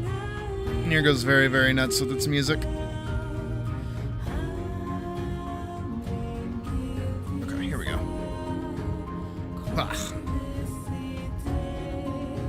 We're gonna back up out of Elias's dialogue, go into another dialogue.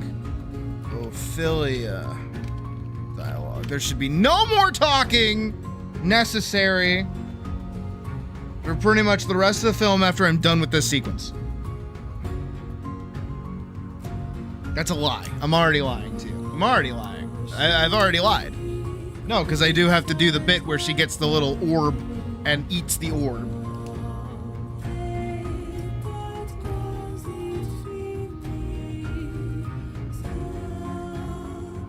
He gets the little orby.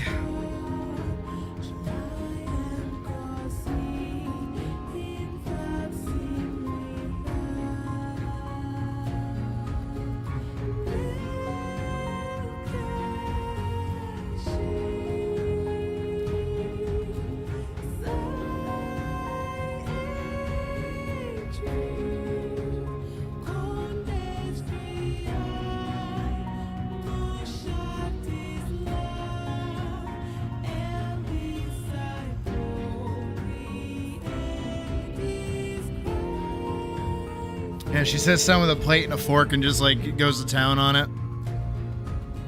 No, she just absorbs it. It's just a little bloop.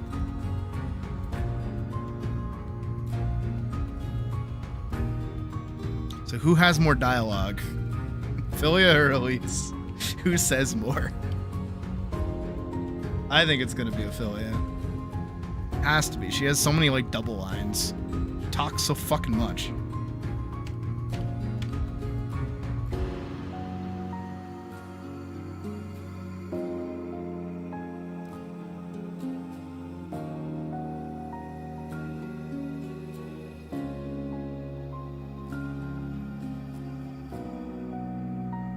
Yeah, she's got way more dialogue.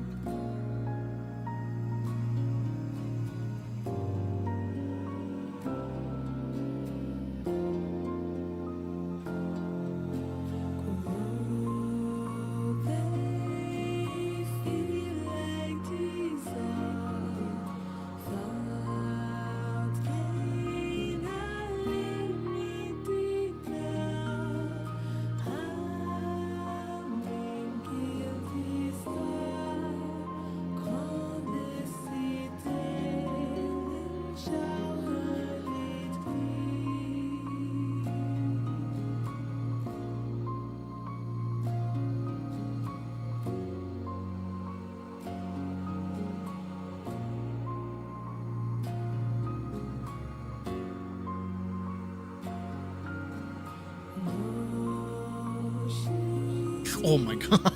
I think she's just 18. Okay. I was gonna say I think she has like 20 lines of dialogue. No, just 18. That's okay.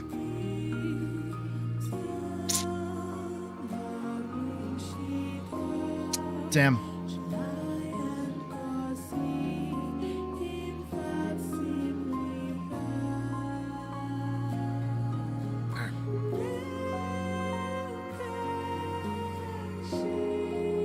I'm gonna say this as an MDP just for now.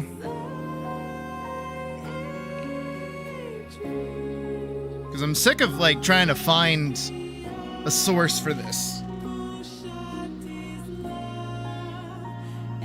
Ugh. All right.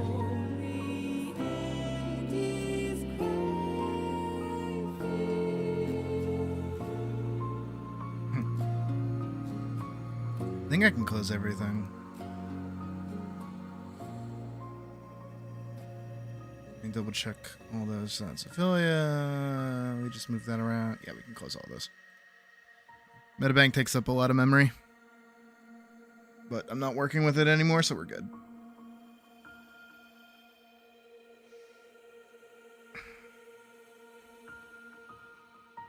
I might get food.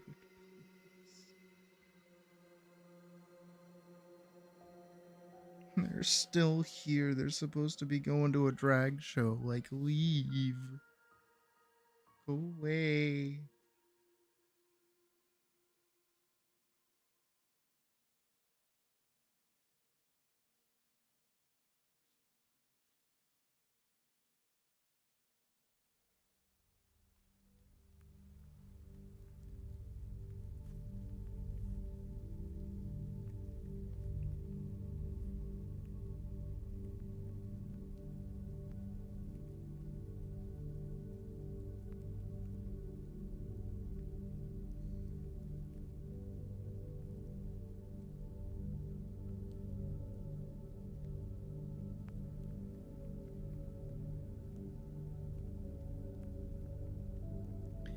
Okay.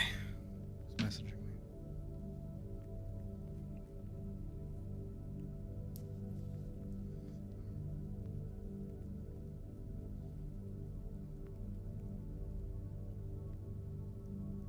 Alright, so we sit here for like a minute. Not a minute, but like a second.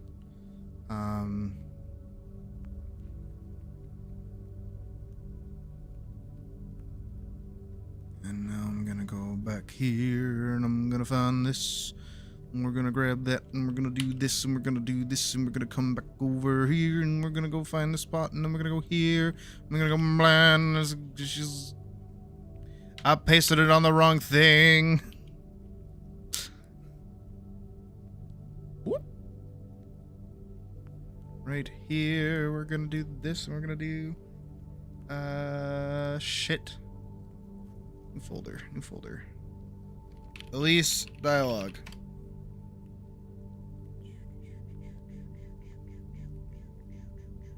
Grab everything and drop it into that butt.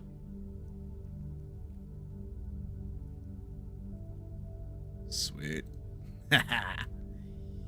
Yeah, that's what I'm talking about. Easy. Peasy. Lemon.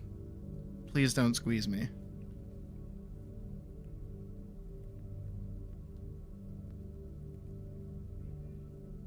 This is gonna be a long fucking section.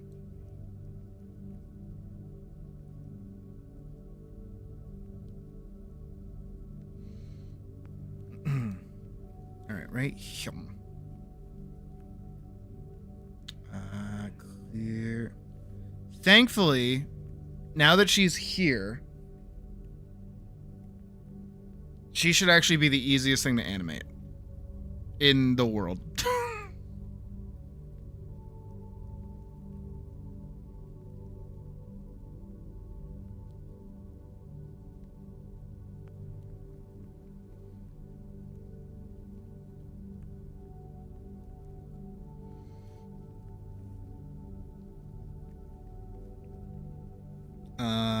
Eyes open, mouth open.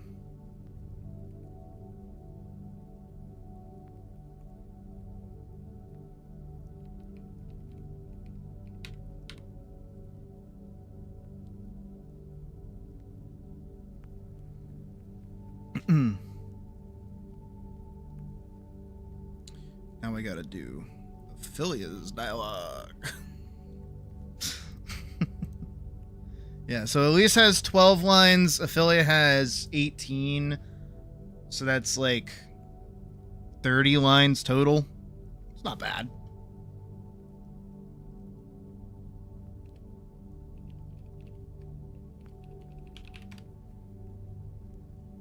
Whoop. Drag and drop. Take an extra second.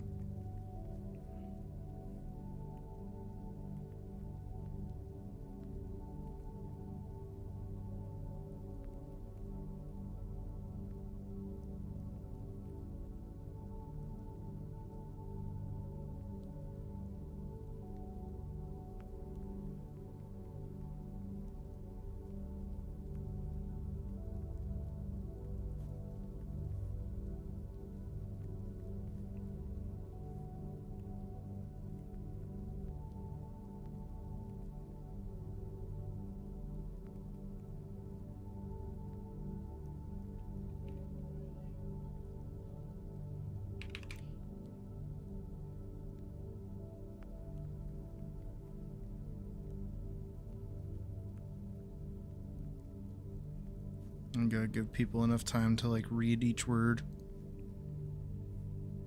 How long are we in already? About a minute and a half? No, not even. Oh, almost. Like minute 20 seconds. How long was the other one? Hold on, let me go double check. How long like the start of the film is. We have 20 lines of dialogue. That's about 20 additional seconds. Maybe another 30, actually. Maybe even a 40. Which if that's the case, this is a full 2 minutes of a sequence. I don't even feel like I got 2 minutes in the actual running part of the animation, did I? Find out. Let's see. Let's watch it. Where is it? There it is.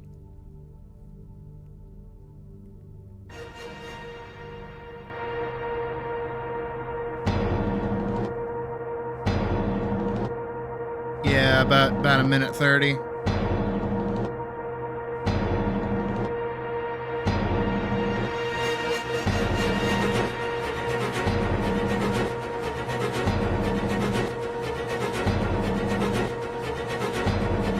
And I'm still gonna fix that. I don't like it at all.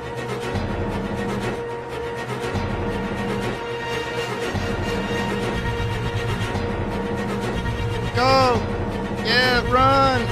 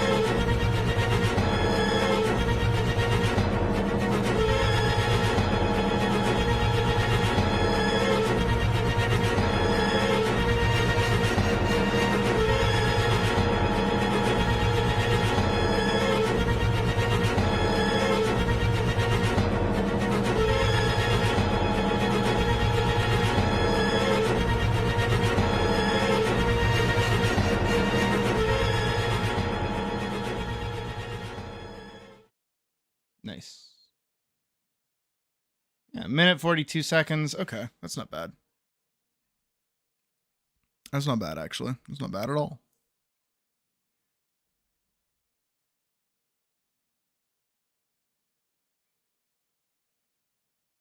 Whoop. All right, girl. You can chill.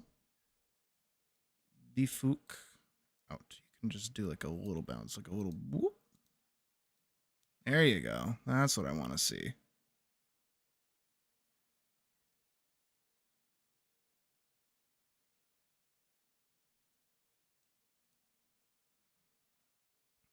Hopefully it doesn't feel too boring.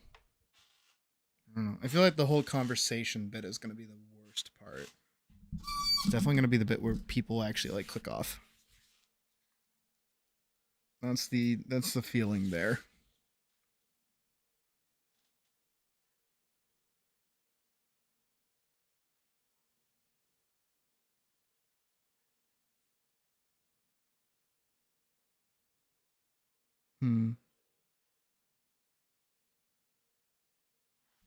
I like that the background doesn't move at all. It's because I don't have any other pictures.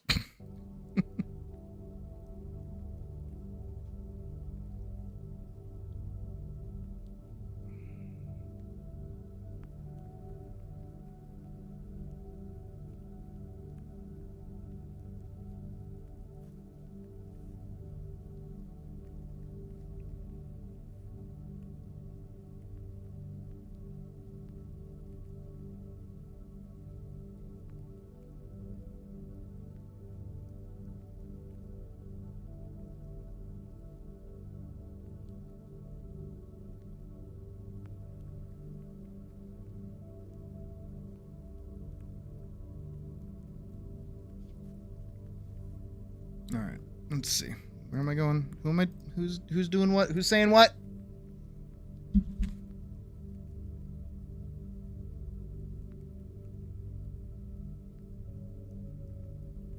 Lisa's saying what?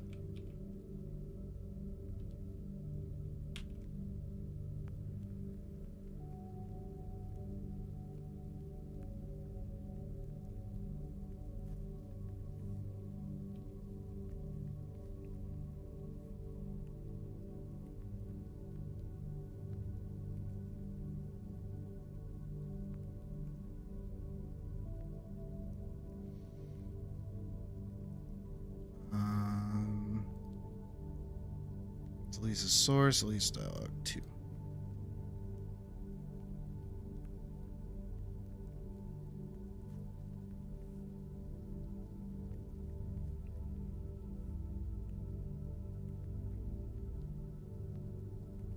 And then we'll go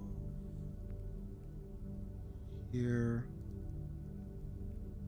Hide that, hide that. So this will be Ophilia's 2. Not there.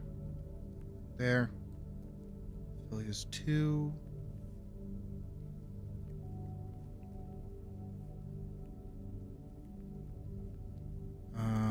Eyes closed, mouth open.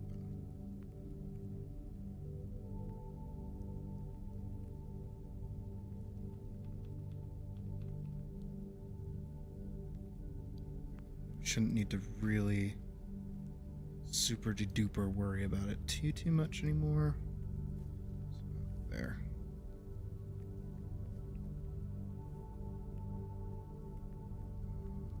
Go about there, that far. Cool.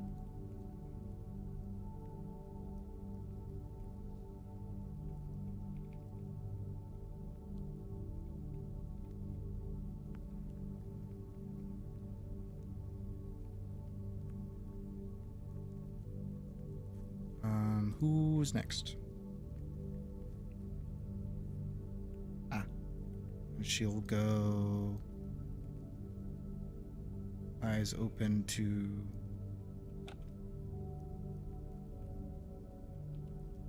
go. Knock this over to 85.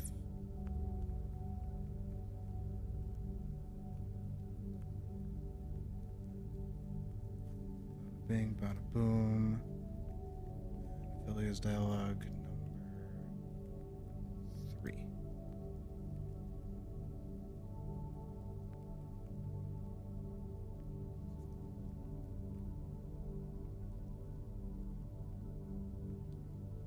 Here. And now it will be Elise 3. She's asking if she is dead. The answer, thankfully, is no. Not yet.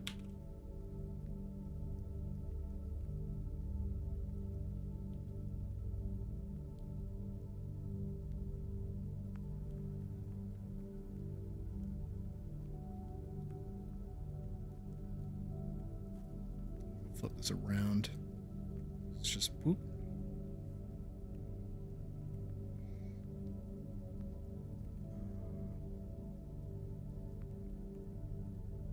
Here. And here. Go find the eye closed talking again. That.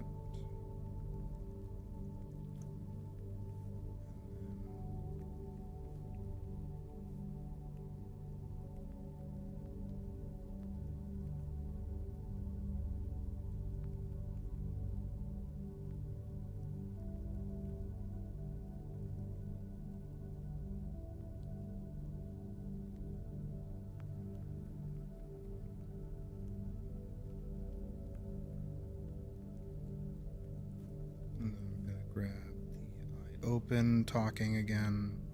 The eye closed, talking again. Welcome to how boring this is. Filmmaking, am I right? It's so interesting. We have hit 1 minute and 30 seconds. We're not even halfway done with the dialogue. Okay, brilliant. Brilliant! Brilliant! And who knows, I probably haven't even given them enough time for people to read it. So... there's now more people. What the fuck? Are there more people? Why is there more people? No, leave already so I can go get food. Fucks.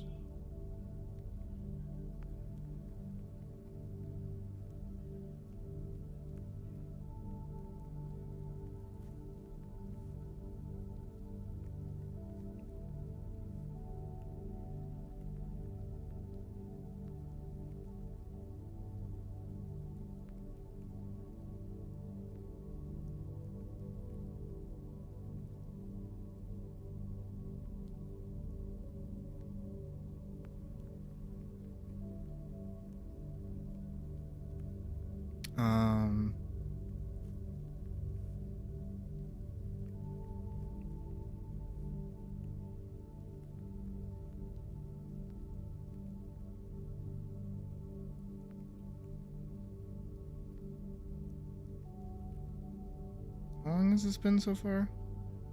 So we started this at like 75.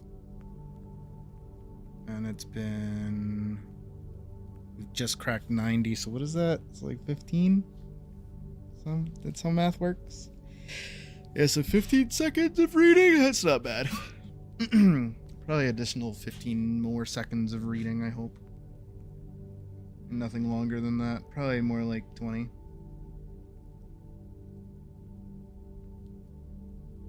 So yeah, this section's probably going to be longer than the first one, but whatever.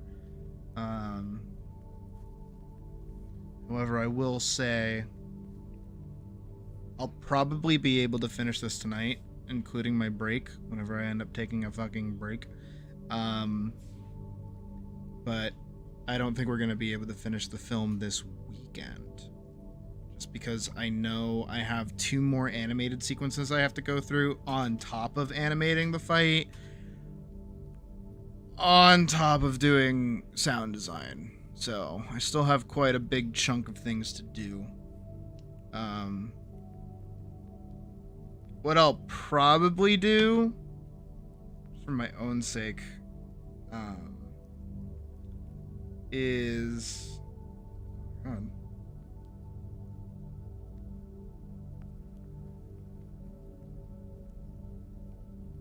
What is it?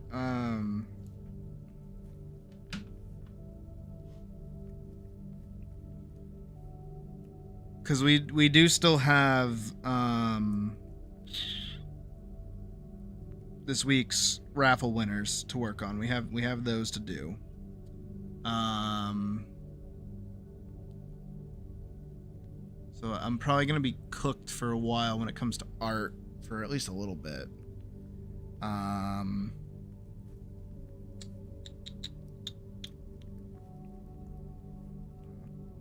trying to think of how I want to like cut this up.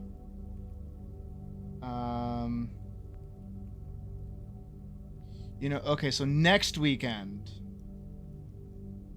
I think I'll spend working on this to get it done.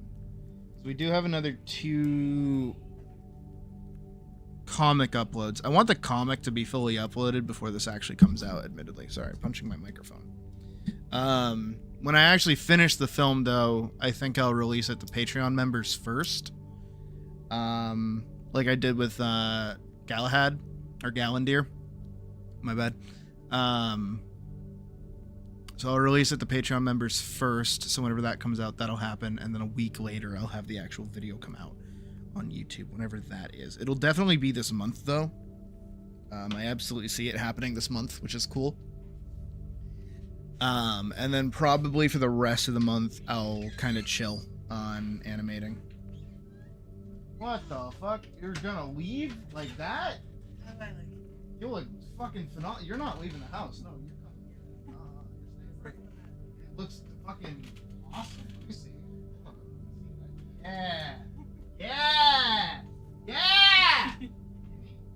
Stop walking away from me. Here.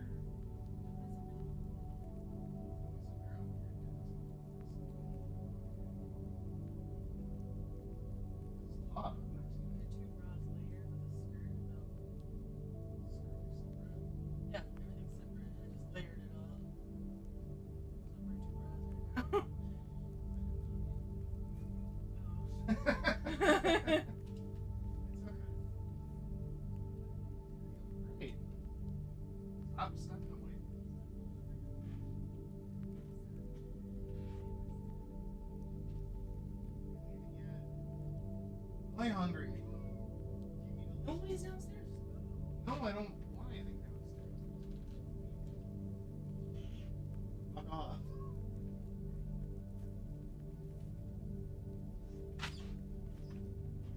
I never refrigerated mine, so I don't think it's good anymore. It's like 5 days or something. Beer's probably still good though.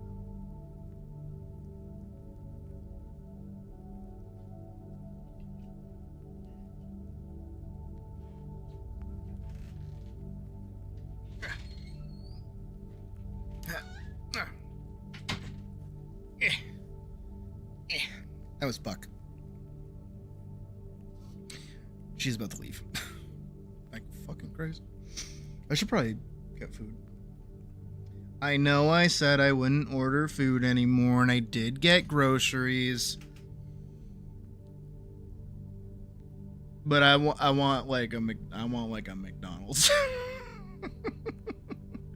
I could get Five Guys. No, I don't want Five Guys. Five Guys is nasty. I want a Macca's. You guys ever just get like that craving for like a Macca's? Ever? I get a very frequent craving for a Macca's here and there.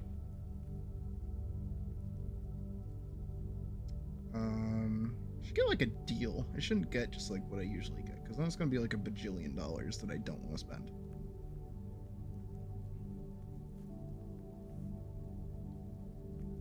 What do I want?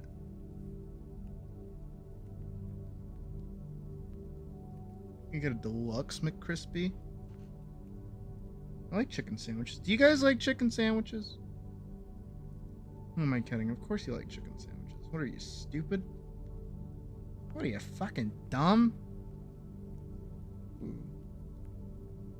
Got a double bacon quarter pounder. Hold on. Hold on a sec. So like when they say like, because they got like a bacon quarter pounder, right? And it's just got the one bun on it. But then they got a double bacon quarter pounder, and it's got two burgers on it. Does that then mean that it is half a pound and no longer a quarter pounder? Or do they reduce do they reduce the burger size to then make it 2 patties that are still a quarter pounder? You know what I mean? Like, so if you ever have a friend who's high out of his mind, ask him that question when you're getting food, and his brain will explode.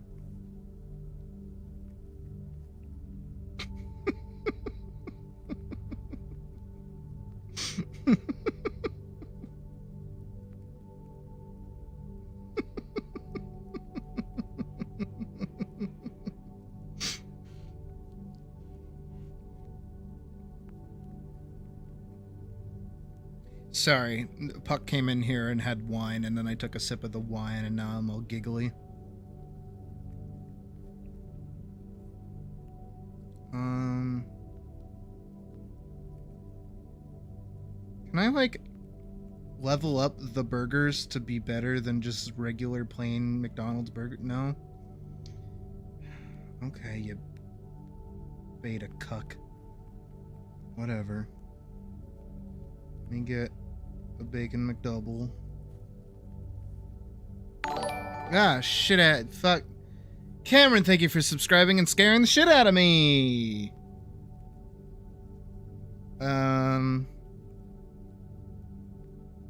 What do I want? Can I get like a... Ooh, that's exactly what I want. Yeah. Yeah. I want a spicy... I do want a spicy McCrispy. That is what I want. That is what I want. What I really, really want. And there's a Sprite Berry Black. That sounds really good, actually. Sweet iced tea makes me sick, though. I can't get that, which sucks. Because I would like it, but I can't get it. You can get a medium hot chocolate. You can get a premium roast hot coffee. You can get a Dasani water bottle if you hate your life. Why isn't it an upcharge to get any of the soda beverages? It's 20 plus cents for a high C. Why is it 20 more cents for a high C? What is that? Whomst the fucketh? You can get a dirty Dr. Pepper. Fuck. A vanilla shake for an extra $3.10. Okay, that makes sense. Sprite Berry Blast for an extra $1.30. Like, fuck off. What is that? The fuck is an orange dream? You know what? I'm gonna find out. We're gonna find out together. All right, everyone. I myself am I. Oh, what? Wait, what? I get a free item. What's my free item? Wait, I get a free. It says it's free item on $15. Oh. Yeah. Yeah, sure. Let's do that. Wait, does that work? Does that mean I can do that? Oh. And then spend less money. Yeah. Oh, I'm so brilliant.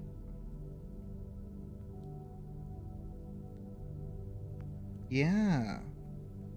Yes. Yes. Yes.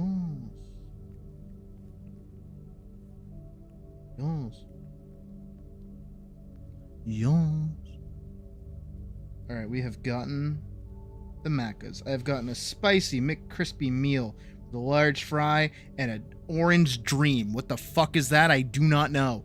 And also a free double, or rather a free McDouble. So that is kind of hype.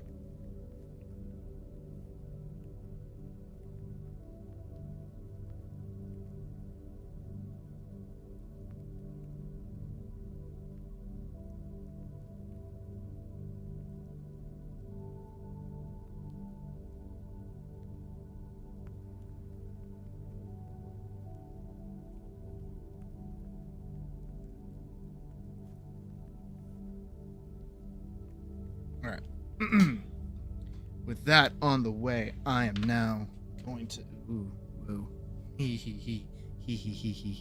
I don't think I've had water today. That's probably why it's affecting me so much. Alright.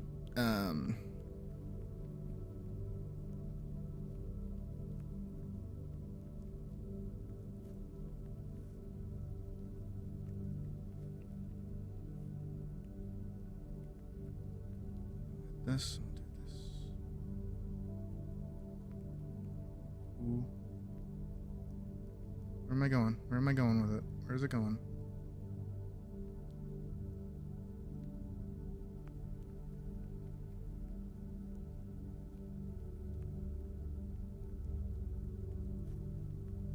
Oh, that wasn't lined up. That's why that was fucking... Neither is this one.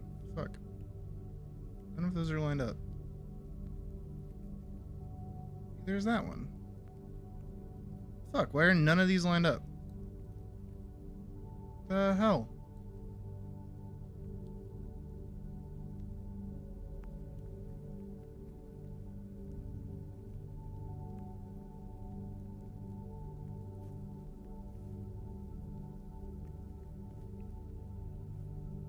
Got an ad for McDonald's. They're listening. Oh, can they hear me? And they know dead on that they're gonna try and get you too. What was the ad for? What food was it for? Welcome back, Ferguson. We I want food so bad. I am not. I regret drinking anything because now I'm like loopy and all giggly, and I haven't had any food at all today. I don't think I've eaten anything today. No, I did. I had plastic. That's right. That's right. I forgot that I had plastic this morning. My bad. Ooh, his neck exploded. No. No. Not yet.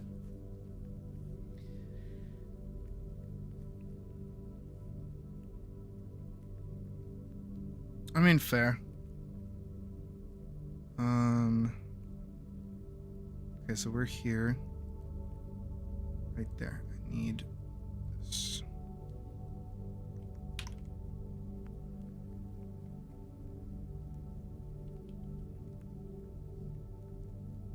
Go all the way over here.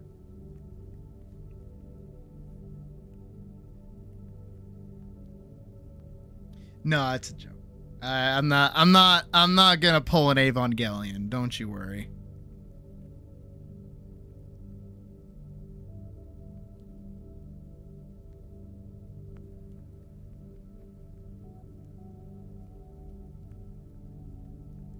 Have you guys seen Evangelion, by the way? I keep referencing it, but I don't know how many people have actually watched Eva in the first place. I feel like that's kind of important.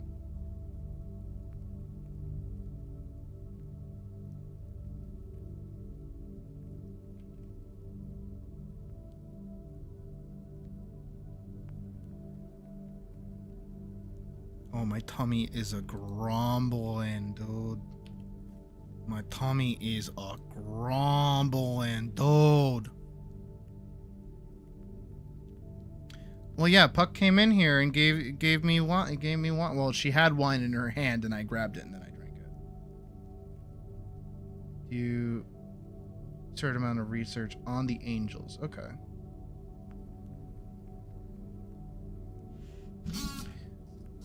Would you guys be down to watch the movies in the Discord sometime?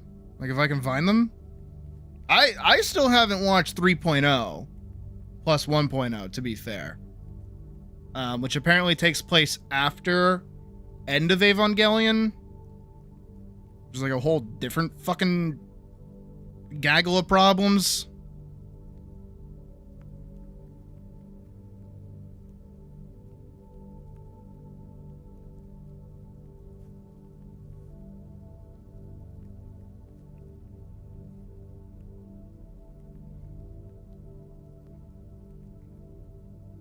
See, I would say let's watch the like actual series, because I do like it. I do like Eva. Actually, I told you guys that the first time, not the first time, but like the third time I ever smoked weed, not as something I do very frequently or ever. I don't do it anymore on the case of this story, but oh, what was it? Like me and Puck had just started dating, maybe like a couple months into our relationship. And I had done the joke where it's like, haha, I'm gonna like smoke your weed pen, haha. And she freaked the fuck out. So I was like, haha, I'm gonna actually do it. And then I had a coughing fit for 10 minutes. But it just kind of became like a normal-ish thing while hanging out with her to just smoke before bed. Kind of. I wouldn't do bong stuff. I think bong stuff still scares me. But like, you know, a little vape, like I could do a vape, and I did, and I was actually kind of good at it. How do you get good at smoking vape? I don't know. But one night we had like plans the following day, and I was like, okay, I need to go to bed. And I'm like, that sounds good. Like, yeah. So then I like, you know, she took like a little puff, and then I took a little puff, and then she took another little puff, and then she walked out of the room. And then in my head, I went, I don't feel high. I'm gonna smoke a few more times. And then I smoked like 4 more times. Now, for the peanut gallery, how long does it take for weed to like kick in? Do you know?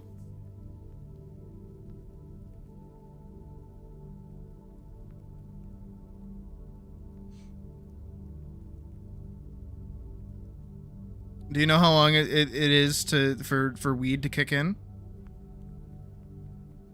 Is a loaded question that I'm asking.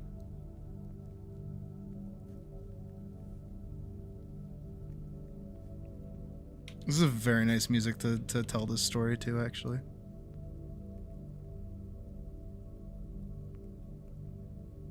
I'll wait. It's okay. Take your time. Stream delay is a thing. I understand. It's okay. You guys can take your guesses. It's cool. Keep working while you figure it out. While you do math. 15 minutes. Oh, way longer.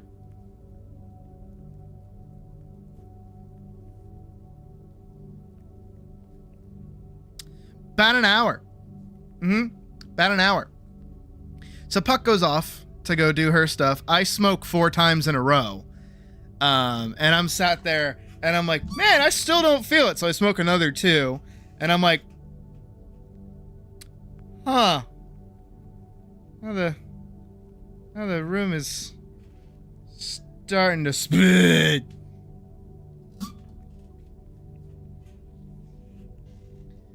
And then the room started to spin. I was laying flat on my back, but I felt like I was doing somersaults through the air. I felt very, very nauseous. I felt like I could throw up at any time. I was downright miserable. And when Puck came back into the room and saw me basically like, you know, doing everything in my power to get rid of the nausea, she's like, what'd you do? And I was like, I smoked a few more times. She's like, you fucking what? And I'm like, yeah, I smoked a few more times. She's like, no! Dumbass! You did it twice. That's more than enough for you. What is that? And I'm like, I didn't feel anything. She's like, you tell me the Randy Feltface story all the time of the brownie. And you don't know it takes about an hour. And I'm like, it takes about an hour. So then, you know, she becomes my caregiver in that moment. So she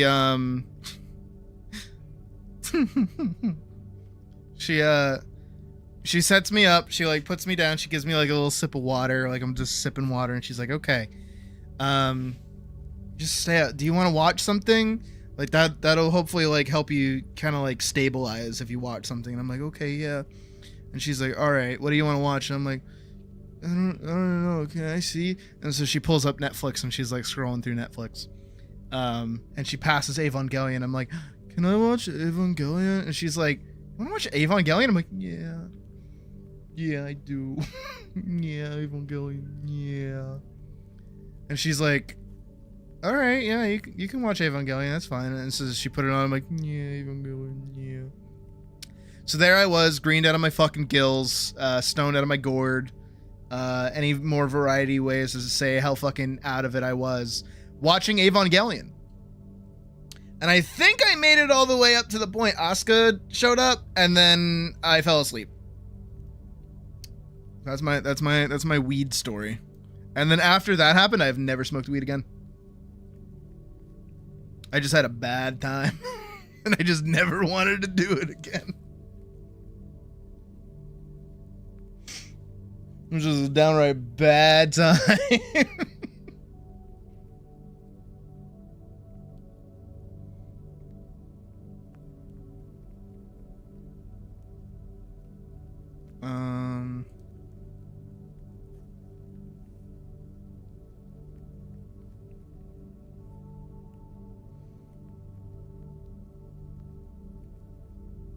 I gotta find her talkie bit right here. Talkie bit.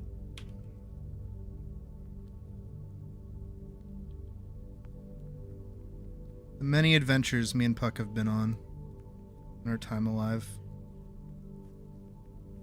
I told you guys about the Frosty the Snowman guy, right? I told you that story before.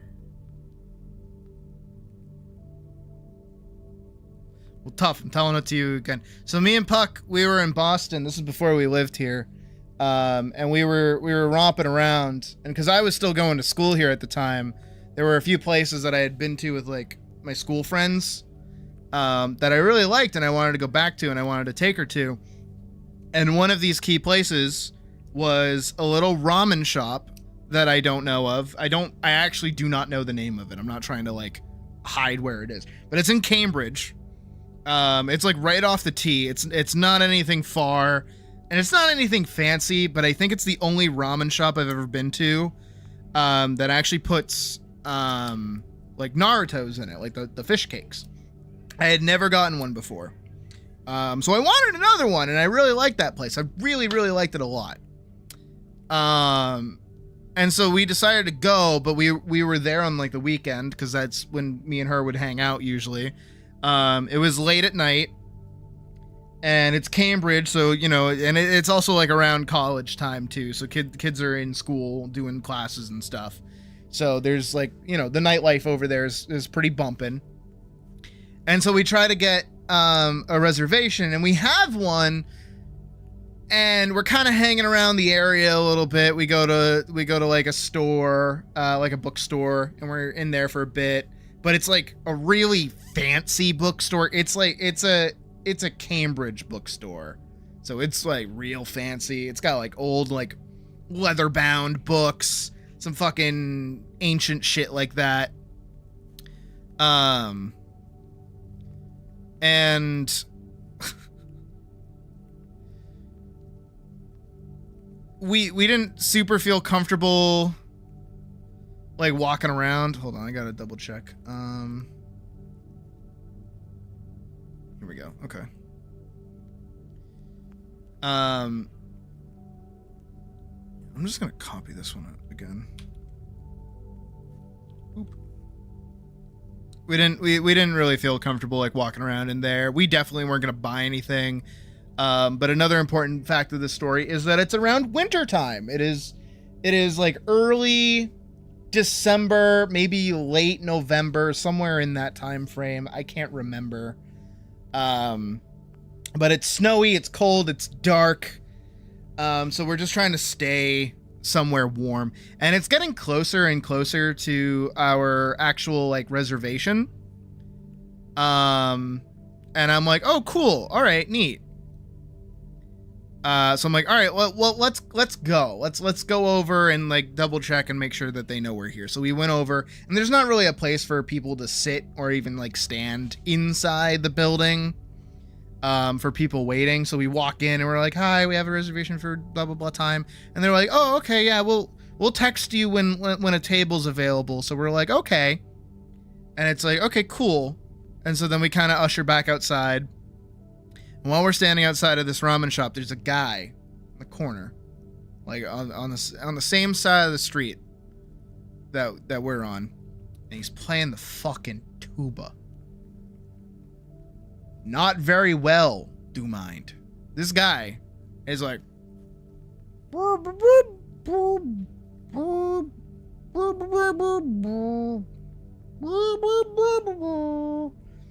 and he's like, he's very clearly trying to play Jingle Bells, and it's not working in his favor. It is sounding more like them bells got put down like 3 years ago, and he's digging up the grave. It is not a good time.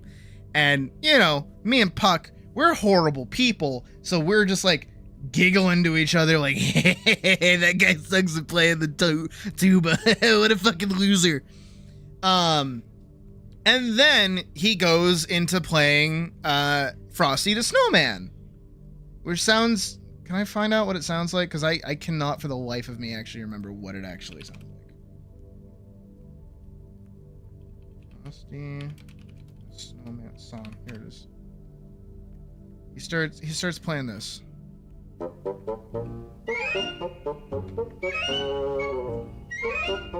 Without the piccolo flute, of course.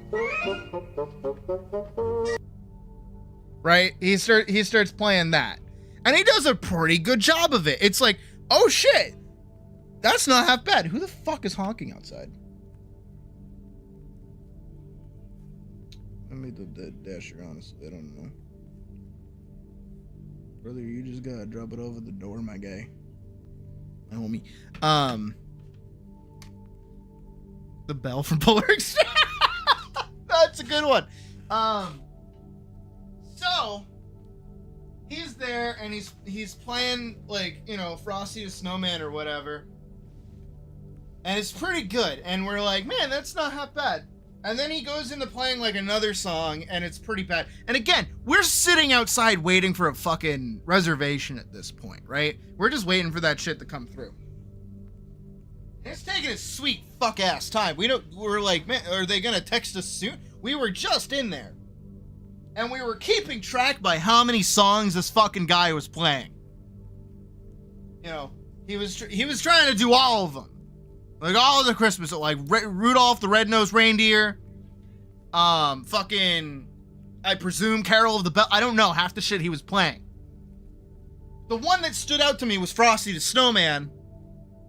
Because Puck recognized it. I'm like, no, you're right. That's what it is. That is what it is. So we knew what that one was. And then he starts playing this one song. We don't know what it was. Because he plays it for all of 5 seconds, fucks up a note, goes back to Frosty the Snowman.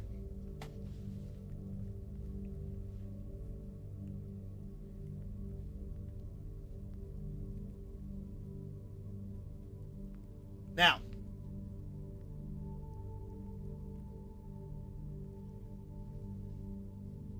I'm gonna lose my mind. There is no way.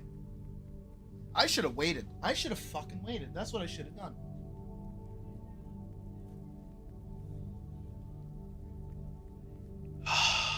I was so right. I was so fucking right. I should have fucking waited. I'm gonna text Puck. Right now. No, I was so right.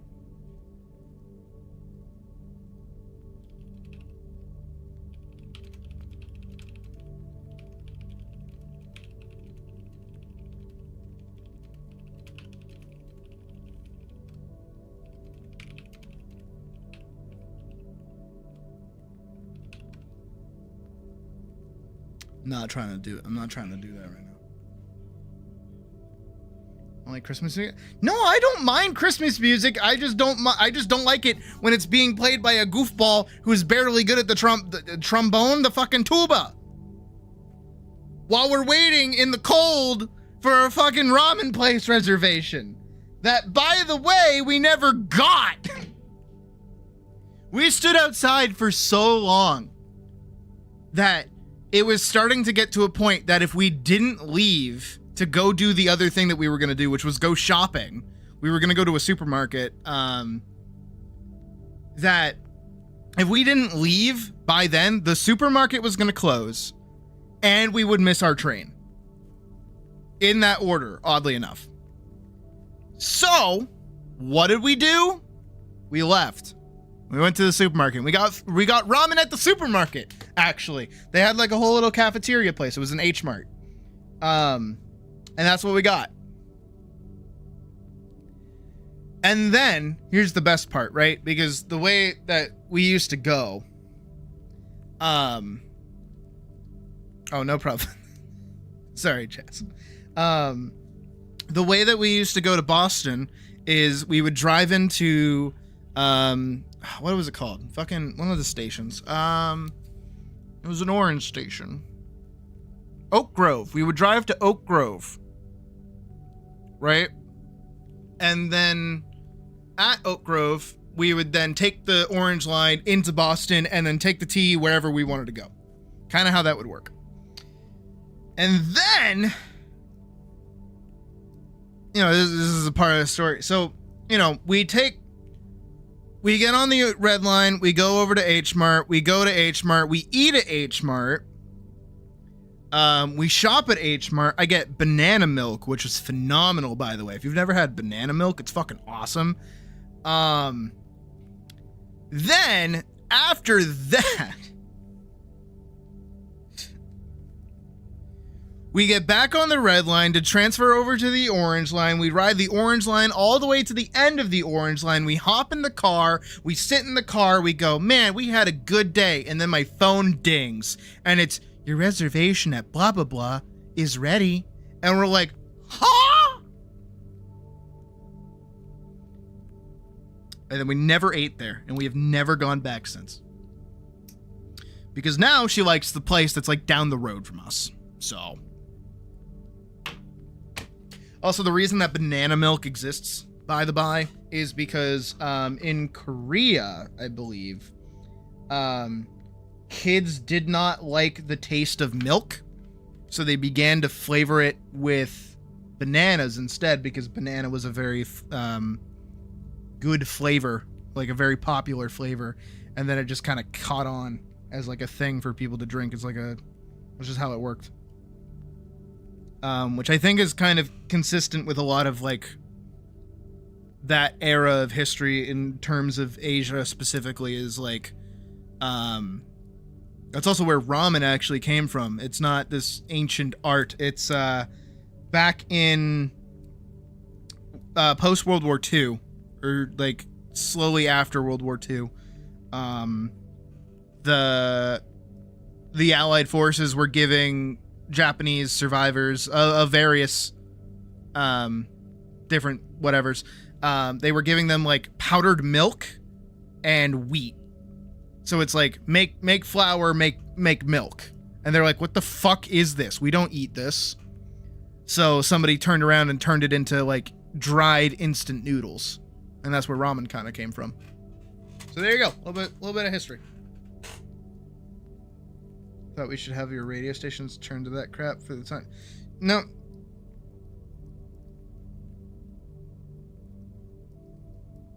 No, whoever, like, I don't mind Christmas music specifically, but it's like when it's the same fucking shit. Because Christmas has like a vibe to it, you know? It's kind of got, it's got like that light piano, crackling fire, you know, loose variety of very Christian-oriented songs. And, you know, really, there's like a myriad of different Christmas tunes you can play. But no, it is always the same. Grandma got run over by a reindeer. Rudolph the Red-Nosed Reindeer. Santa Claus is coming to town. Fucking, what's the Mariah Carey one? All I Want for Christmas Is You. Like, fuck off with that shit. Fuck, what else is there? There's a bunch of stupid shit.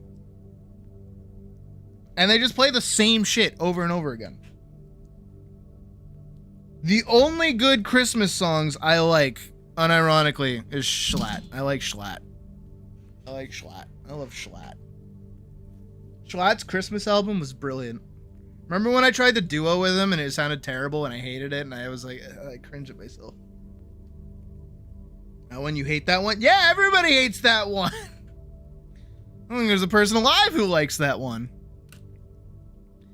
Alright, let me keep working. My food is here and I want it, but Puck is downstairs. Please give me my food. Please, I'm begging. It's gonna get cold. Please. I'm gonna text you again.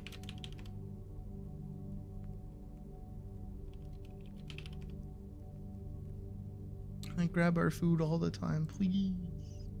Please. It's outside in the cold. In the rain, in the cold, and you're all just sitting downstairs waiting for your fucking Uber. Get it for me. Yeah, at least like leave it outside my door or something. Come on, I'm hunky and it's your friends' fault the reason I can't get my food right now, please.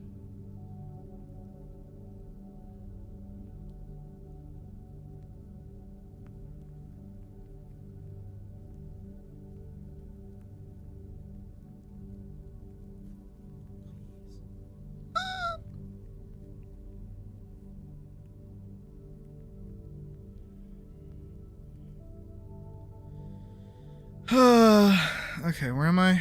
We're up here. I just want to eat, man. fucking hungry.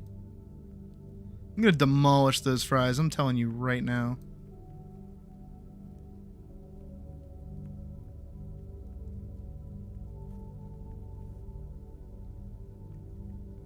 There's a crepe stand at one of the malls. There's coffee and stuff. They also serve mint milk. Ooh. Actually, I did used to make, because when I worked at Barnes & Noble, around the Christmas time, we would get a peppermint flavor. That shit was strong, by the way. We used to caution people who would come in and they're like, I want 17 pumps of pumped peppermint. And it's like, girl, unless you want a fucking winter wonderland in your goddamn mouth, I highly recommend you get 2. Stronger than you think. But I would always do like 1 in like a thing of mocha for my mom, and she loved it. Loved it.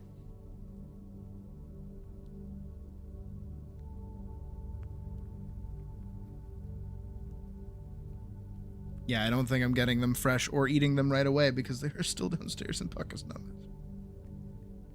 Okay. Thank you. Okay, they're gone. All right. Oh, let's go. Be right back.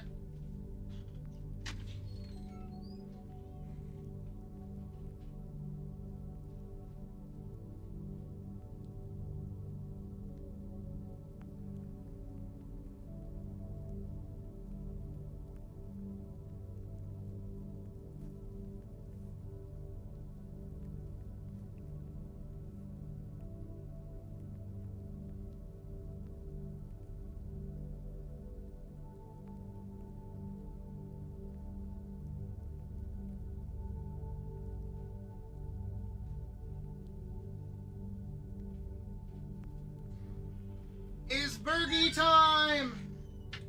I can eat something finally! Ugh.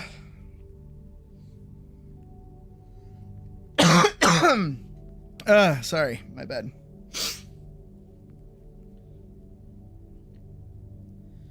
Whew. Alright, let's find something to watch.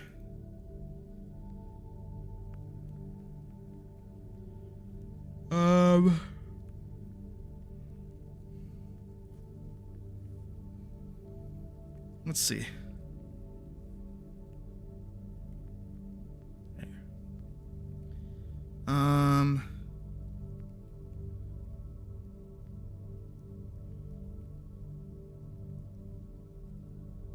Can I find something good?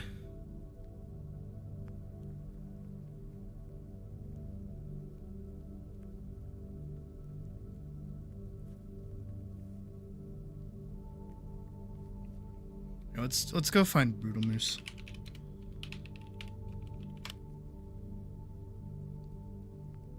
Let's see. Actually,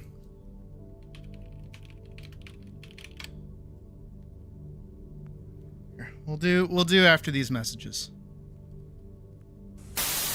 I'm calling Telephone Tammy.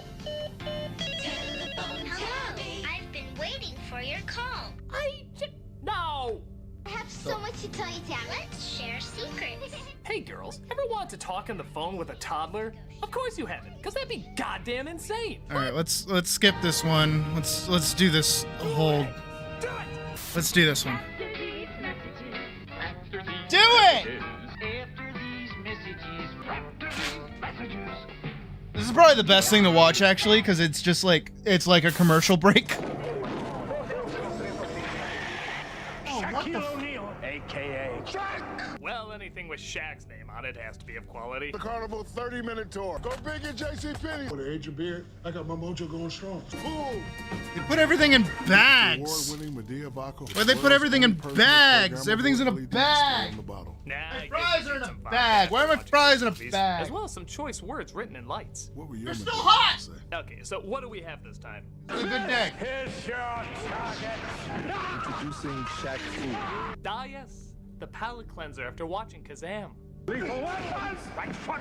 The enforcer of justice! Register! What's even up with this guy? It's like he's so ashamed to be advertising this product, his body is rejecting the idea. Justice! Left! Register! This is Shaq! Foo! It's really good! I really recommend it! Oh god, I'm going to hell! No wonder the villains in this game lost. They couldn't Everything's in a understand who bag. they're going up against. Lethal weapons! Size 22! Alright, They put my bag in a bag, and it has bags of bags in it. Kung Fu Shack style. What exactly is Kung Fu Shack style? Is it throwing all the leftover copies of steel nobody bought while building a fort behind Pepsi cans and Allsport? Let me check the instruction book. Wow, lucky guess. All right, so it seems like the orange dream is literally just close-ups, Black Wonder Woman, something. I I don't know what. It's funny for the time period it came out. Size 22! It's corny, but it's a lot of fun. Kung Fu Shack style. For Sega Genesis and Super NES. I think it's just like a dirty high C or something. It's not carbonated. Breakfast cereal. Speaking of celebrities that were disturbingly on everything. Teaming up with Mr. T cereal. It's getting on the team that knows how cool. Look, they're making a tea. That means they're the cereal now. I don't know, just buy it. Mr. T is on it. Teaming up with Mr. Grr, watch my show. Sweet crispy teas. One bite. Look at this girl's face. That's a face that says I'm being held hostage until you buy this damn thing. Better Morse code your way out of this one. This is also one of the few cereal commercials that I wonder if that was included accurate. the PSA. Mr. T here, and today I'm talking school. Oh, hey, I was just kidding. They really did PSAs in these? Mr. T. Breakfast cereal presents Mr. T. Talk number 1. Don't ask where talk number 2 is. Apparently the cereal wasn't popular enough for another commercial. Damn. Which is good, because I had him teaming up with Pee Wee Herman talking about crack. It was weird. So study hard, listen to the teachers, and learn something new every day. But hell with that ad. What We did want he to learn where Mr. actually T keeps his do? lines to a 2-word minimum. It's cool. Yeah, it is cool. It's but cool. After all the songs and stunts and action going on saying how amazing it is, do you have anything else to say about it? Teaming up with Mr. T. It's cool. That's literally the same recording. You used the same recording twice. You really couldn't record him just saying it's cool in a slightly different way? What do you think the story behind this is? So eat Mr. T's cereal. It's cool. That's great, but there's a lot more script to read. What? I don't say anything till I get paid by the syllable. You think I can't see into the future?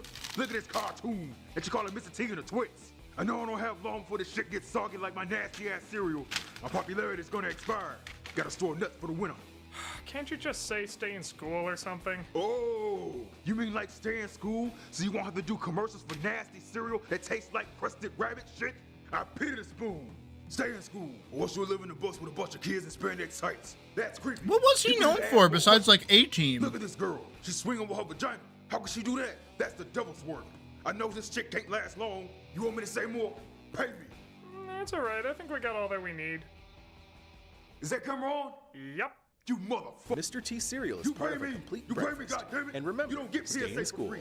You better give me a cameo in Creed 3. Yeah, it's silly, but it's Mr. T silly. And that's the coolest kind of silly there is. For me, I'll always have a soft spot for Mr. T cereal and his commercial too. Teaming up with Mr. T. It's cool.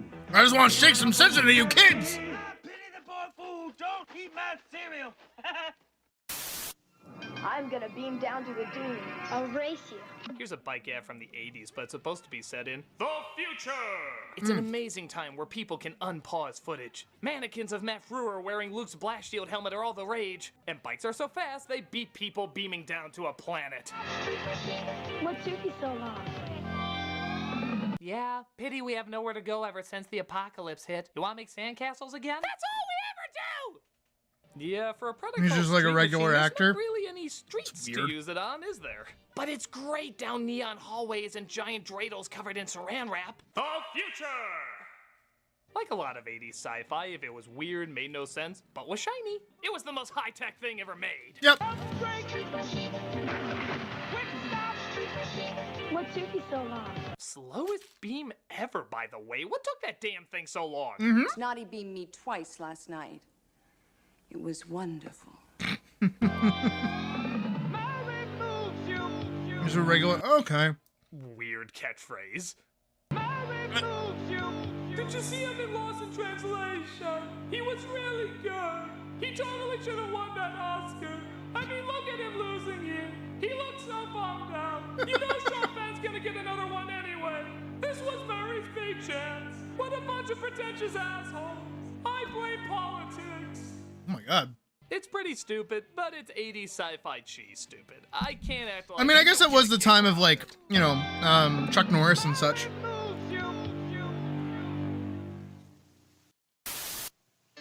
Now Skeletor charges into battle with awesome artillery.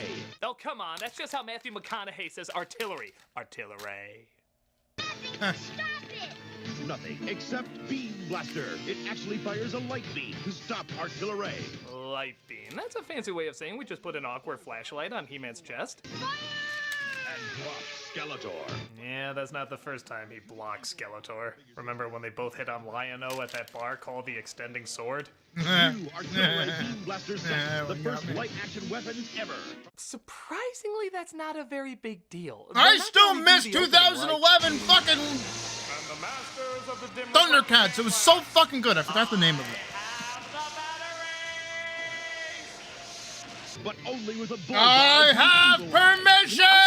It must not be that difficult. Ha ha! I got you now, He-Man! Damn shit. your palms!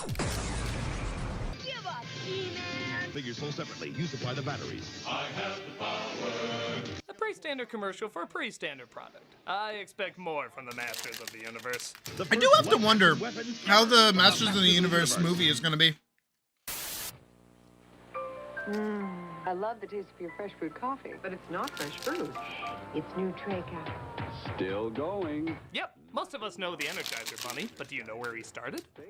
It was actually a parody of a Duracell commercial, which had a bunch of pink bunnies with batteries going out, but showed Duracell lasted the longest. Well, Energizer shit on that noise, saying they weren't even invited to this test, and not only does their battery make the pink bunny go longer, but their pink bunny has shades.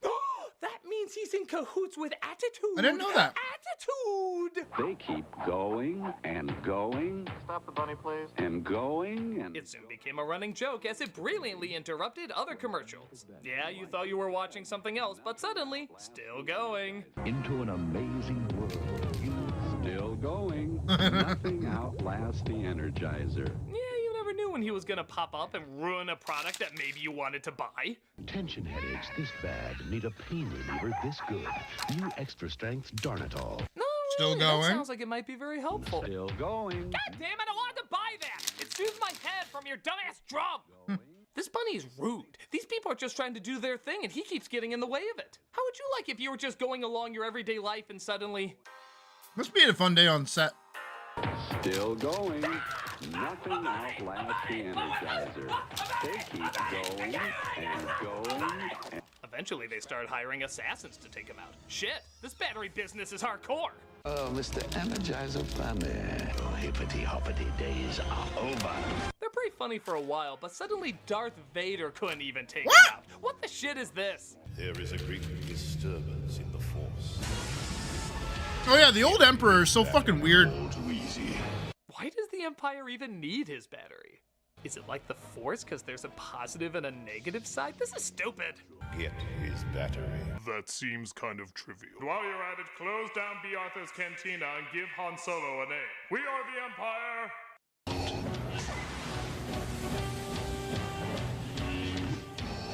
Impressive. Boy, Luke's looking like a little bitch by comparison now. He got his ass kicked by a guy who can't even take out a toy bunny. Vader probably looks at the monkey with symbols like, Obi-Wan has taught you well. But the bunny beats him because the Empire can't afford better batteries for his lightsaber. Healthcare and batteries, that's all. Okay, but that's pretty fun. That's still more dignified than when he screamed no. They were funny at first, but got old kind of fast. Nevertheless, this bunny stayed an icon. No matter how annoyingly long, it kept going. It keeps going and going. Something along the lines of He-Man being small before the sword.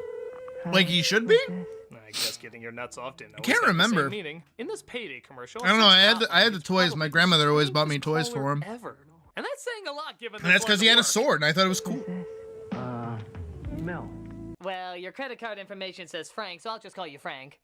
What are you thinking about now? Something sweet. Like what? Caramel. Okay, I'll go with that. Caramel's so different. What would you like to do with it? I'd cover it with roasted peanuts. Did you say roasted penis? No, roasted peanuts. Oh. Am I getting punked by George Washington Carver? Who's that? He was a guy who did a lot of things with peanuts. Tell me more. Who are you? Roasted peanuts and creamy caramel. Wow. You're making me so Confused? Concerned? Mhm. Confused? hungry. No, it's like that one scene in South Park where he's like, I guess we'll accept this as going how well. would you want me to baste this weird-ass turkey? It's very clear why this I'd guy use needs some to call red the second wine, hotline, deglaze but the why hell is pan, he wasting his time talking about paydays? Christ, imagine if and he came garnish up it with with some another creme fraiche. And it's like, oh, Hi. oh, oh, Almond oh, Joe. creme fraiche, oh, creme fraiche. Almond Joe.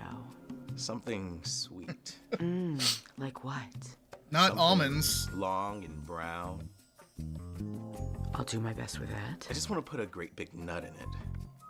Again, I will do my best with that. Depending on how long and brown it is, sometimes 2 big nuts. I really think there's better hotlines for you. I don't mind saying that I like a lot of fudge packing. I don't mind saying that you're Okay. really regret my job. Guys. The more coconut I can fit inside, the better. When did this come out? 7 years ago. Okay, I'll give you the pass. It's fine. Almond Joy. Oh, I'm so sorry. I thought this was all stuff you were into. Oh no, I'm actually into necrophilia. Oh. I bet you want an Almond Joy. Yeah, I like the quiet type. A dumb ad with a dumb setup and a dumb punchline leaves only one conclusion. This is pretty dumb. Did he get called or did he call her? Like, what happened? What you want is a payday. Does your life seem full of trouble? Here comes trouble. Hey kids, everyone wants to up with a toy that looks like the butthole monster from the wall. Your mouth says no, but your nightmares say yes. What the fuck is that? Chubbles giggle at just about any change of life. That's giggling. That's huh? what I was People gonna sound like a say. security alarm when someone's breaking into your house. You know, that classic pleasant sound? Giggles giggle too. Okay, these things are horrifying, right? I feel Yeah. like only David Lynch's kids would find these No, they look adorable, like so they're the rest of us, fucking they're calling their uncomfortably mothership to come kill you.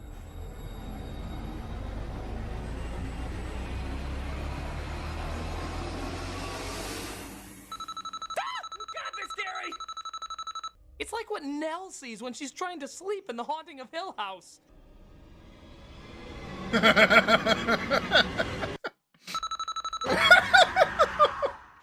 It's fun to have a Chiggles around because Chiggles giggle at most any sound. If not, these things will scare you into sleep paralysis. Chubbles and Chiggles, perfect friends for you. Cause when Chubbles giggles and chiggle, Chiggles giggle too. Chubbles and Chiggles are also 2 STDs you can get if you're not careful. I don't Why like are these they things called at all. that? The ad doesn't make them any less menacing. Oh, Just I get away hate from that shit as quickly as possible. Chiggles giggle too. Yeah, they do. Like the eyes blink. Bro, video cassette. You guys have any Star Trek 5 tapes left? Oh my god. I'm pretty sure you mean another movie. Where is the Star Trek 5 video? Don't tap your finger at me, you entitled bitch. It's Star Trek 5. You got Star Trek 5, The Final Frontier? Okay, you two look like the people who'd be more excited for this. Any Star Trek 5s? Ooh, thank you. Great. You do know it's Star Trek 5, right? 5? Thanks. Fabulous. Yes. 5. 5? They physically go looking for God? Oh, thank goodness. Oh, trust me, lady, I know. I have 5 babies at home. Star Trek 5 is perfect for them. It puts them right to sleep. Would you happen to have Star Trek 5? Wow, Shatner was such a cheap-ass director, he didn't even get you a copy? Yes, sir. Star Trek 5, The Final Frontier. So tell your dealer you want to see it. No, why the hell do you have to tell your dealer? It's clearly the biggest hit in the world, according to everybody! Man, who would have thought we're all out of Star Trek 5 and Barbed Wire? They didn't do shit at the box office, but apparently they're the voice of a generation. Talk about missing the mark. This commercial had no idea how to advertise this movie. It just comes off as unbelievably desperate. Star Trek V, The Final Frontier. Yeah, no, the one where I bump my head, we all sing row, row, row your boat, and Uhura does that feather dance? Oh, Christ, what am I doing? Take that away from me! I do like, This is definitely one I of think it those was ads Next that's Gen, so bad, it's where good. It makes no sense. he but comes it's a pretty back good laugh. Star Trek V, The Final and Frontier. they show him his, You want to see it. the old, I just got rid of my last copy. oh, You've got my Kellogg's cornflakes again. they show him the command deck. Cereals would have the widest of commercials. And it's like, You know cornflakes are that dead. same feeling that I get when, afraid you'd have to come in up Doctor with Who a with David pretty Tennant convincing and, argument to get one of me the to change my companions mind. from, Problem I think it was a Tom kid is Baker. trying to steal his dad's cornflakes. Tom Baker's old, companion. Hell with those marshmallows and chocolate. And then they even did like a little side series with her, which was really cool. Second? Well, just watch. You'd have to come up with a pretty convincing argument to get me to change my mind. Kids love cornflakes, it's what they like. They eat it in the morning and they eat it at night. It ain't just for mommies, it ain't just for dads. All kids like it and they like it real bad. Bad, bad, they like it real bad. So you can't keep a kid out of Kellogg's cornflakes. Well, you For convinced corn- me, son. I am never buying this cereal again. Yeah. You see, Dad, this is how lame our cereal is. We got these guys for mascots. At least Toucan Sam never rapped. Another Tutu fan, and I got Oh. like me, Toucan Sam. No, never mind. This was a weird time. I don't even Yeah, it was a know. weird time. Were these guys just waiting for someone randomly to say they need to be convinced that cornflakes could be eaten by kids too? Was that like their lifelong goal? I don't get it, man. We've been wandering the streets for years and years. Why are we doing this? I told you. One of these days, a grown-up is gonna need convincing that cornflakes are for kids, and then our amazing rap will save the day. But why? I just don't get why it's such a big deal. Ever question the cornflakes again? I'm tired and hungry. I haven't eaten since we ate our 4th member. I miss Funky Spoon. Get it together, guys! Someone's gonna need convincing one of these days, I just know it! Oh, I see. You've got my Kellogg's cornflakes again. And I'm afraid you'd have to come Where's up it with coming a from? pretty convincing argument to get me to The change house! my mind. Go! Kids love cornflakes, it's what they like. So you can't keep a kid out of Kellogg's cornflakes. And don't forget, cornflakes are for kids.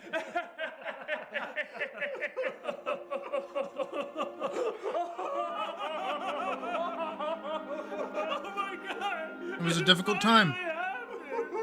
After years, we finally did our rap. It's out there!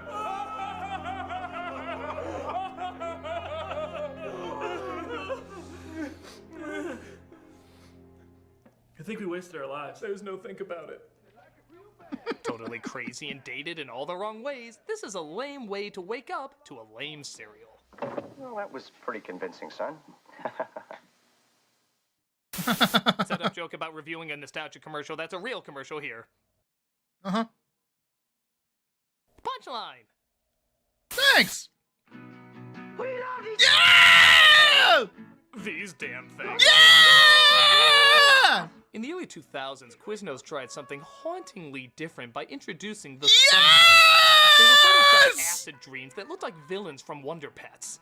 If you feel they look ungodly and unnatural, fear not. Their heavenly voices will win you over. Yeah, Quiznos subs! Yeah! Barbaric! We are not the Huns! Not the Huns! Thank you for clarifying that. You know, I was looking at you saying, I recognize you from some history books. I recognize you from history books. Clearly, I've seen you in a picture of some sort. The Huns. It must be the Huns. I've seen you in so many history books as the Huns, but you have clarified you are not the Huns. Thank you. Thank you for making that clear. Non-Huns. What the heck? They are tasty, they are crunchy, they are warm because they toast them. They got a pepper bar. Unless pepper that's a place bar? where Pepper serve me alcohol, I'm not interested. They got a pepper bar. We have a T-Rex. We have to stop. It only figures a restaurant that appeals to stoned teenagers would have marketing by stoned teenagers. This must have been made up at the last minute while somebody was coming off of Quaaludes. I'm sorry if I'm vibing and somebody pops up and is like, Sponge monkeys. That? I'm gonna go buy a Quiznos sub! Like this, which I'm totally not just making up right now. No, we need more deranged, entertaining fucking advertisements. Everything's so clean and corporate. Waited all my life for someone to say that. You can even hear the announcer being like, Quiznos has all new subs at, oh god, what is that? I didn't know I was attached to garbage like that. I thought this was a respectable company. Oh, hell no, I'm out of here. No, tear up the contract, I don't care.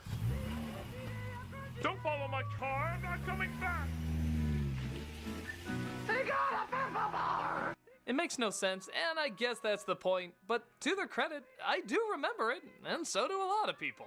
It is what it is. I just don't know what it is. They need to bring it back! Do it again! I would devour a Quiznos sub if I already didn't get McDonald's. Oh, like the movie? Oh, like the movie! Movie Hook had action figures to sell, and they Oh my had God. commercials to go along with them.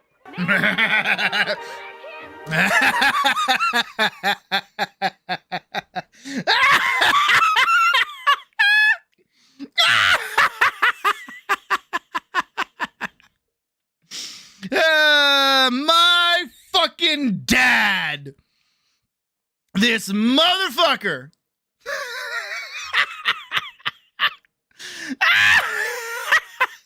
This motherfucker. My dad. The man who walked out on my family, by the way. Piece of shit. We hate him. He had some kind of fucking girlfriend who wrote a book about him. And I don't mean it in a good way. I mean it in a weird way. And in that book, there were a collection of emails and letters that he had written to her. And one of them was saying that he thought of himself like Peter Pan and her as Tinkerbell. And that was his attempt to woo her. Because Hook was his favorite movie. I will never, ever forget that. And I will never let anybody not know that interesting fact about my fuckwit of a father. Man was spitting game like he was fucking on the playground trying to impress some fucking Disney princess. What a fucking loser. Just wanted to share that. That kid is getting way too much joy out of Hook dangling there. He looks like for the first time he's feeling true power. I need to find that book. I need to ask my mom about it. He will eat upon ridicule. He will taste like victory. I will gladly read it. Boy, they really downplayed Rufio's death, didn't they? Oh my god.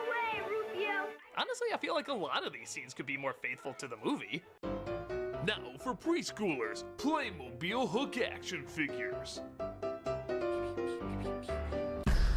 Oh my god. Oh my god. You know what I wish? What? Oh I my wish I god. had a dad like you. Oh my god.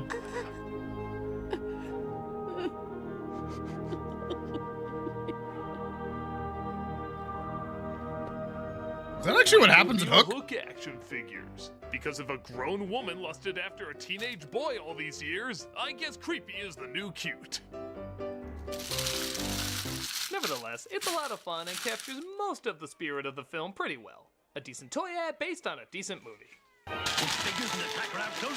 was my dad's favorite movie, the fucking weirdo. You man! You stupid man! It's the new kids on the block. Yeah, can't act like this wasn't a huge thing.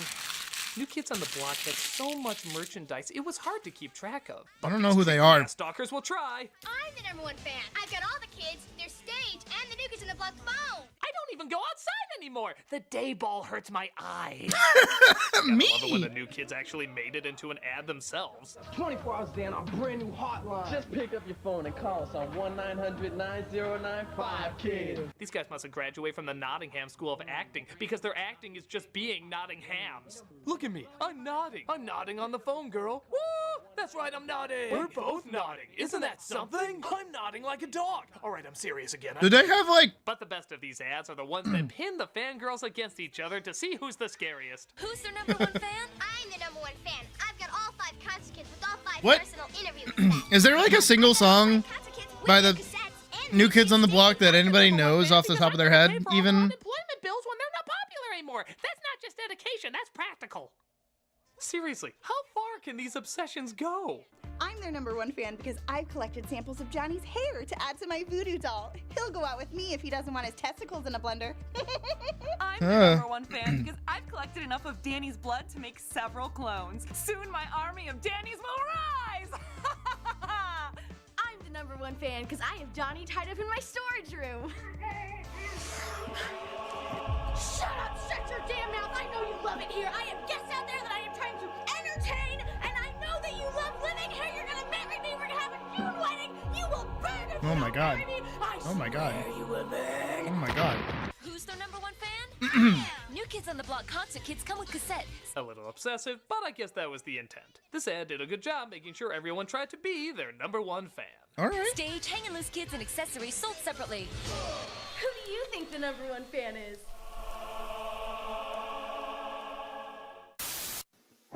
Terminator's back.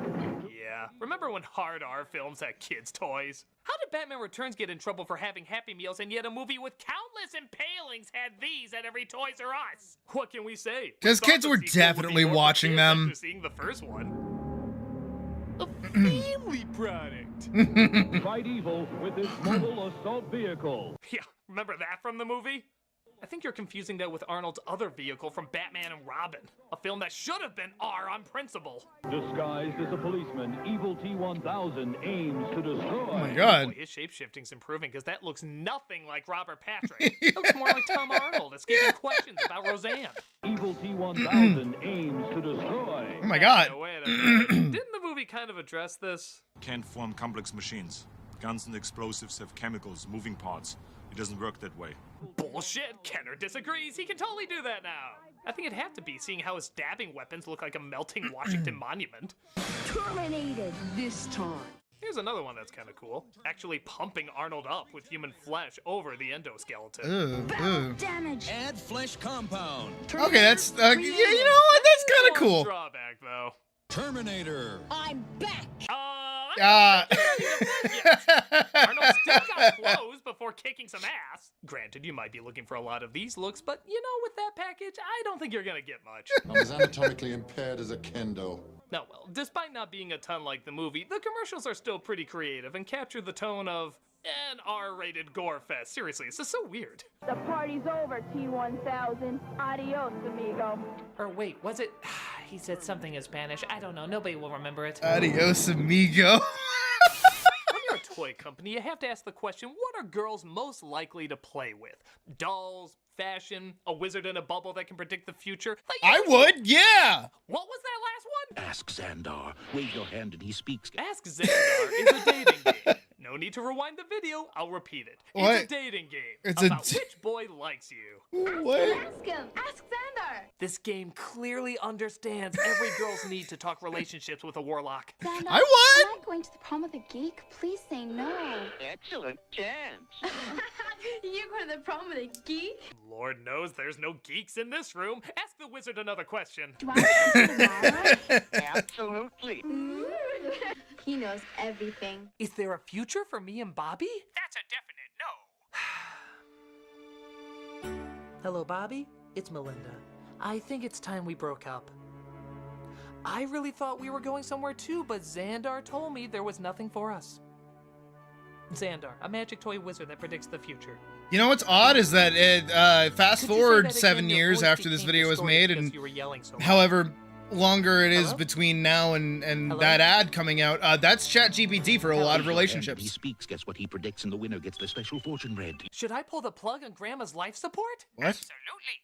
Oh my That God. seems a little harsh. She might pull through. The bitch has lived too long. You will get a phone call about this. Look at this girl's face. She has an amazing phone ring. She's amazed she stayed in this room so long with two nutballs listening to Plastic Gandalf. It cuts before she bolts out the room and slams the door. Excellent. How do you make a face like that even? For a ridiculous toy, and my prediction is this will be found at a lot of garage sales. Ask Xandar, the talking wizard game. Definitely. Well, it seemed more like it was just kind of like an 8-ball situation. You could ask it anything. Oh God, So many of you were Pokemon. triggered by my joy of Pokemon being destroyed. Safe place, ball. Protect me from reality. I guess it only makes sense to look at another Pokemon commercial. What This is- one's for a product called Pokemon Ball Blasters. What's it called? Pokemon Ball Blasters. Yeah? Is that what it's called? Can't believe I actually have another opportunity to play this, but You're a ball buster. okay, to the commercial's credit, Why I did she think wink the like a item is doll? called What was that? which isn't a ton better.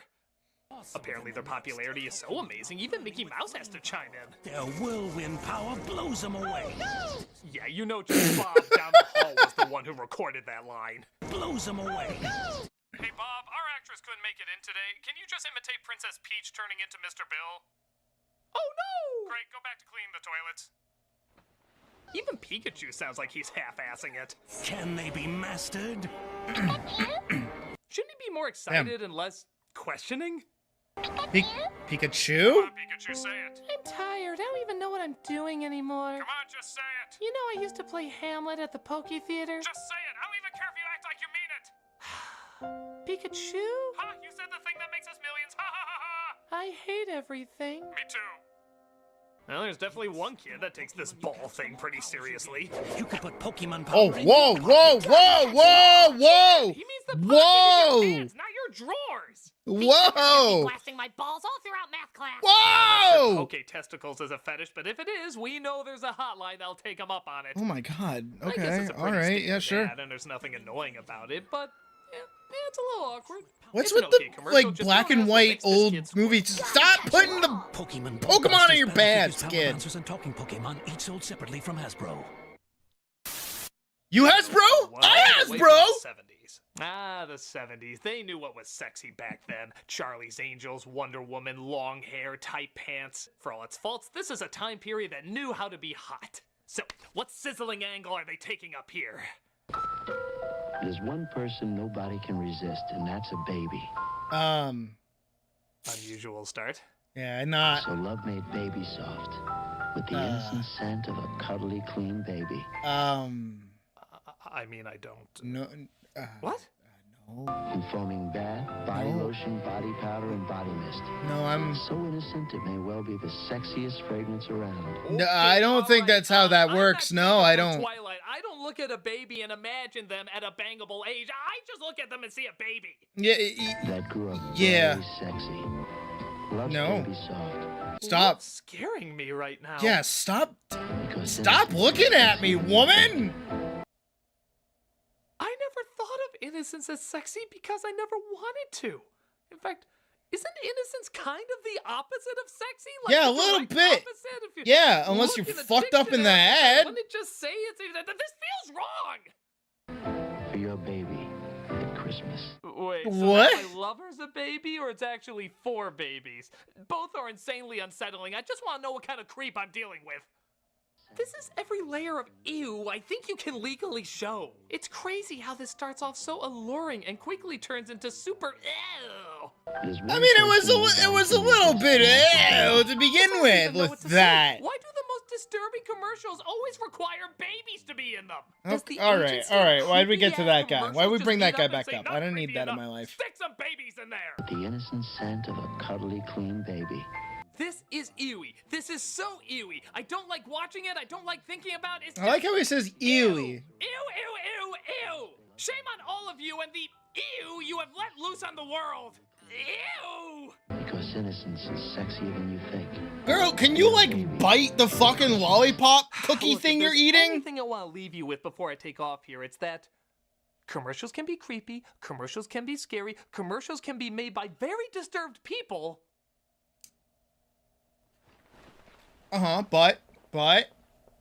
But Fair enough. Why do these always end so dark?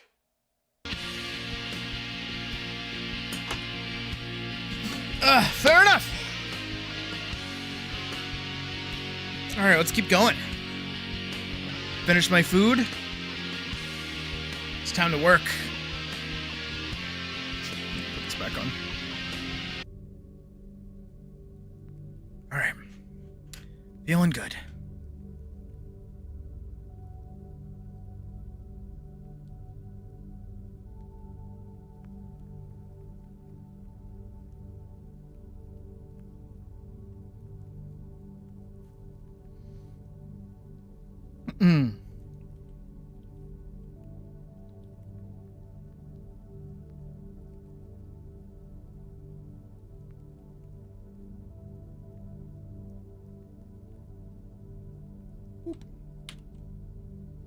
Back to work.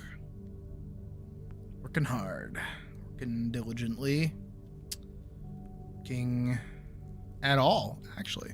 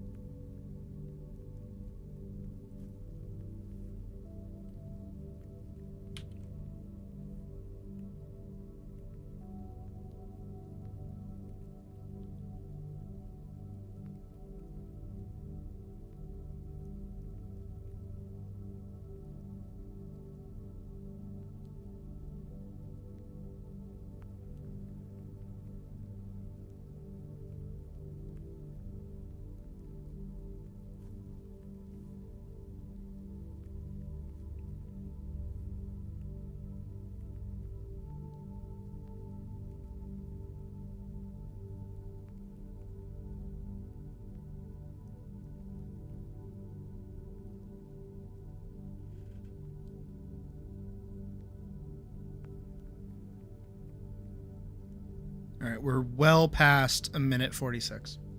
I don't know what it is, but every time after I eat, I got like, my throat gets all like scratchy. I don't know what my deal is.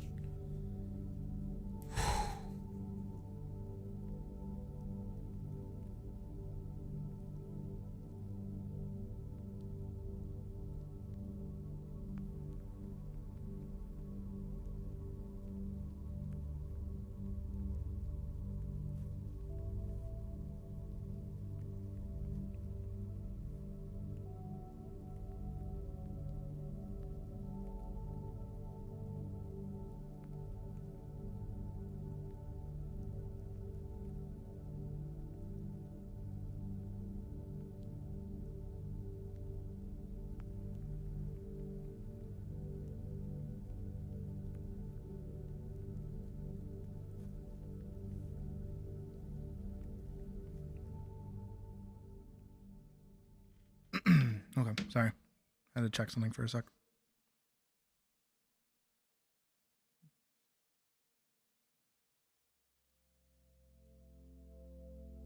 Here.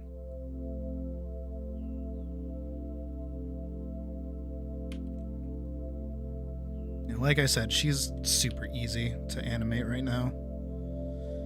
And I'm not gonna look that gift horse in the mouth at the moment because we have a lot of busy stuff to be doing in the future. So any amount of simplicity I can have right now is beneficial.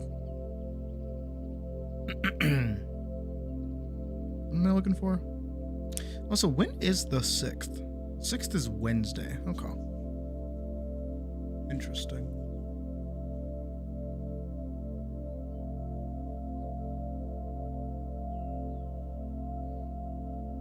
I want to see when that Forever game comes out. Comes out Wednesday. We might try to make it a thing. Waiting. What's up?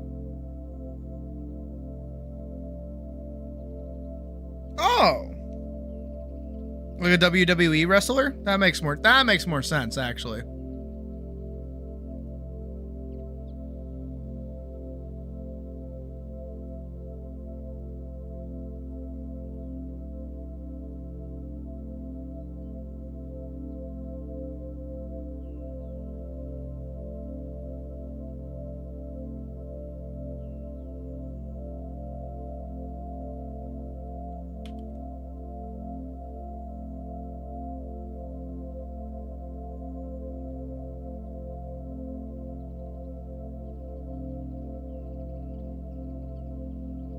WWF 85 to 87. Okay, that actually makes way more sense.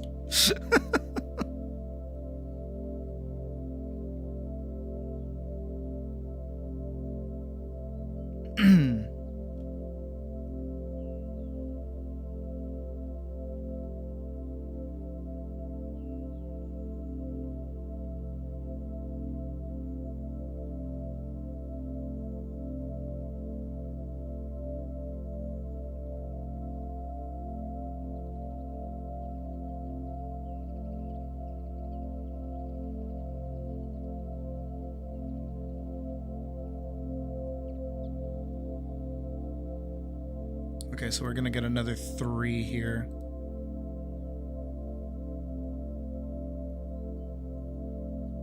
This is also going to need to be a new Elise frame because she's gonna be like surprised.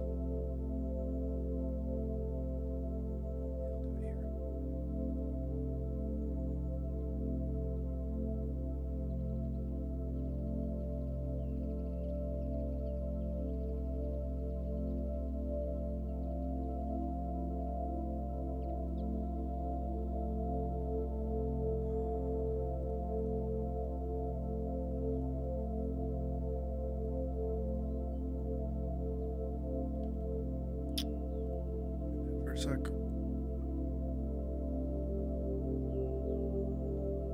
That's good.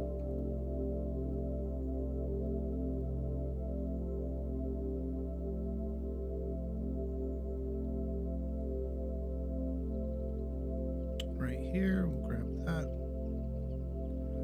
Whoop. Everything out. Just whoop.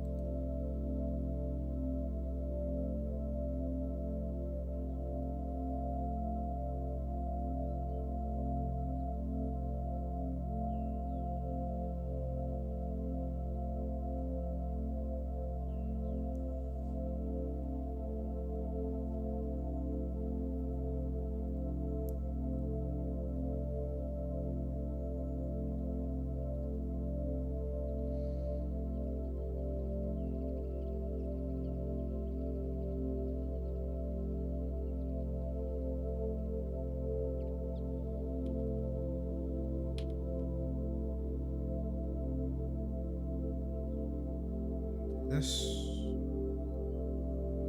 Do it again. Or we'll grab this again.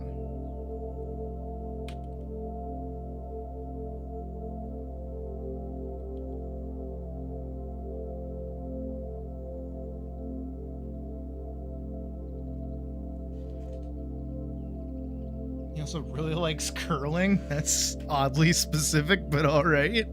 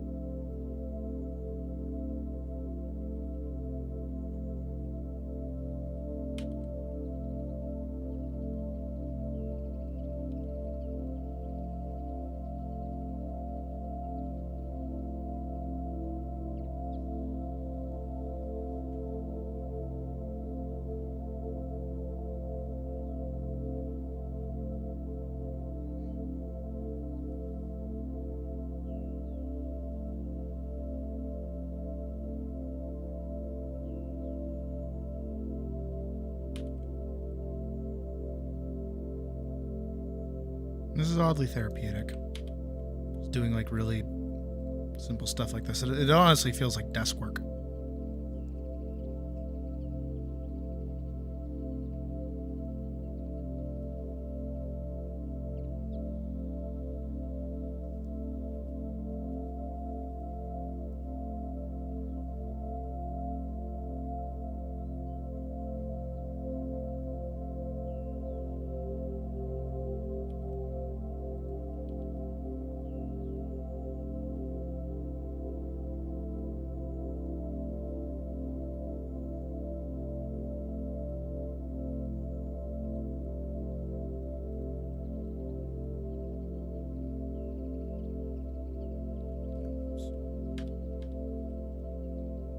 Wrong thing to replace.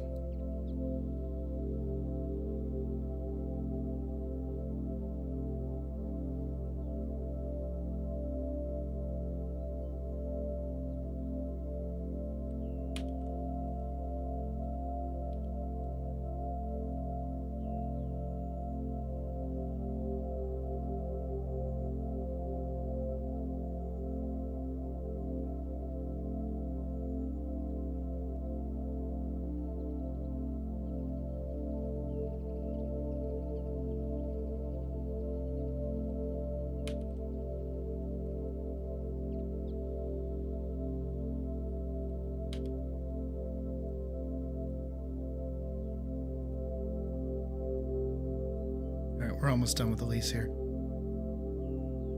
Which means we're almost done with the scene, actually.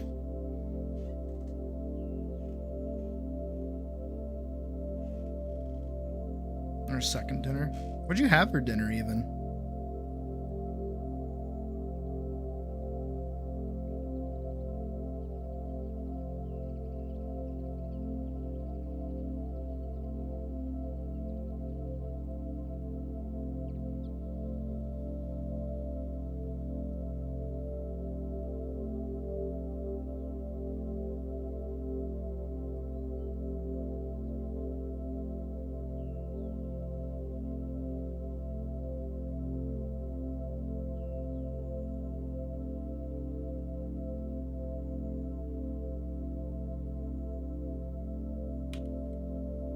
BLT pasta salad. Bacon, olives, lettuce, and tomato mixed with... You said olives and tomato and you lost me. You had me at bacon. You had me at bacon. And you had to ruin it.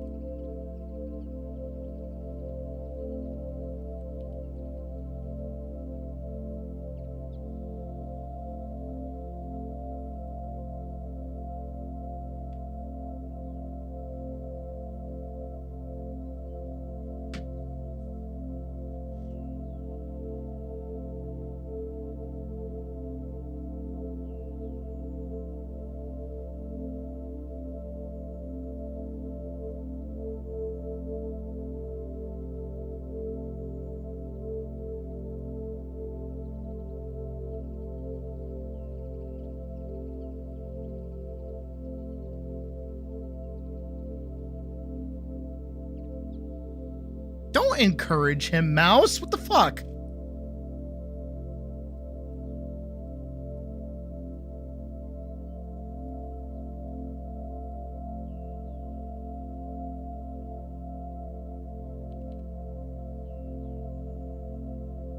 Un, deux, trois.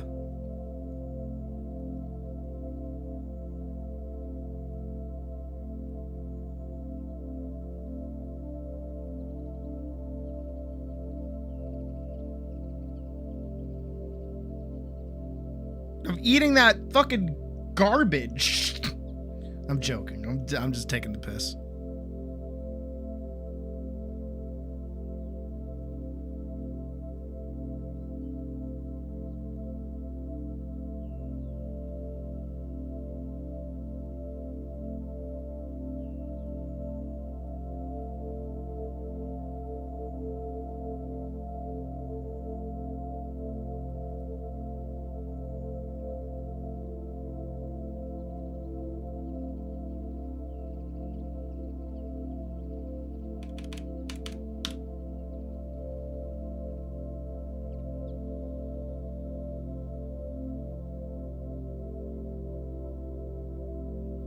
Dude, olives are nasty. Not olives are. Bleh.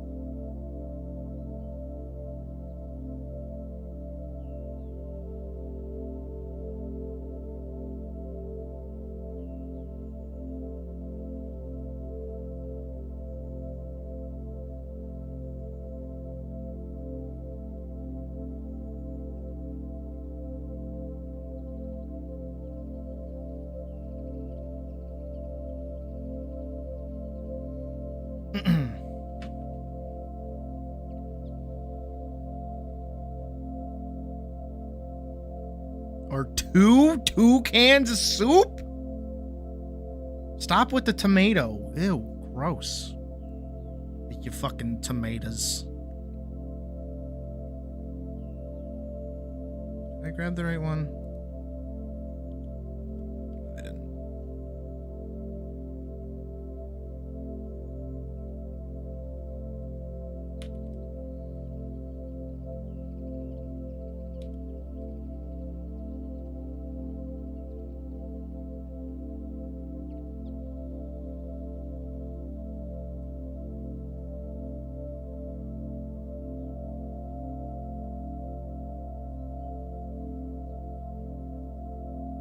Ew, why? Ew.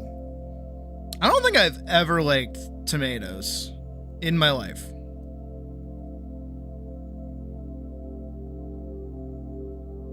Like, I don't think there was ever a point that I looked at the tomato and I went, hell yeah, put that in my mouth. No. Tomatoes are gross. They're just like water things with like a vague plant flavor. They're gross.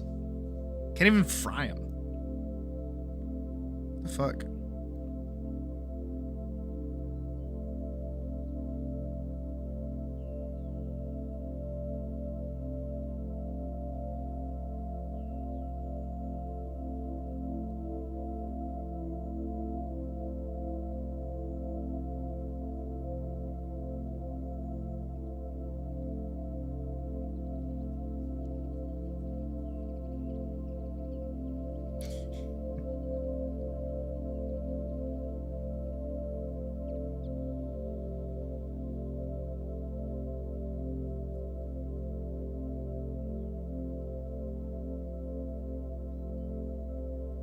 So yeah, this is like our longest section here.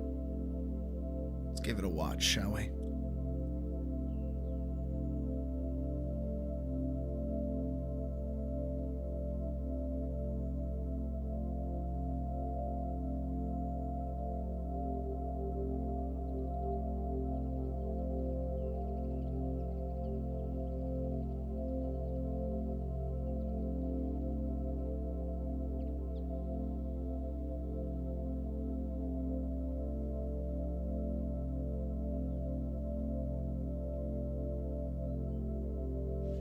Oh, I like ketchup. I love ketchup. I love ketchup.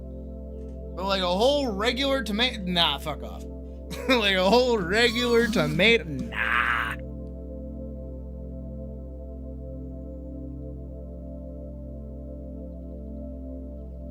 Got you to eat vegetables since the veggie platter just going to town.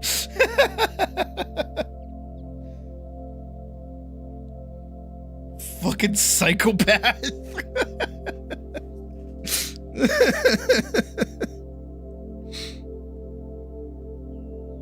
Man, you didn't name Badger justice.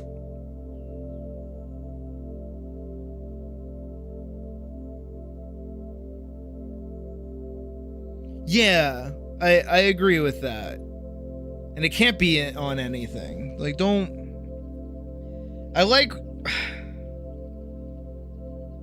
You know what I see it as? I see it as a similarity between like how do you put it? Potatoes. I can't eat a raw potato, right? Can't do that. I love potatoes, but I can't do a raw potato. But you put that thing into like a French fry, I like it. You put that thing into a mash, I like it. You bake it, I like it. You know, you do anything to a potato. Cut them, mash them, stick them in a stew, anything with a potato, I will like it. Same-ish deal with a tomato. If you put that into a sauce, ketchup, I like it.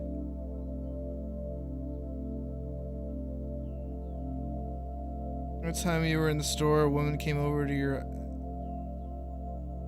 asking her to have asparagus with dinner. Huh.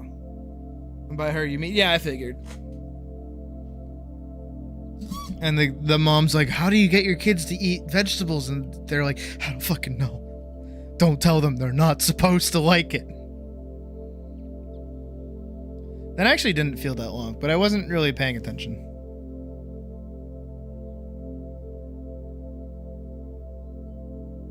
Very peaceful.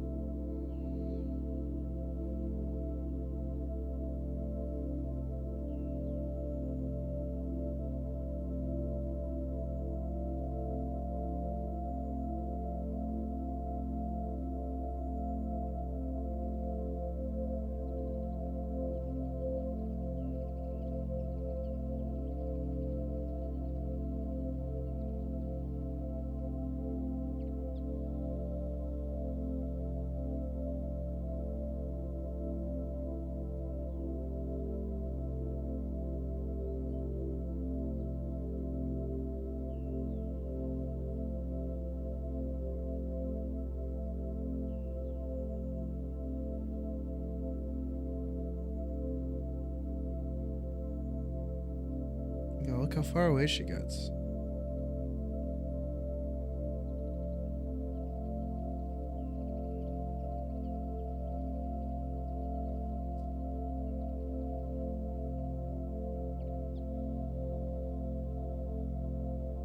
Mini pep. What?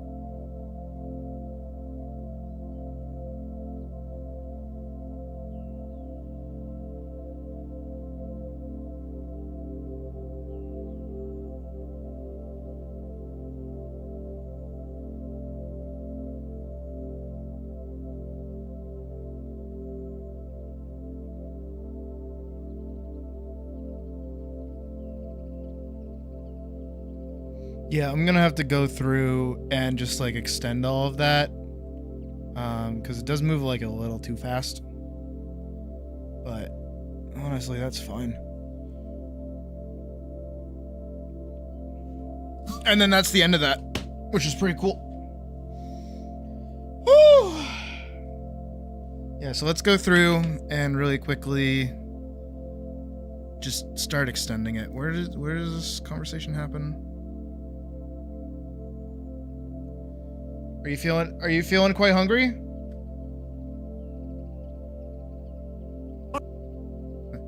I feel quite hungry!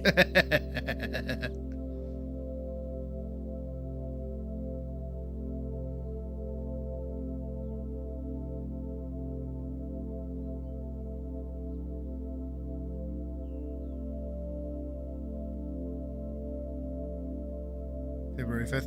Oh, nope, can't touch that. Don't do it. You'll eat plastic like I did.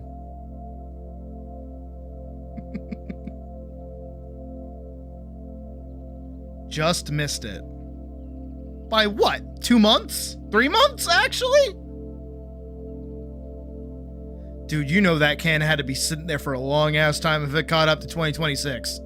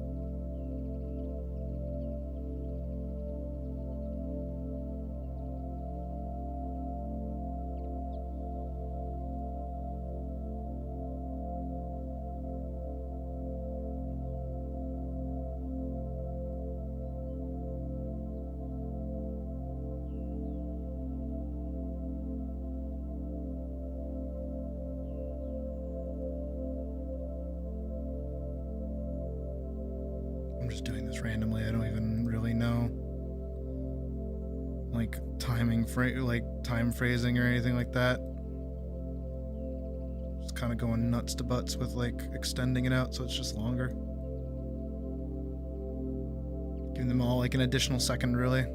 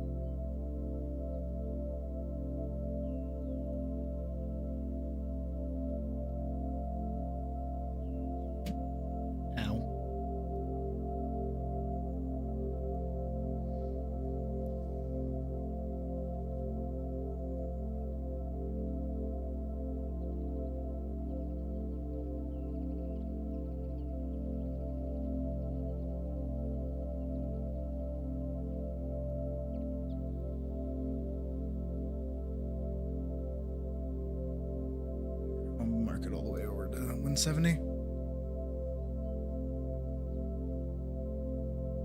So we start.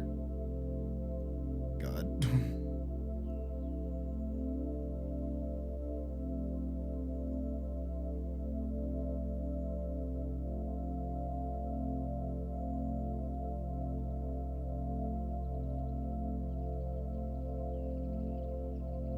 So how long is 170 seconds? 170 seconds, 2 minutes. Almost 3 minutes.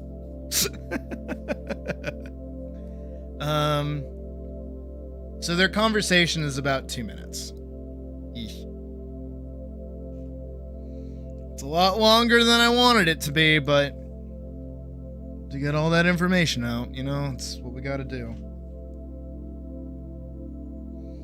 I mean, it was just shy of 2 minutes for the other one, so I'm okay with it. As long as I make the fight at least 2 minutes, I think that should be fine. So in total, this is probably going to be like around 6 minutes long, which I think is an okay amount of time for an animation. I think that is a fine amount of time mean, that's how long Dullahan was, and Dullahan was pretty reasonably lengthed. So I think we'll be fine.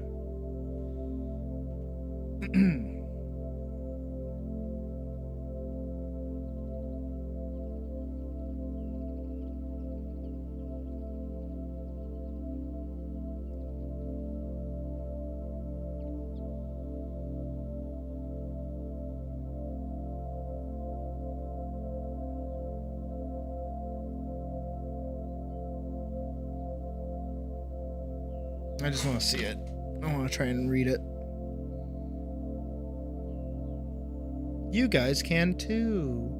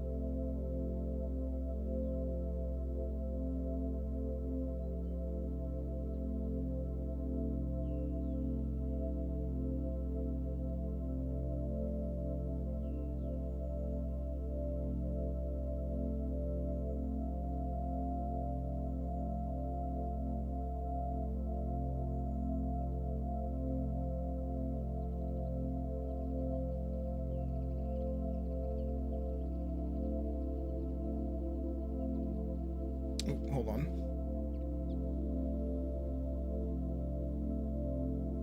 This one right here. This one took me like a second to read, so I'm gonna add like an extra second to it.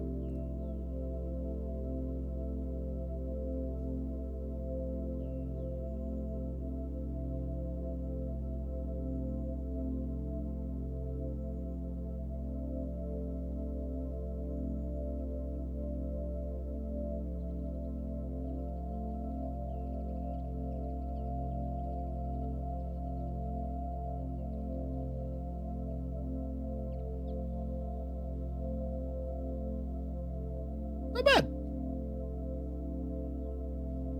I feel like I could keep up with that pretty well. It doesn't feel overtly like long or arduous to kind of get through. Feels like a natural progression. IMO. But of course, everybody has their own things to say. What's good though is that I'm not doing voice acting. So I don't have to time it with anybody. I just gotta add sound effects and call it a day. Which makes me happy.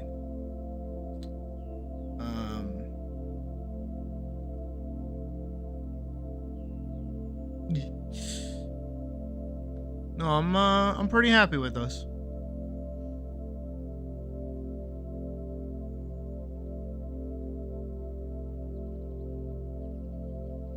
So then that means tomorrow we get to get started on the fight. Because when we come back and we do another one of these, we're gonna get started with the fucking fight. We get to do it. Finally! We get to do it. I'm so excited. We're gonna listen to some sweet ass music and do some cool ass shit. It's gonna be awesome.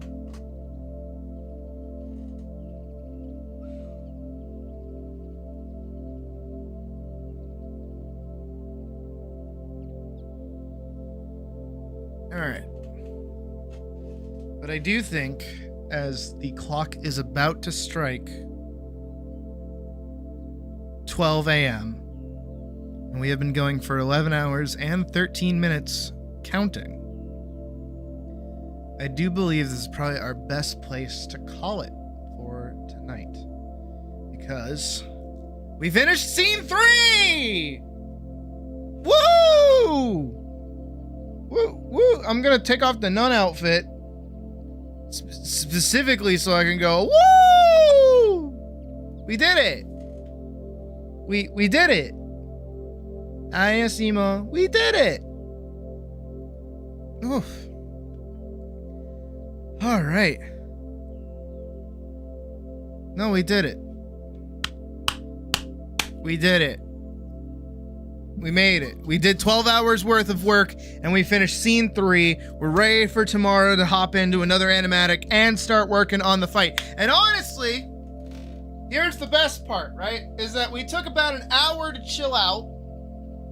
We ranted today. I talked an hour at the start of stream 2. So technically, we've only worked for 9 hours, roughly. Tomorrow, when we come back, we're gonna keep fucking going. I ain't fucking done yet.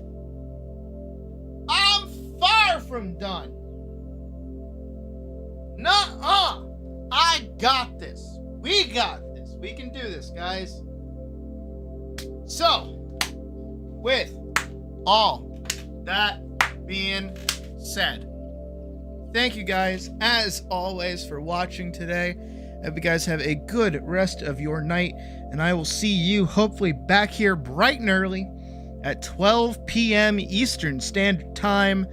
Well, specifically 12:45 p.m. Eastern Standard Time for another set of animation. Enjoy the soothing sounds of weird alpha wave music, and I'll see you guys tomorrow. Woo!